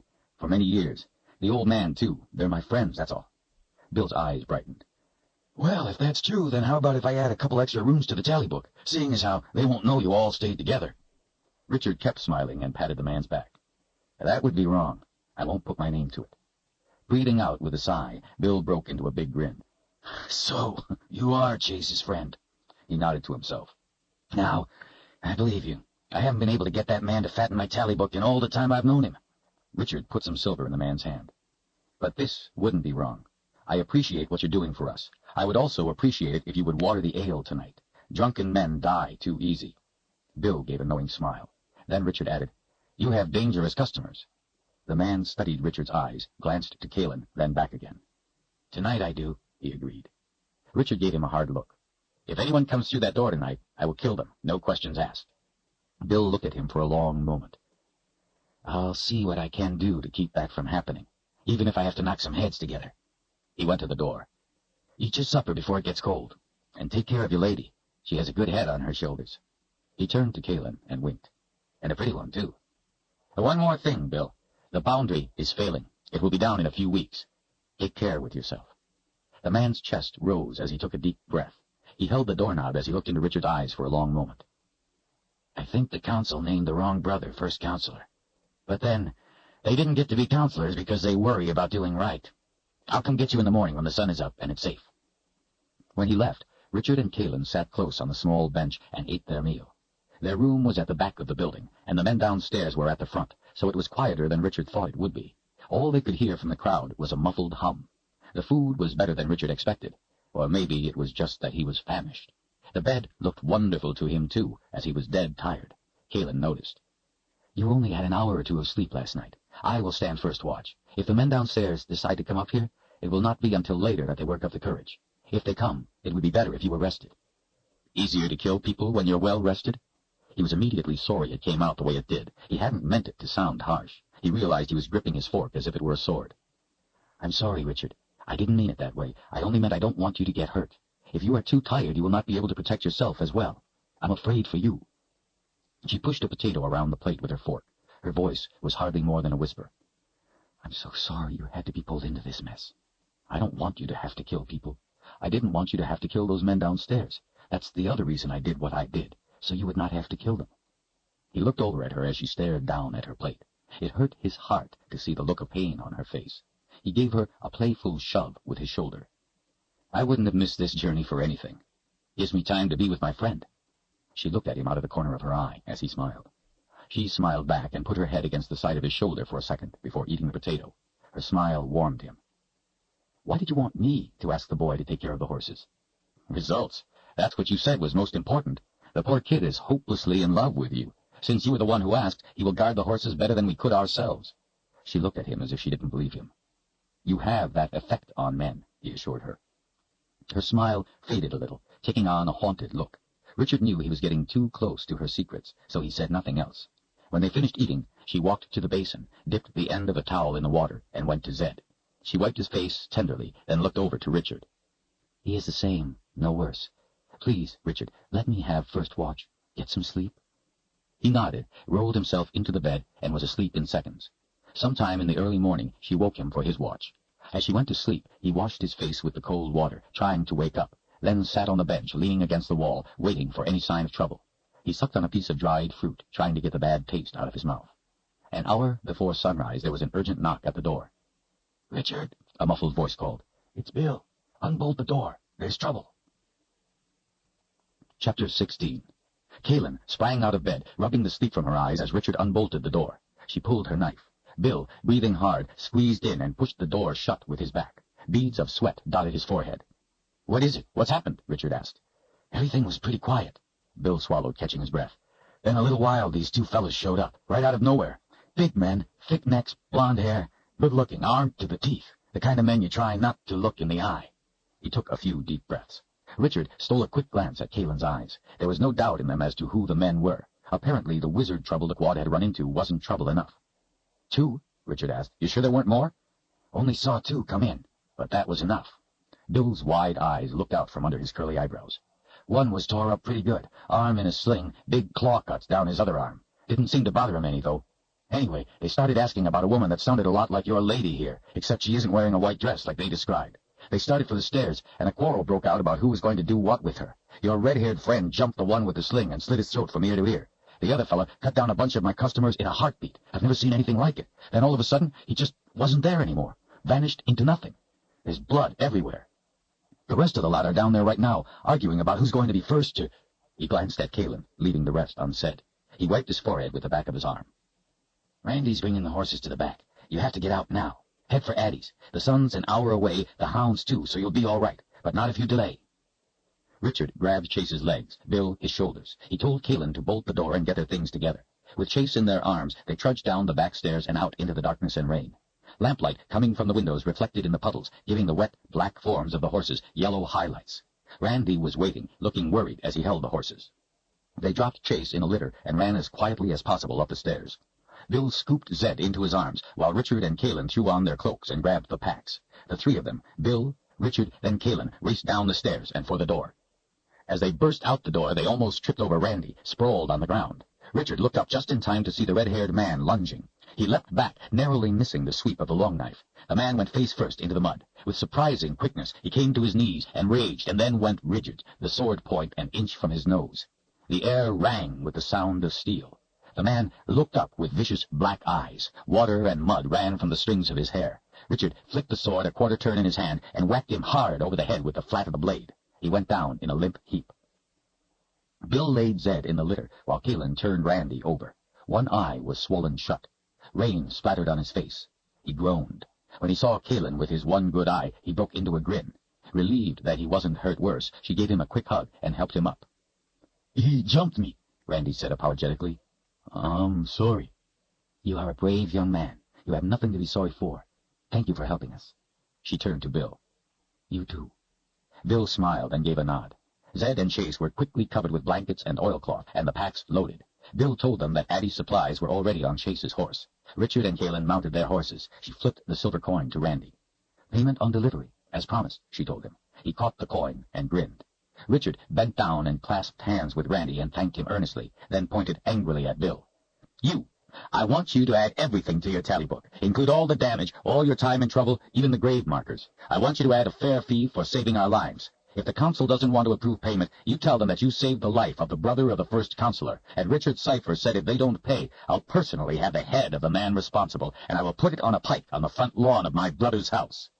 Bill nodded and laughed over the sound of the rain. Richard pulled back on the reins to keep his horse in place as it danced about, eager to go. He pointed down at the unconscious man in the mud. He was furious. "The only reason I didn't kill this man is because he killed a man worse than himself, and in so doing may have unwittingly saved Kaylin's life. But he is guilty of murder, intent to murder, and intent to rape. I suggest you hang him before he wakes." Bill looked up at him with hard eyes. "Done. Don't forget what I said about the boundary. Trouble comes. Take care with yourself." Bill held Richard's eyes as he put his hairy arm around his son's shoulders. "We won't forget." A slight smile curled the corners of his mouth. "Long life to the Seeker." Richard looked down at him in surprise, and then grinned. Smiling quenched some of the fire of his rage. "When I first saw you," Richard said, "my thought was that you were not a devious man. I find I was mistaken." Richard and Kalin pulled their hoods up and urged their horses on into the dark rain, toward the Bone Woman. The rain had quickly drowned the lights from South Haven and left the travelers to grope their way through the blackness. Chase's horses had carefully picked their way down the trail. Trained by the wardens for this kind of duty, they were comfortable in the adverse conditions. Dawn had struggled interminably at bringing light to the new day. Even after Richard knew the sun was up, the world still hung in half-light between night and day, a ghost of morning. The rain had helped to cool his hot rage. Richard and Kalin knew that the last member of the quad was loose somewhere, and they watched every movement as a potential threat. They knew that sooner or later he would come at them. The uncertainty of when ate at their concentration. Worry over what Bill had said, that Zed and Chase wouldn't last long, gnawed at his spirit. If this woman, Addie, couldn't help, he didn't know what he would do. If she couldn't help, his two friends would die.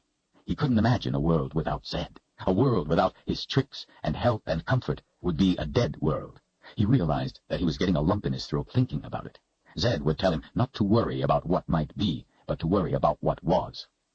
But what was seemed almost as bad. His father had been murdered. Dark and Rawl was close to obtaining all the boxes. Richard's two oldest friends were near death.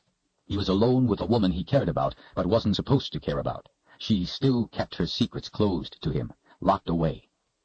He could tell she fought a constant battle over it in her mind. Sometimes, when he felt he was getting closer to her, he saw pain and fear in her eyes. Soon they would be in the Midlands, where people knew what she was. He wanted her to be the one to tell him. He didn't want to learn it from someone he didn't know. If she didn't tell him soon, he would have to ask her. Against his nature or not, he would have to. So deep was he in thought, he hadn't realized they had been on the trail for over 4 hours. The forest was drinking in the rain. Trees loomed dark and huddled in the mist. The moss on their trunks was vibrant and lush. It stood out on the bark of trees and in round humps on the ground, green and spongy. The lichen on the rocks shone bright yellow and rust in the damp. In some places, water ran down the trail, turning it into a temporary creek. The poles of Zed's litter splashed through it, going over rocks and roots, rocking the old man's head from side to side on the rougher sections. His feet rode inches from water when they crossed runoff streams. Richard smelled the sweetness of wood smoke in the stillness. Birch wood. He realized that the area they were entering had changed somehow. It looked the same as it had for hours, yet it was different. Rain floated down in quiet reverence for the forest. The whole place felt somehow sacred. He felt like an intruder, disturbing the peace of timeless ages. He wanted to say something to Kalin, but it seemed as if talking would be a sacrilege. He understood why the men from the inn wouldn't come up here. Their foul presence would be a violation. They came to a house that so blended with its surroundings it was almost invisible next to the trail. A wisp of wood smoke curled from its chimney up into the misty air. The logs of the walls were weathered and ancient, matching the color of the surrounding trees, with nothing other than the ground it sat upon disturbed. The house seemed to be growing from the forest floor, with trees towering around it protectively. The roof was covered in a mass of ferns. A smaller, slanted roof covered a door and a porch large enough for only 2 or 3 people to stand on at once. There was a square, 4-paned window in the front, and another on the side of the house Richard could see. None had curtains.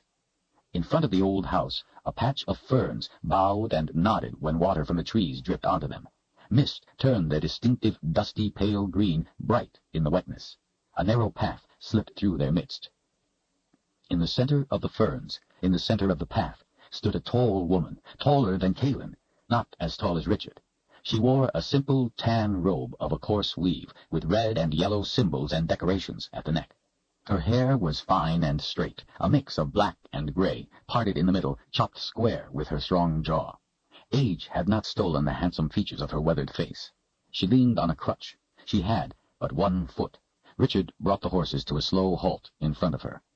The woman's eyes were completely white. "I be Addie. Who be you?"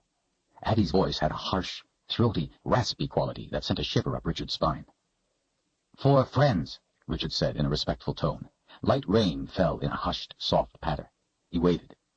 Fine wrinkles covered her face. She took the crutch from under her arm and folded both thin hands over the top, lending her weight to it. Addie's thin lips pulled tighter in a slight smile. "1 friend," she rasped. 3 dangerous people. I decide if they be friends." She nodded slightly to herself. Richard and Kalin stole a sidelong glance at each other. His guard went up. He felt somehow uncomfortable sitting on the horse, as if talking down to her suggested disrespect. He dismounted, Kalin following his lead. With his horse's reins in his hand, he moved to stand in front of the animal, Kalin next to him. "I am Richard Cipher. This is my friend, Kalin Amnel." The woman studied his face with her white eyes. He had no idea if she could see, but he didn't know how it could be possible. She turned to Kalin. The woman's raspy voice spoke a few words to Kalin in a language he couldn't understand. Kalin's eyes held the old woman's, and she gave Addie a slight bow of her head. It had been a greeting of deference. Richard hadn't recognized the words Kalin or Amnel anywhere in it. The fine hairs on the back of his neck stiffened. Kalin had been addressed by title. He had been around Kalin long enough to know that by the way she was standing, with her back straight and her head held assertively up, she was on guard. Serious guard. If she had been a cat, her back would be arched, her fur standing on end. The two women faced each other. Age had been dismissed for the moment by each. They measured each other on qualities he couldn't see. This was a woman who could bring them to harm, and he knew the sword wasn't going to protect him. Addie turned back to Richard. "Put words to your need, Richard Cipher." "We need your help." Addie's head bobbed. "True." "Our two friends are hurt. One, Del Banstone, told me he is your friend." "True," Addie said again in her raspy voice. "Another man in Southaven told us you may be able to help them. In return for your help, we brought you supplies. We thought it would be fair to offer you something." Addie leaned closer. "Lie!" She thumped her crutch once on the ground. Richard and Kalin both jerked back a little. Richard didn't know what to say. Addie waited. "It's true. The supplies are right here." He turned a little, indicating Chase's horse. "We thought it would be fair." "Lie!" She thumped her crutch once again. Richard folded his arms, his temper rising. His friends were dying while he played games with this woman. "What is a lie?" "We be a lie." She thumped her crutch again. "You be the one who thought to offer supplies. You be the one who decided to bring them, not you and Kalin. You. We be a lie. I be the truth." Richard unfolded his arms, holding them out to his sides. "What difference does that make? We, what does it matter?" She stared at him. "One be true, one be a lie. How much more difference could there be?" Richard folded his arms across his chest again, frowning. "Chase must have a very difficult time telling you the stories of his adventures." Addie's small smile came back. "True," she nodded. She leaned a little closer, motioning with her hand. "Bring your friends inside." She turned, put the crutch back under her arm, and worked her way to the house. Richard and Kalin looked at each other, and then went to get Chase, putting the blankets away first. He had Kalin take the boundary warden's feet. He took the heavy half. As soon as they lugged Chase through the door, Richard discovered why she was called the Bone Woman. Bones of every kind stood out in stark relief against the dark walls. Every wall was covered. Against one were shelves that held skulls of beasts Richard didn't recognize. Most were fearsome-looking, with long, curved teeth. At least none were human, he thought. Some of the bones were assembled into necklaces. Some were decorated into objects of purpose, with feathers and colored beads, chalk circles drawn around them on the surface of the wall. There were stacks of bones in the corner, looking unimportant en masse.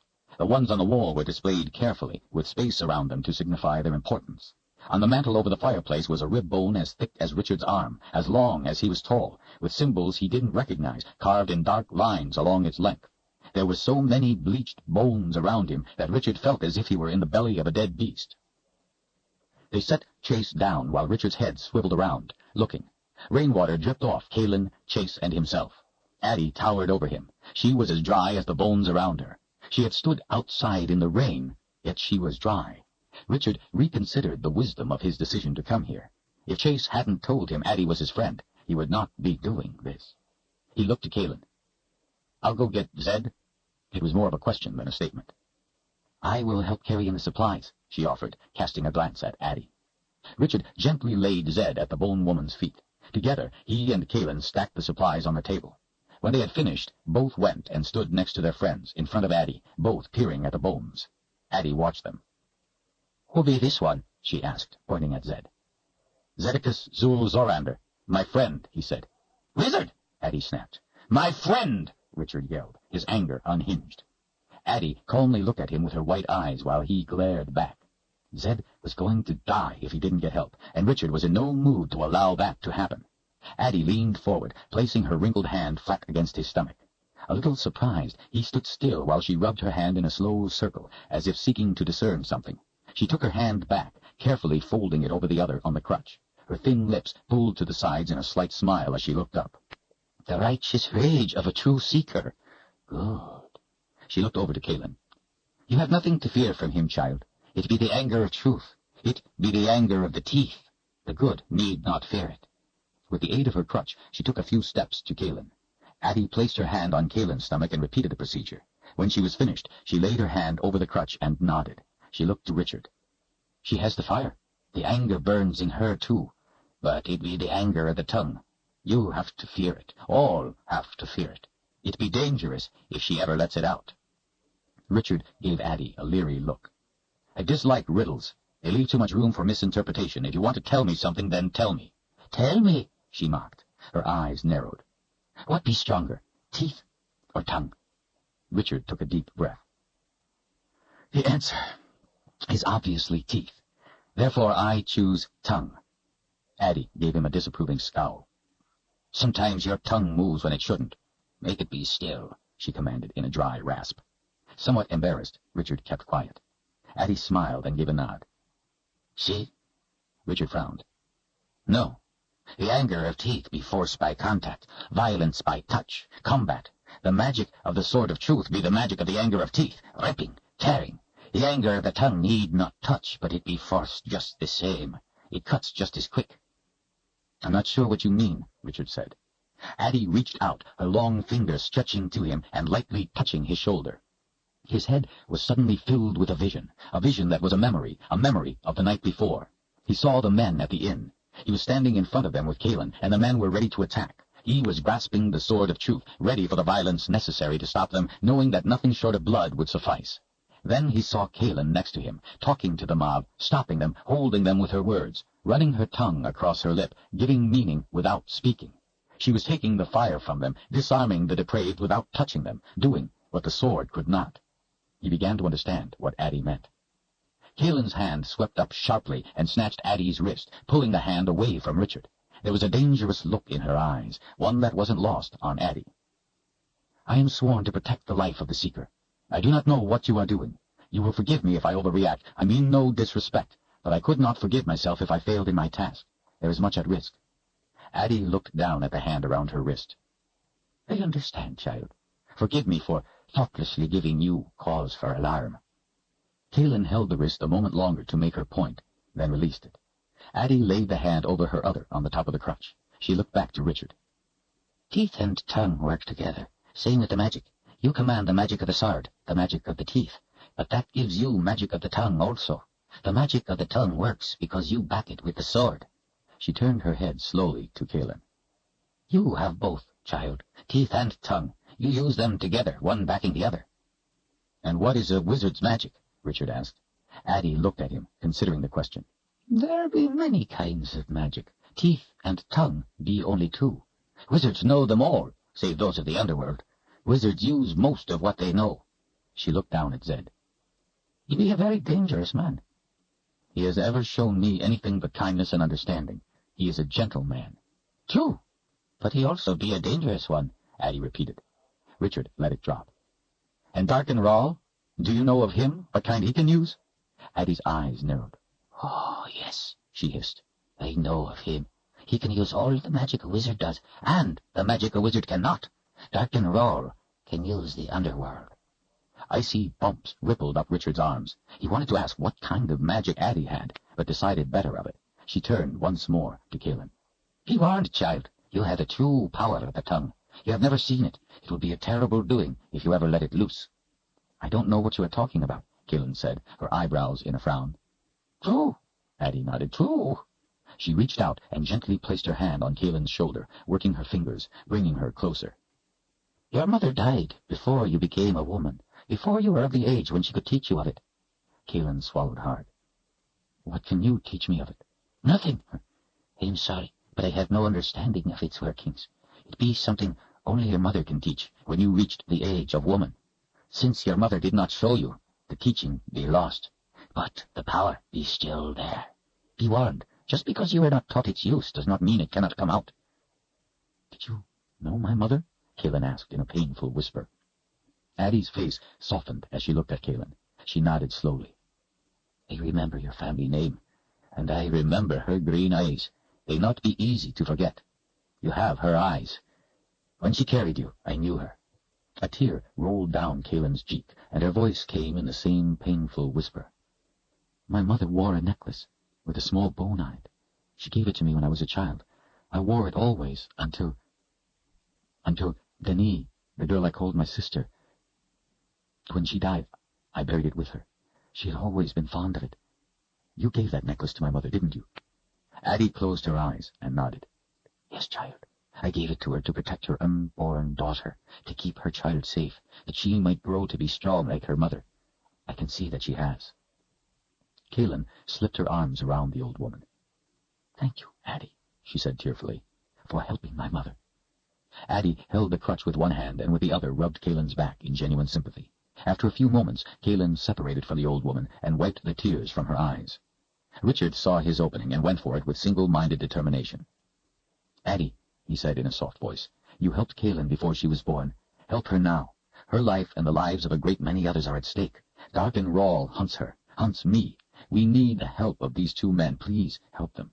Help Kaelin. Addie gave him her small smile. She nodded her head a little to herself. The wizard chooses his seekers well. Fortunately for you, patience be not a prerequisite for the post. Be at ease. I would not have had you bring them in if I did not intend to help them. Well, perhaps you cannot see, he pressed, but Zed especially is in bad shape. His breathing is hardly there at all. Addie's white eyes regarded him with strained tolerance. Tell me, she said in her dry rasp, do you know Kaelin's secret, the one she keeps from you? Richard said nothing and tried to show no emotion. Addie turned to Kaelin. Well, perhaps you cannot see, he pressed, but Zed especially is in bad shape. His breathing is hardly there at all. Addie's white eyes regarded him with strained tolerance. Tell me, she said in her dry rasp, do you know Kaelin's secret, the one she keeps from you? Richard said nothing and tried to show no emotion. Addie turned to Kaelin. Tell me, child, do you know the secret he keeps from you? Kaelin said nothing. Addie looked back to Richard. Does the wizard know of the secret you keep from him? No. Do you know the secret the wizard keeps from you? No. 3 blind people. Seems I be able to see better than you. Richard wondered what secret Zed was keeping from him. He lifted an eyebrow. And which of these secrets do you know, Addie? She pointed a thin finger at Kaelin. Hers only. Richard was relieved, but tried to let his face show nothing. He had been on the verge of panic. Everyone has secrets, my friend, and has a right to keep them when there is need. Her smile widened. That be true, Richard Safer. Now, what about these two? Do you know how to heal them? She asked. No. If I did, I obviously would have already done so. Your impatience is to be forgiven. It be only right for you to fear for the lives of your friends. I bear you no ill will for your concern, but be at ease. They have been receiving help from the moment you brought them in. Richard gave her a confused look. Really? She nodded. They be struck down by underworld beasts. It will take time for them to wake. Days. How many, I cannot say. But they be dry. Lack of water will be the death of them. Therefore they must be brought awake enough to drink, or they will die. The wizard breathes slow, not because he be worse, but because that be the way wizards save strength in time of trouble. They go into a deeper sleep. I must bring them both awake to drink. You will not be able to talk to them. They will not know you, so be not afraid when you see it. Go to the corridor. Bring the water bucket. Richard retrieved the water, and then helped Addie lower herself to sit cross-legged at the heads of Zed and Chase. She pulled Kaelin down next to her. She asked Richard to bring a bone implement from the shelf. Part of it looked very much like a human thigh bone. The entire object had a dark brown patina and looked to be ancient. Down the shaft of the bone were carved symbols Richard didn't recognize. At one end were 2 skull tops, one to each side of the ball.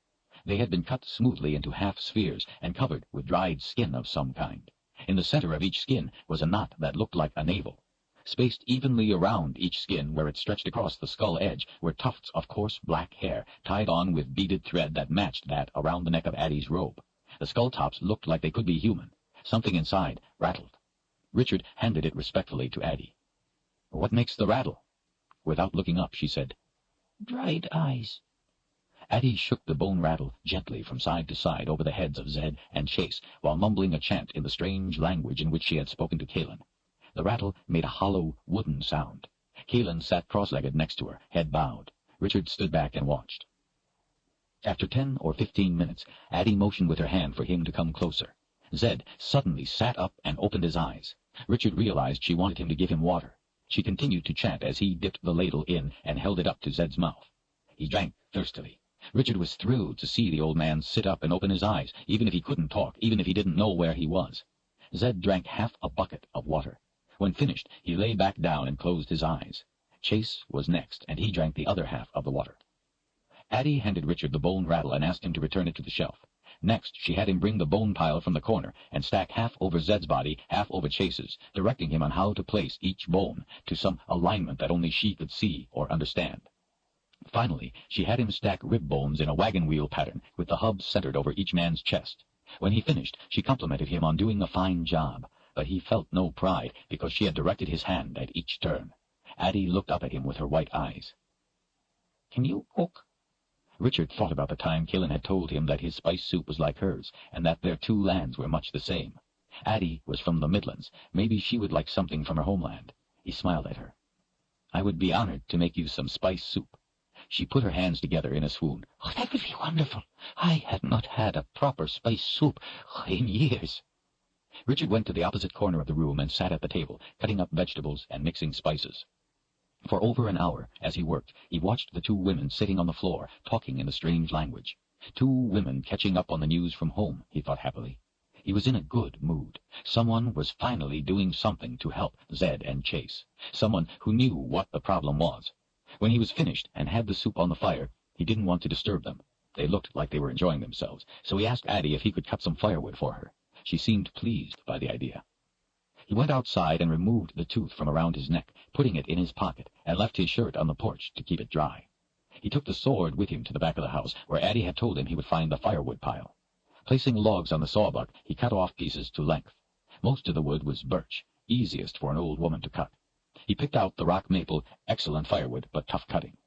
The woods nearby were dark and dense, but they didn't feel threatening. They felt welcoming, enveloping, safe. Still, there was the last man of the quad out there somewhere, hunting Kalin. He thought about Michael, hoped he was safe. Michael didn't know what Richard was doing, and probably wondered where he was. He was probably worried. Richard had planned on going to Michael's house after they left Zed's place, but there had been no time. Rahl had almost caught them. He wished he had been able to get word to his brother. Michael was going to be in great danger when the boundary failed. When he tired of sawing, he split what he had cut. It felt good to use his muscles, to sweat from labor, to do something that didn't require him to think. The cool rain felt good on his hot body, making the work easier. To amuse himself, he imagined the wood was darking Rahl's head as he brought the axe down. For variation, he sometimes imagined it to be a gar. When the piece of wood was particularly tough, he imagined it to be the red-haired man's head. Kalin came out and asked him if he was ready to come eat. He hadn't even realized it was getting dark. After she left, he went to the well and poured a bucket of cold water over himself, washing off the sweat. Kalin and Addie were sitting at the table, and since there were only 2 chairs, he brought in a log round to sit on. Kalin set a bowl of soup in front of him as he sat down, and handed him a spoon. "You have given me a wonderful gift, Richard," Addie said. "And what would that be?" He blew on a spoonful of soup to cool it. She looked at him with her white eyes. "Without taking offense, you have given me the time to talk to Kalin in my native tongue. You cannot know what joy that be for me. So many years it has been. You are a very perceptive man. You are a true seeker." Richard beamed at her. "You have given me something very precious, too. The lives of my friends. Thank you, Addie." "And your spice soup be wonderful," she added, with a hint of surprise. "Yes," Kalin winked at him. "It's as good as I make." "Kalin has told me about Darken Rahl and about the boundary failing," Addie said. "It explains much.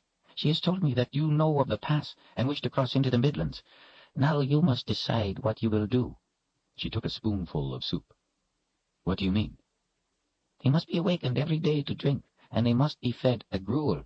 Your friends be asleep for many days, 5, maybe 10. You must decide, as seeker, if you are to wait for them or go on. We cannot help you. You must decide." "That would be a lot of work for you to do by yourself." Addie nodded. "Yes, but it not be as much work as going after the boxes, as stopping Darkin Rahl. She ate some more soup as she watched him. Richard stirred his spoon around absently in his bowl. There was a long silence. He looked to Kaelin, but she showed nothing. He knew she didn't want to interfere with his decision. He looked back down at his soup.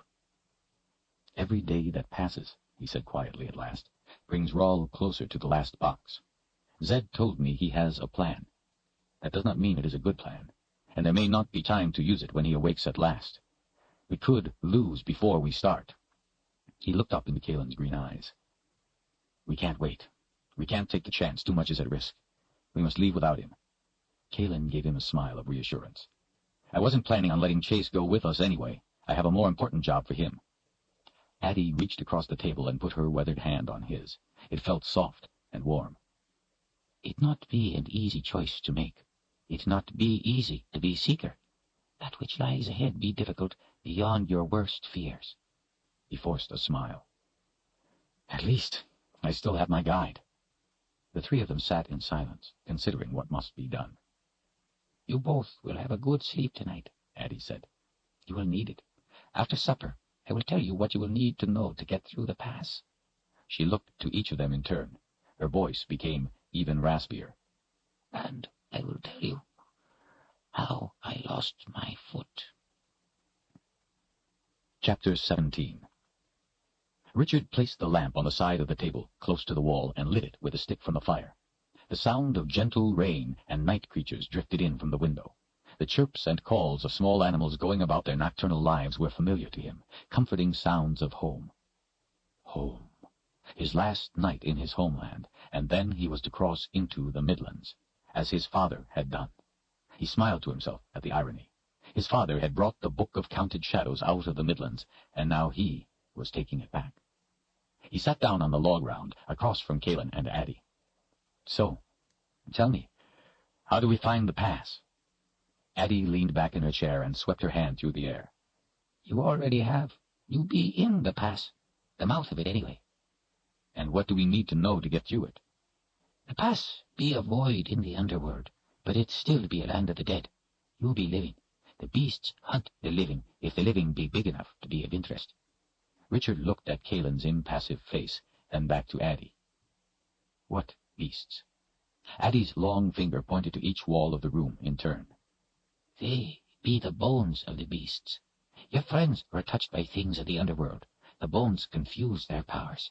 That be why I said your friends were being helped from the moment you brought them in here. The bones caused the magic poison to leave their bodies, letting the death sleep lift.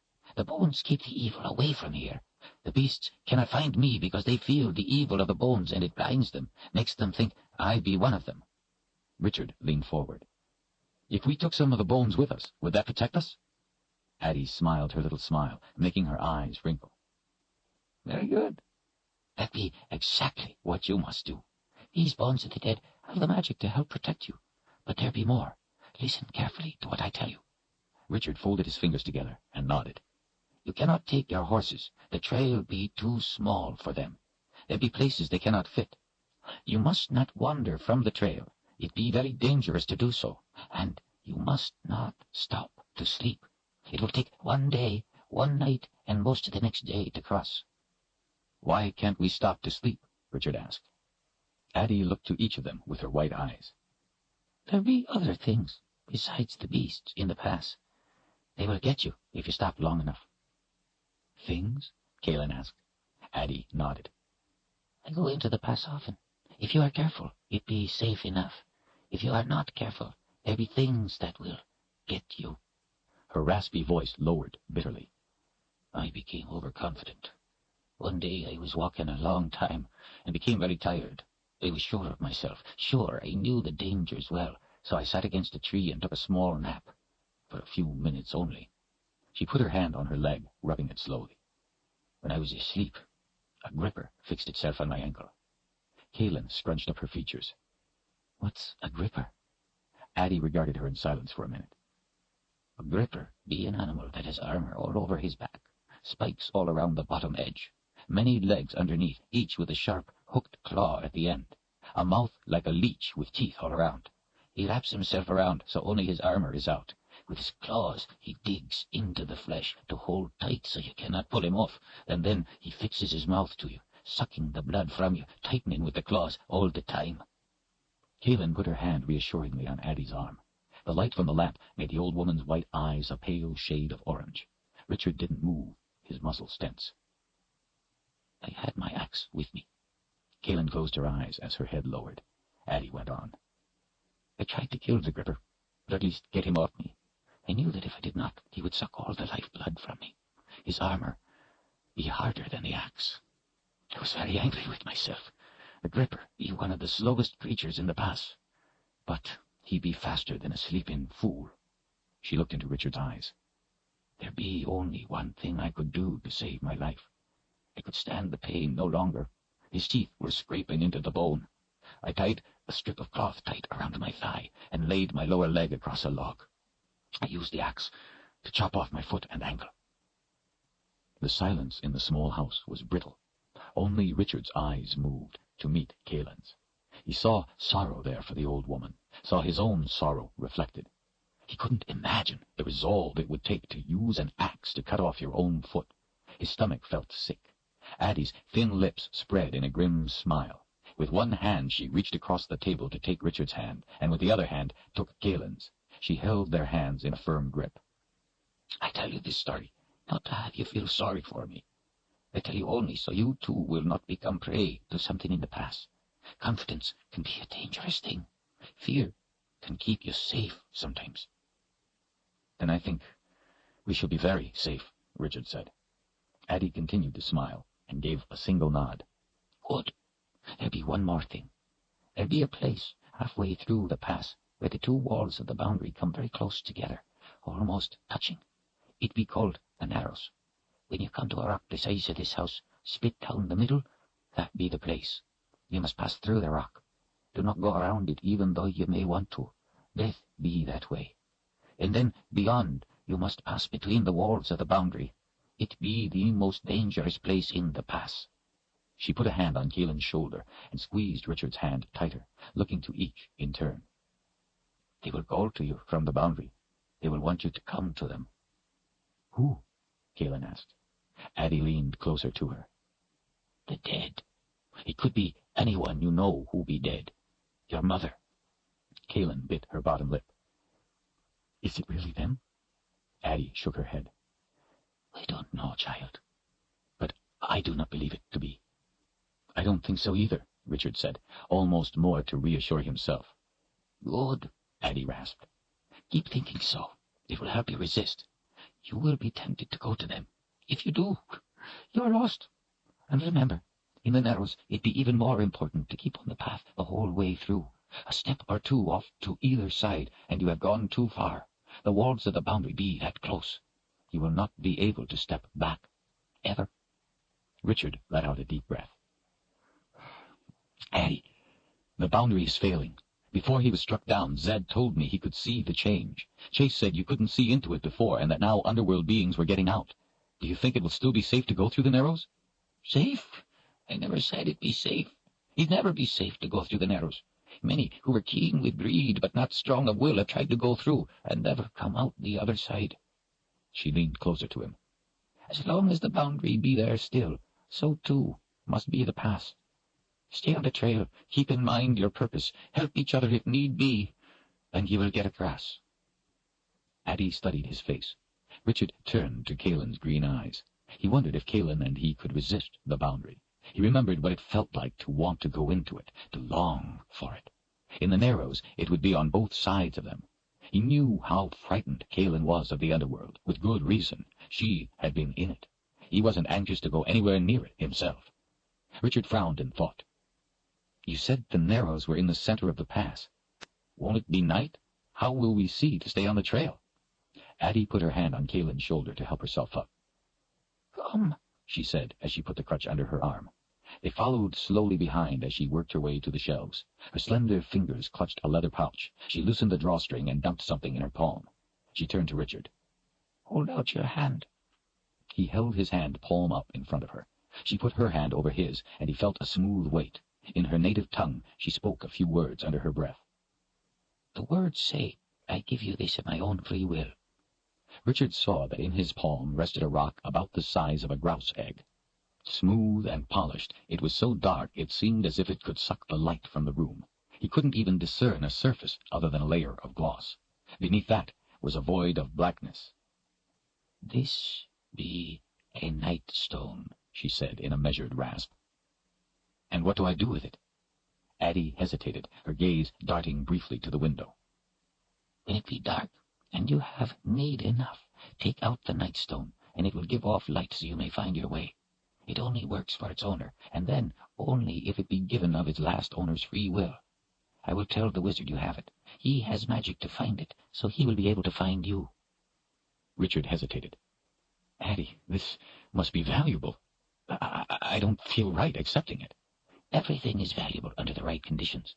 To a man dying of thirst, water be more precious than gold. To a drowning man, water be of little worth at great trouble. Right now, you be a very thirsty man. I thirst for Darkenrall to be stopped. Take the night stone. If you feel the weight of obligation, you may return it to me one day." Richard nodded, slipped the stone into the leather pouch, and then into his pocket. Addie turned to the shelf once more and retrieved a delicate necklace, holding it up for Callan to see. A few red and yellow beads were to each side of a small, round bone. Callan's eyes brightened, her mouth opened in surprise. "It is just like my mother's," she said with delight. Addie placed it over her head while Callan lifted clear her mass of dark hair. Callan looked down at the necklace, touching it between her finger and thumb, smiling. "For now, it will hide you from the beasts in the pass, and some day, when you carry a child of your own, it will protect her and help her to grow strong like you." Callan put her arms around the old woman, hugging her tight for a long time. When they separated, Callan's face bore a distressed expression, and she spoke in the language Richard didn't understand. Addie simply smiled and patted her shoulder sympathetically. "You two should sleep now." "What about me? Shouldn't I have a bone to hide me from the beasts?" Addie studied his face, then looked down at his chest. Slowly she reached out. Her fingers uncurled and touched his shirt tentatively, touched the tooth underneath. She pulled her hand back and looked back up into his eyes. Somehow she knew about the tooth being there. Richard held his breath. "You need no bone, Heartlander. The beasts cannot see you."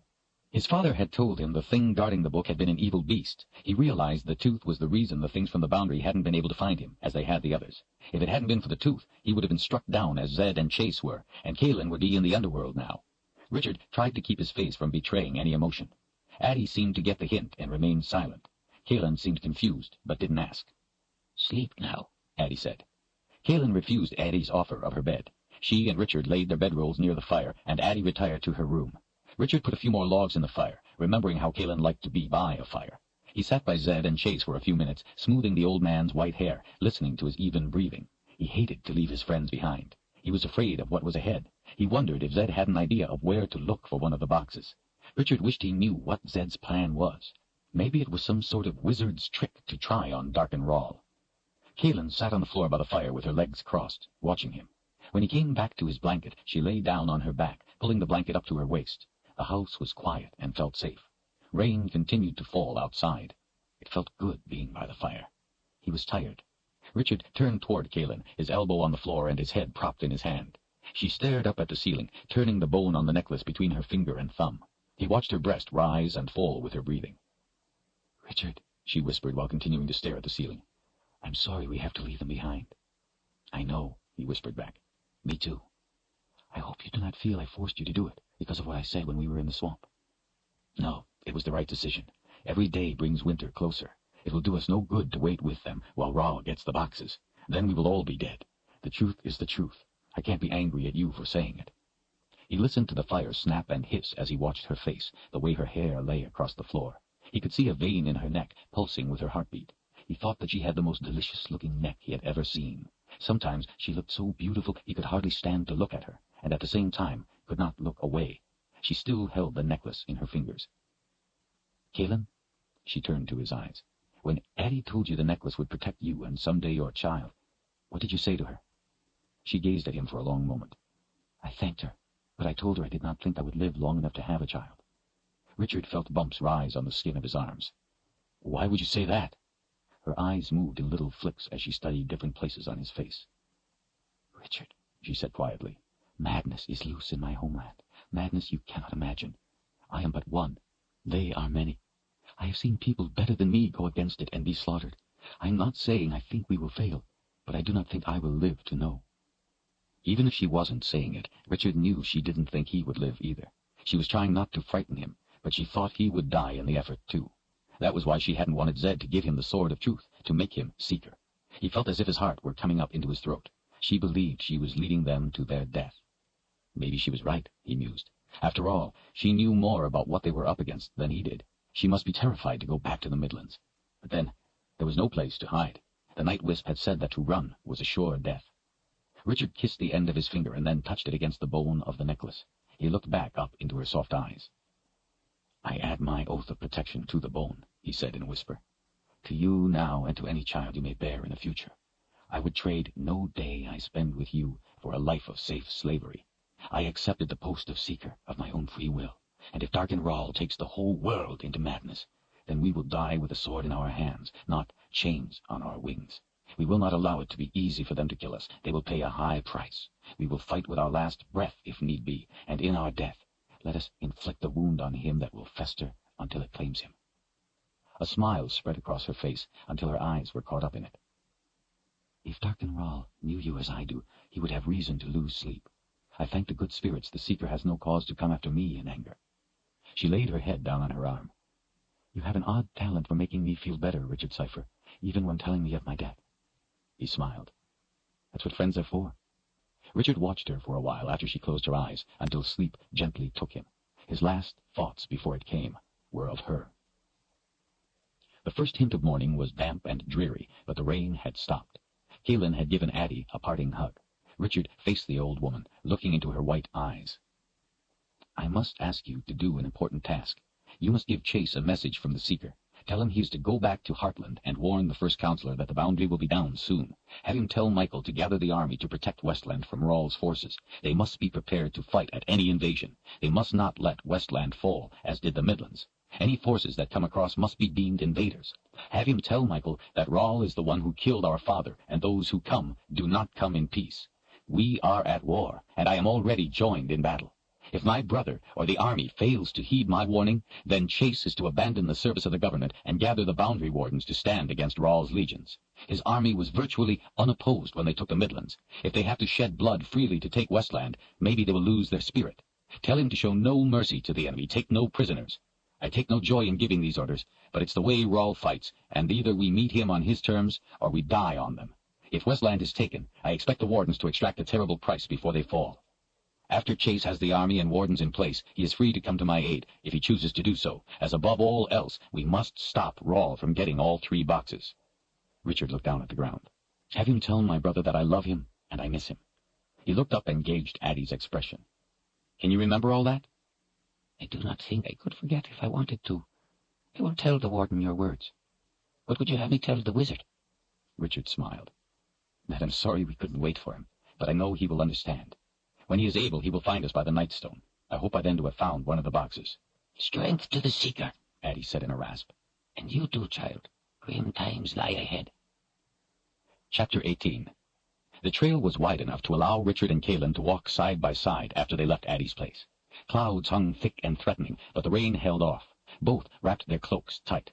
Damp, brown pine needles matted the path through the forest. There was little brush among the big trees, allowing an open view for a good distance. Ferns covered the ground in feathery swaths through the trees, and dead wood lay in it here and there as if asleep in a bed. Squirrels scolded the two of them as they hiked along, while birds sang with monotonous conviction. Richard picked at the branch of a small balsam fir as they walked past, stripping the needles between his thumb and the crook of his next finger.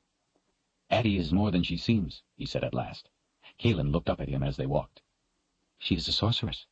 Richard glanced sideways at her in surprise. Really? I don't know exactly what a sorceress is. Well, she is more than us, but less than a wizard. Richard smelled the aromatic fragrance of the balsam needles, then cast them aside. Maybe she was more than he, Richard thought, but he wasn't at all sure she was more than Kaelin. He remembered the look on Addie's face when Kaelin had grabbed her by the wrist. It had been a look of fear. He remembered the look on Zed's face when he had first seen her. What power did she have that could frighten a sorceress and a wizard? What had she done that had caused thunder without sound? She had done it twice that he knew of, once with the Quad and once with Shar, the Night Wisp. Richard remembered the pain that had followed. A sorceress greater than Kaelin? He wondered. What's Addie doing living here, in the pass? Kaelin pushed some of her hair back over her shoulder. She became tired of people coming to her all the time, wanting spells and potions. She wanted to be left alone to study whatever it is a sorceress studies, some sort of higher summons, as she called it. Do you think she will be safe when the boundary fails? I hope so. I like her. Me too, he added, with a smile. The trail, climbing sharply in places, forced them to go single file at times as it twisted along steep, rocky hillsides and over ridges. Richard let Kaelin go first so he could keep an eye on her, make sure she didn't wander off the path. At times he had to point out the trail, his experience as a guide making it plain to him, but not to her unpracticed eye. Other times the trail was a well-defined rut. The woods were thick. Trees grew from splits in the rock that pushed up above the leaf litter. Mist drifted among the trees. Roots bulging from cracks provided handholds as they climbed the abrupt inclines. His legs ached from the effort of descending extreme drops in the dark trail. Richard wondered what they were going to do once they reached the Midlands. He had depended on Zed to let him know the plan once they crossed the pass, and now they were without Zed, without a plan. He felt kind of foolish to be charging into the Midlands. What was he going to do once they crossed over? Stand there and look around, divine where the box was, and then be off after it? Didn't sound like a good plan to him. They didn't have time to wander about aimlessly, hoping they would come across something. No one was going to be waiting for him, waiting to tell him where to go next. They reached a steep jumble of rock. The trail went straight up the face. Richard surveyed the terrain. It would be easier to go around rather than climb over the jut of rock, but he finally decided against it, the thought that the boundary could be anywhere, making up his mind. There must be a reason the trail went this way. He went first and took Kaelin's hand, helping to pull her up. As he walked, Richard's thoughts continued nagging at him. Someone had hidden one of the boxes, or Rawl would have it already. If Rawl couldn't find it, how was Richard to? He didn't know anyone in the Midlands. He didn't know where to look. But someone knew where the last box was, and that was how they had to find it. They couldn't look for the box. They had to look for someone who would be able to tell them where it was. Magic, he thought suddenly. The Midlands was a land of magic. Maybe someone with magic could tell where the box was. They had to look for someone with the right kind of magic. Addie could tell things about him without ever having seen him before. There had to be someone with the kind of magic that could tell him where the box was without ever having seen it. Then, of course, they had to convince that person to tell them. But maybe, if someone was hiding their knowledge from Dark and Rawl, he would be glad to help stop him. It seemed there were too many wishes and hopes in his thoughts. But there was one thing he did know. Even if Rawl got all the boxes, without the book, he wasn't going to know which box was which. As they walked along, Richard recited the Book of Counted Shadows to himself, trying to find a way to stop Rawl. Since it was an instruction book for the boxes, it should have a way to stop their use. But there was nothing like that in the book. The actual explanation of what each box would do, directives to determine which box was which and how to open one, took up only a relatively small portion at the end of the book.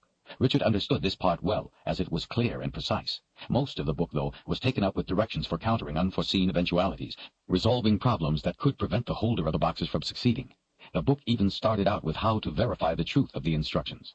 If he could create one of these problems, he could stop Rawl, since Rawl didn't have the book to help him. But most of the problems were things he had no way of bringing about, problems with sun angles and clouds on the day of opening, and a lot of it made no sense to him. It spoke of things he had never heard of. Richard told himself to stop thinking of the problem and to think of the solution. He would go through the book again. He cleared his mind and started at the beginning. Verification of the truth of the words of the Book of Counted Shadows, if spoken by another rather than read by the one who commands the boxes, can only be ensured by the use of a confessor. By late afternoon, Richard and Kaelin were sweating freely with the effort of the hike. As they crossed a small stream, Kaelin stopped and dipped a cloth in the water and used it to wipe her face. Richard thought it was a good idea. When they came to the next stream, he stopped to do the same. The clear water was shallow as it ran over a bed of round stones. He balanced on a flat rock as he squatted to soak a cloth in the cold water. When he stood up, Richard saw the shadow thing. He froze instantly. Off through the woods there was something standing partly behind the tree trunk. It wasn't a person, but was about that size, with no definite shape. It looked like a person's shadow standing up in the air. The shadow thing didn't move. Richard blinked and squinted his eyes, trying to tell if he was really seeing what he thought he was seeing. Maybe it was just a trick of the dim afternoon light, a shadow of a tree he mistook for something more. Kaelin had continued to walk along the trail. Richard came quickly up behind her and put his hand on the small of her back, below her pack, so she wouldn't stop. He leaned over her shoulder and whispered in her ear, Look to the left, off through the trees. Tell me what you see." He kept his hand on her back, kept her walking along as she turned her head, looking off to the trees. Her eyes searched as she held her hair back, out of the way. Then she saw the thing. "What is it?" she whispered, looking back to his face. He was a little surprised. "I don't know. I thought maybe you could tell me." She shook her head. The shadow remained motionless. Maybe it was nothing, a trick of the light, he tried to tell himself. He knew that wasn't true. "Maybe it's one of the beasts Addie told us about, and it can't see us," he offered. She gave him a sidelong glance. "Beasts have bones." Keelan was right, of course, but he had been hoping she would have agreed with the idea. As they moved quickly down the trail, the shadow thing stayed where it was, and they were soon out of sight of it. Richard breathed easier. It appeared that the bone necklace Keelan wore and his tooth had hidden them. They ate a supper of bread, carrots, and smoked meat as they walked. Neither enjoyed the meal. Their eyes searched off into the deep woods as they ate. Even though it hadn't rained all day, everything was still wet, and occasionally water dripped from the trees. The rock was slick with slime in places, needing care to be crossed safely. Both watched the surrounding forest for any sign of danger. They saw nothing. The fact that they saw nothing began to worry Richard. There were no squirrels, no chipmunks, no birds, no animals of any kind. It was too quiet. Daylight was slipping away. Soon they would be at the Narrows. He worried about that, too. The idea of seeing the things from the boundary again was frightening. The idea of seeing his father again was terrifying. His insides cringed at what Addie had told them, that those in the boundary would call to them. He remembered how seductive their calls were. He had to be prepared to resist. He had to harden himself against it. Keelan had almost been pulled back into the underworld when they were in the Wayward Pine, the first night he knew her. When they were with Zed and Chase, something had tried to pull her in again. He was troubled that the bone might not protect her when they were that close. The trail leveled out and widened, allowing them to walk side by side again. He was tired from the day's hike, and it would be another night and day before they could rest. Crossing the Narrows in the dark, and when they were exhausted, sounded like a bad idea. But Addie had been insistent they not stop. He could not question a person who knew the pass as well as she. He knew that the story of the Gripper would keep him wide awake. Keelan looked around at the woods, turned to check behind. She stopped suddenly, grabbing his arm. In the trail, not 10 yards behind, stood a shadow. He could not question a person who knew the pass as well as she. He knew that the story of the Gripper would keep him wide awake. Keelan looked around at the woods, turned to check behind. She stopped suddenly, grabbing his arm. In the trail, not 10 yards behind, stood a shadow. Like the other, this one did not move. He could see through it, see the woods behind as if it were made of smoke. Keelan kept a firm grip on his arm as both of them walked ahead in a sideways fashion, watching the shadow thing. They rounded a turn in the trail and were away from it. They walked on, faster. "Keelan, do you remember when you told me of the shadow people that Panis Ral sent forth? Could those be shadow people?" She gave him a worried look. "I don't know. I've never seen one. They were in the last war before I was born. But the stories were always told the same, that they floated along. I never heard anyone say they stood still like that. Maybe it's because of the bones. Maybe they know we're here but can't find us, so they stay still to search." She wrapped her cloak tighter, obviously afraid of his idea, but didn't say anything. In the gathering night they walked along, close to each other, sharing the same troubling thoughts. Another shadow stood at the side of the trail. Keelan gripped his arm tight. They passed slowly, quietly, keeping their eyes on it. It didn't move. Richard felt like panicking, but knew he couldn't. They had to stay on the trail, had to use their heads. Maybe the shadows were trying to make them bolt, to run from the trail and cross over accidentally into the underworld. They looked around, behind, as they went. When Keelan was looking the other way, a branch brushed her face. She jumped against him with a start. She looked over and apologized. Richard gave her a reassuring smile. Pine needles held droplets from the rains and mist, and when a light breeze swayed the branches, water from the trees above rained down. In the near darkness, they had a hard time telling if there were shadow things around them or if it was just the dark shapes of tree trunks. Twice, they had no trouble telling. They were close to the trail, and there was no doubt what they were. Still, the shadows did not follow or move, but stood as if watching, even though they had no eyes. "What are we going to do if they come for us?" Keelan asked in a tense voice. Her grip on his arm was becoming painful, so he pried her fingers off and put her hand in his. She gave his hand a squeeze. "Sorry," she said, with a self-conscious smile. "If they come for us, the sword will stop them," he answered confidently. "What makes you so sure?" "It stopped the things in the boundary." She seemed satisfied with the answer. He wished he were. The forest was dead quiet, except for a soft rasp he couldn't quite figure out. There were none of the usual night sounds. Dark branches swayed near them with the breeze, making his heart race. "Richard," Keelan said quietly, Don't let them touch you.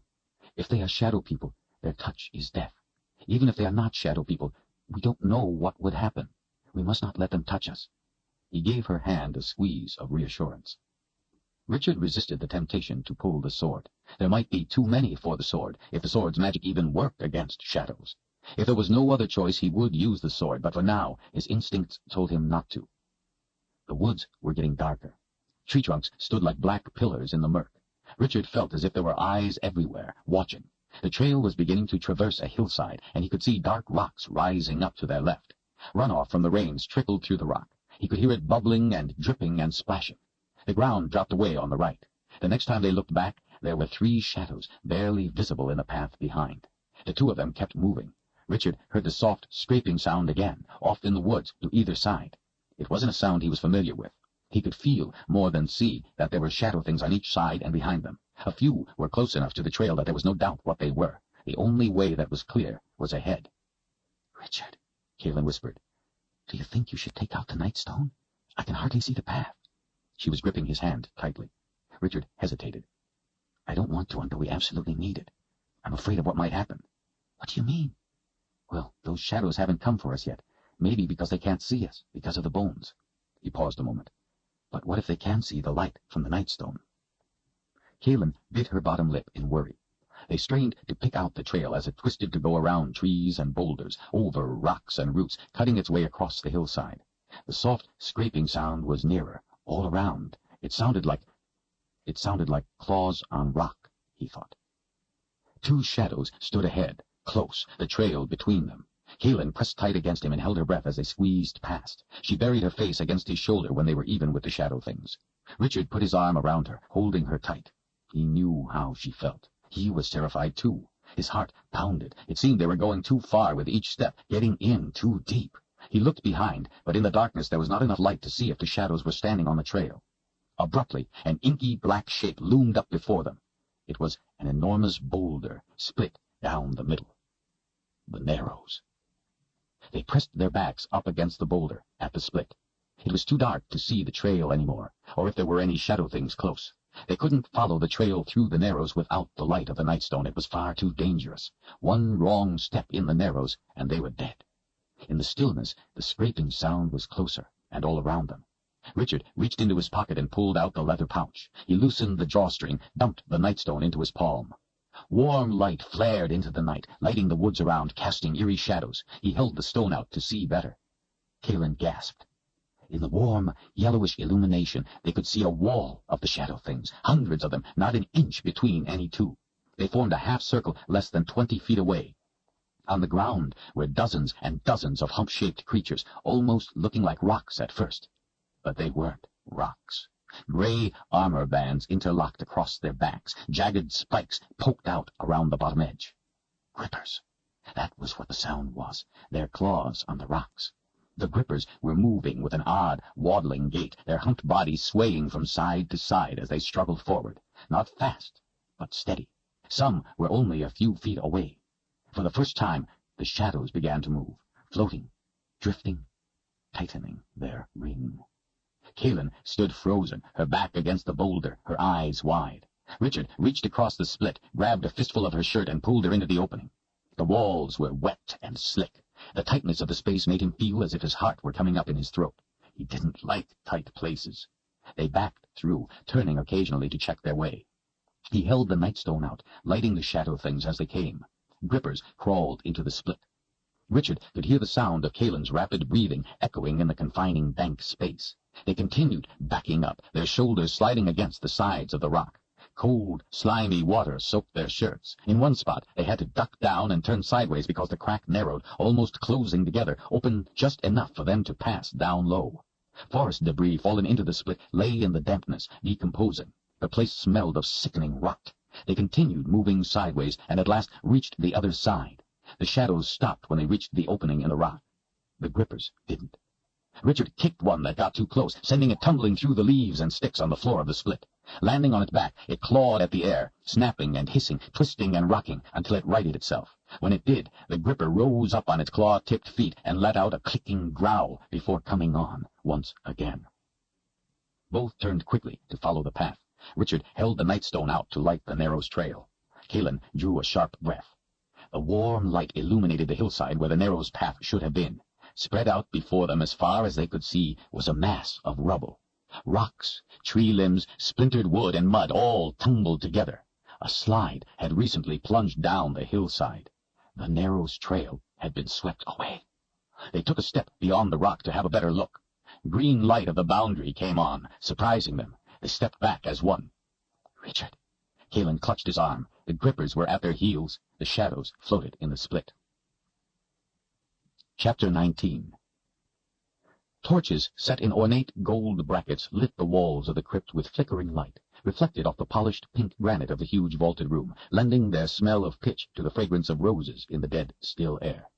White roses, replaced every morning without fail for the last 3 decades, filled each of the 57 gold vases set in the wall beneath each of the 57 torches that represented each year in the life of the deceased. The floor was white marble, so that any white rose petal that fell would not be a distraction before it could be whisked away. A large staff saw to it that no torch was allowed to go spent for longer than a few moments, and that rose petals were not allowed to rest long upon the floor. The staff was attentive and devoted to their tasks. Failure to be so resulted in an immediate beheading. Guards watched the tomb day and night to be sure the torches burned, the flowers were fresh, and no rose petal sat too long on the floor. And, of course, to carry out executions. Staff positions were filled from the surrounding Daharan countryside. Being a member of the crypt staff was an honor, by law. The honor brought with it the promise of a quick death if an execution was in order. A slow death in Dahara was greatly feared and common. New recruits, for fear they would speak ill of the dead king while in the crypt, had their tongues cut out. The master, on the evenings when he was at home in the people's palace, would visit the tomb.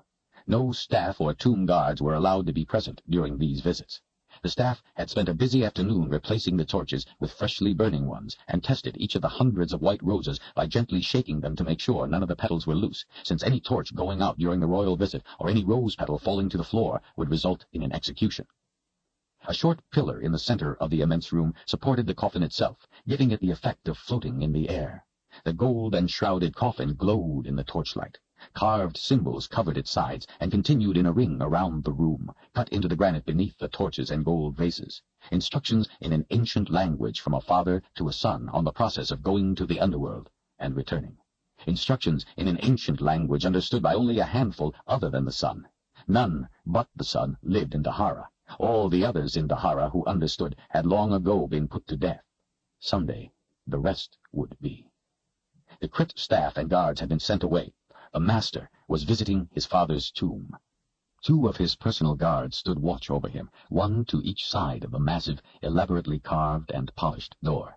Their sleeveless leather and mail uniforms helped display their bulky forms, the sharp contours of their heavy muscles, and the bands they wore around their arms just above their elbows, bands with raised projections sharpened to deadly edges, used in close combat to tear apart an adversary.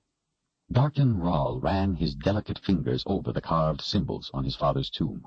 An immaculate white robe, its only decoration gold embroidery in a narrow band around the neck and down the front, covered his lean frame to within an inch of the floor. He wore no jewelry other than a curved knife in a gold scabbard embossed with symbols warning the spirits to give way. The belt that held it was woven of gold wire. Fine, straight blonde hair hung almost to his shoulders. His eyes were a painfully handsome shade of blue. His features set off his eyes perfectly. Many women had been taken to his bed. Because of his striking looks and his power, some went eagerly. The others went despite his looks, but because of his power. Whether or not they were eager did not concern him. Were they unwise enough to be repulsed when they saw the scars, they entertained him in ways they could not have foreseen. Darkin Ral, as had his father before him, considered women merely vessels for the man's seed, the dirt it grew in, unworthy of higher recognition. Darkin Ral, as his father before him, would have no wife. His own mother had been nothing more than the first to sprout his father's wondrous seed, and then she had been discarded, as was only fitting. If he had siblings, he didn't know, nor did it matter. He was firstborn. All glory fell to him. He was the one born with the gift, and the one to whom his father passed the knowledge. If he had half-brothers or sisters, they were merely weeds to be expunged if discovered. Darkin Rall spoke the words silently in his mind as his fingers traced the symbols. Although it was of the utmost importance that the directives were followed exactly, he had no fear of making an error. The instructions were burned into his memory. But he enjoyed reliving the thrill of the passage, of hanging between life and death. He savored going into the underworld, commanding the dead. He was impatient for the next journey. Footsteps echoed at someone's approach. Darkin Rall showed no concern or interest, but his guards did. They drew their swords. No one was allowed to come into the crypt with the master. When they saw who it was, they stood down, replacing their weapons. No one but Demin Nas, that is. Demin Nas, the right hand of Rall, the lightning of the master's dark thoughts, was a man as big as those he commanded. As he strode in, ignoring the guards, his sharply chiseled muscles stood out in stark relief in the torchlight. His chest was covered with skin as smooth as that of the young boys he had a weakness for. In stark contrast, his face was riddled with pockmarks.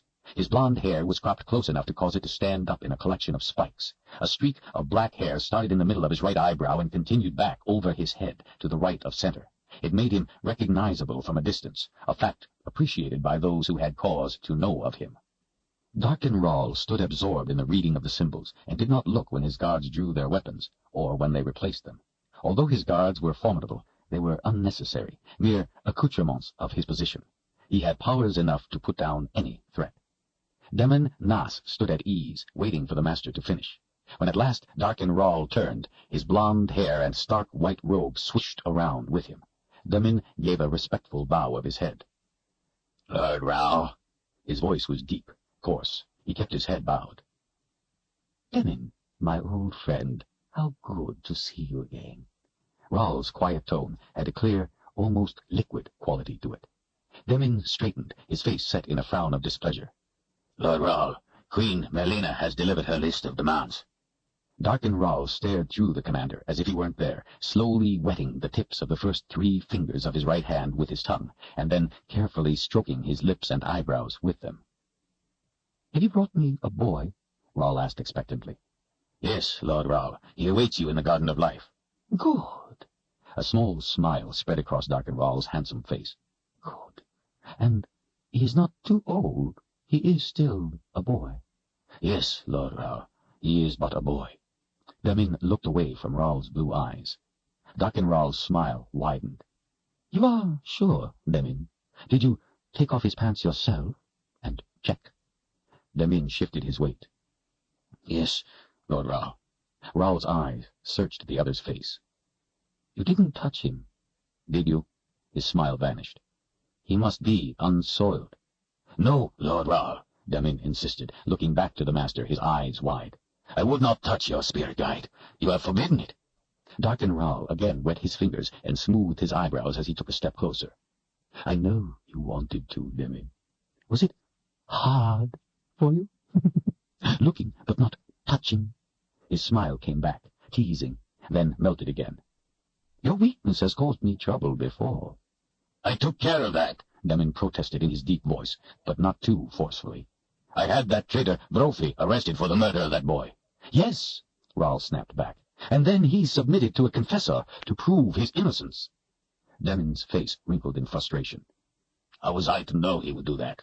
Who could expect a man would willingly do that? Rall held up his hand. Demin fell silent. You should have been more careful. You should have taken the confessors into account. And is that job finished yet? All but one, Demin admitted. The court that went after Kalen, the mother confessor, failed. I had to send another. Darkin Rall frowned. Confessor Kalen is the one who took the confession of this traitor, Brophy, and found him innocent, is she not? Demin nodded slowly, his face contorted in anger. She must have found help, or the court would not have failed. Rall remained silent, watching the other. At last, Demin broke the silence. It is but a small matter, Lord Rall, not worthy of your time or thought. Darkin Rall lifted an eyebrow. I will decide what matters are worthy of my attention. His voice was soft, almost kind. Of course, Lord Rall. Please forgive me. Demin didn't need to hear an angry tone to know he was treading on dangerous ground. Rall licked his fingers again and rubbed them on his lips. He looked sharply back up into the other's eyes. Demin, If you touched the boy, I will know. A bead of sweat rolled into Demin's eye. He tried to blink it away. Lord Rawl, he said in a coarse whisper, I would gladly give my life for you. I would not touch your spirit guide, I swear. Darkin Rawl considered Demin Nas for a moment, then nodded. As I said, I would know anyway. And you know what I would do to you if you ever lied to me. I can't tolerate anyone lying to me. It's wrong. Lord Rawl, Demin said, anxious to change the subject. What of Queen Melena's demands? Rawl shrugged. Tell her I agree to all her demands in return for the box. Demin stared incredulously. But, Lord Rawl, you have not seen them listed. Rawl shrugged innocently. Now, they are truly a matter not worthy of my time or thought. Demin shifted his weight again, making the leather he wore creak. Lord Rawl, I do not understand why you play this game with the Queen. It is humiliating to be issued a list of demands. With no trouble we could crush her like the fat toad she is. Just give me the word. Allow me to issue my own demands on your behalf. She will be made to regret not bowing down to you as she should have. Rawl smiled a small private smile as he studied the pockmarked face of his loyal commander. She has a wizard, Demin, he whispered, his blue eyes intense. I know. Demin's fists tightened. Giller, you have only to ask Lord Rawl, and I will bring you his head. Demin, why do you think Queen Melena would enlist a wizard in her service? Demin only shrugged, so Rawl answered his own question. To protect the box, that is why. It is her protection, too, she believes. If we kill her or the wizard, we may find he has hidden the box with magic, and then we would have to spend time finding it. So why move too quickly? For now, the easiest path is to go along with her. If she gives me any trouble, I will deal with her and the wizard. He walked slowly around his father's coffin, trailing his fingers along the carved symbols as he kept his blue eyes on Demin. And anyway, once I have the last box, her demands will be meaningless. He came back to the big man, stopping in front of him. But there is another reason, my friend. Demin cocked his head to the side. Another reason? Darkin Rawl nodded, leaned closer, and lowered his voice. Demin, do you kill your little boyfriends before or after? Demin leaned back a little, away from the other, hooking a thumb in his belt. He cleared his throat. At last he answered. After. And why after? Why not before? Rawl asked, his face in a coy, questioning frown. Demin avoided the master's eyes, looked down at the floor, and shifted his weight to his other foot. Darkin Rawl continued to keep his face close, watching, waiting. In a voice too low for the guards to hear, Demin spoke. I like it when they squirm.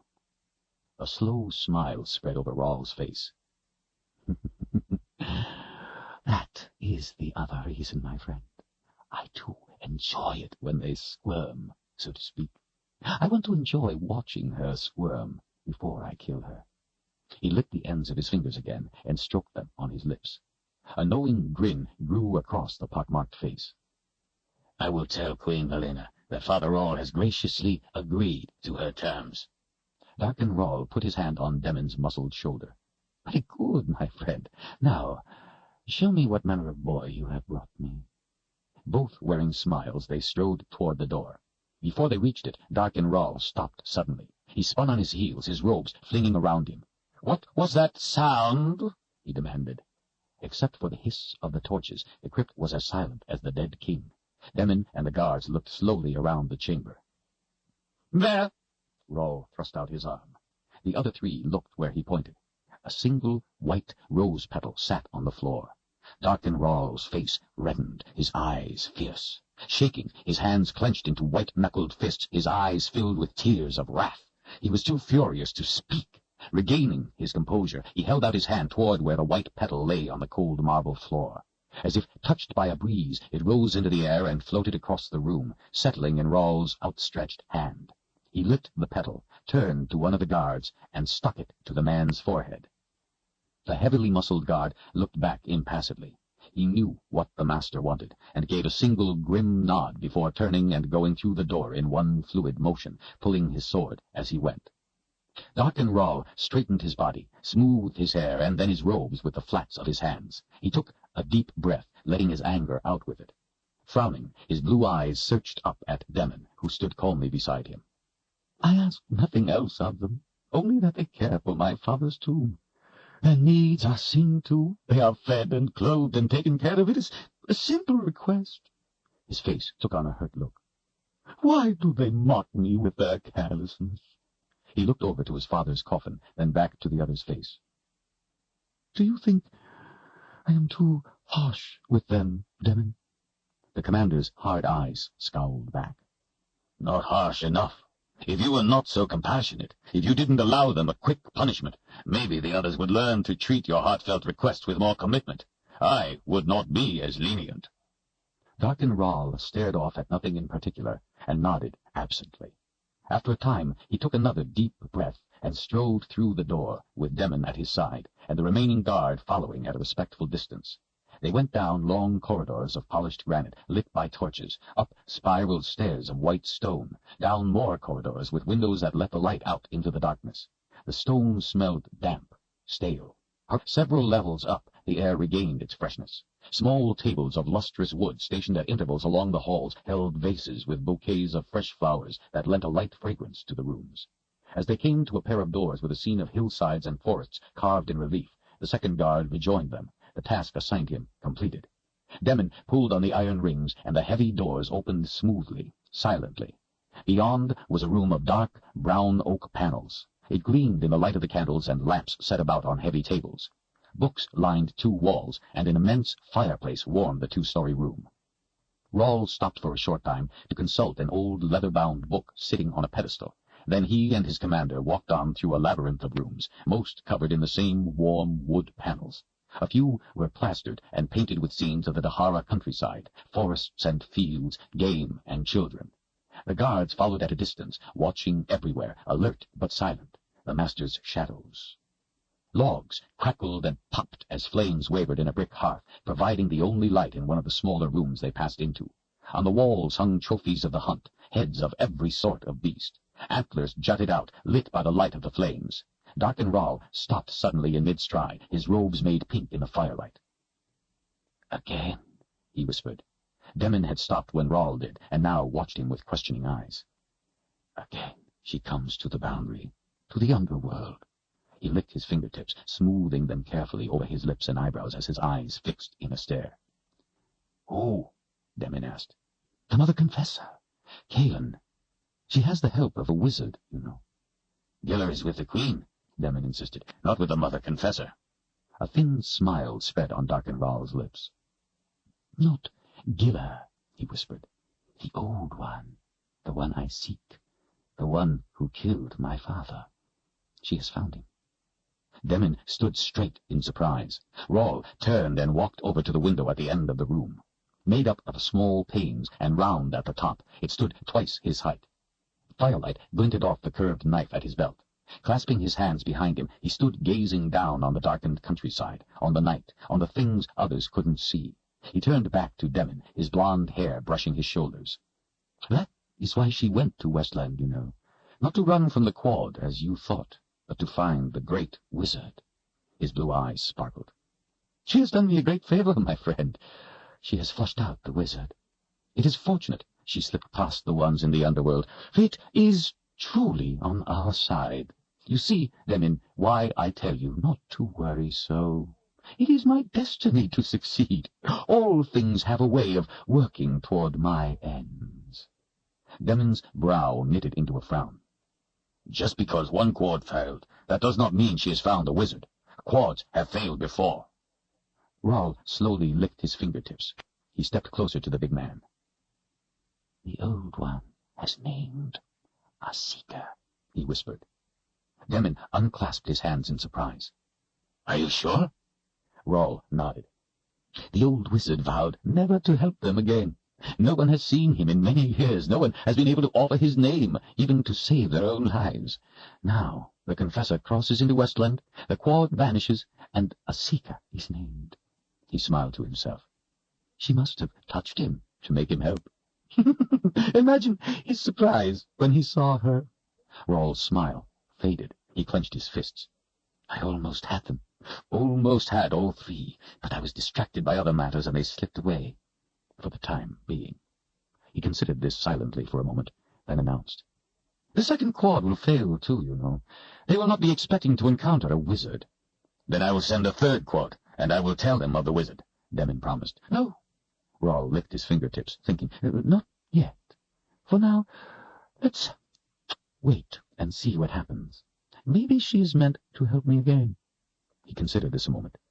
Is she attractive, the Mother Confessor? Demmin scowled. I have never seen her, but some of my men have. They fought over who would be named to the quads, who would have her. Don't send another quad for now, Darkenrawl smiled. It is time I had an heir. He nodded absently. I will have her for myself, he declared. If she tries to go through the boundary, she will be lost, Demmin cautioned. Rawl shrugged. Well, maybe she will be smarter than that. She has already shown herself to be clever. Either way, I will have her. He glanced over at Demmin. Either way, she will squirm for me. The two of them are dangerous, the wizard and the Mother Confessor. They could cause us trouble. Confessors subvert the word of Rawl. They are an annoyance. I think we should do as you first planned. We should kill her.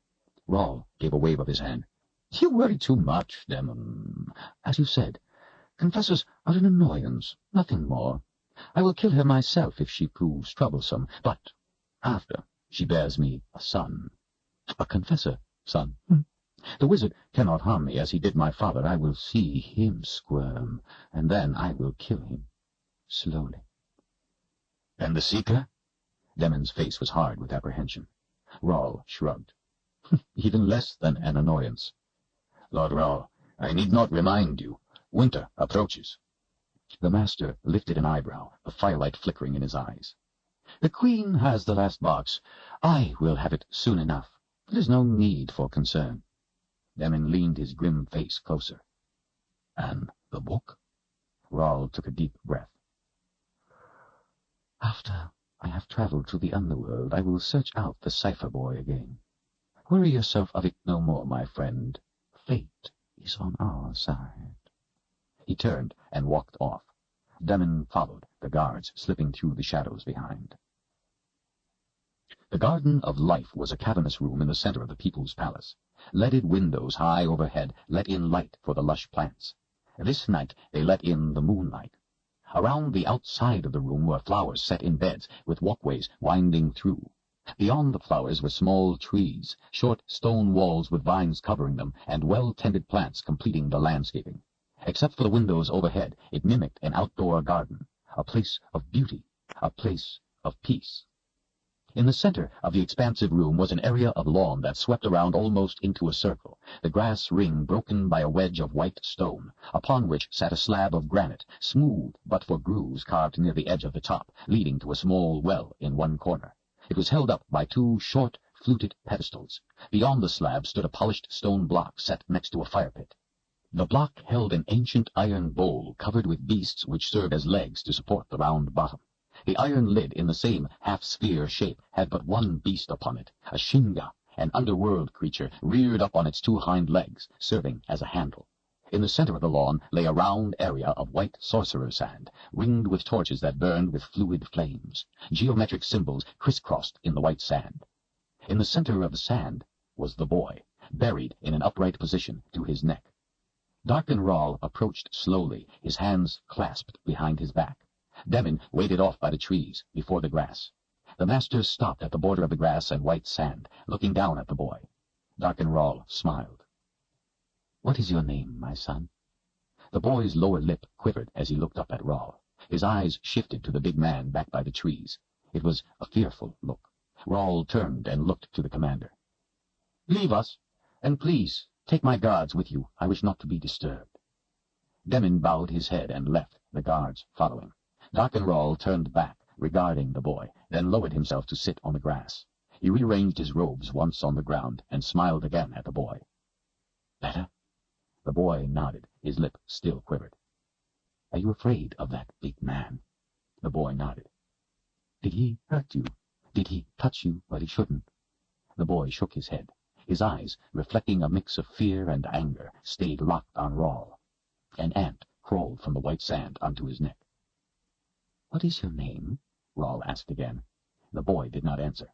The master watched his brown eyes closely. "Do you know who I am?"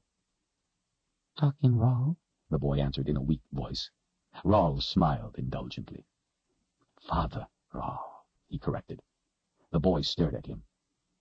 "I want to go home." The ant inspected its way across his chin.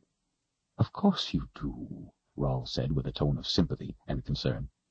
"Please believe me, I'm not going to harm you. You are simply here to help me with an important ceremony. You are an honored guest, meant to represent the innocence and strength of youth. You were selected because people told me what a fine boy you are, what a very good boy you are. Everyone has spoken highly of you. They tell me you are smart and strong. Do they speak the truth?" The boy hesitated, his shy eyes looking away. "Well, I guess they do." He looked back to Rawl. "But I miss my mother, and I want to go home." The ant went in a circle around his cheek. Dark and Rawl stared off wistfully and nodded. "I understand. I miss my mother also.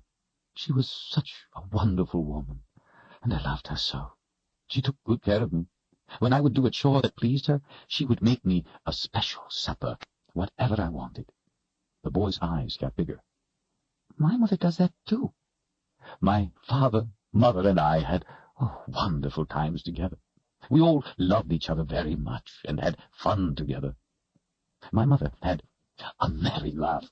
When my father would tell a boastful story, she would poke fun at him, and the three of us would laugh, sometimes until we got tears in our eyes." The boy's eyes brightened. He smiled a little. "Why do you miss her? Is she gone away?" "No," Rawl sighed. "She and my father died a few years ago. They were both old. They both had a good life together, but I still miss them. So, I understand how you miss your parents." The boy nodded a little. His lip had stopped quivering. The ant walked up the bridge of his nose. He scrunched up his face, trying to get it off. "Let's just try to have as good a time as we can for now, and you will be back with them before you know it." The boy nodded a little. His lip had stopped quivering. The ant walked up the bridge of his nose. He scrunched up his face, trying to get it off. "Let's just try to have as good a time as we can for now, and you will be back with them before you know it." The boy nodded again. "My name is Carl." Rawl smiled. "Honored to meet you, Carl." He reached out and carefully picked the ant off the boy's face. "Thanks," Carl said with relief. "That's what I'm here for, Carl, to be your friend and help you in any way I can." "If you're my friend, then pick me up and let me go home?" His eyes glistened wetly. "Soon enough, my son, soon enough. I wish I could right now, but the people expect me to protect them from evil people who would kill them, so I must do what I can to help. You are going to be a part of that help. You are going to be an important part of the ceremony that will save your mother and father from the evil ones who would kill them. You do want to protect your mother from harm, don't you?" The torches flickered and hissed as Carl thought. "Well, yes, but I want to go home." His lip began quivering again. Dark and Rawl reached out and stroked the boy's hair reassuringly, combing it back with his fingers, then smoothing it down. "I know, but try to be brave. I won't let anyone harm you, I promise. I will guard you and keep you safe." He gave Carl a warm smile. "Are you hungry? Would you like something to eat?" Carl shook his head. "All right, then. It is late. I will leave you to rest." He stood, straightening his robes, brushing off grass. "Father Rawl?" Rawl stopped and looked back down. "Yes, Carl." A tear rolled down Carl's cheek. "I'm afraid to be here alone. Could you stay with me?" The master regarded the boy with a comforting expression. "Why, of course, my son." Father Rawl lowered himself back down to the grass. "For as long as you want. Even all night, if you want me." Chapter 20. Green light glowed all about as they cautiously shuffled their feet through the rubble of the hillside, climbing over or under tree trunks, kicking limbs aside when necessary. The iridescent green sheet of the boundary walls pressed against them from both sides as they groped their way ahead. Blackness lay thick all about, except for the uncanny illumination that made them feel as if they were in a cave. Richard and Kalin had come to the same decision at the same time. No choice had been left to the two of them. They couldn't go back, and they couldn't stay at the split rock, not with the grippers and shadow things coming for them, and so they were forced ahead, into the Narrows.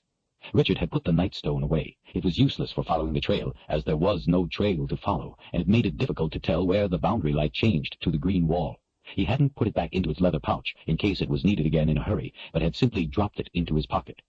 "Let the walls of the boundary show us the way," he had said, his quiet voice echoing back from the blackness. "Go slow. If one wall turns dark, don't take another step. Go a little more to the other side. That way we can stay between them and get through the pass." Kaelin had not hesitated, the grippers and shadows being a sure death. She had taken Richard's hand as they had stepped back into the green glow. Shoulder to shoulder they had entered the invisible passage. Richard's heart pounded. He tried not to think about what it was they were doing, walking blindly between the walls of the boundary. He knew what the boundary looked like from when he had been close to it with Chase, and again when the dark thing had tried to pull Kaelin in. He knew that if they stepped into the dark wall, there would be no return, but that if they could stay in the green glow before the wall, then they at least had a chance. Kaelin stopped. She pushed him to the right. She was close to the wall. Then it appeared on his right. They centered themselves and continued forward, finding that if they went slowly, carefully, they could stay between the walls, walking a thin line of life, with death to each side. Years of being a guide were of no help to him. Richard finally stopped trying to find a trace of the trail, and let himself feel the force of the walls pressing from each side. Let the pressure be his guide. It was slow going, with no sign of the trail in sight, no view of the hillside around them, only the tight world of the luminous green light, like a bubble of life floating helplessly through an endless sea of darkness and death. Mud sucked at his boots, fear at his mind. Any obstacle they encountered had to be crossed. They couldn't go around. The boundary walls dictated where they went. Sometimes it was over fallen trees, sometimes over boulders, sometimes through washouts where they had to use exposed roots to pull themselves up the other side. They helped each other silently, giving only a squeeze of the hand for encouragement. Never was there more than a step or two to either side of their way that didn't bring up the dark walls. Each time the trail turned, the dark wall appeared, sometimes several times, until they could decipher which way it turned. Each time the wall loomed up, they pulled back as quickly as possible, and each time it scared him with a cold jolt. Richard realized his shoulders ached. The tension of what they were doing was making his muscles tighten, his breathing shallow. He relaxed, took a deep breath, let his arms hang loose, shook his wrists to ease the stress away, and then took Kaelin's hand again. He smiled down at her face, lit by the haunting green light. She smiled back, but he could see the controlled terror in her eyes. At least, he thought, the bones were keeping the shadow things and the beasts away from them, and nothing appeared beyond the walls when they accidentally encountered them. Richard could almost feel his will to live draining from his soul with each careful step. Time took on an abstract dimension, holding no solid meaning. He could have been in the Narrows for hours, or days he had trouble telling any more. He found himself wishing only for peace, for it to be over, to be safe again. His fear was beginning to dull from the sheer level of tension he had maintained as they probed their way ahead. Movement caught his attention. He looked behind. Shadow things, a flush of green light around each, floated in a line between the walls, close at their backs, following the two of them down the path, skimming above the ground, each lifting in turn to pass over a tree trunk that lay across the way. Richard and Kaelin stopped, frozen, watching. The shadows didn't stop. "Lead the way," he whispered, "and keep hold of my hand. I'll watch them." He could see that her shirt was soaked with sweat, same as his, even though it wasn't a warm night. Without so much as a nod, she started off. He walked backward, his back to hers, his eyes to the shadows, his mind in a panic. Kaelin went as fast as she could, having to stop and change direction several times, pulling him after by the hand. She stopped again, at last groping her way to the right when the unseen path made a sharp turn down the hill. Walking backward downhill was difficult. He stepped carefully to avoid falling. The shadows followed in a single file, turning with the path. Richard resisted his urge to tell Kaelin to go faster, as he didn't want her to make a mistake, but the shadows were getting closer. It would only be a matter of minutes before they closed the distance, before they were on him. Muscles tense, his hand gripped the hilt of his sword. He debated in his mind whether or not to draw it, not knowing if it could help them or if it would bring them to harm. Even if the sword worked against the shadows, a fight in the confines of the Narrows would be a big risk at best. But if there was no choice, if they came too close, he would have to use the sword. The shadows seemed as if they had taken on faces. Richard tried to remember if they had faces before, but couldn't. His fingers gripped the hilt of the sword tighter as he walked backward, Kaelin's soft hand warm in his. The faces appeared sad, gentle in the green glow. They regarded him with kind, pleading countenances. The raised lettering of the word truth on the sword seemed to burn painfully into his fingers as he clutched it tighter. Anger seeped from the sword, searching his mind, searching for his own anger, but finding only fear and confusion, the anger wilted. The forms no longer gained on him, but paced along, keeping him company in the lonely darkness. Somehow they made him feel less afraid, less tense. Their whispers calmed him. Richard's hand relaxed on the sword as he strained to make out the words. The slow, easy smiles reassured him, gentled his caution, his alarm, making him want to hear more, to understand the murmurs.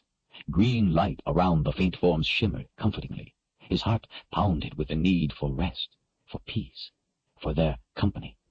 Like the shadows, his mind drifted smoothly, quietly, gently. Richard thought of his father, longed for him. He remembered joyful, easy times with him, times of love, sharing, caring, times of safety when nothing threatened him, nothing frightened him, nothing worried him. He longed for those times again. He realized that that was what the whispers were saying, that it could be like that again.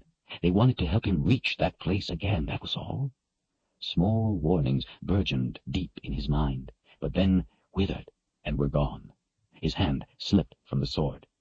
He had been so wrong, so blind, and hadn't been able to see it before. They weren't there to harm him, but to help him reach the peace he wanted. It wasn't what they wanted, but what he wanted. That's what they offered him. They wished only to help release him from loneliness. A wistful smile spread on his lips. How could he have not seen it before? How could he have been so blind? Whispers like sweet music washed over him in gentle waves, soothing his fears, giving him soft light in the dark places of his mind. He stopped walking so that he wouldn't step out of the bathing warmth of the enchanting murmurs, the breath of the music. A cold hand tugged annoyingly at his, trying to pull him on, so he released it. It went without objection, to bother him no more. The shadows drifted closer. Richard waited for them, watched their gentle faces, listened to their soft whispers. When they sighed his name, it made him shudder with pleasure. He welcomed them as they came around in a comforting circle, floating closer, their hands reaching to him as they did so. Hands lifted to his face, almost touching him, seeking to caress him. He looked from one face to another, meeting the eyes of his saviors, each holding his gaze in turn, each whispering a promise of wonderment. A hand almost brushed his face, and he thought he felt searing pain, but wasn't sure. The keeper of the hand promised that he would feel pain no more after he joined with them. He wanted to speak, to ask them so many questions, but it seemed so suddenly unimportant, so trivial. He had only to give himself over to their care, and everything would be all right. He turned to each, offering himself to each, waiting to be taken. As he turned, he looked for Kaelin, thinking to take her with him, to share the peace with her. Memories of her flamed into his mind, distracting his attention, even though the whispers told him to ignore them. He scanned the hillside, peering off into the dark rubble. Faint light tinged the sky, morning materializing. Black voids of the trees ahead stood against the pale pink sky. He was almost to the end of the slide. He didn't see Kaelin anywhere. The shadows whispered insistently to him, calling his name. Memories of Kaelin blazed brightly into his mind. Sudden, choking fear flamed up inside him, burning the whispers in his mind to ash. "Kaelin!" he screamed. There was no answer. Dark hands, dead hands, reached for him. The faces of the shadows wavered like vapors rising from boiling poison. Gnarled voices called his name. He took a step back, away from them, confused. "Kaelin!" he screamed again. Hands reached for him, bringing searing pain, even though they did not touch him. Again he took a step back, away from them, but this time the dark wall was there, at his back, the hands extended up to push at him. He looked around for Kaelin, bewildered. This time the pain brought him fully awake. Terror raced through him as he realized where he was and what was happening. And then his anger exploded.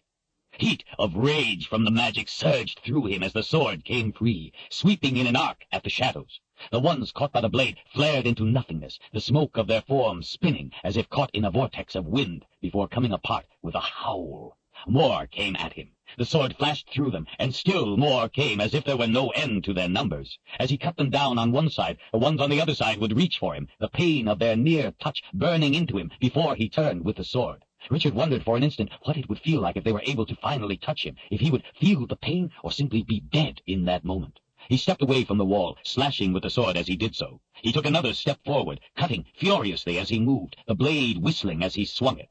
Richard stood, feet dug in, destroying the shadows as fast as they came. His arms ached, his back hurt, his head pounded, sweat poured from his face. He was exhausted. With nowhere to run, he was forced to stand his ground, but he knew he couldn't keep this up forever.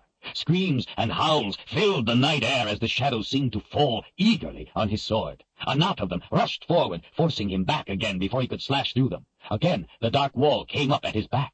Black forms on the other side of it reached for him while giving out agonizing cries. Too many shadows were coming at once to allow him to step away from the wall. It was all he could do to hold where he was. Pain from the reaching hands was wearing him down. He knew that if they came at him fast enough and in enough numbers, he would be pushed through the wall into the underworld. He fought on, numbly, endlessly. Anger was giving way to panic. The muscles of his arms burned with the effort of swinging the sword. It seemed the shadows' intent was simply to wear him down with their numbers. He realized that he had been right not to use the sword before, that it would bring them to harm, but there had been no choice. He had to use it to save them. But there was no them, he realized. Kaelin was nowhere to be found. It was only him. Swinging the sword, he wondered if it had been like this for her, if the shadows had seduced her with their whispers and touched her, forced her into the wall. She had no sword to protect her. That was what he had said he would do. Fury erupted in him anew. The thought of Kaelin being taken by the shadows, by the underworld, brought the rage roaring forth again, the magic of the sword of truth rising to the summons. Richard cut through the shadows with renewed vengeance. Hatred, flaming into white-hot need, took him ahead through the forms, swinging the sword faster than they could come forward to meet it. So he went to them. Howls of their end joined in a mass cry of anguish. Richard's wrath at what they had done to Kaelin drove him forward in a frenzy of violence. Without his realizing it at first, the shadows had stopped moving and instead hovered as Richard continued down the path between the walls, slashing at them. For a time, they made no attempt to avoid his blade, but simply floated in place. Then they began to glide, like trailers of smoke in a near, still air. They drifted into the walls of the boundary, losing their green glow as they went through to become the dark things on the other side. At last, Richard came to a panting halt, his arms throbbing with weariness. That was what they were. Not shadow people, but the things from the other side of the boundary wall, the things that had been escaping and taking people, just as they had tried to take him, just as they had taken Kaelin. A pain from deep inside welled up, and tears came to his eyes. "Kaelin," he whispered into the cool morning air. His heart ached with wrenching agony. She was gone, and it had been his fault. He had let down his guard. He had let her down, had not protected her. How could it have happened so fast, so easily? Addie had warned him that they would call to him. Why hadn't he been more cautious? Why hadn't he paid more attention to her warning? Over and over in his mind he imagined her fear, her confusion at why he wasn't there with her, her pleading for him to help her, her pain, her death. Desperately, his mind raced as he cried, trying to make time go backward, to do it again, differently, to ignore the voices, to keep hold of her hand, to save her. Tears ran down his face as he let the tip of the sword lower and drag on the ground, too tired to put it away as he walked forward in a daze. Rubble of the slide was at an end. The green light faded and was gone as he stepped into the woods and onto the trail. Someone whispered his name. A man's voice. He stopped and looked back. Richard's father stood in the light of the boundary. "Son," his father whispered, "let me help you." Richard stared woodenly at him. Morning lit the overcast, washing everything in a wet, gray light. The only color was the glowing green around his father, who held his hands open. "You can't help me," Richard whispered back hoarsely. "Yes, I can. She is with us. She is safe now." Richard took a few steps toward his father. "Safe? Yes, she is safe. Come, I will take you to her." Richard took a few more steps, dragging the tip of the sword on the ground behind. Tears ran down his cheeks. His chest heaved. "You could really take me to her?" "Yes, son," his father said softly. "Come. She waits for you. I will take you to her." Richard walked numbly toward his father. "And I can be with her? Forever?" "Forever," came the answer in the reassuring, familiar voice. Richard trudged back into the green light to his father, who smiled warmly at him. When he reached him, Richard brought the sword of truth up and ran it through his father's heart. Wide-eyed, his father looked up at him as he was impaled. "How many times, dear father," Richard asked through tears and gritted teeth, "must I slay your shade?" His father only shimmered and then dissolved into the dim morning air. Bitter satisfaction replaced the anger. Then it, too, was gone as he turned once again to the path. Tears ran in streaks through the dirt and sweat on his face. He wiped them on his shirt sleeve as he swallowed back the lump in his throat. Woods enveloped him indifferently as he rejoined the trail. Laboriously, Richard slid his sword home into its scabbard. When he did so, he noticed the light from the nightstone shining through his pocket, it still being just dark enough to cause it to glow weakly. He stopped and took the smooth stone out once more and replaced it in its leather pouch, quenching the dim yellow light. His face set in grim determination, Richard slogged ahead, his fingers reaching up to touch the tooth under his shirt. Loneliness, deeper than he had ever known, sagged his shoulders. All his friends were lost to him. He knew now that his life was not his own. It belonged to his duty, to his task. He was the seeker. Nothing more, nothing less. Not his own man, but a pawn to be used by others, a tool, same as his sword, to help others, that they might have the life he had only glimpsed for a twinkling. He was no different from the dark things in the boundary, a bringer of death, and he knew quite clearly who he was going to bring it to. The master sat straight-backed and cross-legged on the grass in front of the sleeping boy, his hands resting palm up on his knees, a smile on his lips as he thought about what had happened with Confessor Kalen at the boundary. Morning sunlight streamed crossways through the windows overhead, making the colors of the garden flowers vibrant. Slowly, he brought the fingers of his right hand to his lips, licking the tips and then smoothing his eyebrows before carefully returning the hand to its resting place. Thoughts of what he would do to the Mother Confessor had caused his breathing to quicken. He slowed it now, returning his mind to the matter at hand. His fingers wiggled, and Carl's eyes popped open. "Good morning, my son. Good to see you again," he said in his most friendly voice. The smile, though for another reason, was still on his lips. Carl blinked and squinted at the brightness of the light. "Good morning," he said in a groan. Then, his eyes looking about, thought to add, "Father Rawl." "You slept well," Rawl assured the boy. "You were here all night?" "All night, as I promised you I would be. I would not lie to you, Carl." Carl smiled. "Thanks." He lowered his eyes shyly. "I guess I was kind of silly to be scared." "Oh, I don't think it's silly at all. I am glad I could be here to reassure you." "My father says I'm being foolish when I get afraid of the dark." "There are things in the dark that can get you," Rawl said solemnly. "You are wise to know it, and to be on guard for them. Your father would do himself a favor to listen and learn from you." Carl brightened. "Really?" Rawl nodded. "Well, that's what I always thought, too." "If you truly love someone, you will listen to them." "My father always says for me to keep my tongue still." Rawl shook his head disapprovingly. "Oh, it surprises me to hear this. I had thought they loved you very much." "Well, they do. Most of the time, anyway." "I'm sure you are right. You would know better than I." The master's long blonde hair glistened in the morning light. His white robe shone brightly. He waited. There was a long moment of awkward silence. "But I do get pretty tired of them always telling me what to do." Rawl's eyebrows went up. "You seem to me to be of the age where you can think and decide things for yourself. A fine boy like you, almost a man, and they tell you what to do?" he added, half to himself, shaking his head again, as if he couldn't believe what Carl was telling him. He asked, "You mean they treat you like a baby?" Carl nodded his earnest confirmation, then thought to correct the impression. "Most of the time, though, they're good to me." Rawl nodded, somewhat suspiciously. "Well, that is good to hear. It is a relief to me." Carl looked up at the sunlight. "But I can tell you one thing. My parents are going to be madder than hornets that I've been gone so long." "They get mad because of when you come home?" "Sure. One time I was playing with a friend, and I got home late, and my mother was real mad. My father took his belt to me. He said it was for worrying them so."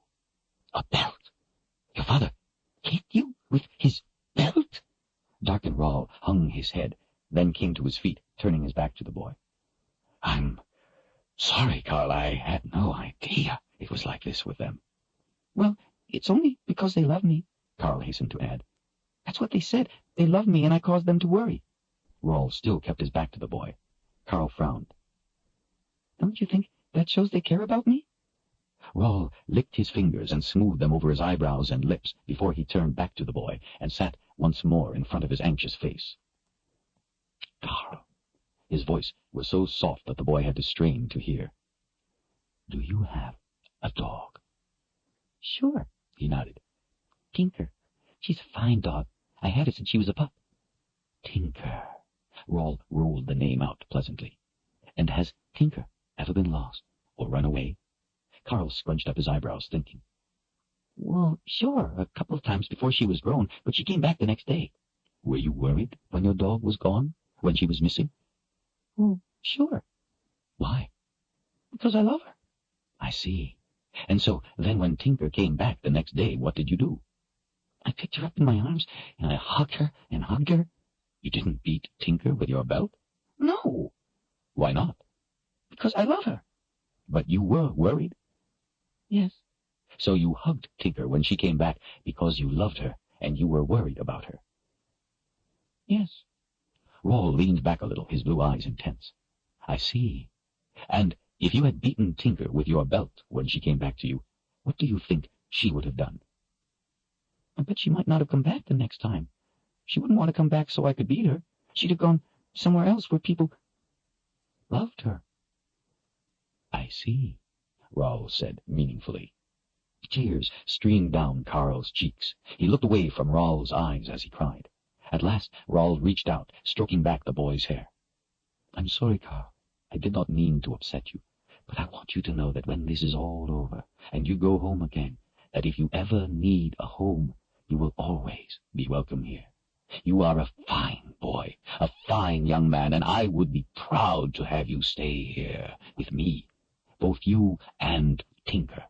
And I want you to know I trust you to think for yourself, and you may come and go as you please." Carl looked up with wet eyes. "Thank you, Father Rawl." Rawl smiled warmly. "Now, how about some food?" Carl nodded his approval. "What would you like? We have anything you could want."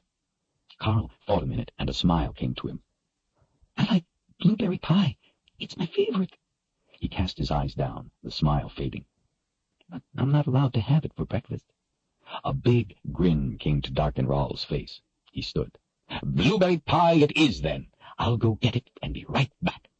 The master walked off through the garden to a small vine-covered door at the side. The door opened for him as he approached, the big arm of Demon Nast holding it back as Rawl passed through into the dark room. Foul-smelling gruel boiled in an iron kettle hung over a fire in a small forge. The two guards stood silently against the far wall, a sheen of sweat covering them. "Master Rawl," Demon bowed his head, "I trust the boy meets with your approval." Rawl licked his fingertips. "He will do nicely." He smoothed his eyebrows down. "Dish me out a bowl of that slop so it can cool." Demon picked up a pewter bowl and started ladling gruel into it with the wooden spoon from the kettle. "If everything is all right," a wicked grin came over his pockmarked face, "then I will be off to pay our respects to Queen Melena." "Fine. On the way, stop and tell the dragon I want her." Demon stopped ladling. "She doesn't like me." "She doesn't like anyone," Rawl said flatly. "But don't worry, Demon. She will not eat you. She knows what I will do if she stretches my patience. Demon started ladling again. She will ask how soon you will need her. Rawle glanced at him out of the corner of his eye. That is none of her concern, and tell her I said so. She is to come when I ask and wait until I am ready. He turned and looked out a small slit off through the foliage at the side of the boy's head. But I want you back here in 2 weeks. 2 weeks, all right. Demon set the bowl of gruel down. But does it really need to take that long with the boy? It does if I want to return from the underworld. Rawle continued to look out the slit. It may take longer. Whatever it takes, it takes. I must have his complete trust, the freely given pledge of his unconditional loyalty. Demon hooked a thumb in his belt. We have another problem. Rawle glanced back over his shoulder. Is that all you do, Demon? Go around looking for problems? It keeps my head attached to my shoulders. Rawle smiled. So it does, my friend. So it does. He sighed. Get it off your tongue, then. Demon shifted his weight to his other foot. Last night I received reports that the tracer cloud has vanished. Vanished? Well, not so much vanished as hidden. He scratched the side of his face. They said clouds moved in and hid it. Rawle laughed. Demon frowned in confusion. Our friend the old wizard. It sounds like he saw the cloud and has been up to his little tricks to vex me. It was to be expected. This one is not a problem, my friend. It is not important. Master Rawle, that was how you were to find the book. Other than the last box, what could be more important? I did not say the book was unimportant. I said the cloud was unimportant. The book is very important. That is why I would not trust it only to a tracer cloud. Demon, how do you suppose I hooked the cloud to the cipher boy? My talents lie in areas other than magic, Master Rawle. True enough, my friend. Rawle licked his fingertips. Many years ago, before my father was murdered by that evil wizard, he told me of the boxes of Orden and the book of counted shadows. He was trying to recover them himself, but he was not well enough studied. He was too much a man of action, of battle. Rawle looked up into Demon's eyes. Much the same as you, my big friend. He didn't have the necessary knowledge, but he was wise enough to teach me the value of the head over the sword. How by using your head you could defeat any number of men. He had the best instructors tutor me. Then he was murdered. Rawle pounded his fist down on the table. His face turned red. After a moment he calmed himself. So I studied harder for many years, so that I might succeed where my father failed, and return the House of Rawle to its rightful place as rulers of all the lands. You have exceeded your father's deepest hopes, Master Rawle. Rawle smiled his slight smile. He took another look through the slit as he went on. In my studies, I found where the Book of Counted Shadows lay hidden. It was in the Midlands, on the other side of the boundary, but I was not yet able to travel the underworld, to go there and retrieve it. So I sent a guard beast to watch over it for me, until the day when I could go myself and liberate it. He stood up straight, turning back to Demon, a dark look on his face. Before I could get the book, a man named George Cypher killed the guard beast and stole the book. My book! He took a tooth from the beast as a trophy. A very stupid thing to do, as the beast was sent by magic. My magic! He lifted an eyebrow. And I can find my magic. Rawle licked his fingers, stroking them over his lips, staring off absently. After I put the boxes of Orden in play, I went to get the book. That's when I found it had been stolen. It took time, but I found the man who stole it. Unfortunately, he no longer had the book and would not tell me where it was. Rawle smiled up at Demon. I made him suffer for not helping me. Demon smiled back. But I did learn that he had given the tooth to his son. So that is how you know the Cipher boy has the book. Yes, Richard Cypher has the Book of Counted Shadows. And he also wears the tooth. That's how I hooked the tracer cloud to him, by hooking it to the tooth his father gave him, the tooth with my magic. I would have recovered the book before now, but I have had many matters to attend to. I only hooked the cloud to him to help me keep track of him in the meantime. It was a mere convenience. But the matter is as good as settled. I can get the book at any time of my choosing. The cloud is of little importance. I can find him by the tooth. Rawl picked up the bowl of gruel, handing it to Demon. Taste this. See if it is cool enough. He arched an eyebrow. I wouldn't want to hurt the boy. Demon sniffed the bowl, his nose turning up in distaste. He handed it to one of the guards, who took it without objection and put a spoon of gruel to his lips. He gave a nod. Cypher could lose the tooth, or simply throw it away. Then you would not be able to find him or the book. Demon gave a submissive bow of his head as he spoke. Please, forgive me for saying so, Master Rawl, but it would seem to me you leave a lot to chance. Sometimes, Demon, I leave things to fate, but never to chance. I have other ways of finding Richard Cypher. Demon took a deep breath, relaxing as he thought about Rawl's words. I can see now why you haven't been worried. I didn't know all this. Rawl frowned up at his loyal commander. We have scarcely stroked the fur of what you do not know, Demon. That is why you serve me, and not me you. His expression softened. You have been a good friend, Demon, since we were boys, so I will ease your mind on this subject. I have many pressing matters that require my time, matters of magic that cannot wait. Like this. His arm went out, indicating the boy. I know where the book is, and I know my own talents. I can get the book at a time of my convenience. For now, I look upon it as if Richard Cypher is simply keeping it safe for me. Rawl leaned closer. Satisfied? Demon diverted his eyes to the ground. Yes, Master Rawl. He looked back up. Please know that I only bring my concerns to you because I want success for you. You are rightfully the master of all the lands. We all need you to guide us. I wish only to be part of delivering you victory. I fear nothing but that I should fail you. Darkling Rawl put his arm around Demon's big shoulders, looking up at the pockmarked face, the streak of black hair through the blonde. That I had more like you, my friend. He took his arm away and picked up the bowl. Go now, and tell Queen Melena of our alliance. Don't forget to summon the dragon. His hint of a smile came back. And don't let your little diversion make you late in returning. He took his arm away and picked up the bowl. Go now, and tell Queen Melena of our alliance. Don't forget to summon the dragon. His hint of a smile came back.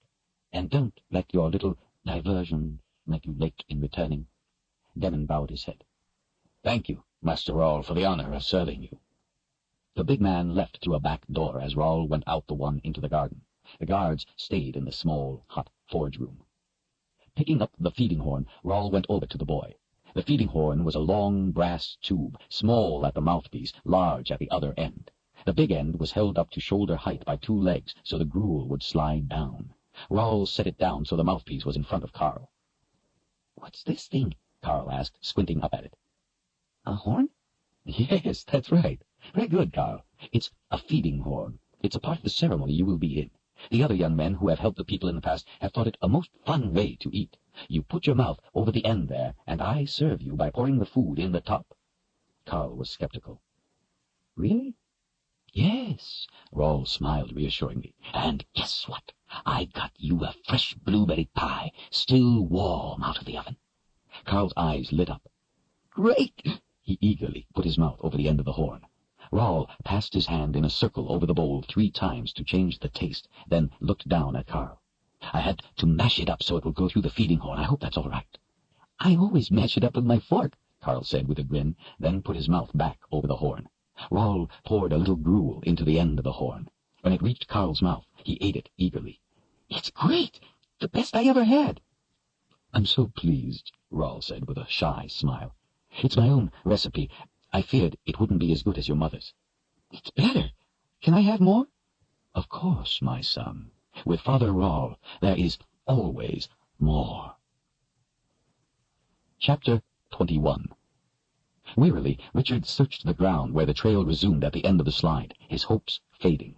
Dark clouds scudded low overhead, occasionally bringing a few fat drops of cold rain to splatter on the back of his head as he hunted. It had occurred to him that maybe Kaelin had made it through the Narrows, that she had only become separated from him and had continued on. She was wearing the bone Addie had given her, and it should have kept her safe. She should have been able to make it through. But he was wearing the tooth, and Addie had said he couldn't be seen either, yet the shadows had come for them anyway. It seemed odd. The shadows hadn't moved until it was dark at the split rock. Why didn't they come for them before? There were no tracks. Nothing had been through the Narrows for a long time. Fatigue and despair enveloped him again as fits of icy wind flapped his forest cloak around him, seeming to urge him on, away from the Narrows. All hope gone, he turned once more to the path toward the Midlands. He had taken only a few steps when a thought brought him to a sudden halt. If Kaelin had become separated from him, if she thought the underworld had taken him, if she had thought she had lost him and was alone, would she have continued on to the Midlands, alone? No. He turned to the Narrows. No, she would have gone back to the wizard. It would be no use for her to go to the Midlands alone. She needed help. That's why she had come to Westland in the first place. Without the Seeker, the only help was the wizard.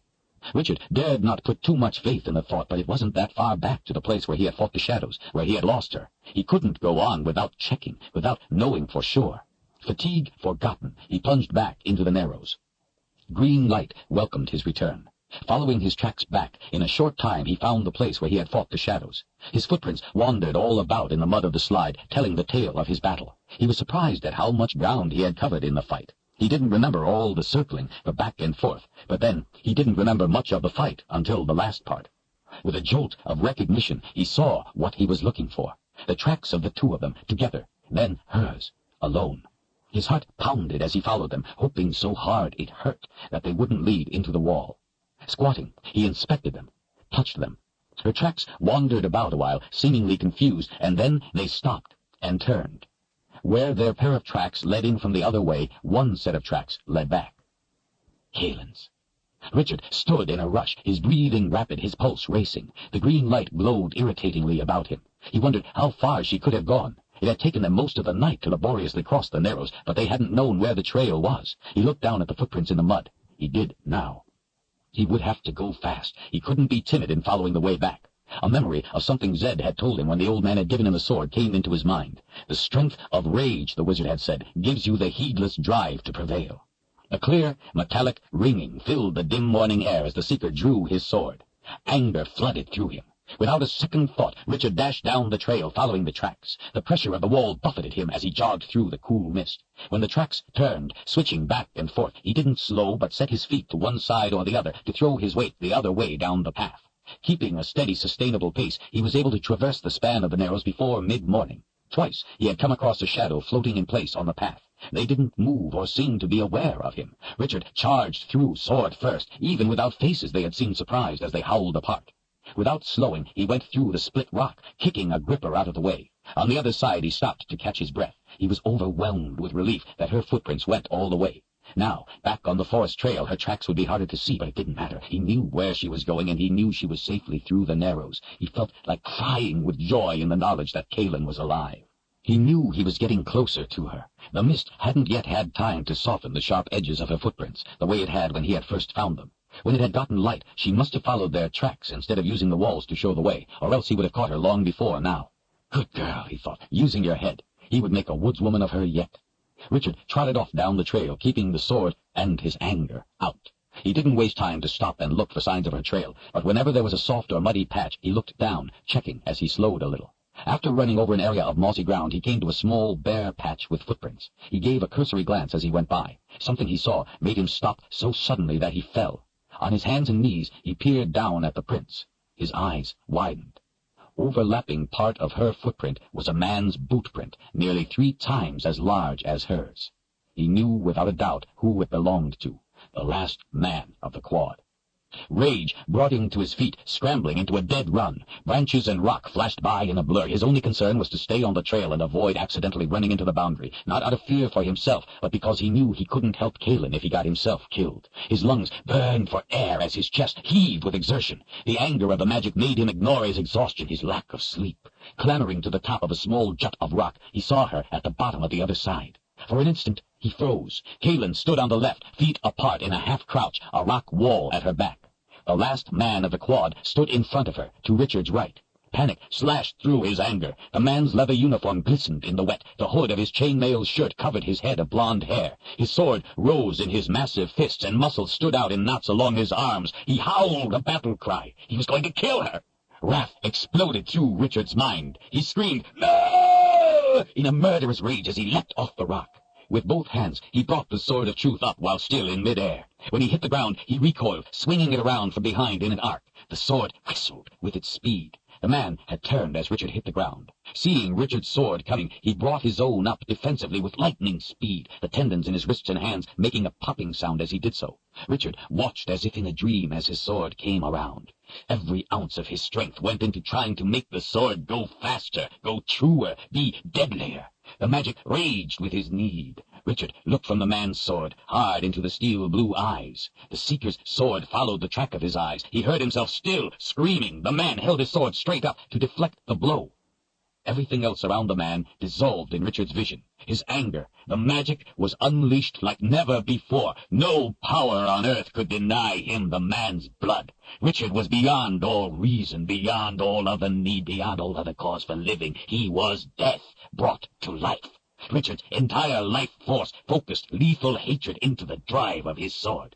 With a beat of his heart that he could feel in the straining muscles of his neck, Richard watched out of his peripheral vision with expectant elation as he held the man's blue eyes, watched his sword finally sweep the rest of the agonizing distance around in a smooth arc, at long last contacting the enemy's raised sword. He saw the detail of it shattering ever so slowly in a burst of hot fragments, freeing the bulk of the severed blade to lift into the air, twisting as it went, its polished surface glinting in the light with a flash upon each of the 3 revolutions it made before the seeker's sword, with all the power of his rage and the magic behind it, reached the man's head, contacting the chain mail, making the head deflect only the tiniest bit before the sword exploded through the steel links of the mail, through the man's head at eye level, filling the air with a shower of steel pieces and links.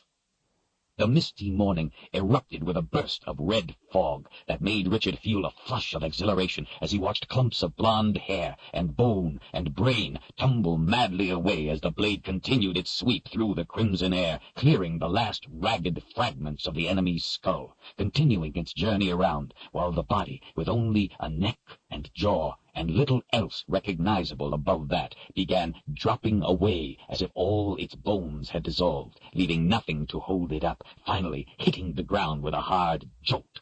Globs of blood were flung up into the air in long strings, which finally arced and fell back to the ground and onto Richard, offering the victor a hot, satisfying taste of it in his mouth, where some of it had landed as he screamed his rage. More pumped, thick and copious, out into the dirt at the same time as bits of steel from the chain mail and shattered sword rained to earth, while other bits of bone and steel that had already flown past Richard bounced and skittered across the rock behind him, and still more bone and brain and blood from up in the air fell back at last onto the ground all about, tinting everything a rich red. The bringer of death stood victorious over the object of his hate and rage, soaked in blood and the glory of joy such as he had never imagined. His chest heaved in rapture. Bringing the sword to the front again, he checked for any other threat. There was none. And then the world imploded upon him. Everything about jolted back into his sight. Richard saw a wide-eyed look of shock on Caelan's face before the pain took him to his knees, ripping through him, doubling him over. The sword of truth dropped from his hands. Sudden realization of what he had done slashed through him. He had killed a man. Worse, he had killed a man he had wanted to kill. It didn't matter that he was protecting another life. He had wanted to kill, had reveled in it. He would have allowed nothing to deny him the killing. The vision of his sword exploding through the man's head flashed over and over in his mind. He couldn't make it stop. In searing pain like none he had ever known, he clutched his arms across his abdomen. His mouth was open, but no scream came forth. He tried to let himself lose consciousness to stop the pain, but could not. Nothing else existed but the pain, just as nothing else had existed in his desire to kill but the man. The pain whited his vision out. He was blind. Fire burned through every muscle, bone, and organ of his body, consuming him, taking his breath from his lungs, choking him in convulsing agony. He fell to his side on the ground, his knees pulled up to his chest, the screams coming at last in pain now, as he had screamed in rage before. Richard felt the life being drawn from him. Through the anguish and hurt, he knew that if this went on, he wasn't going to be able to retain his sanity, or worse, his life. The power of the magic was crushing him. He could never have imagined that this level of pain existed. Now, he couldn't imagine it ever leaving. He felt it stripping his sanity from him. In his mind, he begged for death. If something didn't change, and quick, he would have it, one way or another. In the fog of agony, a realization came to him. He recognized the pain. It was the same as the anger. It coursed through him the same way as the anger from the sword. He knew that feeling well enough. It was the magic. Once he recognized it as the magic, he urgently tried to take control of it, the way he had learned to control the anger. This time he knew he must win control, or die. He reasoned with himself, came to comprehend the need of what he had done, horrible as it was. The man had sentenced himself to death with his own intent to kill. At last, he was able to put away the pain, as he had learned to put away the anger. Relief washed over him. He had won both battles. The pain lifted and was gone. Lying on his back, panting, he felt the world come rushing back. Kaelin was kneeling beside him, wiping a cool, damp cloth over his face, wiping off the blood. Her brow was wrinkled, tears ran down her cheeks. Splatters of the man's blood lay in long streaks across her face. Richard rose to his knees and took the cloth from her hand to wipe her face, as if to wipe from her mind the sight of what he had done. Before he could, she threw her arms around him, embracing him tighter than he would have thought her capable of. He hugged her back just as tight, while her fingers went up the back of his neck, into his hair, holding his head to her as she cried. He couldn't believe how good it felt to have her back. He didn't want to let her go, ever. "I'm so very sorry, Richard," she sobbed. "For what?" "That you had to kill a man on my account." He rocked her gently, stroking her hair. "It's all right." She shook her head against his neck. "I knew how much the magic would hurt you. That's why I didn't want you to have to fight the men back at the inn. Zed told me the anger would protect me from the pain. Kaelin, I don't understand. There is absolutely no way I could have been any more angry." She separated from him, her hands on his arms, squeezing as if to keep testing that he was real. "Zed told me to watch out for you, if you used the sword to kill a man. He told me that what he said about the anger protecting you was true, but he said the first time was different, that the magic tested, took a measure of the seeker with the pain, and nothing could protect you from it. He said that he couldn't tell you because if you knew, it would make you hold back, be more cautious in its use, and that could be disastrous. He said the magic has to join to the seeker with its first ultimate use, to ascertain his intent when he kills."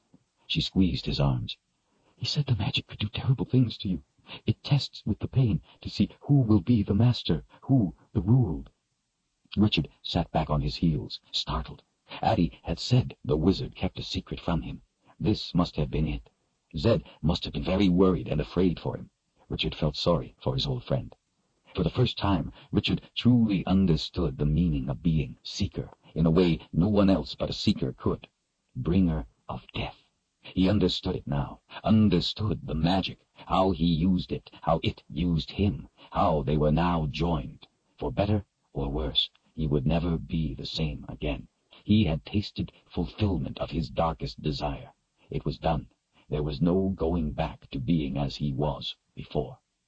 Richard brought the cloth up and wiped the blood from Kaelin's face. "I understand. I know now what he was talking about. You were right to not tell me." He touched the side of her face, his voice gentle. "I was so afraid you were killed." She put her hand over his. "I thought you were dead. 1 minute I was holding your hand, and then I realized I wasn't." Her eyes filled with tears again. "I couldn't find you. I didn't know what to do. The only thing I could think of was to go get Zed, to wait for him to wake, to get him to help me. I thought you were lost to the underworld. I thought that's what happened to you, too. I almost went on alone." He grinned. "Seems I have to keep coming back for you." She smiled for the first time since he had found her, then put her arms around him again. Quickly she pushed away. "Richard, we have to get out of here. There are beasts about. They will come for his body. We can't be here when they do." He nodded, turned, picked up his sword, and got to his feet. He reached down for her to help her up. She took his hand. The magic ignited in a rage, warning its master. Startled, Richard stared at her in shock. Just as the last time, when she had touched his hand when he held the sword, the magic had come to life, only this time it was stronger. Smiling, she didn't seem to feel anything. Richard forced the anger down. It went with great reluctance. She hugged him once more, a quick hug with her free arm. "I still can't believe you are alive. I was so sure I had lost you." "How did you get away from the shadows?" Kaelin shook her head. "I don't know. They were following us, and when we became separated and I went back, I didn't see them anymore. Did you see any?" Richard nodded solemnly. "Yes, I saw them. And my father again. They came for me, tried to push me into the boundary." Concern came over Kaelin's face. "Why just you? Why not both of us?" "I don't know. Last night at the Split Rock, and later when they started following us, it must have been me they were after, not you. The bone protected you." "The last time at the boundary, they came for everyone but you," she said. "What's different this time?" Richard thought a moment. "I don't know, but we have to get across the pass. We're too tired to have to spend tonight fighting shadows again. We must get to the Midlands before dark, and this time, I promise I won't let go of your hand." Kaelin smiled and squeezed his hand. "I won't let go of yours either." "I ran back through the Narrows. It didn't take long that way. You up to that?" She nodded, and they started running at an easy pace he thought she could keep up. As the last time he crossed, no shadows followed, although several floated above the path, and as before, Richard went through them sword first, without waiting to find out what they would do. Kaelin flinched at their howls. He watched the tracks as he ran, pulling her through the turns, keeping her on the trail.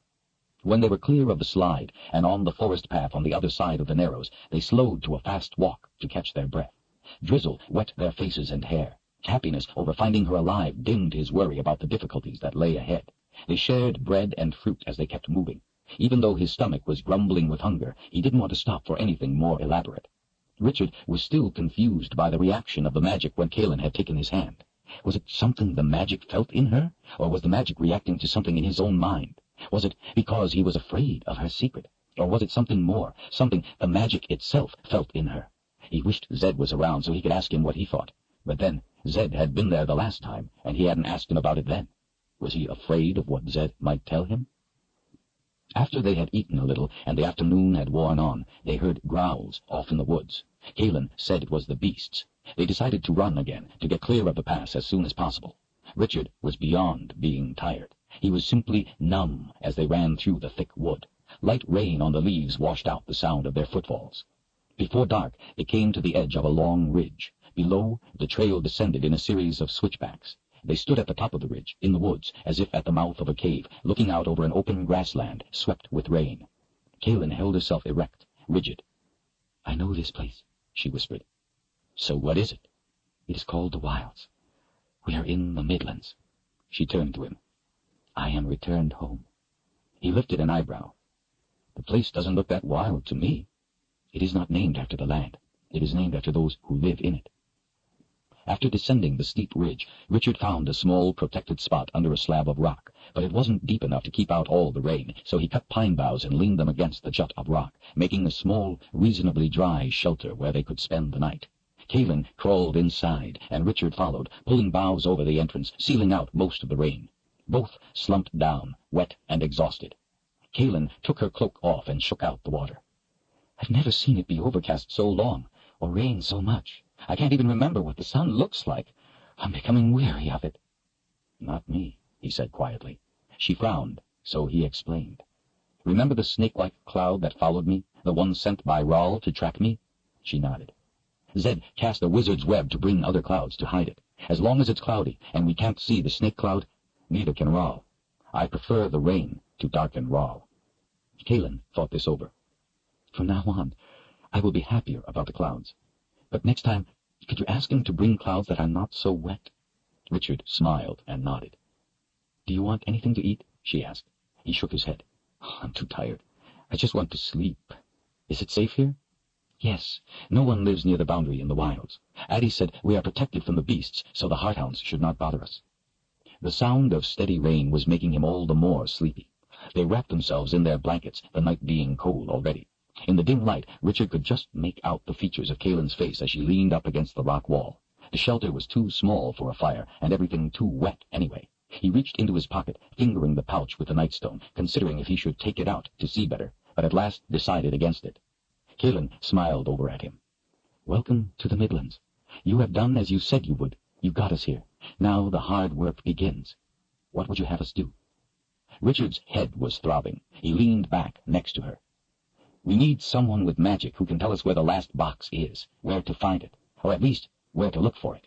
We can't just go running around blindly. We need someone who can point us in the right direction. Who do you know like that?" Kaelin gave him a sideways glance. "We're a long way from anyone who would want to help us." She was avoiding telling him something. His anger jumped. "I didn't say they had to want to help us. I said they had to be able to. You just take me to them, and I'll worry about the rest." Richard immediately regretted his tone of voice. He leaned his head back against the rock wall and put the anger down. "Kaelin, I'm sorry." He rolled his head away from her. "I've had a hard day. Besides killing that man, I had to run my sword through my father again. But the worst of it was I thought my best friend was lost to the underworld. I just want to stop Rawl, to end this nightmare." He turned his face to hers, and she gave him one of her special tight-lipped smiles. Kaelin watched his eyes in the near darkness for a few minutes. "Not easy, being Seeker," she said softly. He smiled back at her. "Not easy," he agreed. "The Mud People," she said at last. "They may be able to tell us where to search, but there is no guarantee they will agree to help us. The wilds are a remote part of the Midlands, and the Mud People are not used to dealing with outsiders. They have strange customs. They do not care about the problems of others. They wish only to be left alone." "If he succeeds, Dark and Rawl will not respect their wishes," he reminded her. Kaelin took a deep breath, letting it out slowly. "Richard, they can be dangerous." "Have you dealt with them before?" She nodded. "A few times. They do not speak our language, but I speak theirs." "Do they trust you?" Kaelin looked away as she wrapped her blanket tighter. "I guess so." She looked up at him from under her eyebrows. "But they are afraid of me, and with the Mud People, that may be more important than trust." Richard had to bite the inside of his lip to keep from asking why they were afraid of her. "How far?" "I'm not sure exactly where we are in the wilds. I didn't see enough to tell for certain, but I'm sure they are no more than a week to the northeast." "Good enough. In the morning we head northeast. When we get there, you must follow my lead, and if I tell you something, you must pay heed. You must convince them to help you, or they will not, sword or no sword." He gave her a nod. She took her hand out from under the blanket and put it on his arm. "Richard," she whispered, "thank you for coming back for me. I'm sorry for what it cost you." "I had to. What good would it do to go to the Midlands without my guide?" Kaelin grinned. "I will try to live up to your expectations." He gave her hand a squeeze before they both lay down. Sleep took him as he thanked the good spirits for protecting her. Chapter 22. Zed's eyes popped open. The aroma of spice soup was thick in the air. Without moving, he looked cautiously about. Chase lay next to him. There were bones hung on the walls, and it was dark outside the window. He looked down at his body. Bones were piled upon him. Without moving, he carefully caused them to rise slowly into the air. Then he silently made them float aside, and finally to set down. Making no sound, he rose. He was in a house full of bones, bones of beasts. He turned around. He was surprised to come face to face with a woman, just as she also turned around. In a fright, they both screamed and threw their skinny arms into the air. "Who are you?" he asked, leaning forward, peering into her white eyes. She snatched her crutch just before it toppled over and put it back under her arm. "I be Addie," she whispered in a raspy voice. "You gave me a scare. You woke sooner than I expected." Zed straightened his robes. "How many meals have I missed?" he demanded. Scowling, Addie looked him up and down. "Too many, by the looks of it." A grin creased Zed's cheeks. He, in turn, eyed Addie from top to bottom. "You are a fine-looking woman," he announced. With a bow, he took her hand and kissed it lightly, then stood up, proud and straight, holding one bony finger skyward. "Zedicus Zur Zoranda, humbly at your whim, my dear lady." He leaned forward. "What's wrong with your leg?" "Nothing. It'd be perfectly fine." "No, no," he said with a frown, pointing. "Not that one. The other." Addie looked down at the missing foot, then back up to Zed.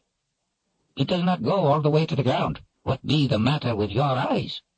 "Well, I hope you learned your lesson. You only have one foot left, you know." Zed's frown melted back to a grin. "And the problem with my eyes," he said in his thin voice, "is that they have been famished, but now they are feasting." Addie smiled a little smile. "Would you like a bowl of soup, wizard?" "I thought you would never ask, sorceress."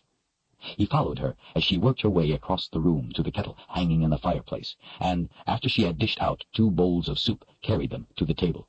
Leaning her crutch against the wall, she sat opposite him and cut a thick slice each of bread and cheese, pushing them across the table to him. Zed bent over and dug right in, but stopped after 1 swallow of soup and looked up at her white eyes.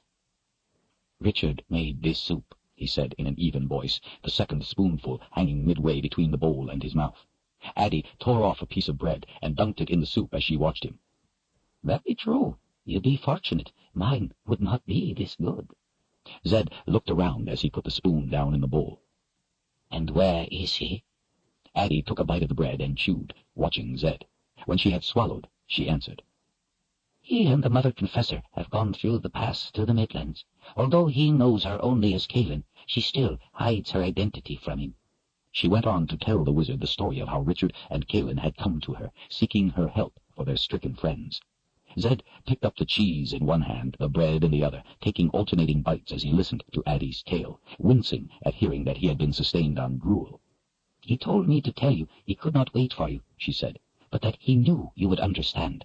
The Seeker gave me instructions to pass on to Chase, for him to return and make preparations for when the boundary fails, for the coming of Rawl's forces. He was sorry he did not know what your plan be, but feared he could not wait." "Just as well," the wizard said under his breath. "My plan does not include him." Zed went back to eating in earnest. When he had finished the soup, he went to the kettle and helped himself to another bowlful. He offered to get Addie more, but she was not yet finished with her first, since she had spent most of the time with her eyes on the wizard. As he sat back down, she pushed more bread and cheese at him. "Richard keeps a secret from you," she said in a low voice. "If it were not for this business with Rawl, I would not speak of it, but I thought you should know." The light from the lamp lit his thin face and white hair, making him look stark and all the more thin in the sharp shadows. He picked up his spoon, looked down at the soup a moment, then back up at her face. "As you well know, we all have secrets, wizards more than most. If we all knew each other's secrets, it would prove a very strange world. Besides, it would take all the fun out of the telling of them." His thin lips widened in a smile, his eyes sparkled. "But I fear no secret of a person I trust, and he has no need to fear mine. It is part of being friends." Addie leaned back in her chair. Her blank white eyes stared at him. Her small smile came back. "For his sake, I hope you be right in your trust. I would not want to give a wizard cause to be angry." Zed shrugged.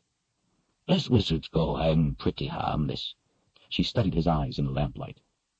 "That be a lie," the sorceress whispered in a low rasp. Zed cleared his throat and thought to change the subject. "It would seem I owe you thanks for tending to me, dear lady." "That be true." "And for helping Richard and Caelan." He looked over to Chase, pointing with his spoon. "And the boundary warden, too. I am in your debt." Addie's smile widened. "Perhaps someday you can return the favor." Zed pushed up the sleeves of his robes and went back to eating the soup, but not quite as voraciously as before. He and the sorceress watched each other. The fire in the hearth crackled, and outside night bugs chirped. Chase slept on. "How long have they been gone?" Zed asked at last. "This be the 7th day he has left you and the boundary warden to my care." Zed finished his meal, pushing the bowl carefully away. He folded his thin hands on the table, looking down as he tapped his thumbs together. The light from the lamp flickered and danced on his mass of white hair. "Did Richard say how I was to find him?" For a moment Addie didn't answer. The wizard continued to wait, tapping his thumbs until at last she spoke. "I gave him a night stone." Zed jumped to his feet. "You did what?" Addie calmly looked up at him. "Would you have me send him through the pass at night without a way to see? To be blind in the pass is a sure death. I wanted him to make it through. It'd be the only way for me to help him." The wizard put his knuckles on the table and leaned forward, his wavy white hair falling around his face. "And did you warn him?" "Of course I did." His eyes narrowed. "How? With a sorceress's riddle?" Addie picked up 2 apples and tossed one to Zed. He caught it in the air with a silent spell. It floated, spinning slowly while he continued to glare at the old woman. "Sit down, wizard, and stop showing off." She took a bite of her apple, chewing slowly. Zed sat down in a huff. "I did not want to frighten him. He already be fearful enough. Had I told him what a nightstone could do, he might have been afraid to use it, and the result would have been that the underworld would have had him sure. Yes, I warned him, but with a riddle, so he would figure it out later, after he be through the pass." Zed's stick-like fingers snatched the apple out of the air. "Bags, Eddie! You don't understand. Richard hates riddles. Always has. He considers them an insult to honesty. He won't brook them. He ignores them as a matter of principle." The apple snapped as he took a big bite. "He be seeker. That be what seekers do. They solve riddles." Zed held up a bony finger. "Riddles of life, not words. There is a difference." Addie set her apple down and leaned forward, putting her hands on the table. A look of concern softened her face. "Zed, I was trying to help the boy. I want him to succeed. I lost my foot in the pass. He would have lost his life. If the seeker loses his life, we all lose ours too. I did not mean him harm." Zed put his apple down and dismissed his anger with a wave of his hand. "I know you meant no harm, Addie. I did not mean to suggest you did." He took Addie's hands in his. "It will be all right." "I be a fool," she said bitterly. "He told me he disliked riddles, but I never thought more of it. Zed, seek him through the nightstone. See if he has made it through." Zed nodded. He closed his eyes and let his chin sink to his chest as he took 3 deep breaths. Then he stopped breathing for a long time. From the air about came the low, soft sound of distant wind on an open plain, lonely, baleful, haunting. The sound of the wind left at last, and the wizard began breathing again. His head came up, and his eyes opened. "He is in the Midlands. He has made it through the pass." Addie gave a nod of relief. "I will give you a bone to carry, so that you may go safely through the pass. Will you go after him now?" The wizard looked down at the table, away from her white eyes. "No," he said in a quiet voice. "He will have to handle this, among other things, on his own.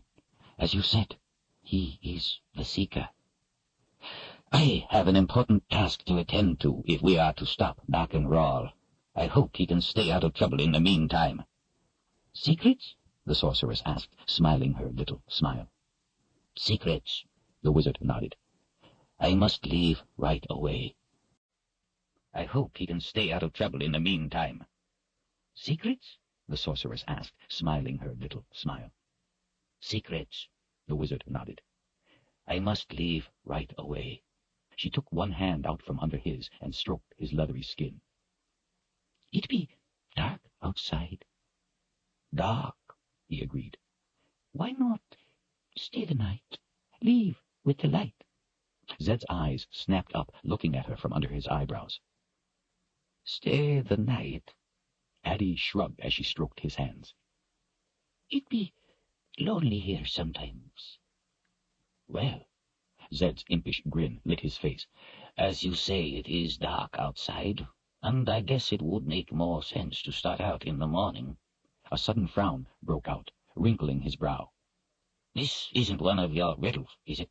She shook her head, and his grin came back. "I have my wizard's rock along. Could I, interest you?" Addie's face softened in a shy smile. "I would like that very much." She watched him as she sat back, taking a bite of her apple. Zed arched an eyebrow. "Naked?" Wind and rain bowed the long grass in broad, slow waves as the two of them made their way across the open, flat plain. Trees were few and far between, mostly birch and alder in clusters along streams. Kaelin watched the grass carefully. They were near the Mud People's territory. Richard followed silently behind, keeping her under his watchful eye, as always. She didn't like taking him to the Mud People, but he was right. They had to know where to look for the last box, and there was no one else anywhere near who could point them in the right direction. Autumn was wearing on, and their time was dwindling. Still, the Mud People might not help them, and then the time would be wasted. Worse, although she knew they probably would not dare to kill a confessor, even one traveling without the protection of a wizard, she had no idea if they would dare to kill the Seeker. She had never traveled the Midlands before without a wizard. No confessor did. It was too dangerous. Richard was better protection than Giller, the last wizard assigned her, but Richard was not supposed to be her protection. She was supposed to be his. She couldn't allow him to put his life at risk for her again. He was more important than she to stopping Rawl. That was what mattered above all else. She had pledged her life in defense of the Seeker, in defense of Richard. She had never meant anything more ardently in her life. If a time came that called for a choice, it must be she who died. The path through the grasses came to 2 poles, one set to each side of the trail. They were wrapped in skins dyed with red stripes. Richard stopped by the poles, looking up at the skulls fixed atop them. "This meant to warn us away?" he asked as he stroked one of the skins.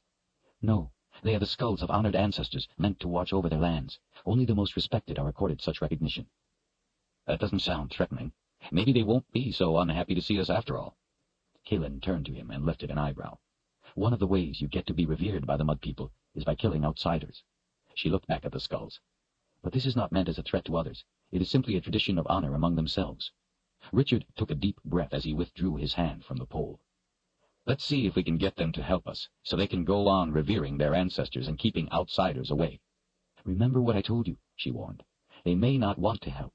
You have to respect that if it is their decision. These are some of the people I am trying to save. I don't want you to hurt them. Kaelin, it's not my desire or intention to hurt them. Don't worry. They will help us. It's in their own interest." "They may not see it that way," she pressed. The rain had stopped, replaced by a light, cold mist she felt on her face. She pushed the hood of her cloak back. "Richard, promise me you won't hurt them." He pushed his hood back also, put his hands on his hips, and surprised her with a little smile out of one side of his mouth. "Now I know how it feels." "What?" she asked, a tone of suspicion in her voice. As he looked down at her, his smile grew. "Remember when I had the fever from the snake vine, and I asked you not to hurt Zed? Now I know how you felt when you couldn't make that promise." Kaelin looked into his gray eyes, thinking of how much she wanted to stop Rawl, and thought of all those she knew whom he had killed. "And now I know how you must have felt when I could not make that promise." She smiled in spite of herself. "Did you feel this foolish for asking?" He nodded. "When I realized what was at stake, and when I realized what kind of person you were, that you wouldn't do anything to harm anyone unless there was no choice, then I felt foolish for not trusting you." She did feel foolish for not trusting him, but she knew he trusted her too much. "I'm sorry," she said, the smile still on her lips. "I should know you better than that." "Do you know how we can get them to help us?" She had been to the village of the Mud People several times, none of them by invitation. They would never request a confessor. It was a common chore among confessors, paying a professional call on the different peoples of the Midlands. They had been polite enough, out of fear, but they had made it clear that they handled their own affairs and did not want outside involvement. They were not a people who would respond to threats. "The Mud People hold a gathering, called a Council of Seers. I have never been allowed to attend, maybe because I am an outsider, maybe because I am a woman. This group divines the answers to questions that affect the village. They will not hold a gathering at Sword Point. If they are to help us, they must do so willingly. You must win them over." He gazed hard into her eyes. "With your help, we can do it. We must." She nodded and turned to the path once more. Clouds hung low and thick above the grassland, seeming to boil slowly as they rolled along in an endless procession. Out on the plains there seemed to be much more sky than there was anywhere else. It was an overpowering presence, dwarfing the unchanging, flat land. Rains had swollen the streams until the churning, muddy water pounded and frothed with a roar at the bottoms of the crossing logs that were used as bridges. Kaelin could feel the power of the water making the logs shudder under her boots. She stepped carefully, as the logs were slippery, and there was no hand rope to aid her crossing. Richard offered her his hand to steady her, and she was glad for the excuse to take it. She found herself looking forward to the stream crossings, to being able to take his hand, but as deeply as it hurt, she couldn't allow herself to encourage his feelings for her. She wished so much she could just be a woman like any other. But she wasn't. She was a confessor. Still, sometimes, for brief moments, she could forget and pretend. She wished Richard would walk next to her, but he instead stayed behind, scanning the countryside, watching out for her. He was in a strange land, taking nothing for granted, seeing threat in everything. In Westland she had felt the same way, so she understood the feeling. He was putting his life at great peril against Rawl, against things he had never encountered before, and was right to be wary. The wary died quick enough in the Midlands, the unwary faster still. After crossing another stream and plunging back into the wet grass, 8 men sprang up suddenly in front of them. Kalin and Richard came to an abrupt halt. The men were wearing animal skins over most of their bodies. Sticky mud that didn't wash away in the rain was smeared over the rest of their skin and faces, and their hair smoothed down with it. Clumps of grass were tied to their arms and to the skins, and stuffed under headbands, making them invisible when they had been squatted down. They stood silently in front of the two of them. All wore grim expressions. Kalin recognized several of the men. It was a hunting party of mud people. The eldest, a fit, wiry man she knew as Savadlin, approached her. The others waited, spears and bows relaxed, but ready. Kalin could feel Richard's presence close behind her. Without turning, she whispered for him to stay calm and do as she did. Savadlin stopped in front of her. "Strength to Confessor Kalin," he said. "Strength to Savadlin and the mud people," she answered in their language. Savadlin slapped her across the face, hard. She slapped him back just as hard. Instantly, Kalin heard the ringing sound of Richard's sword being pulled free. She spun on her heels. "No, Richard!" He had the sword up, ready to strike. "No!" She grabbed his wrists. "I told you to stay calm and do as I do." His eyes flicked from Savadlin's to hers. They were filled with unleashed anger, the magic that was ready to kill. The muscles in his jaw flexed as he clenched his teeth. "And if they slit your throat, would you have me let them slit mine as well? That is the way they greet people. It is meant to show respect for another's strength." He frowned, hesitating. "I'm sorry I did not warn you. Richard, put the sword away." His eyes went from hers to Savadlin, and then back to hers again, before he yielded and angrily thrust the sword back into its scabbard. Relieved, she turned back to the mud people as Richard stepped up protectively next to her. Savadlin and the others had been watching calmly. They didn't understand the words, but they seemed to grasp the meaning of what had happened. Savadlin looked away from Richard to Kalin. He spoke in his dialect. "Who is this man with the temper?" "His name is Richard. He is the seeker of truth." Whispers broke out among the other members of the hunting party. Savadlin's eyes sought Richard's. "Strength to Richard the Seeker." Kalin told him what Savadlin had said. There was still a hot look on his face. Savadlin stepped up and hit Richard, not with an open hand as he had hit her, but with his fist. Immediately, Richard unleashed a powerful blow of his own that knocked Savadlin from his feet and sent him sprawling on his back. He lay dazed on the ground with his limbs strewn awkwardly out. Fists tightened on weapons. Richard straightened, giving the man a dangerous look that kept them rooted firmly in place. Savadlin propped himself up on one hand, rubbing his jaw with the other. A grin spread across his face. "None has ever shown such respect for my strength. This is a wise man." The other men broke out in laughter. Kalin held her hand over her mouth, trying to hide her own. The tension evaporated. "What did he say?" Richard demanded. "He said you have great respect for him, that you are wise. I think you have made a friend." Savadlin held his hand out for Richard to help him up. Warily, Richard complied. Once on his feet, Savadlin slapped Richard on the back, putting an arm around his big shoulders. "I am truly glad you recognize my strength, but I hope you do not come to respect me any more." The men laughed. "Among the mud people you shall be known as Richard with the Temper." Kalin tried to hold back her laughter while she translated. The men were still snickering. Savadlin turned to them. "Maybe you men would like to greet my big friend and have him show you his respect for your strength." They all held their hands out in front of themselves and shook their heads vigorously. "No," one of them said between fits of laughter. "He has already shown you enough respect for all of us." He turned back to Kalin. "As always, Confessor Kalin is welcome among the mud people." Without looking over, he gave a nod of his head, indicating Richard. "Is he your mate?" "No." Savadlin tensed. "Then you have come here to choose one of our men?" "No," she said, her voice regaining its calmness. Savadlin looked greatly relieved. "The Confessor chooses dangerous traveling companions." "Not dangerous to me, only to those who would think to harm me." Savadlin smiled and nodded, then looked Kalin up and down. "You wear odd things, different from before." "Underneath, I am the same as before," Kalin said as she leaned a little closer to make her point. "That is what you need to know." Savadlin backed away a little from her intense expression and gave a nod. His eyes narrowed. "And why are you here?" "So that we might help each other. There is a man who would rule your people. The Seeker and I would have you rule yourselves. We came seeking your people's strength and wisdom to aid us in our fight." "Father Rahl," Savadlin announced knowingly. "You know of him?" Savadlin nodded. "A man came. He called himself a missionary, said he wanted to teach us the goodness of one called Father Rahl. He talked to our people for 3 days, until we became tired of him." It was Kalin's turn to stiffen. She glanced at the other men, who had started smiling at the mention of the missionary. She looked back to the elder's mud-streaked face. "And what happened to him after the 3 days?" "He was a good man." Savadlin smiled meaningfully. Kaelin straightened herself. Richard leaned closer to her. "What are they saying?" "They want to know why we are here. They said they have heard of Darken Ral." "Tell them I want to talk to their people, that I need them to call a gathering." She looked up at him from under her eyebrows. "I am getting to that. Addie was right. You are not a patient person." Richard smiled. "No, she was wrong. I am very patient, but I am not very tolerant. There is a difference." Kaelin smiled at Savadlin as she spoke to Richard.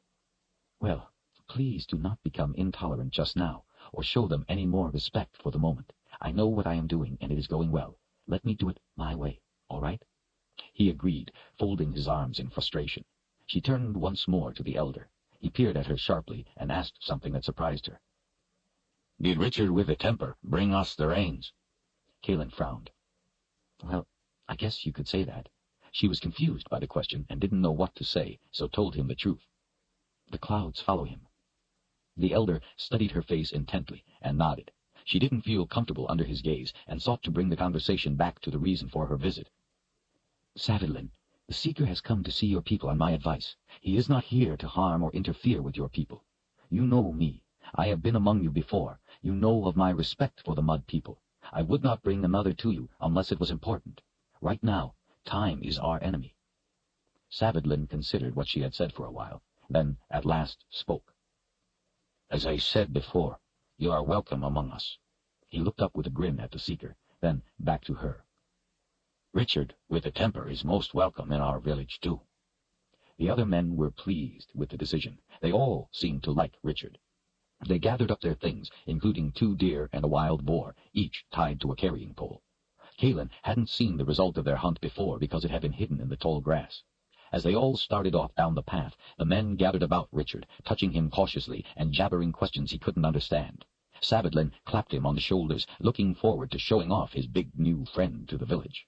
Kaelin went along beside him, for the most part ignored, and happy that so far they liked Richard. She understood the feeling. It was hard to dislike him, but there was some other reason for their ready acceptance of him. She worried about what that reason could be. "I told you I would win them over," Richard said with a grin as he looked at her over their heads. "I just never thought I would do it by laying one of them out." Chapter 23. Chickens scattered at their feet as the hunting party surrounding Kaelin and Richard led them into the Mud People's village. Set on a slight rise that passed for a hill in the grasslands of the wilds, the village was a collection of buildings constructed of a kind of mud brick, surfaced with a tan clay plaster and topped with grass roots that leaked as they became dry and had to be replaced constantly to keep the rain at bay. There were wood doors, but no glass in the windows of the thick walls, only cloth hanging in some to keep out the weather. Set in a rough circle around an open area, the buildings were one-room family homes clustered tightly on the south side, most sharing at least one common wall, narrow walkways passing between the homes here and there, and communal buildings grouped together on the north. A variety of structures placed loosely on the east and west separated them. Some of these were nothing more than 4 poles with grass roofs, used as places to eat, or as work areas for making weapons and pottery, or as food preparation and cooking areas. In dry times the whole village was shrouded in a fog of dust that clogged the eyes, nose, and tongue. But now its buildings were washed clean by the rain, and on the ground 1,000 footprints were turned to puddles that reflected the drab buildings above. Women, wrapped in simple dresses of brightly colored cloth, sat in the work areas, grinding tava root, from which they made the flat bread that was the staple of the Mud People. Sweet-smelling smoke rose from the cooking fires. Adolescent girls with short-cropped hair, smoothed down by sticky mud, sat by the women, helping. Kaelin felt their shy eyes on her. She knew from being here before that she was the object of great interest among the young girls, a traveler who had been to strange places and seen all sorts of things, a woman whom men feared and respected. The older women abided the distraction with understanding indulgence. Children ran from every corner of the village to see what manner of strangers Savadlin's hunting party had brought back. They crowded around the hunters, squealing with excitement, stomping their bare feet in the mud and splashing the men. Ordinarily, they would be interested in the deer and boar, but now those were ignored in favor of the strangers. The men tolerated them with good-natured smiles. Little children were never scolded. When they were older, they would be put into strict training where they would be taught the disciplines of the Mud People, of hunting, food gathering, and the ways of spirits. But for now, they were allowed to be children, with almost free rein to play. The knot of children offered up scraps of food as bribes for stories of who the strangers might be. The men laughed, declining the offerings in favor of saving the tale for the elders. Only slightly disappointed, the children continued to dance about, this being the most exciting thing that had happened in their young lives, something very much out of the ordinary, with a distinct tinge of danger. 6 elders stood under the leaky protection of one of the open pole structures, waiting for Savadlin to bring the strangers to them. They wore deerskin pants and were bare-chested. Each had a coyote hide draped around his shoulders. Despite their grim faces, Kalin knew them to be more friendly than they appeared. Mud People never smiled at outsiders until greetings had been exchanged, lest their souls be stolen. The children stayed back from the pole building, sitting in the mud to watch as the hunting party brought the outsiders to the elders. The women had halted their work at the cooking fires, as had the young men their weapons-making, and all fell silent, including the children sitting in the mud. Business among the Mud People was conducted in the open, for all to see. Kalin stepped up to the 6 elders, Richard to her right, but back a pace, Savadlin to his right. The 6 surveyed the 2 outsiders. "Strength to Confessor Kalin," said the eldest. "Strength to Tofalar," she answered. He gave her face a gentle slap, hardly more than a pat. It was their custom to give only small slaps in the village proper. Heartier ones, like Savadlin had delivered, were reserved for chance meetings out on the plain, away from the village. The gentler custom helped preserve order and teeth. Surin, Caldus, Arbrin, Brigindarin, and Hagenlet each in turn offered strength and a small slap. Kalin returned the greetings and the gentle slaps. They turned to Richard. Savadlin stepped forward, pulling his new friend with him. He proudly displayed his swollen lip to the elders. Kalin spoke Richard's name under her breath with a rising inflection and a cautionary tone. "These are important men. Please do not loosen their teeth." He gave her a quick glance out of the corner of his eye and a mischievous smile. "This is the seeker, Richard with a temper," Savadlin said, proud of his charge. He leaned closer to the elders, his voice heavy with meaning. "Confessor Kalin brought him to us. He is the one you spoke of, the one who brought the rains. She told me so." Kalin began to worry. She didn't know what Savadlin was talking about. The elders remained stone-faced, except Tofalar, who lifted an eyebrow. "Strength to Richard with a temper," Tofalar said. He gave Richard a gentle slap. "Strength to Tofalar," he answered in his own language, having recognized his name, and immediately returned the slap. Kalin breathed out in relief that it was gentle. Savadlin beamed, showing his fat lip again. Tofalar at last smiled. After the others had given and received a greeting, they smiled too. And then they did something very odd. The 6 elders and Savadlin each dropped to one knee and bowed their heads to Richard. Kalin instantly tensed. "What's going on?" Richard asked out of the side of his mouth, alerted by her anxiety. "I do not know," she answered in a low voice. "Maybe it's their way of greeting the seeker. I have never seen them do this before." The men rose to their feet, all smiles. Tofalar held his hand up and motioned over their heads to the women. "Please," Tofalar said to the 2 of them, "sit with us. We are honored to have you both among us." Pulling Richard down with her, Kalin sat cross-legged on the wet wooden floor. The elders waited until they were seated before seating themselves, paying no attention to the fact that Richard kept his hand near his sword.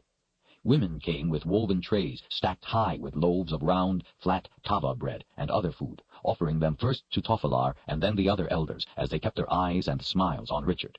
They chatted softly among themselves about how big Richard with the temper was, and what odd clothes he wore.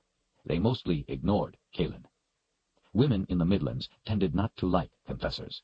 They saw them as a menace who could take their men and a threat to their lifestyle. Women were not supposed to be independent. Kalin disregarded their cool glances. She was more than used to them. Tofalar took his bread and tore it in 3 sections, offering a third to Richard first, and then a third to Kalin. With a smile, another woman offered a bowl of roasted peppers to each. Kalin and Richard both took one, and, following the elder's example, rolled them in the bread. She noticed just in time that Richard was keeping his right hand near his sword and was about to eat with his left. "Richard," she warned in a harsh whisper, "don't put food in your mouth with your left hand." He froze. "Why?" "Because they believe that evil spirits eat with their left hand." "That's foolish," he said, an intolerant tone in his voice. Richard, please, they outnumber us. All their weapons are tipped with poison. This is a poor time for theological arguments. She could feel his gaze on her as she smiled at the elders. Out of the corner of her eye, she saw with relief that he switched the food to his right hand. Please forgive our meager offering of food, Toffelar said. We will call a banquet for tonight. No, Kaelin blurted out. I mean, we do not want to impose upon your people. As you wish, Toffelar said with a shrug, a little disappointed. We are here because the Mud People, among others, are in great danger. The elders all nodded and smiled. Yes, Surin spoke up. but now that you have brought Richard with the temper to us, all is well. We thank you, Confessor Kaelin. We will not forget what you have done. Kaelin looked around at their happy, smiling faces. She didn't know what to make of this development, and so took a bite of the flat-tasting tava bread with roasted peppers to gain time to think it over.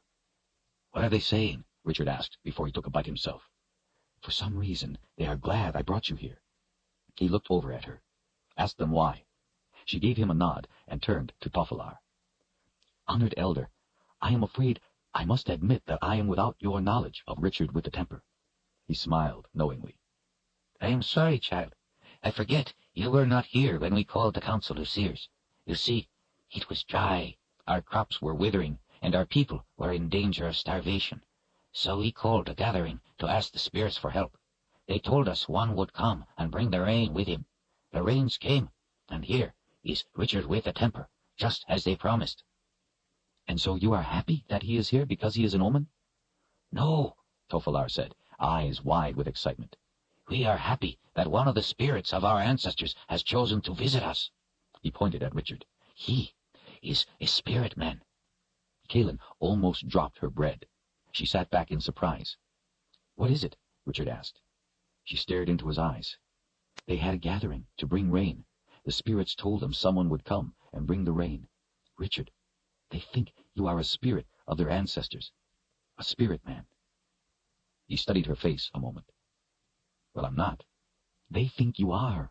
Richard, they would do anything for a spirit. They will call a council of seers if you ask. She didn't like asking him to do this. She didn't feel at all right about deceiving the Mud People, but they needed to know where the box was. Richard considered her words. No, he said quietly, while holding her gaze. Richard, we have an important task to attend to. If they think you are a spirit, and that will help us get the last box, what does it matter? It matters because it's a lie. I won't do it. Would you rather have Rawl win? She asked quietly. He gave her a cross look. First of all, I will not do it because it's wrong to deceive these people about something as important as this. Secondly, these people have a power. That is why we are here. They have proven it to me by the fact that they said one would come with the rains. That part is true. In their excitement, they have jumped to a conclusion that is not. Did they say the one who would come would be a spirit? She shook her head. People sometimes believe things simply because they want to. If it works to our advantage and theirs, what harm is there? The harm is in their power. What if they call the gathering and they see the truth, that I'm not a spirit? Do you think they will be pleased that we lied to them, tricked them? Then we will be dead, and Rawl wins. She leaned back and took a deep breath. The wizard chooses his seekers well, she thought. Have we aroused the temper of the spirit? Toffelar asked, a look of concern on his weathered face. He wants to know why you are angry, she said. What shall I tell him? Richard looked at the elders, then to her. I will tell them. Translate my words. Kaelin nodded her agreement. The Mud People are wise and strong, he began. That is why I have come here. Your ancestors' spirits were right that I would bring the rains. They all seemed pleased when Kaelin told them his words. Everyone else in the village was stone silent as they listened. But they have not told you everything. As you know, that is the way of spirits.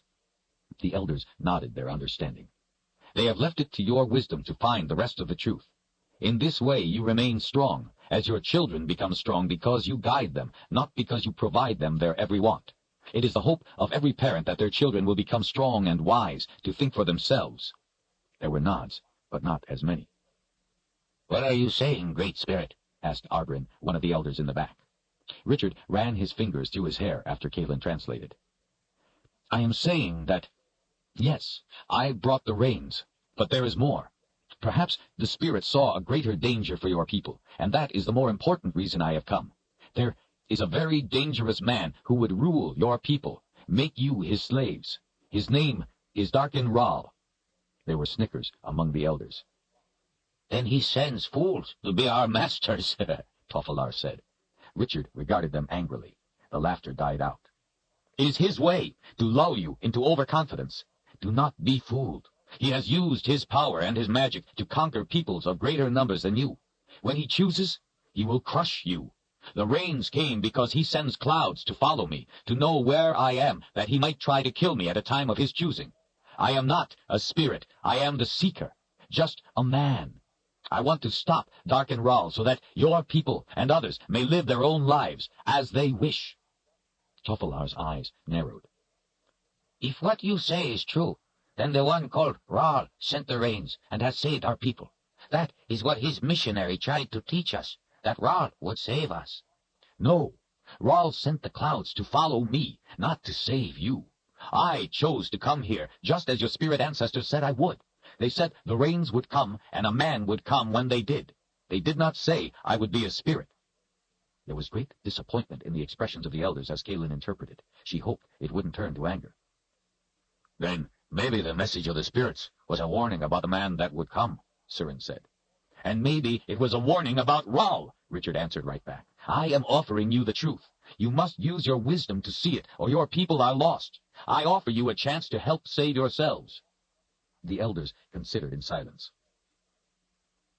Your words seem to flow true, Richard with a temper, but it is yet to be decided, Toffelaar said at last. What is it you want from us? The elders sat quietly, the joy gone from their faces. The rest of the village waited in quiet fear. Richard regarded the face of each elder in turn, then spoke quietly. Darkenral looks for a magic that will give him the power to rule everyone, including the Mud People. I look for this magic also, so that I might deny him the power. I would like you to call a council of seers to tell me where I might find this magic before it is too late, before Ral finds it first. Toffelaar's face hardened. We do not call gatherings for outsiders. Kaelin could tell that Richard was getting angry and straining to control himself. She didn't move her head, but her eyes swept around, gauging where everyone was, especially the men with weapons, in case they had to fight their way out. She didn't judge their chances of escape to be very good. Suddenly, she wished she had never brought him here. Richard's eyes were full of fire as he looked around at the people of the village, and then back to the elders. In return for bringing you the rain, I ask of you only that you do not decide right now. Consider what manner of man you find me to be. He was keeping his voice calm, but there was no mistaking the import of his words. Think it over carefully. Many lives depend upon your decision. Mine, Kaelin's, yours. As Kaelin translated, she was suddenly suffused with the cold feeling that Richard was not talking to the elders. He was speaking to someone else. She suddenly felt the eyes of that other on her. Her own gaze swept the crowd. All eyes were on the two of them. She didn't know whose gaze she still felt. Fair, Toffelaar proclaimed at last. You both are free to be among our people as honored guests while we consider. Please enjoy all we have. Share our food and our homes. The elders departed through the light rain toward the communal buildings. The crowd went back to their business, shooing the children as they went. Savidlin was the last to leave. He smiled and offered his help in anything they might need. She thanked him as he stepped off into the rain. Kaelin and Richard sat alone on the wet wooden floor, dodging the drips of rainwater leaking through the roof. The woven trays of tava bread and the bowl of roasted peppers remained behind. She leaned over and took one of each, wrapping the bread around the pepper. She handed it to Richard and made herself another. "You angry with me?" he asked. "No," she admitted with a smile. "I am proud of you." A little boy grin spread on his face. He began eating with his right hand and made short work of it. After he swallowed the last bite, he spoke again. "Look over my right shoulder. There's a man leaning against the wall, long gray hair, arms folded across his chest. Tell me if you know who he is." Kaelin took a bite of the bread and pepper, chewing as she glanced over his shoulder. "He is the Birdman. I don't know anything about him except that he can call birds to himself." Richard took another piece of bread, rolled it up, and took a bite. "I think it's time we went and had a talk with him." "Why?" Richard looked up at her from under his eyebrows. "Because he's the one who is in charge around here." Kaelin frowned. "The elders are in charge." Richard smiled with one side of his mouth. "My brother always says that real power is not brokered in public." He watched her intently with his gray eyes. "The elders are for show. They are respected and so are put on display for others to see, like the skulls on the poles, only they still have the skin on them. They have authority because they are esteemed, but they are not in charge. With a quick flick of his eyes, Richard indicated the Birdman, leaning against the wall behind him. He is. Then why has he not made himself known? Because, he said, grinning, he wants to know how smart we are. Richard stood and held his hand out to her. She stuffed the rest of the bread in her mouth, brushed her hands on her pants, and took his hand. As he hoisted her up, she thought about how much she liked the way he always offered her his hand. He was the first person who had ever done that. It was just one part of why it felt so easy being with him. They walked across the mud, through the cold rain, toward the Birdman. He still leaned against the wall, his sharp brown eyes watching them come. Long hair, mostly silver-gray, lay on his shoulders, flowing part-way down the deerskin tunic that matched his pants. His clothes had no decoration, but a bone carving hung on a leather thong around his neck. Not old, but not young, and still handsome, he was about as tall as she. The skin of his weathered face was as tough-looking as the deerskin clothes he wore. They stopped in front of him. He continued to lean his shoulders against the wall, and his right knee stuck out as his foot propped against the plastered brick. His arms lay folded across his chest as he studied their faces. Richard folded his arms across his own chest. "I would like to talk to you. If you are not afraid, I might be a spirit." The Birdman's eyes went to hers as she translated, then back to Richard's. "I have seen spirits before," he said in a quiet voice. "They do not carry swords." Kaelin translated. Richard laughed. She liked his easy laugh. "I also have seen spirits, and you are right.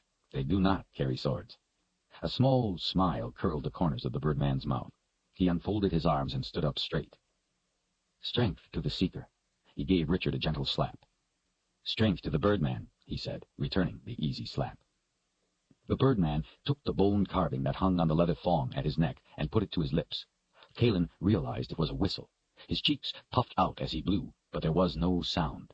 Letting the whistle drop back, he held his arm out while he continued to hold Richard's eyes. After a moment, a hawk wheeled out of the gray sky and alighted on his outstretched arm.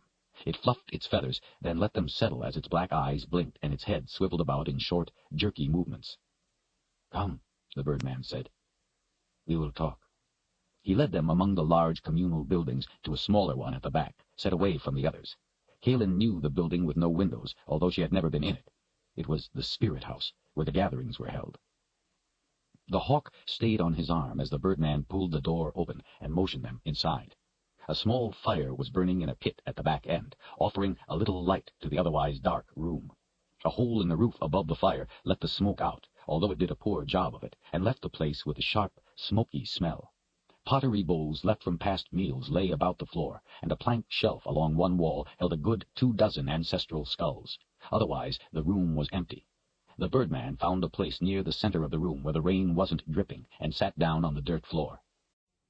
Pottery bowls left from past meals lay about the floor, and a plank shelf along one wall held a good 24 ancestral skulls. Otherwise, the room was empty. The Birdman found a place near the center of the room where the rain wasn't dripping, and sat down on the dirt floor. Kaelin and Richard sat side by side, facing him, as the hawk watched their movements. The Birdman looked at Kaelin's eyes. She could tell he was used to having people be afraid when he looked at them, even if it wasn't warranted. She could tell, because she was used to the same thing. This time, he found no fear. "Mother Confessor, you have not yet chosen a mate." He gently stroked the hawk's head while he watched her. Kaelin decided she didn't like his tone. He was testing. "No. Are you offering yourself?" He smiled slightly. "No. I apologize. I did not mean to offend you. Why are you not with a wizard?" "All the wizards, save 2, are dead. Of those 2, one sold his services to a queen. The other was struck down by an underworld beast and lies in a sleep. There are none left to protect me. All the other confessors have been killed. We are in dark times." His eyes looked genuinely sympathetic, but his tone still was not. "It is dangerous for a confessor to be alone." "Yes, and it is also dangerous for a man to be alone with a confessor who is in great want of something. From where I sit, it would seem that you are in greater danger than I." "Perhaps," he said, stroking the hawk, his slight smile returning. "Perhaps. This one is a true seeker, one named by a wizard?" "Yes." The Birdman nodded. "It has been many years since I have seen a true seeker. A seeker who was not a real seeker came here one time. He killed some of my people when we would not give him what he wanted." "I am sorry for them," she said. He shook his head slowly. "Do not be. They died quickly." Be sorry for the seeker. He did not. The hawk blinked as it looked at her. I have never seen a pretend seeker, but I have seen this one in the rage. Believe me, you and your people do not want to ever give this one cause to draw his sword in anger. He knows how to use the magic. I have even seen him strike down evil spirits. He studied her eyes for a moment, seeming to judge the truth of what she said. Thank you for the warning. I will remember your words. Richard spoke up at last. Are you two about done threatening each other? Kaelin looked at him in surprise. I thought you couldn't understand their language. Can't, but I can understand eyes. If looks caused sparks, this place would be ablaze. Kaelin turned back to the Birdman. The Seeker wishes to know if we are finished threatening each other. He glanced at Richard, and then back to her. He is an impatient man, is he not? She nodded. I have told him so myself. He denies it. It must be a burden traveling with him. Kaelin broke into a smile. Not at all. The Birdman returned her smile, and then addressed his gaze to Richard. If we choose not to help you, how many of us will you kill? Kaelin interpreted the words as they spoke. None. The Birdman studied the hawk as he asked. And if we choose not to help Darken Rahl, how many of us will he kill? Sooner or later, a great many. He took his hand away from the hawk and looked at Richard with his sharp eyes. It would seem you argue for us to help Darken Rahl. A smile spread across Richard's face. If you choose not to help me and remain neutral, foolish as that would be, it is your right, and I will harm none of your people. But Rahl will. I will press on and fight against him with my last breath, if need be. His face took on a dangerous expression. He leaned forward. If, on the other hand, you choose to help Darken Rahl, and I defeat him, I will come back, and... He pulled his finger across his throat in a quick gesture that needed no translation. The Birdman sat stone-faced, no quick retort at hand. We wish only to be left alone, he said at last. Richard shrugged, looking down at the ground. I can understand that. I, too, wished only to be left alone. His eyes came up. Darken Rahl killed my father, and sends evil spirits that haunt me in my father's guise. He sends men to try to kill Kaelin. He brings down the boundary to invade my homeland. His minions have struck down my two oldest friends. They lie in a deep sleep, near death, but at least they will live. Unless he is successful the next time. Kaelin has told me of many he has killed. Children, stories that would make your heart sick. He nodded, his voice soft, hardly more than a whisper. Yes, my friend, I too wished only to be left alone. On the first day of winter, if Darken Rahl gains the magic he seeks, he will have a power no one can stand against. Then it will be too late. His hand went to his sword. Kaelin's eyes widened. If he were here, in my place, he would pull this sword and have your help or have your head.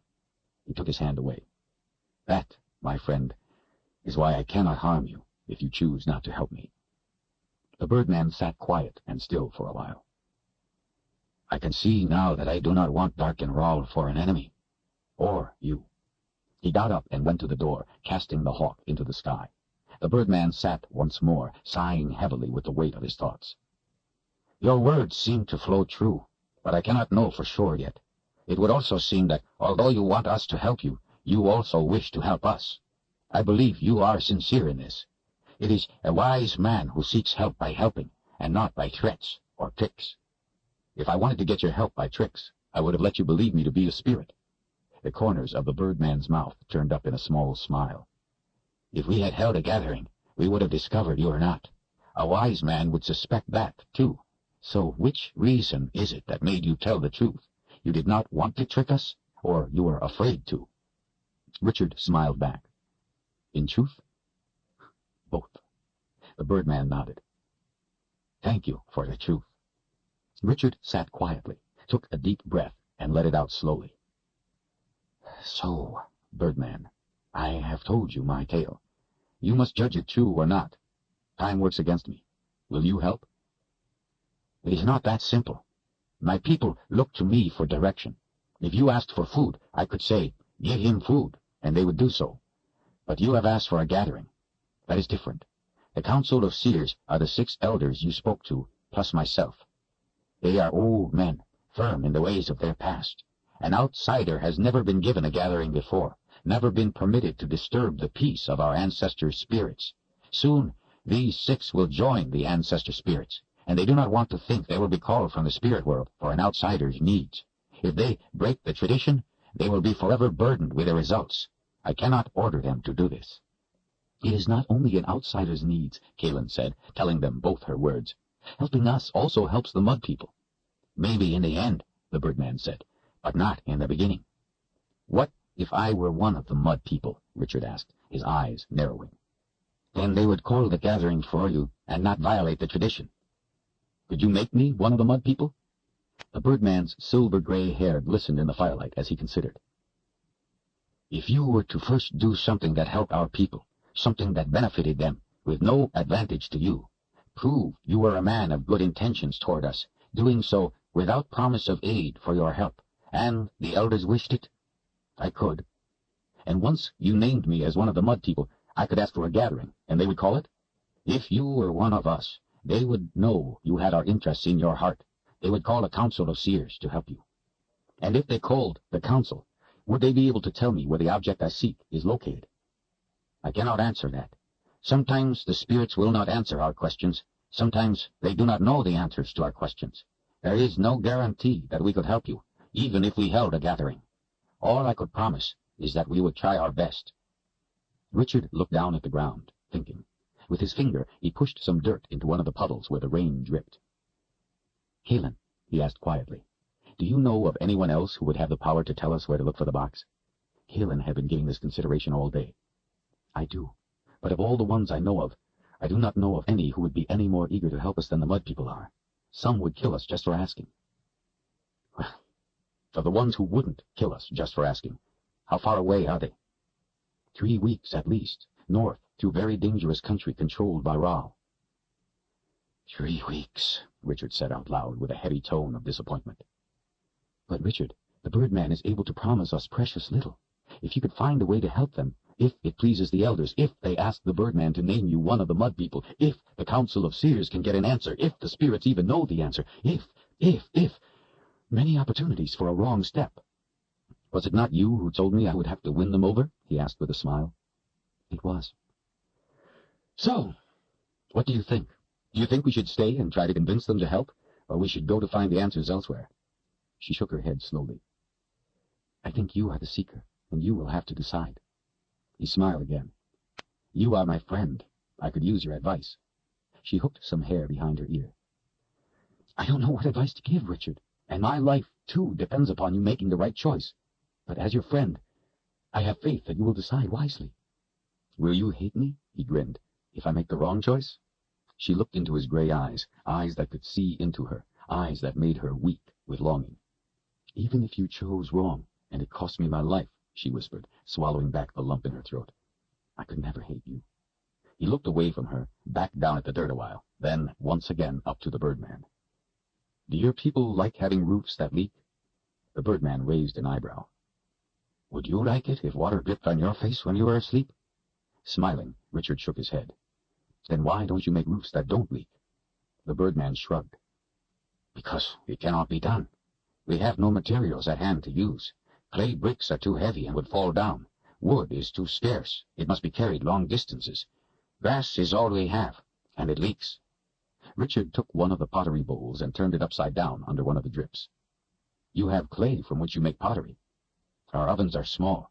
We could not make a pot that big, and besides, it would crack, then it too would leak. It cannot be done." "It is a mistake to say something cannot be done simply because you don't know how to do it. I would not be here otherwise." He said this gently, without malice. "Your people are strong and wise. I would be honored if the Birdman would allow me to teach his people how to make roofs that do not leak, and also let the smoke out at the same time." The Birdman considered this without showing any emotion. "If you could do this, it would be a great benefit to my people, and they would give you many thanks. But I can make no promises beyond that." Richard shrugged. "None asked for?" "The answer may still be no. You must accept that, if that is the answer, and bring no harm to my people." "I will do my best for your people, and hope only that they judge me fairly." "Then you are free to try. But I cannot see how you will make a roof of clay that will not crack and leak." "I will make you a roof for your spirit house that will have 1,000 cracks, but will not leak. Then I will teach you to make more for yourselves." The birdman smiled and gave a nod. Chapter 24. I hate my mother. The master, sitting cross-legged on the grass, looked down at the bitter expression on the boy's face and waited a moment before he answered in a quiet voice. That is a very strong thing to say, Carl. I would not want you to say something you would come to regret when you had thought it over. I thought it over plenty, Carl snapped. We've talked about it a long time. I know now how they twisted me around, deceived me, how selfish they are. He squinted his eyes. How they are enemies of the people. Raoul glanced up at the windows, at the last tinge of fading sunlight turning the wisps of clouds a beautiful, deep, reddish purple, frosted with tips of gold. Tonight, at long last, would be the night he returned to the underworld. For most of long days and nights he had kept the boy awake with the special gruel, allowing him to sleep for only brief spells, kept him awake to hammer away at him until his mind was empty and could be molded. He had talked to the boy endlessly, convincing him how others had used him, abused him, and lied to him. Sometimes he had left the boy to think over what he had been told, and used the excuse to visit his father's tomb and read the sacred inscriptions again, or to snatch some rest. And then, last night, he had taken that girl to his bed to get some relaxation, a small, momentary diversion, an interlude of gentleness to feel another's soft flesh against his, to relieve his pent-up excitement. She should have been honored, especially after he had been so tender with her, so charming. She had been anxious enough to be with him. But what did she do? She laughed. When she saw the scars, she laughed. As he thought of it now, Raoul had to strain to control his rage, strain to show the boy a smile, strain to hide his impatience to get on with it. He thought of what he had done to the girl, the exhilaration of his violence unleashed, her ripping screams. The smile came more easily to his lips. She would laugh at him no more. What's the big grin for? Carl asked. Raoul looked down at the boy's big brown eyes. I was just thinking about how proud I am of you. His smile widened as he remembered the way her hot, sticky blood pumped and spurted as she screamed. Where was her haughty laughter then? Me? Carl asked, smiling shyly. Raoul's blond head nodded. Yes, Carl, you.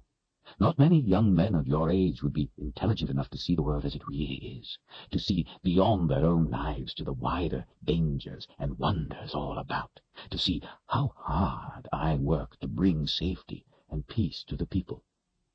He shook his head sadly. Sometimes it hurts my heart to see the very ones for whom I struggle so hard turn their backs to me, reject my tireless efforts, or worse yet, join with the enemies of the people.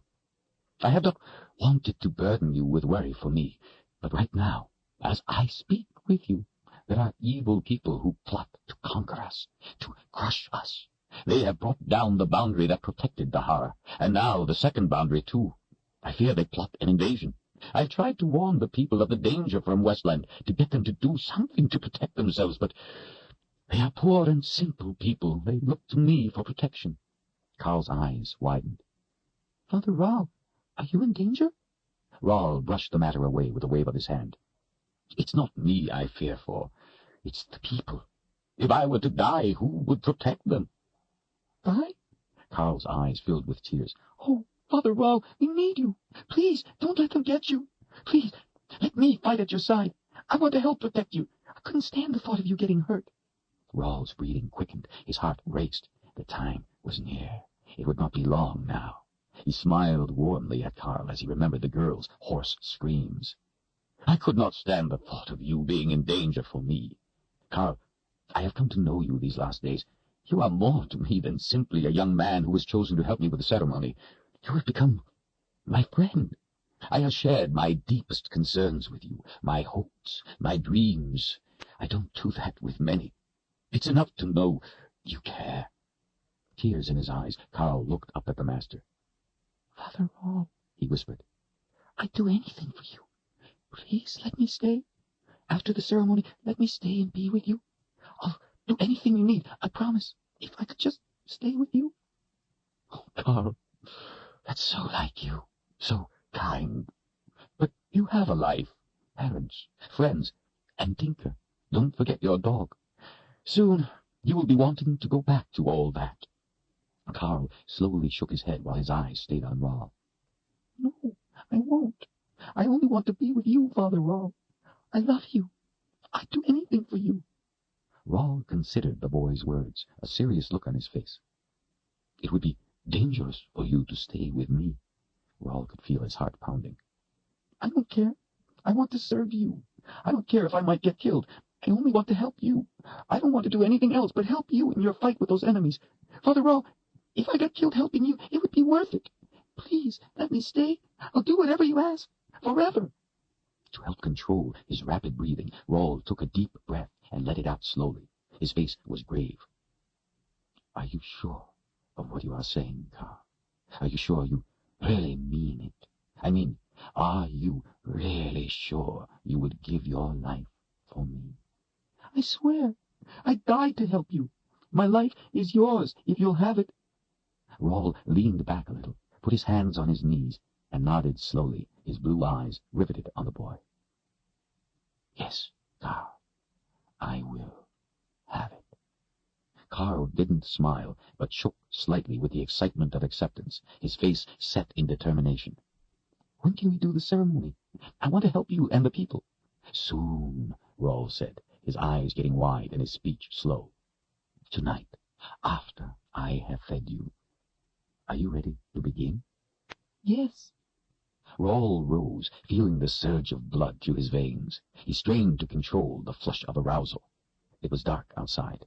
The torches gave off a flickering light that danced in his blue eyes, gleamed on his long blonde hair, and made his white robes seem to glow. Before going to the forge room, he placed the feeding horn near Carl's mouth. Inside the dark room, his guards waited, their massive arms folded across their chests. Sweat rolling from their skin left little trails in the light covering of soot. A crucible sat in the fire of the forge, an acrid smell rising from the dross. Eyes wide, Rawl addressed his guards. Is Demin back? For several days, master. Tell him to come and wait, Rawl said, unable to manage more than a whisper. And then I would like you two to leave me alone for now. They bowed and left through the back door. Rawl swept his hand over the crucible, and the smell changed to an appetizing aroma. His eyes closed as he offered silent prayers to the spirit of his father. His breathing was a shallow pant. In the fervor of his emotions he was unable to control it. He licked his shaking fingertips and rubbed them on his lips. Affixing wooden handles to the crucible so as to lift it without burning himself, he used the magic to make its weight easy to maneuver, and went back through the door with it. The torches lit the area around the boy, the white sand with the symbols traced in it, the ring of grass, the altar set on the wedge of white stone. Torchlight reflected off the polished stone block that held the iron bowl with the shinga on its lid. Rawl's blue eyes took it all in as he approached the boy. He stopped in front of him by the mouth of the feeding horn. There was a glaze in his eyes as he looked down to Carl's upturned face. Are you sure about this, Carl? He asked hoarsely. Can I trust you with my life? I swear my loyalty to you, Father Rawl, forever. Rawl's eyes closed as he drew a sharp breath. Sweat beaded on his face, stuck his robes to his skin. He could feel waves of heat rolling off the crucible. He added the heat of his magic to the vessel to keep its contents boiling. Softly, he began chanting the sacred incantations in the ancient language. Charms and spells whispered their haunting sounds in the air. Rawl's back arched as he felt power surging through his body, taking him with hot promise. He shook as he chanted, offering up his words to the spirit of the boy. His eyes opened part way, the visage of wanton passion burning in them. His breathing was ragged, his hands trembled slightly. He gazed down at the boy. Carl, he said in a husky whisper, I love you. I love you, Father Rawl. Rawl's eyes slid closed. Put your mouth over the horn, my boy, and hold tight. While Carl did as he was told, Rawl chanted the last charm, his heart pounding. The torches hissed and spit while they burned, the sound intertwining with that of the spell. And then he poured the contents of the crucible into the horn. Carl's eyes snapped wide, and he both inhaled and swallowed involuntarily when the molten lead hit him, searing into his body. Rawl shuddered with excitement. He let the empty crucible slip from his hands to the ground. The master went on to the next set of incantations, the sending of the boy's spirit to the underworld. He said the words, every word in the proper order, opening the way to the underworld, opening the void, opening the dark emptiness. As his hands extended upward, dark forms swirled around him. Howls filled the night air with the terror of their calls. Darkenral went to the cold stone altar, knelt in front of it, stretched his arm across it, put his face to it. He spoke the words in the ancient language that would link the boy's spirit to him. For a short while he cast the needed spells. When finished, he stood, fists at his side, his face flushed. Demon Nass stepped forward, out of the shadows. Rawl's vision focused on his friend. "Demon," he whispered, his voice coarse. "Master Rawl," he answered in greeting, bowing his head. Rawl stepped to Demon, his face drawn and sweat-streaked. "Take his body from the ground and put it on the altar. Use the bucket of water to wash him clean." He glanced down at the short sword Demon wore. "Crack his skull for me, no more, and then you may stand back and wait." He passed his hands over Demon's head. The air about shuddered. "This spell will protect you. Wait for me, then, until I return, just before dawn. I will need you." He looked away, lost in his thoughts. Demon did as asked, going about the grim task while Rawl continued to chant the strange words, rocking back and forth, his eyes closed as if in a trance. Demon wiped his sword clean on his muscular forearm and returned it to its scabbard. He took one last look at Rawl, who was still lost in the trance. "I hate this part," he muttered to himself. He turned and went back into the shadows of the trees, leaving the master to his work. Darkenral went to stand behind the altar, breathing in deeply. Suddenly he cast his hand down at the fire pit, and flames leapt up with a roar. He held out both hands, fingers contorted, and the iron bowl lifted and floated over, setting itself down on the fire. Rawl pulled his curved knife from its sheath and laid it on the boy's wet belly. He slipped his robes from his shoulders and let them drop to the ground, kicking them back out of the way. Sweat covered his lean form, ran down his neck in rivulets. His skin was smooth and taut over his well-proportioned muscles, except on his upper left thigh, across part of his hip and abdomen, and the left side of his erect sex. That was where the scar was, where the flames sent by the old wizard had tasted him, the flames of the wizard's fire that had consumed his father as he stood at his right hand, flames that had licked him also, giving him the pain of the wizard's fire. It had been a fire unlike any other, burning, sticking, searing, alive with purpose, as he had screamed until he lost his voice. Darkenral licked his fingers, and, reaching down, ran them wetly over the bumpy scars. How he had so badly wanted to do that when he had been burned, how he had so badly wanted to do it to stop the terror of the unrelenting pain and burning. But the healers wouldn't let him. They said he mustn't touch the burn, and so they bound him by his wrists to keep him from reaching down. He had licked his fingers and instead rubbed them on his lips as he shook, to try to stop his crying, and on his eyes to try to wipe away the vision of having seen his father burned alive. For months he had cried and panted and begged to touch and soothe the burns, but they would not let him. How he hated the wizard, how he wanted to kill him, how he wanted to push his hand into the wizard's living body while he looked into his eyes and pull his heart out. Darkenral took his fingers away from the scar and, picking up the knife, put the thoughts of that time out of his mind. He was a man now. He was the master. He put his mind back to the matter at hand. He wove the proper spell, and then plunged the knife into the boy's chest. With care, he removed the heart and put it into the iron bowl of boiling water. Next, he removed the brain and added it to the bowl. Last, he took the testicles and added them too. Then, finally, he put the knife down. Blood mixed with the sweat that covered him. It dripped from his elbows. He laid his arms across the body and offered prayers to the spirits. His face lifted to the dark windows above as he closed his eyes and continued the incantations, rolling them out without having to think. For an hour he went on with the words of the ceremony, smearing the blood on his chest at the proper time. When he had finished with the runes from his father's tomb, he went to the sorcerer's sand where the boy had been buried for the time of his testing. With his arms he smoothed the sand. It stuck to the blood in a white crust.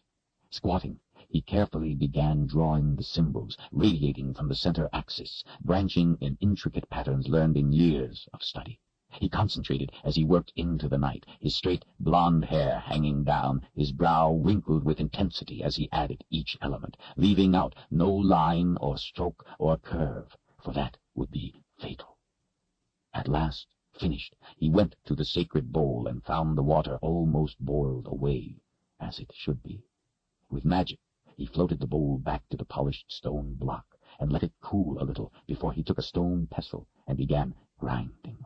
He mashed, sweat running from his face, until he had worked the heart, brain, and testicles into a paste, to which he added magic powders from pockets in his discarded robes. Standing in front of the altar, he held up the bowl with the mixture while he cast the calling spells. He lowered the bowl when finished and looked around at the garden of life. He always liked to look upon beautiful things before he went to the underworld. With his fingers, he ate from the bowl. He hated the taste of meat, and never ate anything but plants. Now, though, there was no choice. The way was the way. If he wanted to go to the underworld, he had to eat the flesh. He ignored the taste and ate it all, trying to think of it as vegetable paste.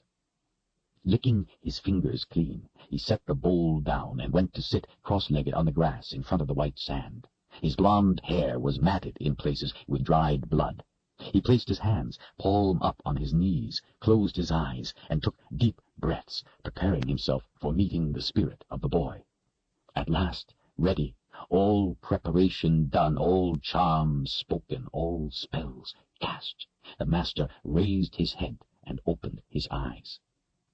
"Come to me, Carl," he whispered in the secret, ancient language. There was a moment of dead silence, and then a wailing roar. The ground shook. From the center of the sand, the center of the enchantment, the boy's spirit rose in the form of the Shinga, the underworld beast. The Shinga came, transparent at first, like smoke rising from the ground, turning as if unscrewing itself from the white sand, lured by the drawing. Its head reared as it struggled to pull itself through the drawing, snorting steam from its flared nostrils. Rawl calmly watched as the fearsome beast rose, becoming solid as it came, ripping the ground and pulling the sand up with it, its powerful hind legs pulling through at last as it reared with a wail. A hole opened, black as pitch. Sand around the edges fell away into the bottomless blackness. The Shinga floated above it. Piercing brown eyes looked down at Rawl. "Thank you for coming, Carl." The beast bent forward, nuzzling its muzzle against the master's bare chest. Rawl came to his feet and stroked the Shinga's head as it bucked, calming its impatience to be off. When at last it quieted, Rawl climbed onto its back and held its neck tight. With a flash of light, the Shinga, dark and Rawl astride its back, dissolved back into the black void, corkscrewing itself down as it went. The ground shuddered, and the hole closed with a grating sound. The garden of life was left in the sudden silence of the night. From the shadows of the trees, Demon Nask stepped forward, forehead beaded with sweat. "Safe journey, my friend," he whispered. "Safe journey." Chapter 25. The rain held off for the time being, but the sky remained thickly overcast, as it had been for almost as long as she could remember. Sitting alone on a small bench against the wall of another building, Kaelin smiled to herself as she watched Richard construct the roof of the spirit house. Sweat ran off his bare back, over the swell of his muscles, over the scars where the Gar's claws had raked his back. Richard was working with Savidlin and some other men, teaching them. He had told her he didn't need her to translate, that working with one's hands was universal, and if they had to partly figure it out themselves, they would understand it better and have more pride in what they had done. Savidlin kept jabbering questions Richard didn't understand. Richard just smiled and explained things in words the others couldn't understand, using his hands in a sign language he invented as needed. Sometimes the others thought it hilarious, and all would end up laughing. They had accomplished a lot for men who didn't understand each other. At first, Richard hadn't told her what he was doing. He just smiled and said she would have to wait and see. First, he took blocks of clay, about 1 by 2 feet, and made wave-like forms. Half the block's face was a concave trough, like a gutter, the other half a long, rounded hump. He hollowed them out and asked the women who worked the pottery to fire them. Next, he attached 2 uniform strips of wood to a flat board, 1 to each side, and put a lump of soft clay into the center. Using a rolling pin, he flattened the clay, the 2 strips of wood acting as a thickness gauge. Slicing off the excess at the top and bottom of the board, he ended up with slabs of clay of a uniform thickness and size, which he draped and smoothed over the forms the women had fired for him. He used a stick to poke a hole in the 2 upper corners. The women followed him around, inspecting his work closely, so he enlisted their help. Soon he had a whole crew of smiling, chatting women making the slabs and forming them, showing him how to do it better. When the slabs were dry, they could be pulled from the forms. While these were being fired, the women, by then buzzing with curiosity, made more. When they asked how many they should make, he said to just keep making them. Richard left them to their new work and went to the spirit house and began making a fireplace out of the mud bricks that were used for the buildings. Savadlin followed him around, trying to learn everything. "You're making clay roofing tiles, aren't you?" Kalin had asked him. "Yes," he had said with a smile. "Richard, I have seen patched roofs that do not leak." "So have I." "Then why not simply make their grass roofs over properly, so they don't leak?" "Do you know how to thatch roofs?" "No." "Neither do I. But I know how to make tile roofs, so that's what I have to do." While he was building the fireplace and showing Savadlin how to do it, he had other men strip the grass off the roof, leaving a skeleton of poles that ran the length of the building, poles that had been used to tie down each course of grass. Now they would be used to secure the clay tiles. The tiles spanned from one row of poles to the next, the bottom edge laid on the first pole, the top edge laid on the second, with the holes in the tiles used to lash them tight to the poles. The second course of tiles was laid so its bottom edge overlapped the top of the first, covering the holes that tied the tiles down, and owing to their wave-like form, each interlocked with the one before. Because the clay tiles were heavier than the grass, Richard had first reinforced the poles from underneath with supports running up the pitch of the roof, with cross-members bracing them. It seemed as if half the village was engaged in the construction. The birdman came by from time to time to watch the work, pleased with what he saw. Sometimes he sat with Kalin, saying nothing. Sometimes he talked with her, but mostly he just watched. Occasionally he slipped in a question about Richard's character. Most of the time while Richard was working, Kalin was alone. The women weren't interested in her offers of help. The men kept their distance, watching her out of the corners of their eyes, and the young girls were too shy to actually bring themselves to talk to her. Sometimes she found them standing, staring at her. When she would ask their names, they would only give their shy smiles and run away. The little children wanted to approach, but their mothers kept them well clear. She wasn't allowed to help with the cooking or the making of the tiles. Her approaches were politely turned down with the excuse that she was an honored guest. She knew better. She was a confessor. They were afraid of her. She wasn't allowed to help with the cooking or the making of the tiles. Her approaches were politely turned down with the excuse that she was an honored guest. She knew better. She was a confessor. They were afraid of her. Kalin was used to the attitude, the looks, the whispers. It no longer bothered her as it had when she was younger. She remembered her mother smiling at her, telling her it was just the way people were, and it could not be changed, that she must not let it bring her to bitterness, and that she would come to be above it some day. She had thought she was beyond caring, that it didn't matter to her, that she had accepted who she was, the way life was, that she could have none of what other people had, and that it was all right. That was before she met Richard, before he became her friend, accepted her, talked to her, treated her like a normal person, cared about her. But then Richard didn't know what she was. Savadlin, at least, had been friendly to her. He had taken her and Richard into his small home with him, his wife, Wesselin, and their young boy, Sidon, and had given them a place to sleep on the floor. Even if it was because Savadlin had insisted, Wesselin had accepted Kalin into her home with gracious hospitality, and did not show coldness when she had the chance, unseen by her husband, to do so. At night, after it was too dark to work, Sidon would sit wide-eyed on the floor with Kalin as she told him stories of kings and castles, of far-off lands and of fierce beasts. He would crawl into her lap and beg for more stories and give her hugs. It brought tears to her eyes now to think of how Wesselin let him do that without pulling him away, how she had the kindness not to show her fear. When Sidon went to sleep, she and Richard would tell Savidlin and Westland some of the stories of their journey from Westland.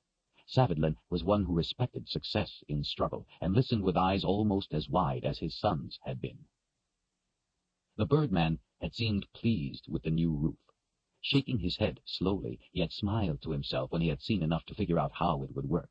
But the other 6 elders were less impressed.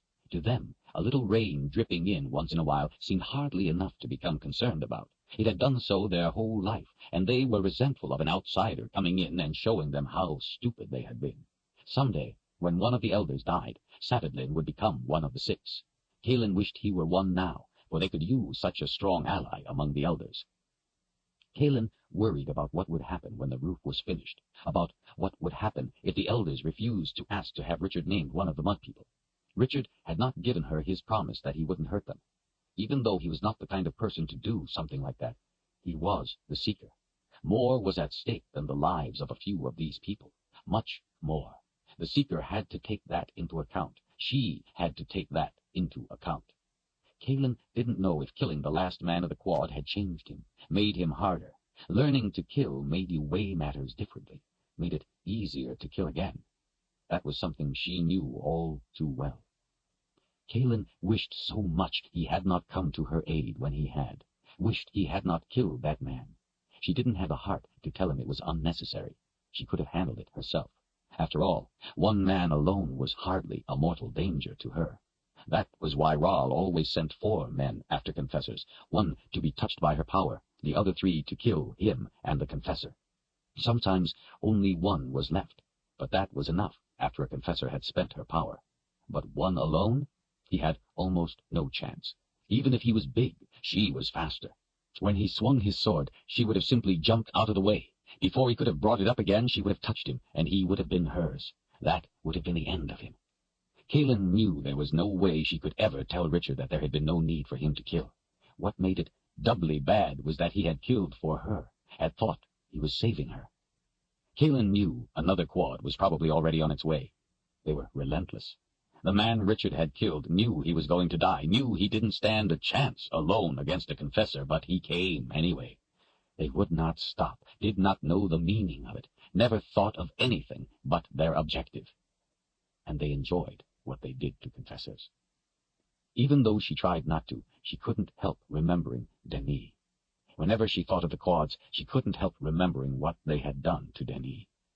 Before Kalin had become a woman, her mother had been stricken with a terrible sickness, one no healer was able to turn back. She had died all too quickly of the awful wasting disease. Confessors were a close sisterhood. When trouble struck one, it struck all. Denis' mother took in Kalin and comforted her. The 2 girls, best friends, had been thrilled that they were to be sisters, as they called themselves from then on, and it helped ease the pain of losing her mother. Denis was a frail girl, as frail as her mother.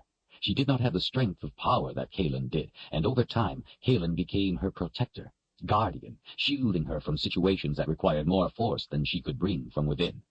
After its use, Kalin could recover the strength of her power in an hour or 2, but for Denis it sometimes took several days. On one fateful day, Kalin had been away for a short time, taking a confession from a murderer who was to be hanged, a mission that was to have been Denis'. Kalin had gone in her sister's place because she wanted to spare Denis the torment of the task. Denis hated taking confessions, hated seeing the look in their eyes. Sometimes she would cry for days after. She never asked Kalin to go in her stead. She wouldn't, but the look of relief on her face when Kalin told her she would do it was words enough. Kalin, too, disliked taking confessions, but she was stronger, wiser, more reflective. She understood and accepted that being a confessor was her power. It was who she was, and so it didn't hurt her the way it did Denis. Kalin had always been able to place her head before her heart, and she would have done any dirty job in Denis' place. On the trail home, Kalin heard soft whimpers from the brush at the side of the road, moans of mortal pain. To her horror, she discovered Denis, thrown there, discarded. I was coming to meet you. I wanted to walk back with you, Denis had said as Kalin cradled the girl's head in her lap. A quad caught me. I'm sorry. I got one of them, Kalin. I touched him. I got one of them. You would have been proud of me. In shock, Kalin held Denis' head, comforted her, telling her it would be all right. Caleb, pull my dress down for me. Her voice sounded as if it were coming from a faraway place, wet and weak. My arms don't work. Past panic, Kaelin saw why. Denis's arms had been brutally broken. They lay useless at her sides, bent in places where they shouldn't be bent. Blood trickled from one ear. Kaelin pulled what was left of the blood-soaked dress over her sister, covering her as best she could. Her head spun with the horror of what the men had done. The choking feeling in her throat wouldn't let words come out. She strained to hold back her screams, fearful of frightening her sister any more. She knew she had to be strong for her this one last time. Denis whispered Kaelin's name, beckoning her closer. Darkenrahl did this to me. He wasn't here, but he did this to me. I know, Kaelin said, with all the tenderness she could gather. Lie still. It will be all right. I will take you home. She knew it was a lie, knew Denis would not be all right. Please, Kaelin, she whispered. Kill him. Stop this madness. I wish I were strong enough. Kill him for me. Anger boiled up in her. It was the first time Kaelin had ever wanted to use her power to hurt someone, to kill someone. She had gone to the brink of feeling something she had never felt before or since. A terrible wrath, a force from deep within, a frightening birthright. With shaking fingers, she stroked Denis's bloody hair. I will, she promised. Denis relaxed back in her arms. Kaelin took off the bone necklace and placed it around her sister's neck. I want you to have this. It will help protect you. Thank you, Kaelin. She smiled, tears rolling from her wide eyes down the pale skin of her cheeks. But nothing can protect me now. Save yourself. Don't let them get you. They enjoy it. They hurt me so much. They enjoyed it. They laughed at me. Kaelin closed her eyes against the sickening sight of her sister's pain, rocked her in her arms, and kissed her forehead. Remember me, Kaelin. Remember the fun we had. Bad memories? Kaelin's head snapped up, jolted out of her thoughts. The Birdman stood beside her, having come up silently, unnoticed. She nodded, looking away from his gaze. Please forgive me for showing weakness, she said, clearing her throat as her fingers wiped the tears from her face. He regarded her with soft brown eyes, and sat lightly beside her on the short bench. It is not a weakness, child, to be a victim. She wiped her nose on the back of her hand and swallowed back the wail that was trying to fight its way out of her throat. She felt so alone. She so missed Denis. The Birdman put his arm tenderly around her shoulder and gave her a short, fatherly hug. I was thinking of my sister, Denis. She was murdered by order of Darkenrahl. I found her. She died in my arms. They hurt her so bad. Rahl is not content to kill. He must see to it that people suffer before they die. He nodded his understanding. Though we be different peoples, we hurt the same. With his thumb he brushed a tear from her cheek, then reached into his pocket. Hold out your hand. She did as he asked, and he poured some small seeds in it. Surveying the sky, he blew the whistle that made no sound, the one that hung from his neck, and shortly a small, bright yellow bird lit with a flutter upon his finger. He placed his hand next to hers so he could climb over and eat the seeds. Kaelin could feel its tiny little feet gripping her finger while it pecked away at the seeds. The bird was so bright and pretty it made her smile. The Birdman's leathery face smiled with her. When it finished eating, the bird fluffed itself up and sat contentedly without fear.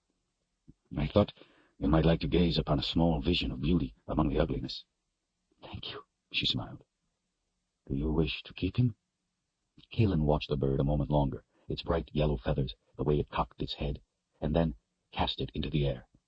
I have no right, she said, watching the bird flit away. It should be free.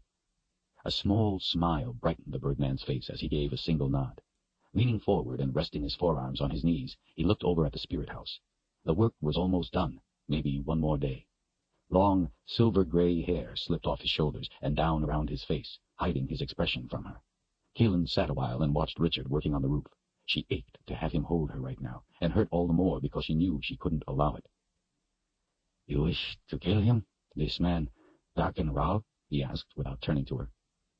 Very much. And is your power enough? No, she admitted. And does the Seeker's blade have enough power to kill him? No. Why do you ask? The clouds were getting darker as the day was drawing to an end. Light rain was beginning to fall once more, and the gloom among the buildings was deepening. As you said yourself, it is dangerous to be with a confessor who is in great want of something. I think this is also true of the seeker, maybe even more so. She paused a moment, then spoke softly. I do not wish to put words to what Darkenrall did with his own hands to Richard's father. It would make you fear the seeker all the more. But know that Richard would also have let the bird fly free. The birdman seemed to laugh without sound. You and I are too smart for these tricks with words. Let us speak without them. He sat back and folded his arms across his chest. I have tried to tell the other elders what a wonderful thing the Seeker is doing for our people, how good it is that he is teaching us these things. They are not so sure, as they are set in their ways and can be stubborn, sometimes almost beyond my tolerance. I fear what you and the Seeker will do to my people if the elders say no. Richard has given you his word that he will not harm your people. Words are not as strong as a father's blood, or as strong as a sister's. Kaelin leaned back against the wall, pulling her cloak around her, shutting out the wet breeze. I am a confessor because I was born so. I did not seek the power. I would have chosen otherwise, would have chosen to be like other people. But I must live with what I was given and make the best of it. Despite what you may think of the confessors, despite what most people think, we are here to serve the people, to serve the truth. I love all the people of the Midlands, and would give my life to protect them, to keep them free. That is all I wish to do, and yet I am alone. Richard keeps his eyes on you. He watches over you, cares for you. She looked over out of the corner of her eye. Richard is from Westland. He does not know what I am. If he knew... The birdman lifted his eyebrow at hearing this. For one who serves the truth, please do not remind me. It is trouble of my own making, with consequences I must bear, and fear greatly. And that only proves my words. The mud people live in a land distant from the other peoples. That has given them the luxury of being out of the reach of trouble in the past. This trouble has long arms. It will reach you. The elders can argue against helping all they want, but they will not be able to argue against the fangs of truth. All of your people will pay the price if these few put pride before wisdom. The birdman listened carefully, respectfully. Kaelin turned to him. I cannot honestly say at this moment what I will do if the elders say no. It is not my wish to harm your people, but to save them from the pain I have seen. I have seen what Darkenrall does to people. I know what he will do. If I knew I could somehow stop Rall by killing Savadlin's precious little boy, I would do it without hesitation, with my bare hands if need be, because as much as the doing of it would wound my heart, I know I would be saving all the other precious little children. It is a terrifying burden I carry, the burden of the warrior. You are one who has killed other men to save others, and I know you take no joy in it. Darkenrall takes joy in it, believe me. Please, help me save your people without hurting any of them. Tears ran down her cheeks. I want so much not to hurt anyone. Tenderly he drew her to him and let her sob against his shoulder. The people of the Midlands are fortunate to have you as their warrior. If we can find the thing we seek, and keep it from Darkenrall until the first day of winter, he will die. No one else will have to be hurt, but we must have help to find it. The first day of winter? Child, that is not much time. This season withers away. The next will be here soon. I do not make the rules of life, honored elder. If you know the secret to stopping time, please tell me, that I might make it so. He sat quietly, without an answer. I have watched you among our people before. You have always respected our wishes, never acted to bring us harm. It is the same with the Seeker. I am on your side, child. I will do my best to win over the others. I only hope my words to them will be enough. I wish my people to come to no harm. It is not the Seeker or me you must fear if they say no, she said, as she lay against his shoulder, staring off at nothing in particular. It is the one from Dahara. He will come like a storm and destroy you. You have no chance against him. He will butcher you. That night, in the warmth of Savadlin's home, sitting on the floor, Kaelin told Sidin the story of the fisherman who turned into a fish and lived in the lake, cleverly stealing bait from hooks without ever being caught. It was an old story her mother had told her when she was as little as he. The wonder in his face made her remember her own excitement when she had first heard it. Later, while Westland cooked sweet roots, the pleasant aroma mingling with the smoke, Savadlin showed Richard how to carve proper arrow points for different animals, harden them in the coals of the cooking fire, and apply poison to their tips. Kaelin lay on a skin on the floor, with Sidon curled up in a ball, snuggled asleep against her stomach as she stroked his dark hair. She had to swallow back the lump in her throat as she thought about how she had told the Birdman she would even be willing to kill this little boy.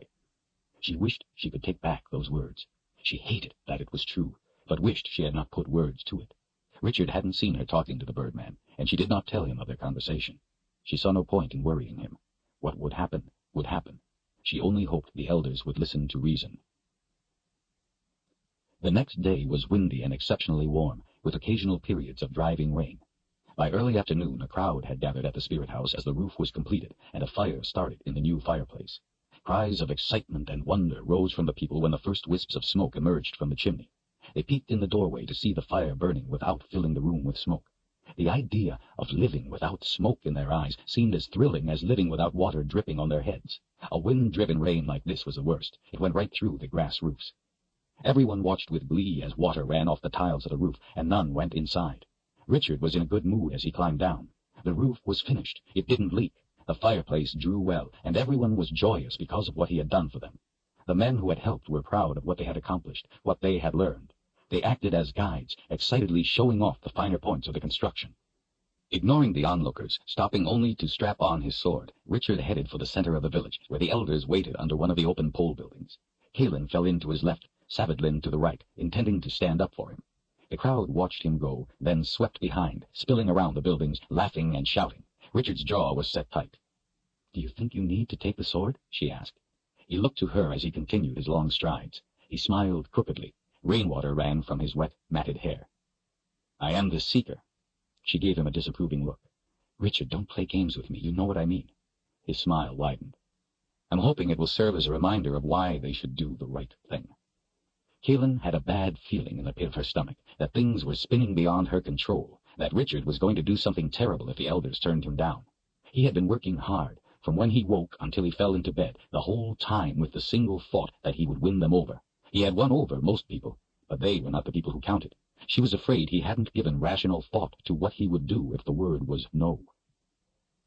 Tofalar stood tall and proud at the center of the leaking pole structure. The rain dripping around him splashed in little puddles on the floor. Surin, Kaldus, Arbrin, Berginderin, and Hajanlet stood to his sides. They each wore their coyote hides, something Kaelin had learned they did only when official events were taking place. It seemed as if the whole village was out.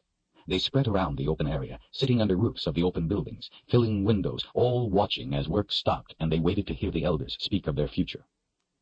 Kaelin caught sight of the Birdman standing among some armed men to the side of a pole that held up the roof over the elders' heads. When their eyes met, her heart sank. She grabbed the sleeve of Richard's shirt, leaning toward him. "Don't forget, no matter what these men say, we must get out of here if we are to have a chance of stopping Rawl. We are two, they are many, sword or no sword." He ignored her. "Honored elders," he started in a loud, clear voice. She translated as he spoke. "It is my privilege to report to you that the Spirit House has a new roof that does not leak. It has also been my privilege to teach your people how to build these roofs so they may improve the other buildings of your village. I did this out of respect for your people, and I expect nothing in return. I only hope you are pleased." The six stood grim-faced as Kaelin translated. There was a long silence when she finished. At last, Tofalar spoke in a determined voice. "We are not pleased." Richard's expression turned dark when she told him Tofalar's words. "Why?" "A little rain does not melt the strength of the mud people. Your roof may not leak, but only because it is clever. Clever as the ways of outsiders. They are not our ways. It would only be the beginning of outsiders telling us what to do. We know what you want. You want to be named one of us, so we will call a gathering for you. Just another clever trick of an outsider to get from us what will serve you. You wish to draw us into your fight. We say no." He turned to Savadlin. "The roof of the Spirit House will be put back to the way it was, the way our honored ancestors wanted it." Savadlin was livid, but he did not move. The elder, a slight smile on his pinched lips, turned back to Richard. "Now that your tricks have failed," he said with disdain, "would you think to harm our people, Richard with a temper?" It was a taunt, aimed to discredit Richard. Richard looked as dangerous as she had ever seen him. His glare turned briefly to the Birdman, then back to the six under the shelter. She held her breath. The crowd was dead quiet. He turned slowly to them. "I will not harm your people," he said in an even voice. There was a collective sigh of relief when Kalin spoke his words. When it was quiet again, he went on. "But I will mourn for what is going to happen to them." Without turning back to the elders, his arms slowly lifted as he pointed to them. "For you 6, I will not mourn. I do not mourn the death of fools." His words came out like poison. The crowd gasped. Tofalar's face twisted into bitter rage. Whispers and fears spread through the onlookers. Kalin glanced over to the birdman. He seemed to have aged years. She could see in his heavy brown eyes how sorry he was. For a moment their eyes locked, and they shared the grief of what they both knew was going to sweep over all their lives. Then his gaze sank to the ground. In a sudden flash of movement, Richard spun toward the elders, pulling free the sword of truth. It was so fast, almost everyone, including the elders, flinched back a step in shock, and then froze in place, the 6 faces reflecting the fear that kept them paralyzed. The crowd began creeping back. The birdman had not moved. Kalin feared Richard's anger, and understood it, too. She decided not to interfere, but to do what was necessary to protect the seeker, whatever he did next. Not even a whisper was uttered. The only sound in the dead silence was the distinctive ringing of steel. With his teeth gritted, Richard pointed the glinting sword at the elders, its tip inches from their faces. "Have the courage to do one last thing for your people." Richard's tone sent a chill through her. Kalin translated out of reflex, too transfixed to do anything else. Then, unbelievably, he turned the sword around, holding it by the point, holding the hilt out to the elders. "Take my sword," he commanded. "Use it to kill the women and children. It will be more merciful than what Dark and Rawl will do to them. Have the courage to spare them the torture they will suffer. Give them the charity of a quick death." His countenance withered their expressions. Kalin could hear women starting to cry softly as they clutched their children. The elders, in the grip of a terror they hadn't expected, did not move. At last their eyes fled from Richard's glare. When it was clear to all they did not have the courage to take the sword, Richard painstakingly slid it back into its scabbard, as if slowly extinguishing their last chance at salvation, an unequivocal gesture that the elders had forfeited forever the aid of the seeker. The finality of it was frightening. Then, at last, he broke his hot glare at them and turned to her, his face changing. When she saw the look in his eyes, she swallowed hard. It was a look of heartache for a people he had come to love, but could not help. All eyes stayed on him as he closed the distance between them and took her gently by the arm. "Let's collect our things and get moving," he said softly. "We've wasted a lot of time. I only hope it wasn't too much." His gray eyes were wet. "I'm sorry, Kalin, but I chose wrong." "You did not choose wrong, Richard. They did." Her anger at the elders had a finality to it, too, a door closing on any hope for these people. She cut off her concern for them. They were the walking dead. They had been offered a chance and had chosen their own fate. When they passed Savidlin, the 2 men locked arms for a moment without looking at each other. No one else made a move to leave. They stayed and watched the 2 outsiders walk quickly among them. As they passed, a few reached out and touched Richard, he returning the wordless sympathy with a squeeze of his hand on their arms, unable to bear meeting their eyes. They gathered up their things from Savidlin's house, stuffing their cloaks into the packs. Neither spoke. Kalin felt empty, drained. When their eyes met at last, they suddenly came together in a wordless embrace, a shared grief for their new friends, for what they both knew would happen to them.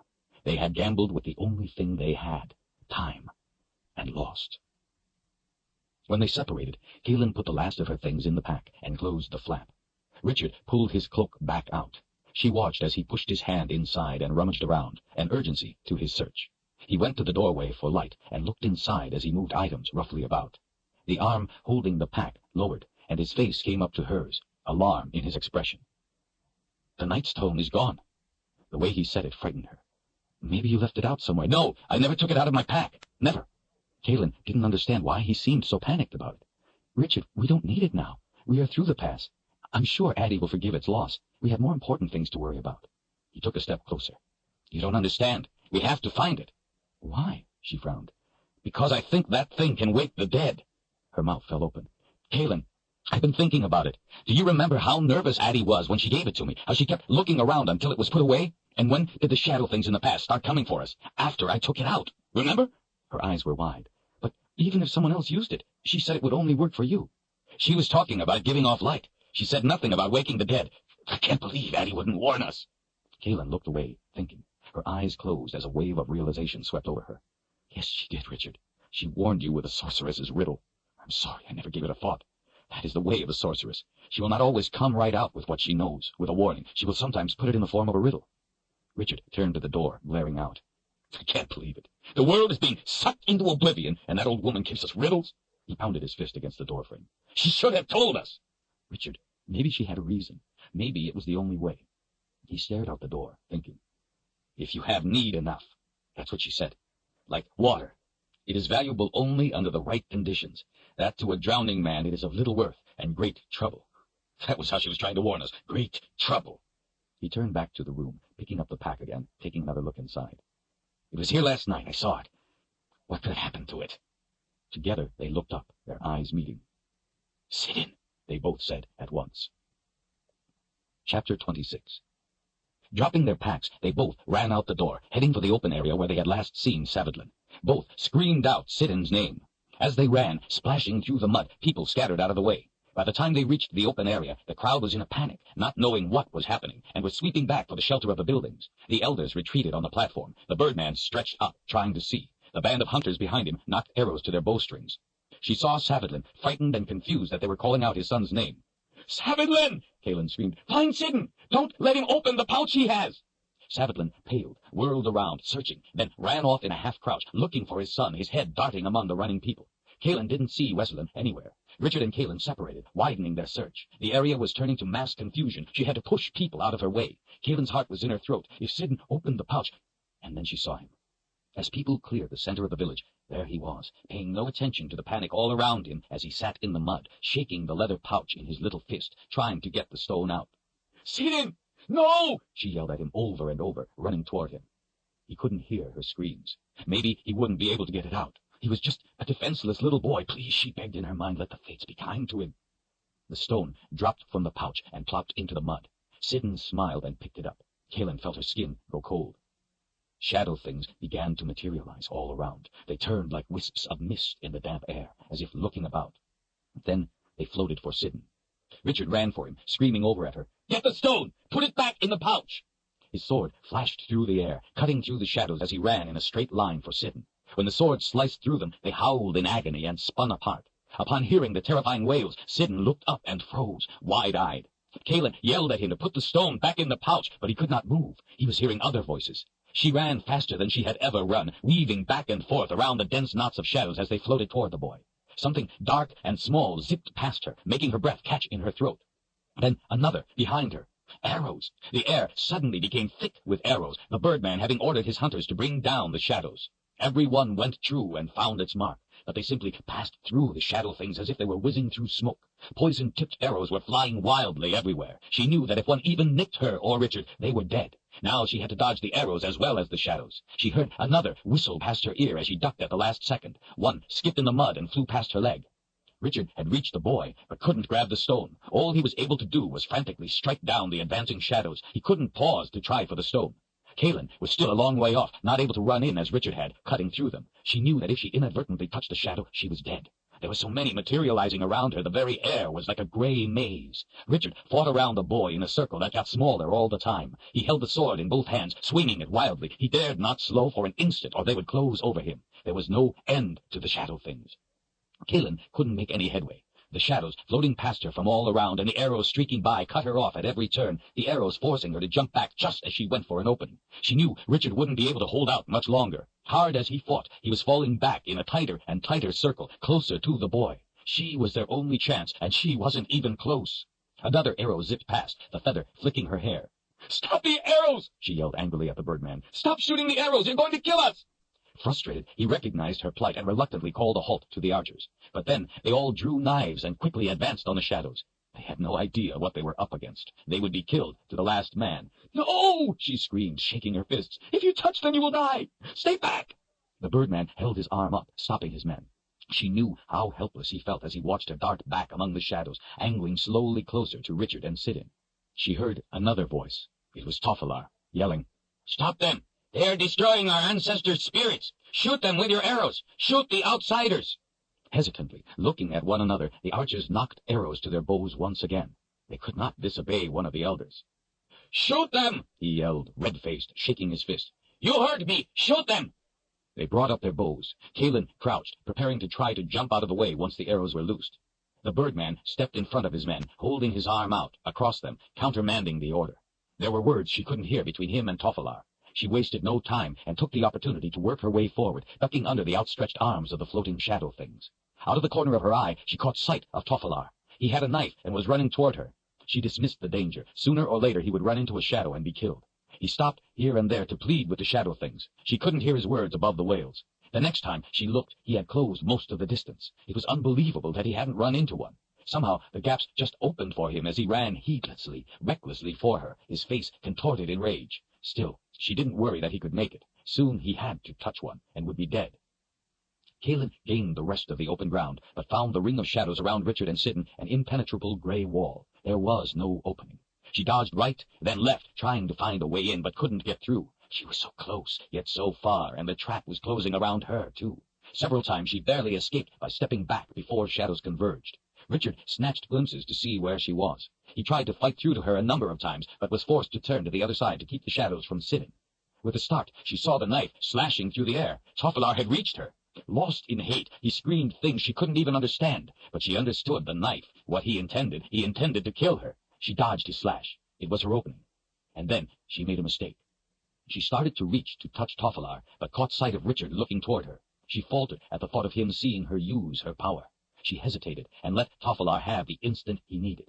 Richard screamed her name in warning, then turned to fight back the shadows from behind him. Tofalar's knife came up, hitting her right arm, deflecting off the bone.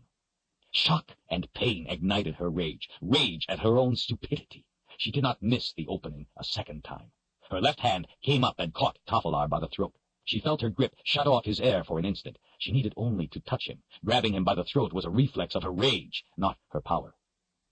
Though there were terrified screams and shouts coming from people all around, and the horrifying wails from the shadows Richard was destroying wholesale, her mind went suddenly quiet, calm. There was no sound in her head, only silence, the silence of what she was going to do. In the calm spark of an instant that to her twisted for an eternity, she saw the look of fear in Tofalar's eyes, the realization of his fate. She saw in his eyes his railing against that end, felt his muscles beginning to tense, to fight her, his hands starting the ever so slow, hopeless journey to her grip at his throat. But he had no chance, not the slightest glimmer. She was in control now. Time was hers. He was hers. She felt no pity, no remorse, only deadly calm. As she had done countless times before, in her calm, the mother confessor relaxed her restraint. Released at last, her power slammed into Tofalar's body. There was a hard impact to the air, thunder with no sound. Water in the puddles around her danced and flung muddy droplets into the air. Tofalar's eyes went wide. The muscles of his face went slack. His mouth fell open. "Mistress,"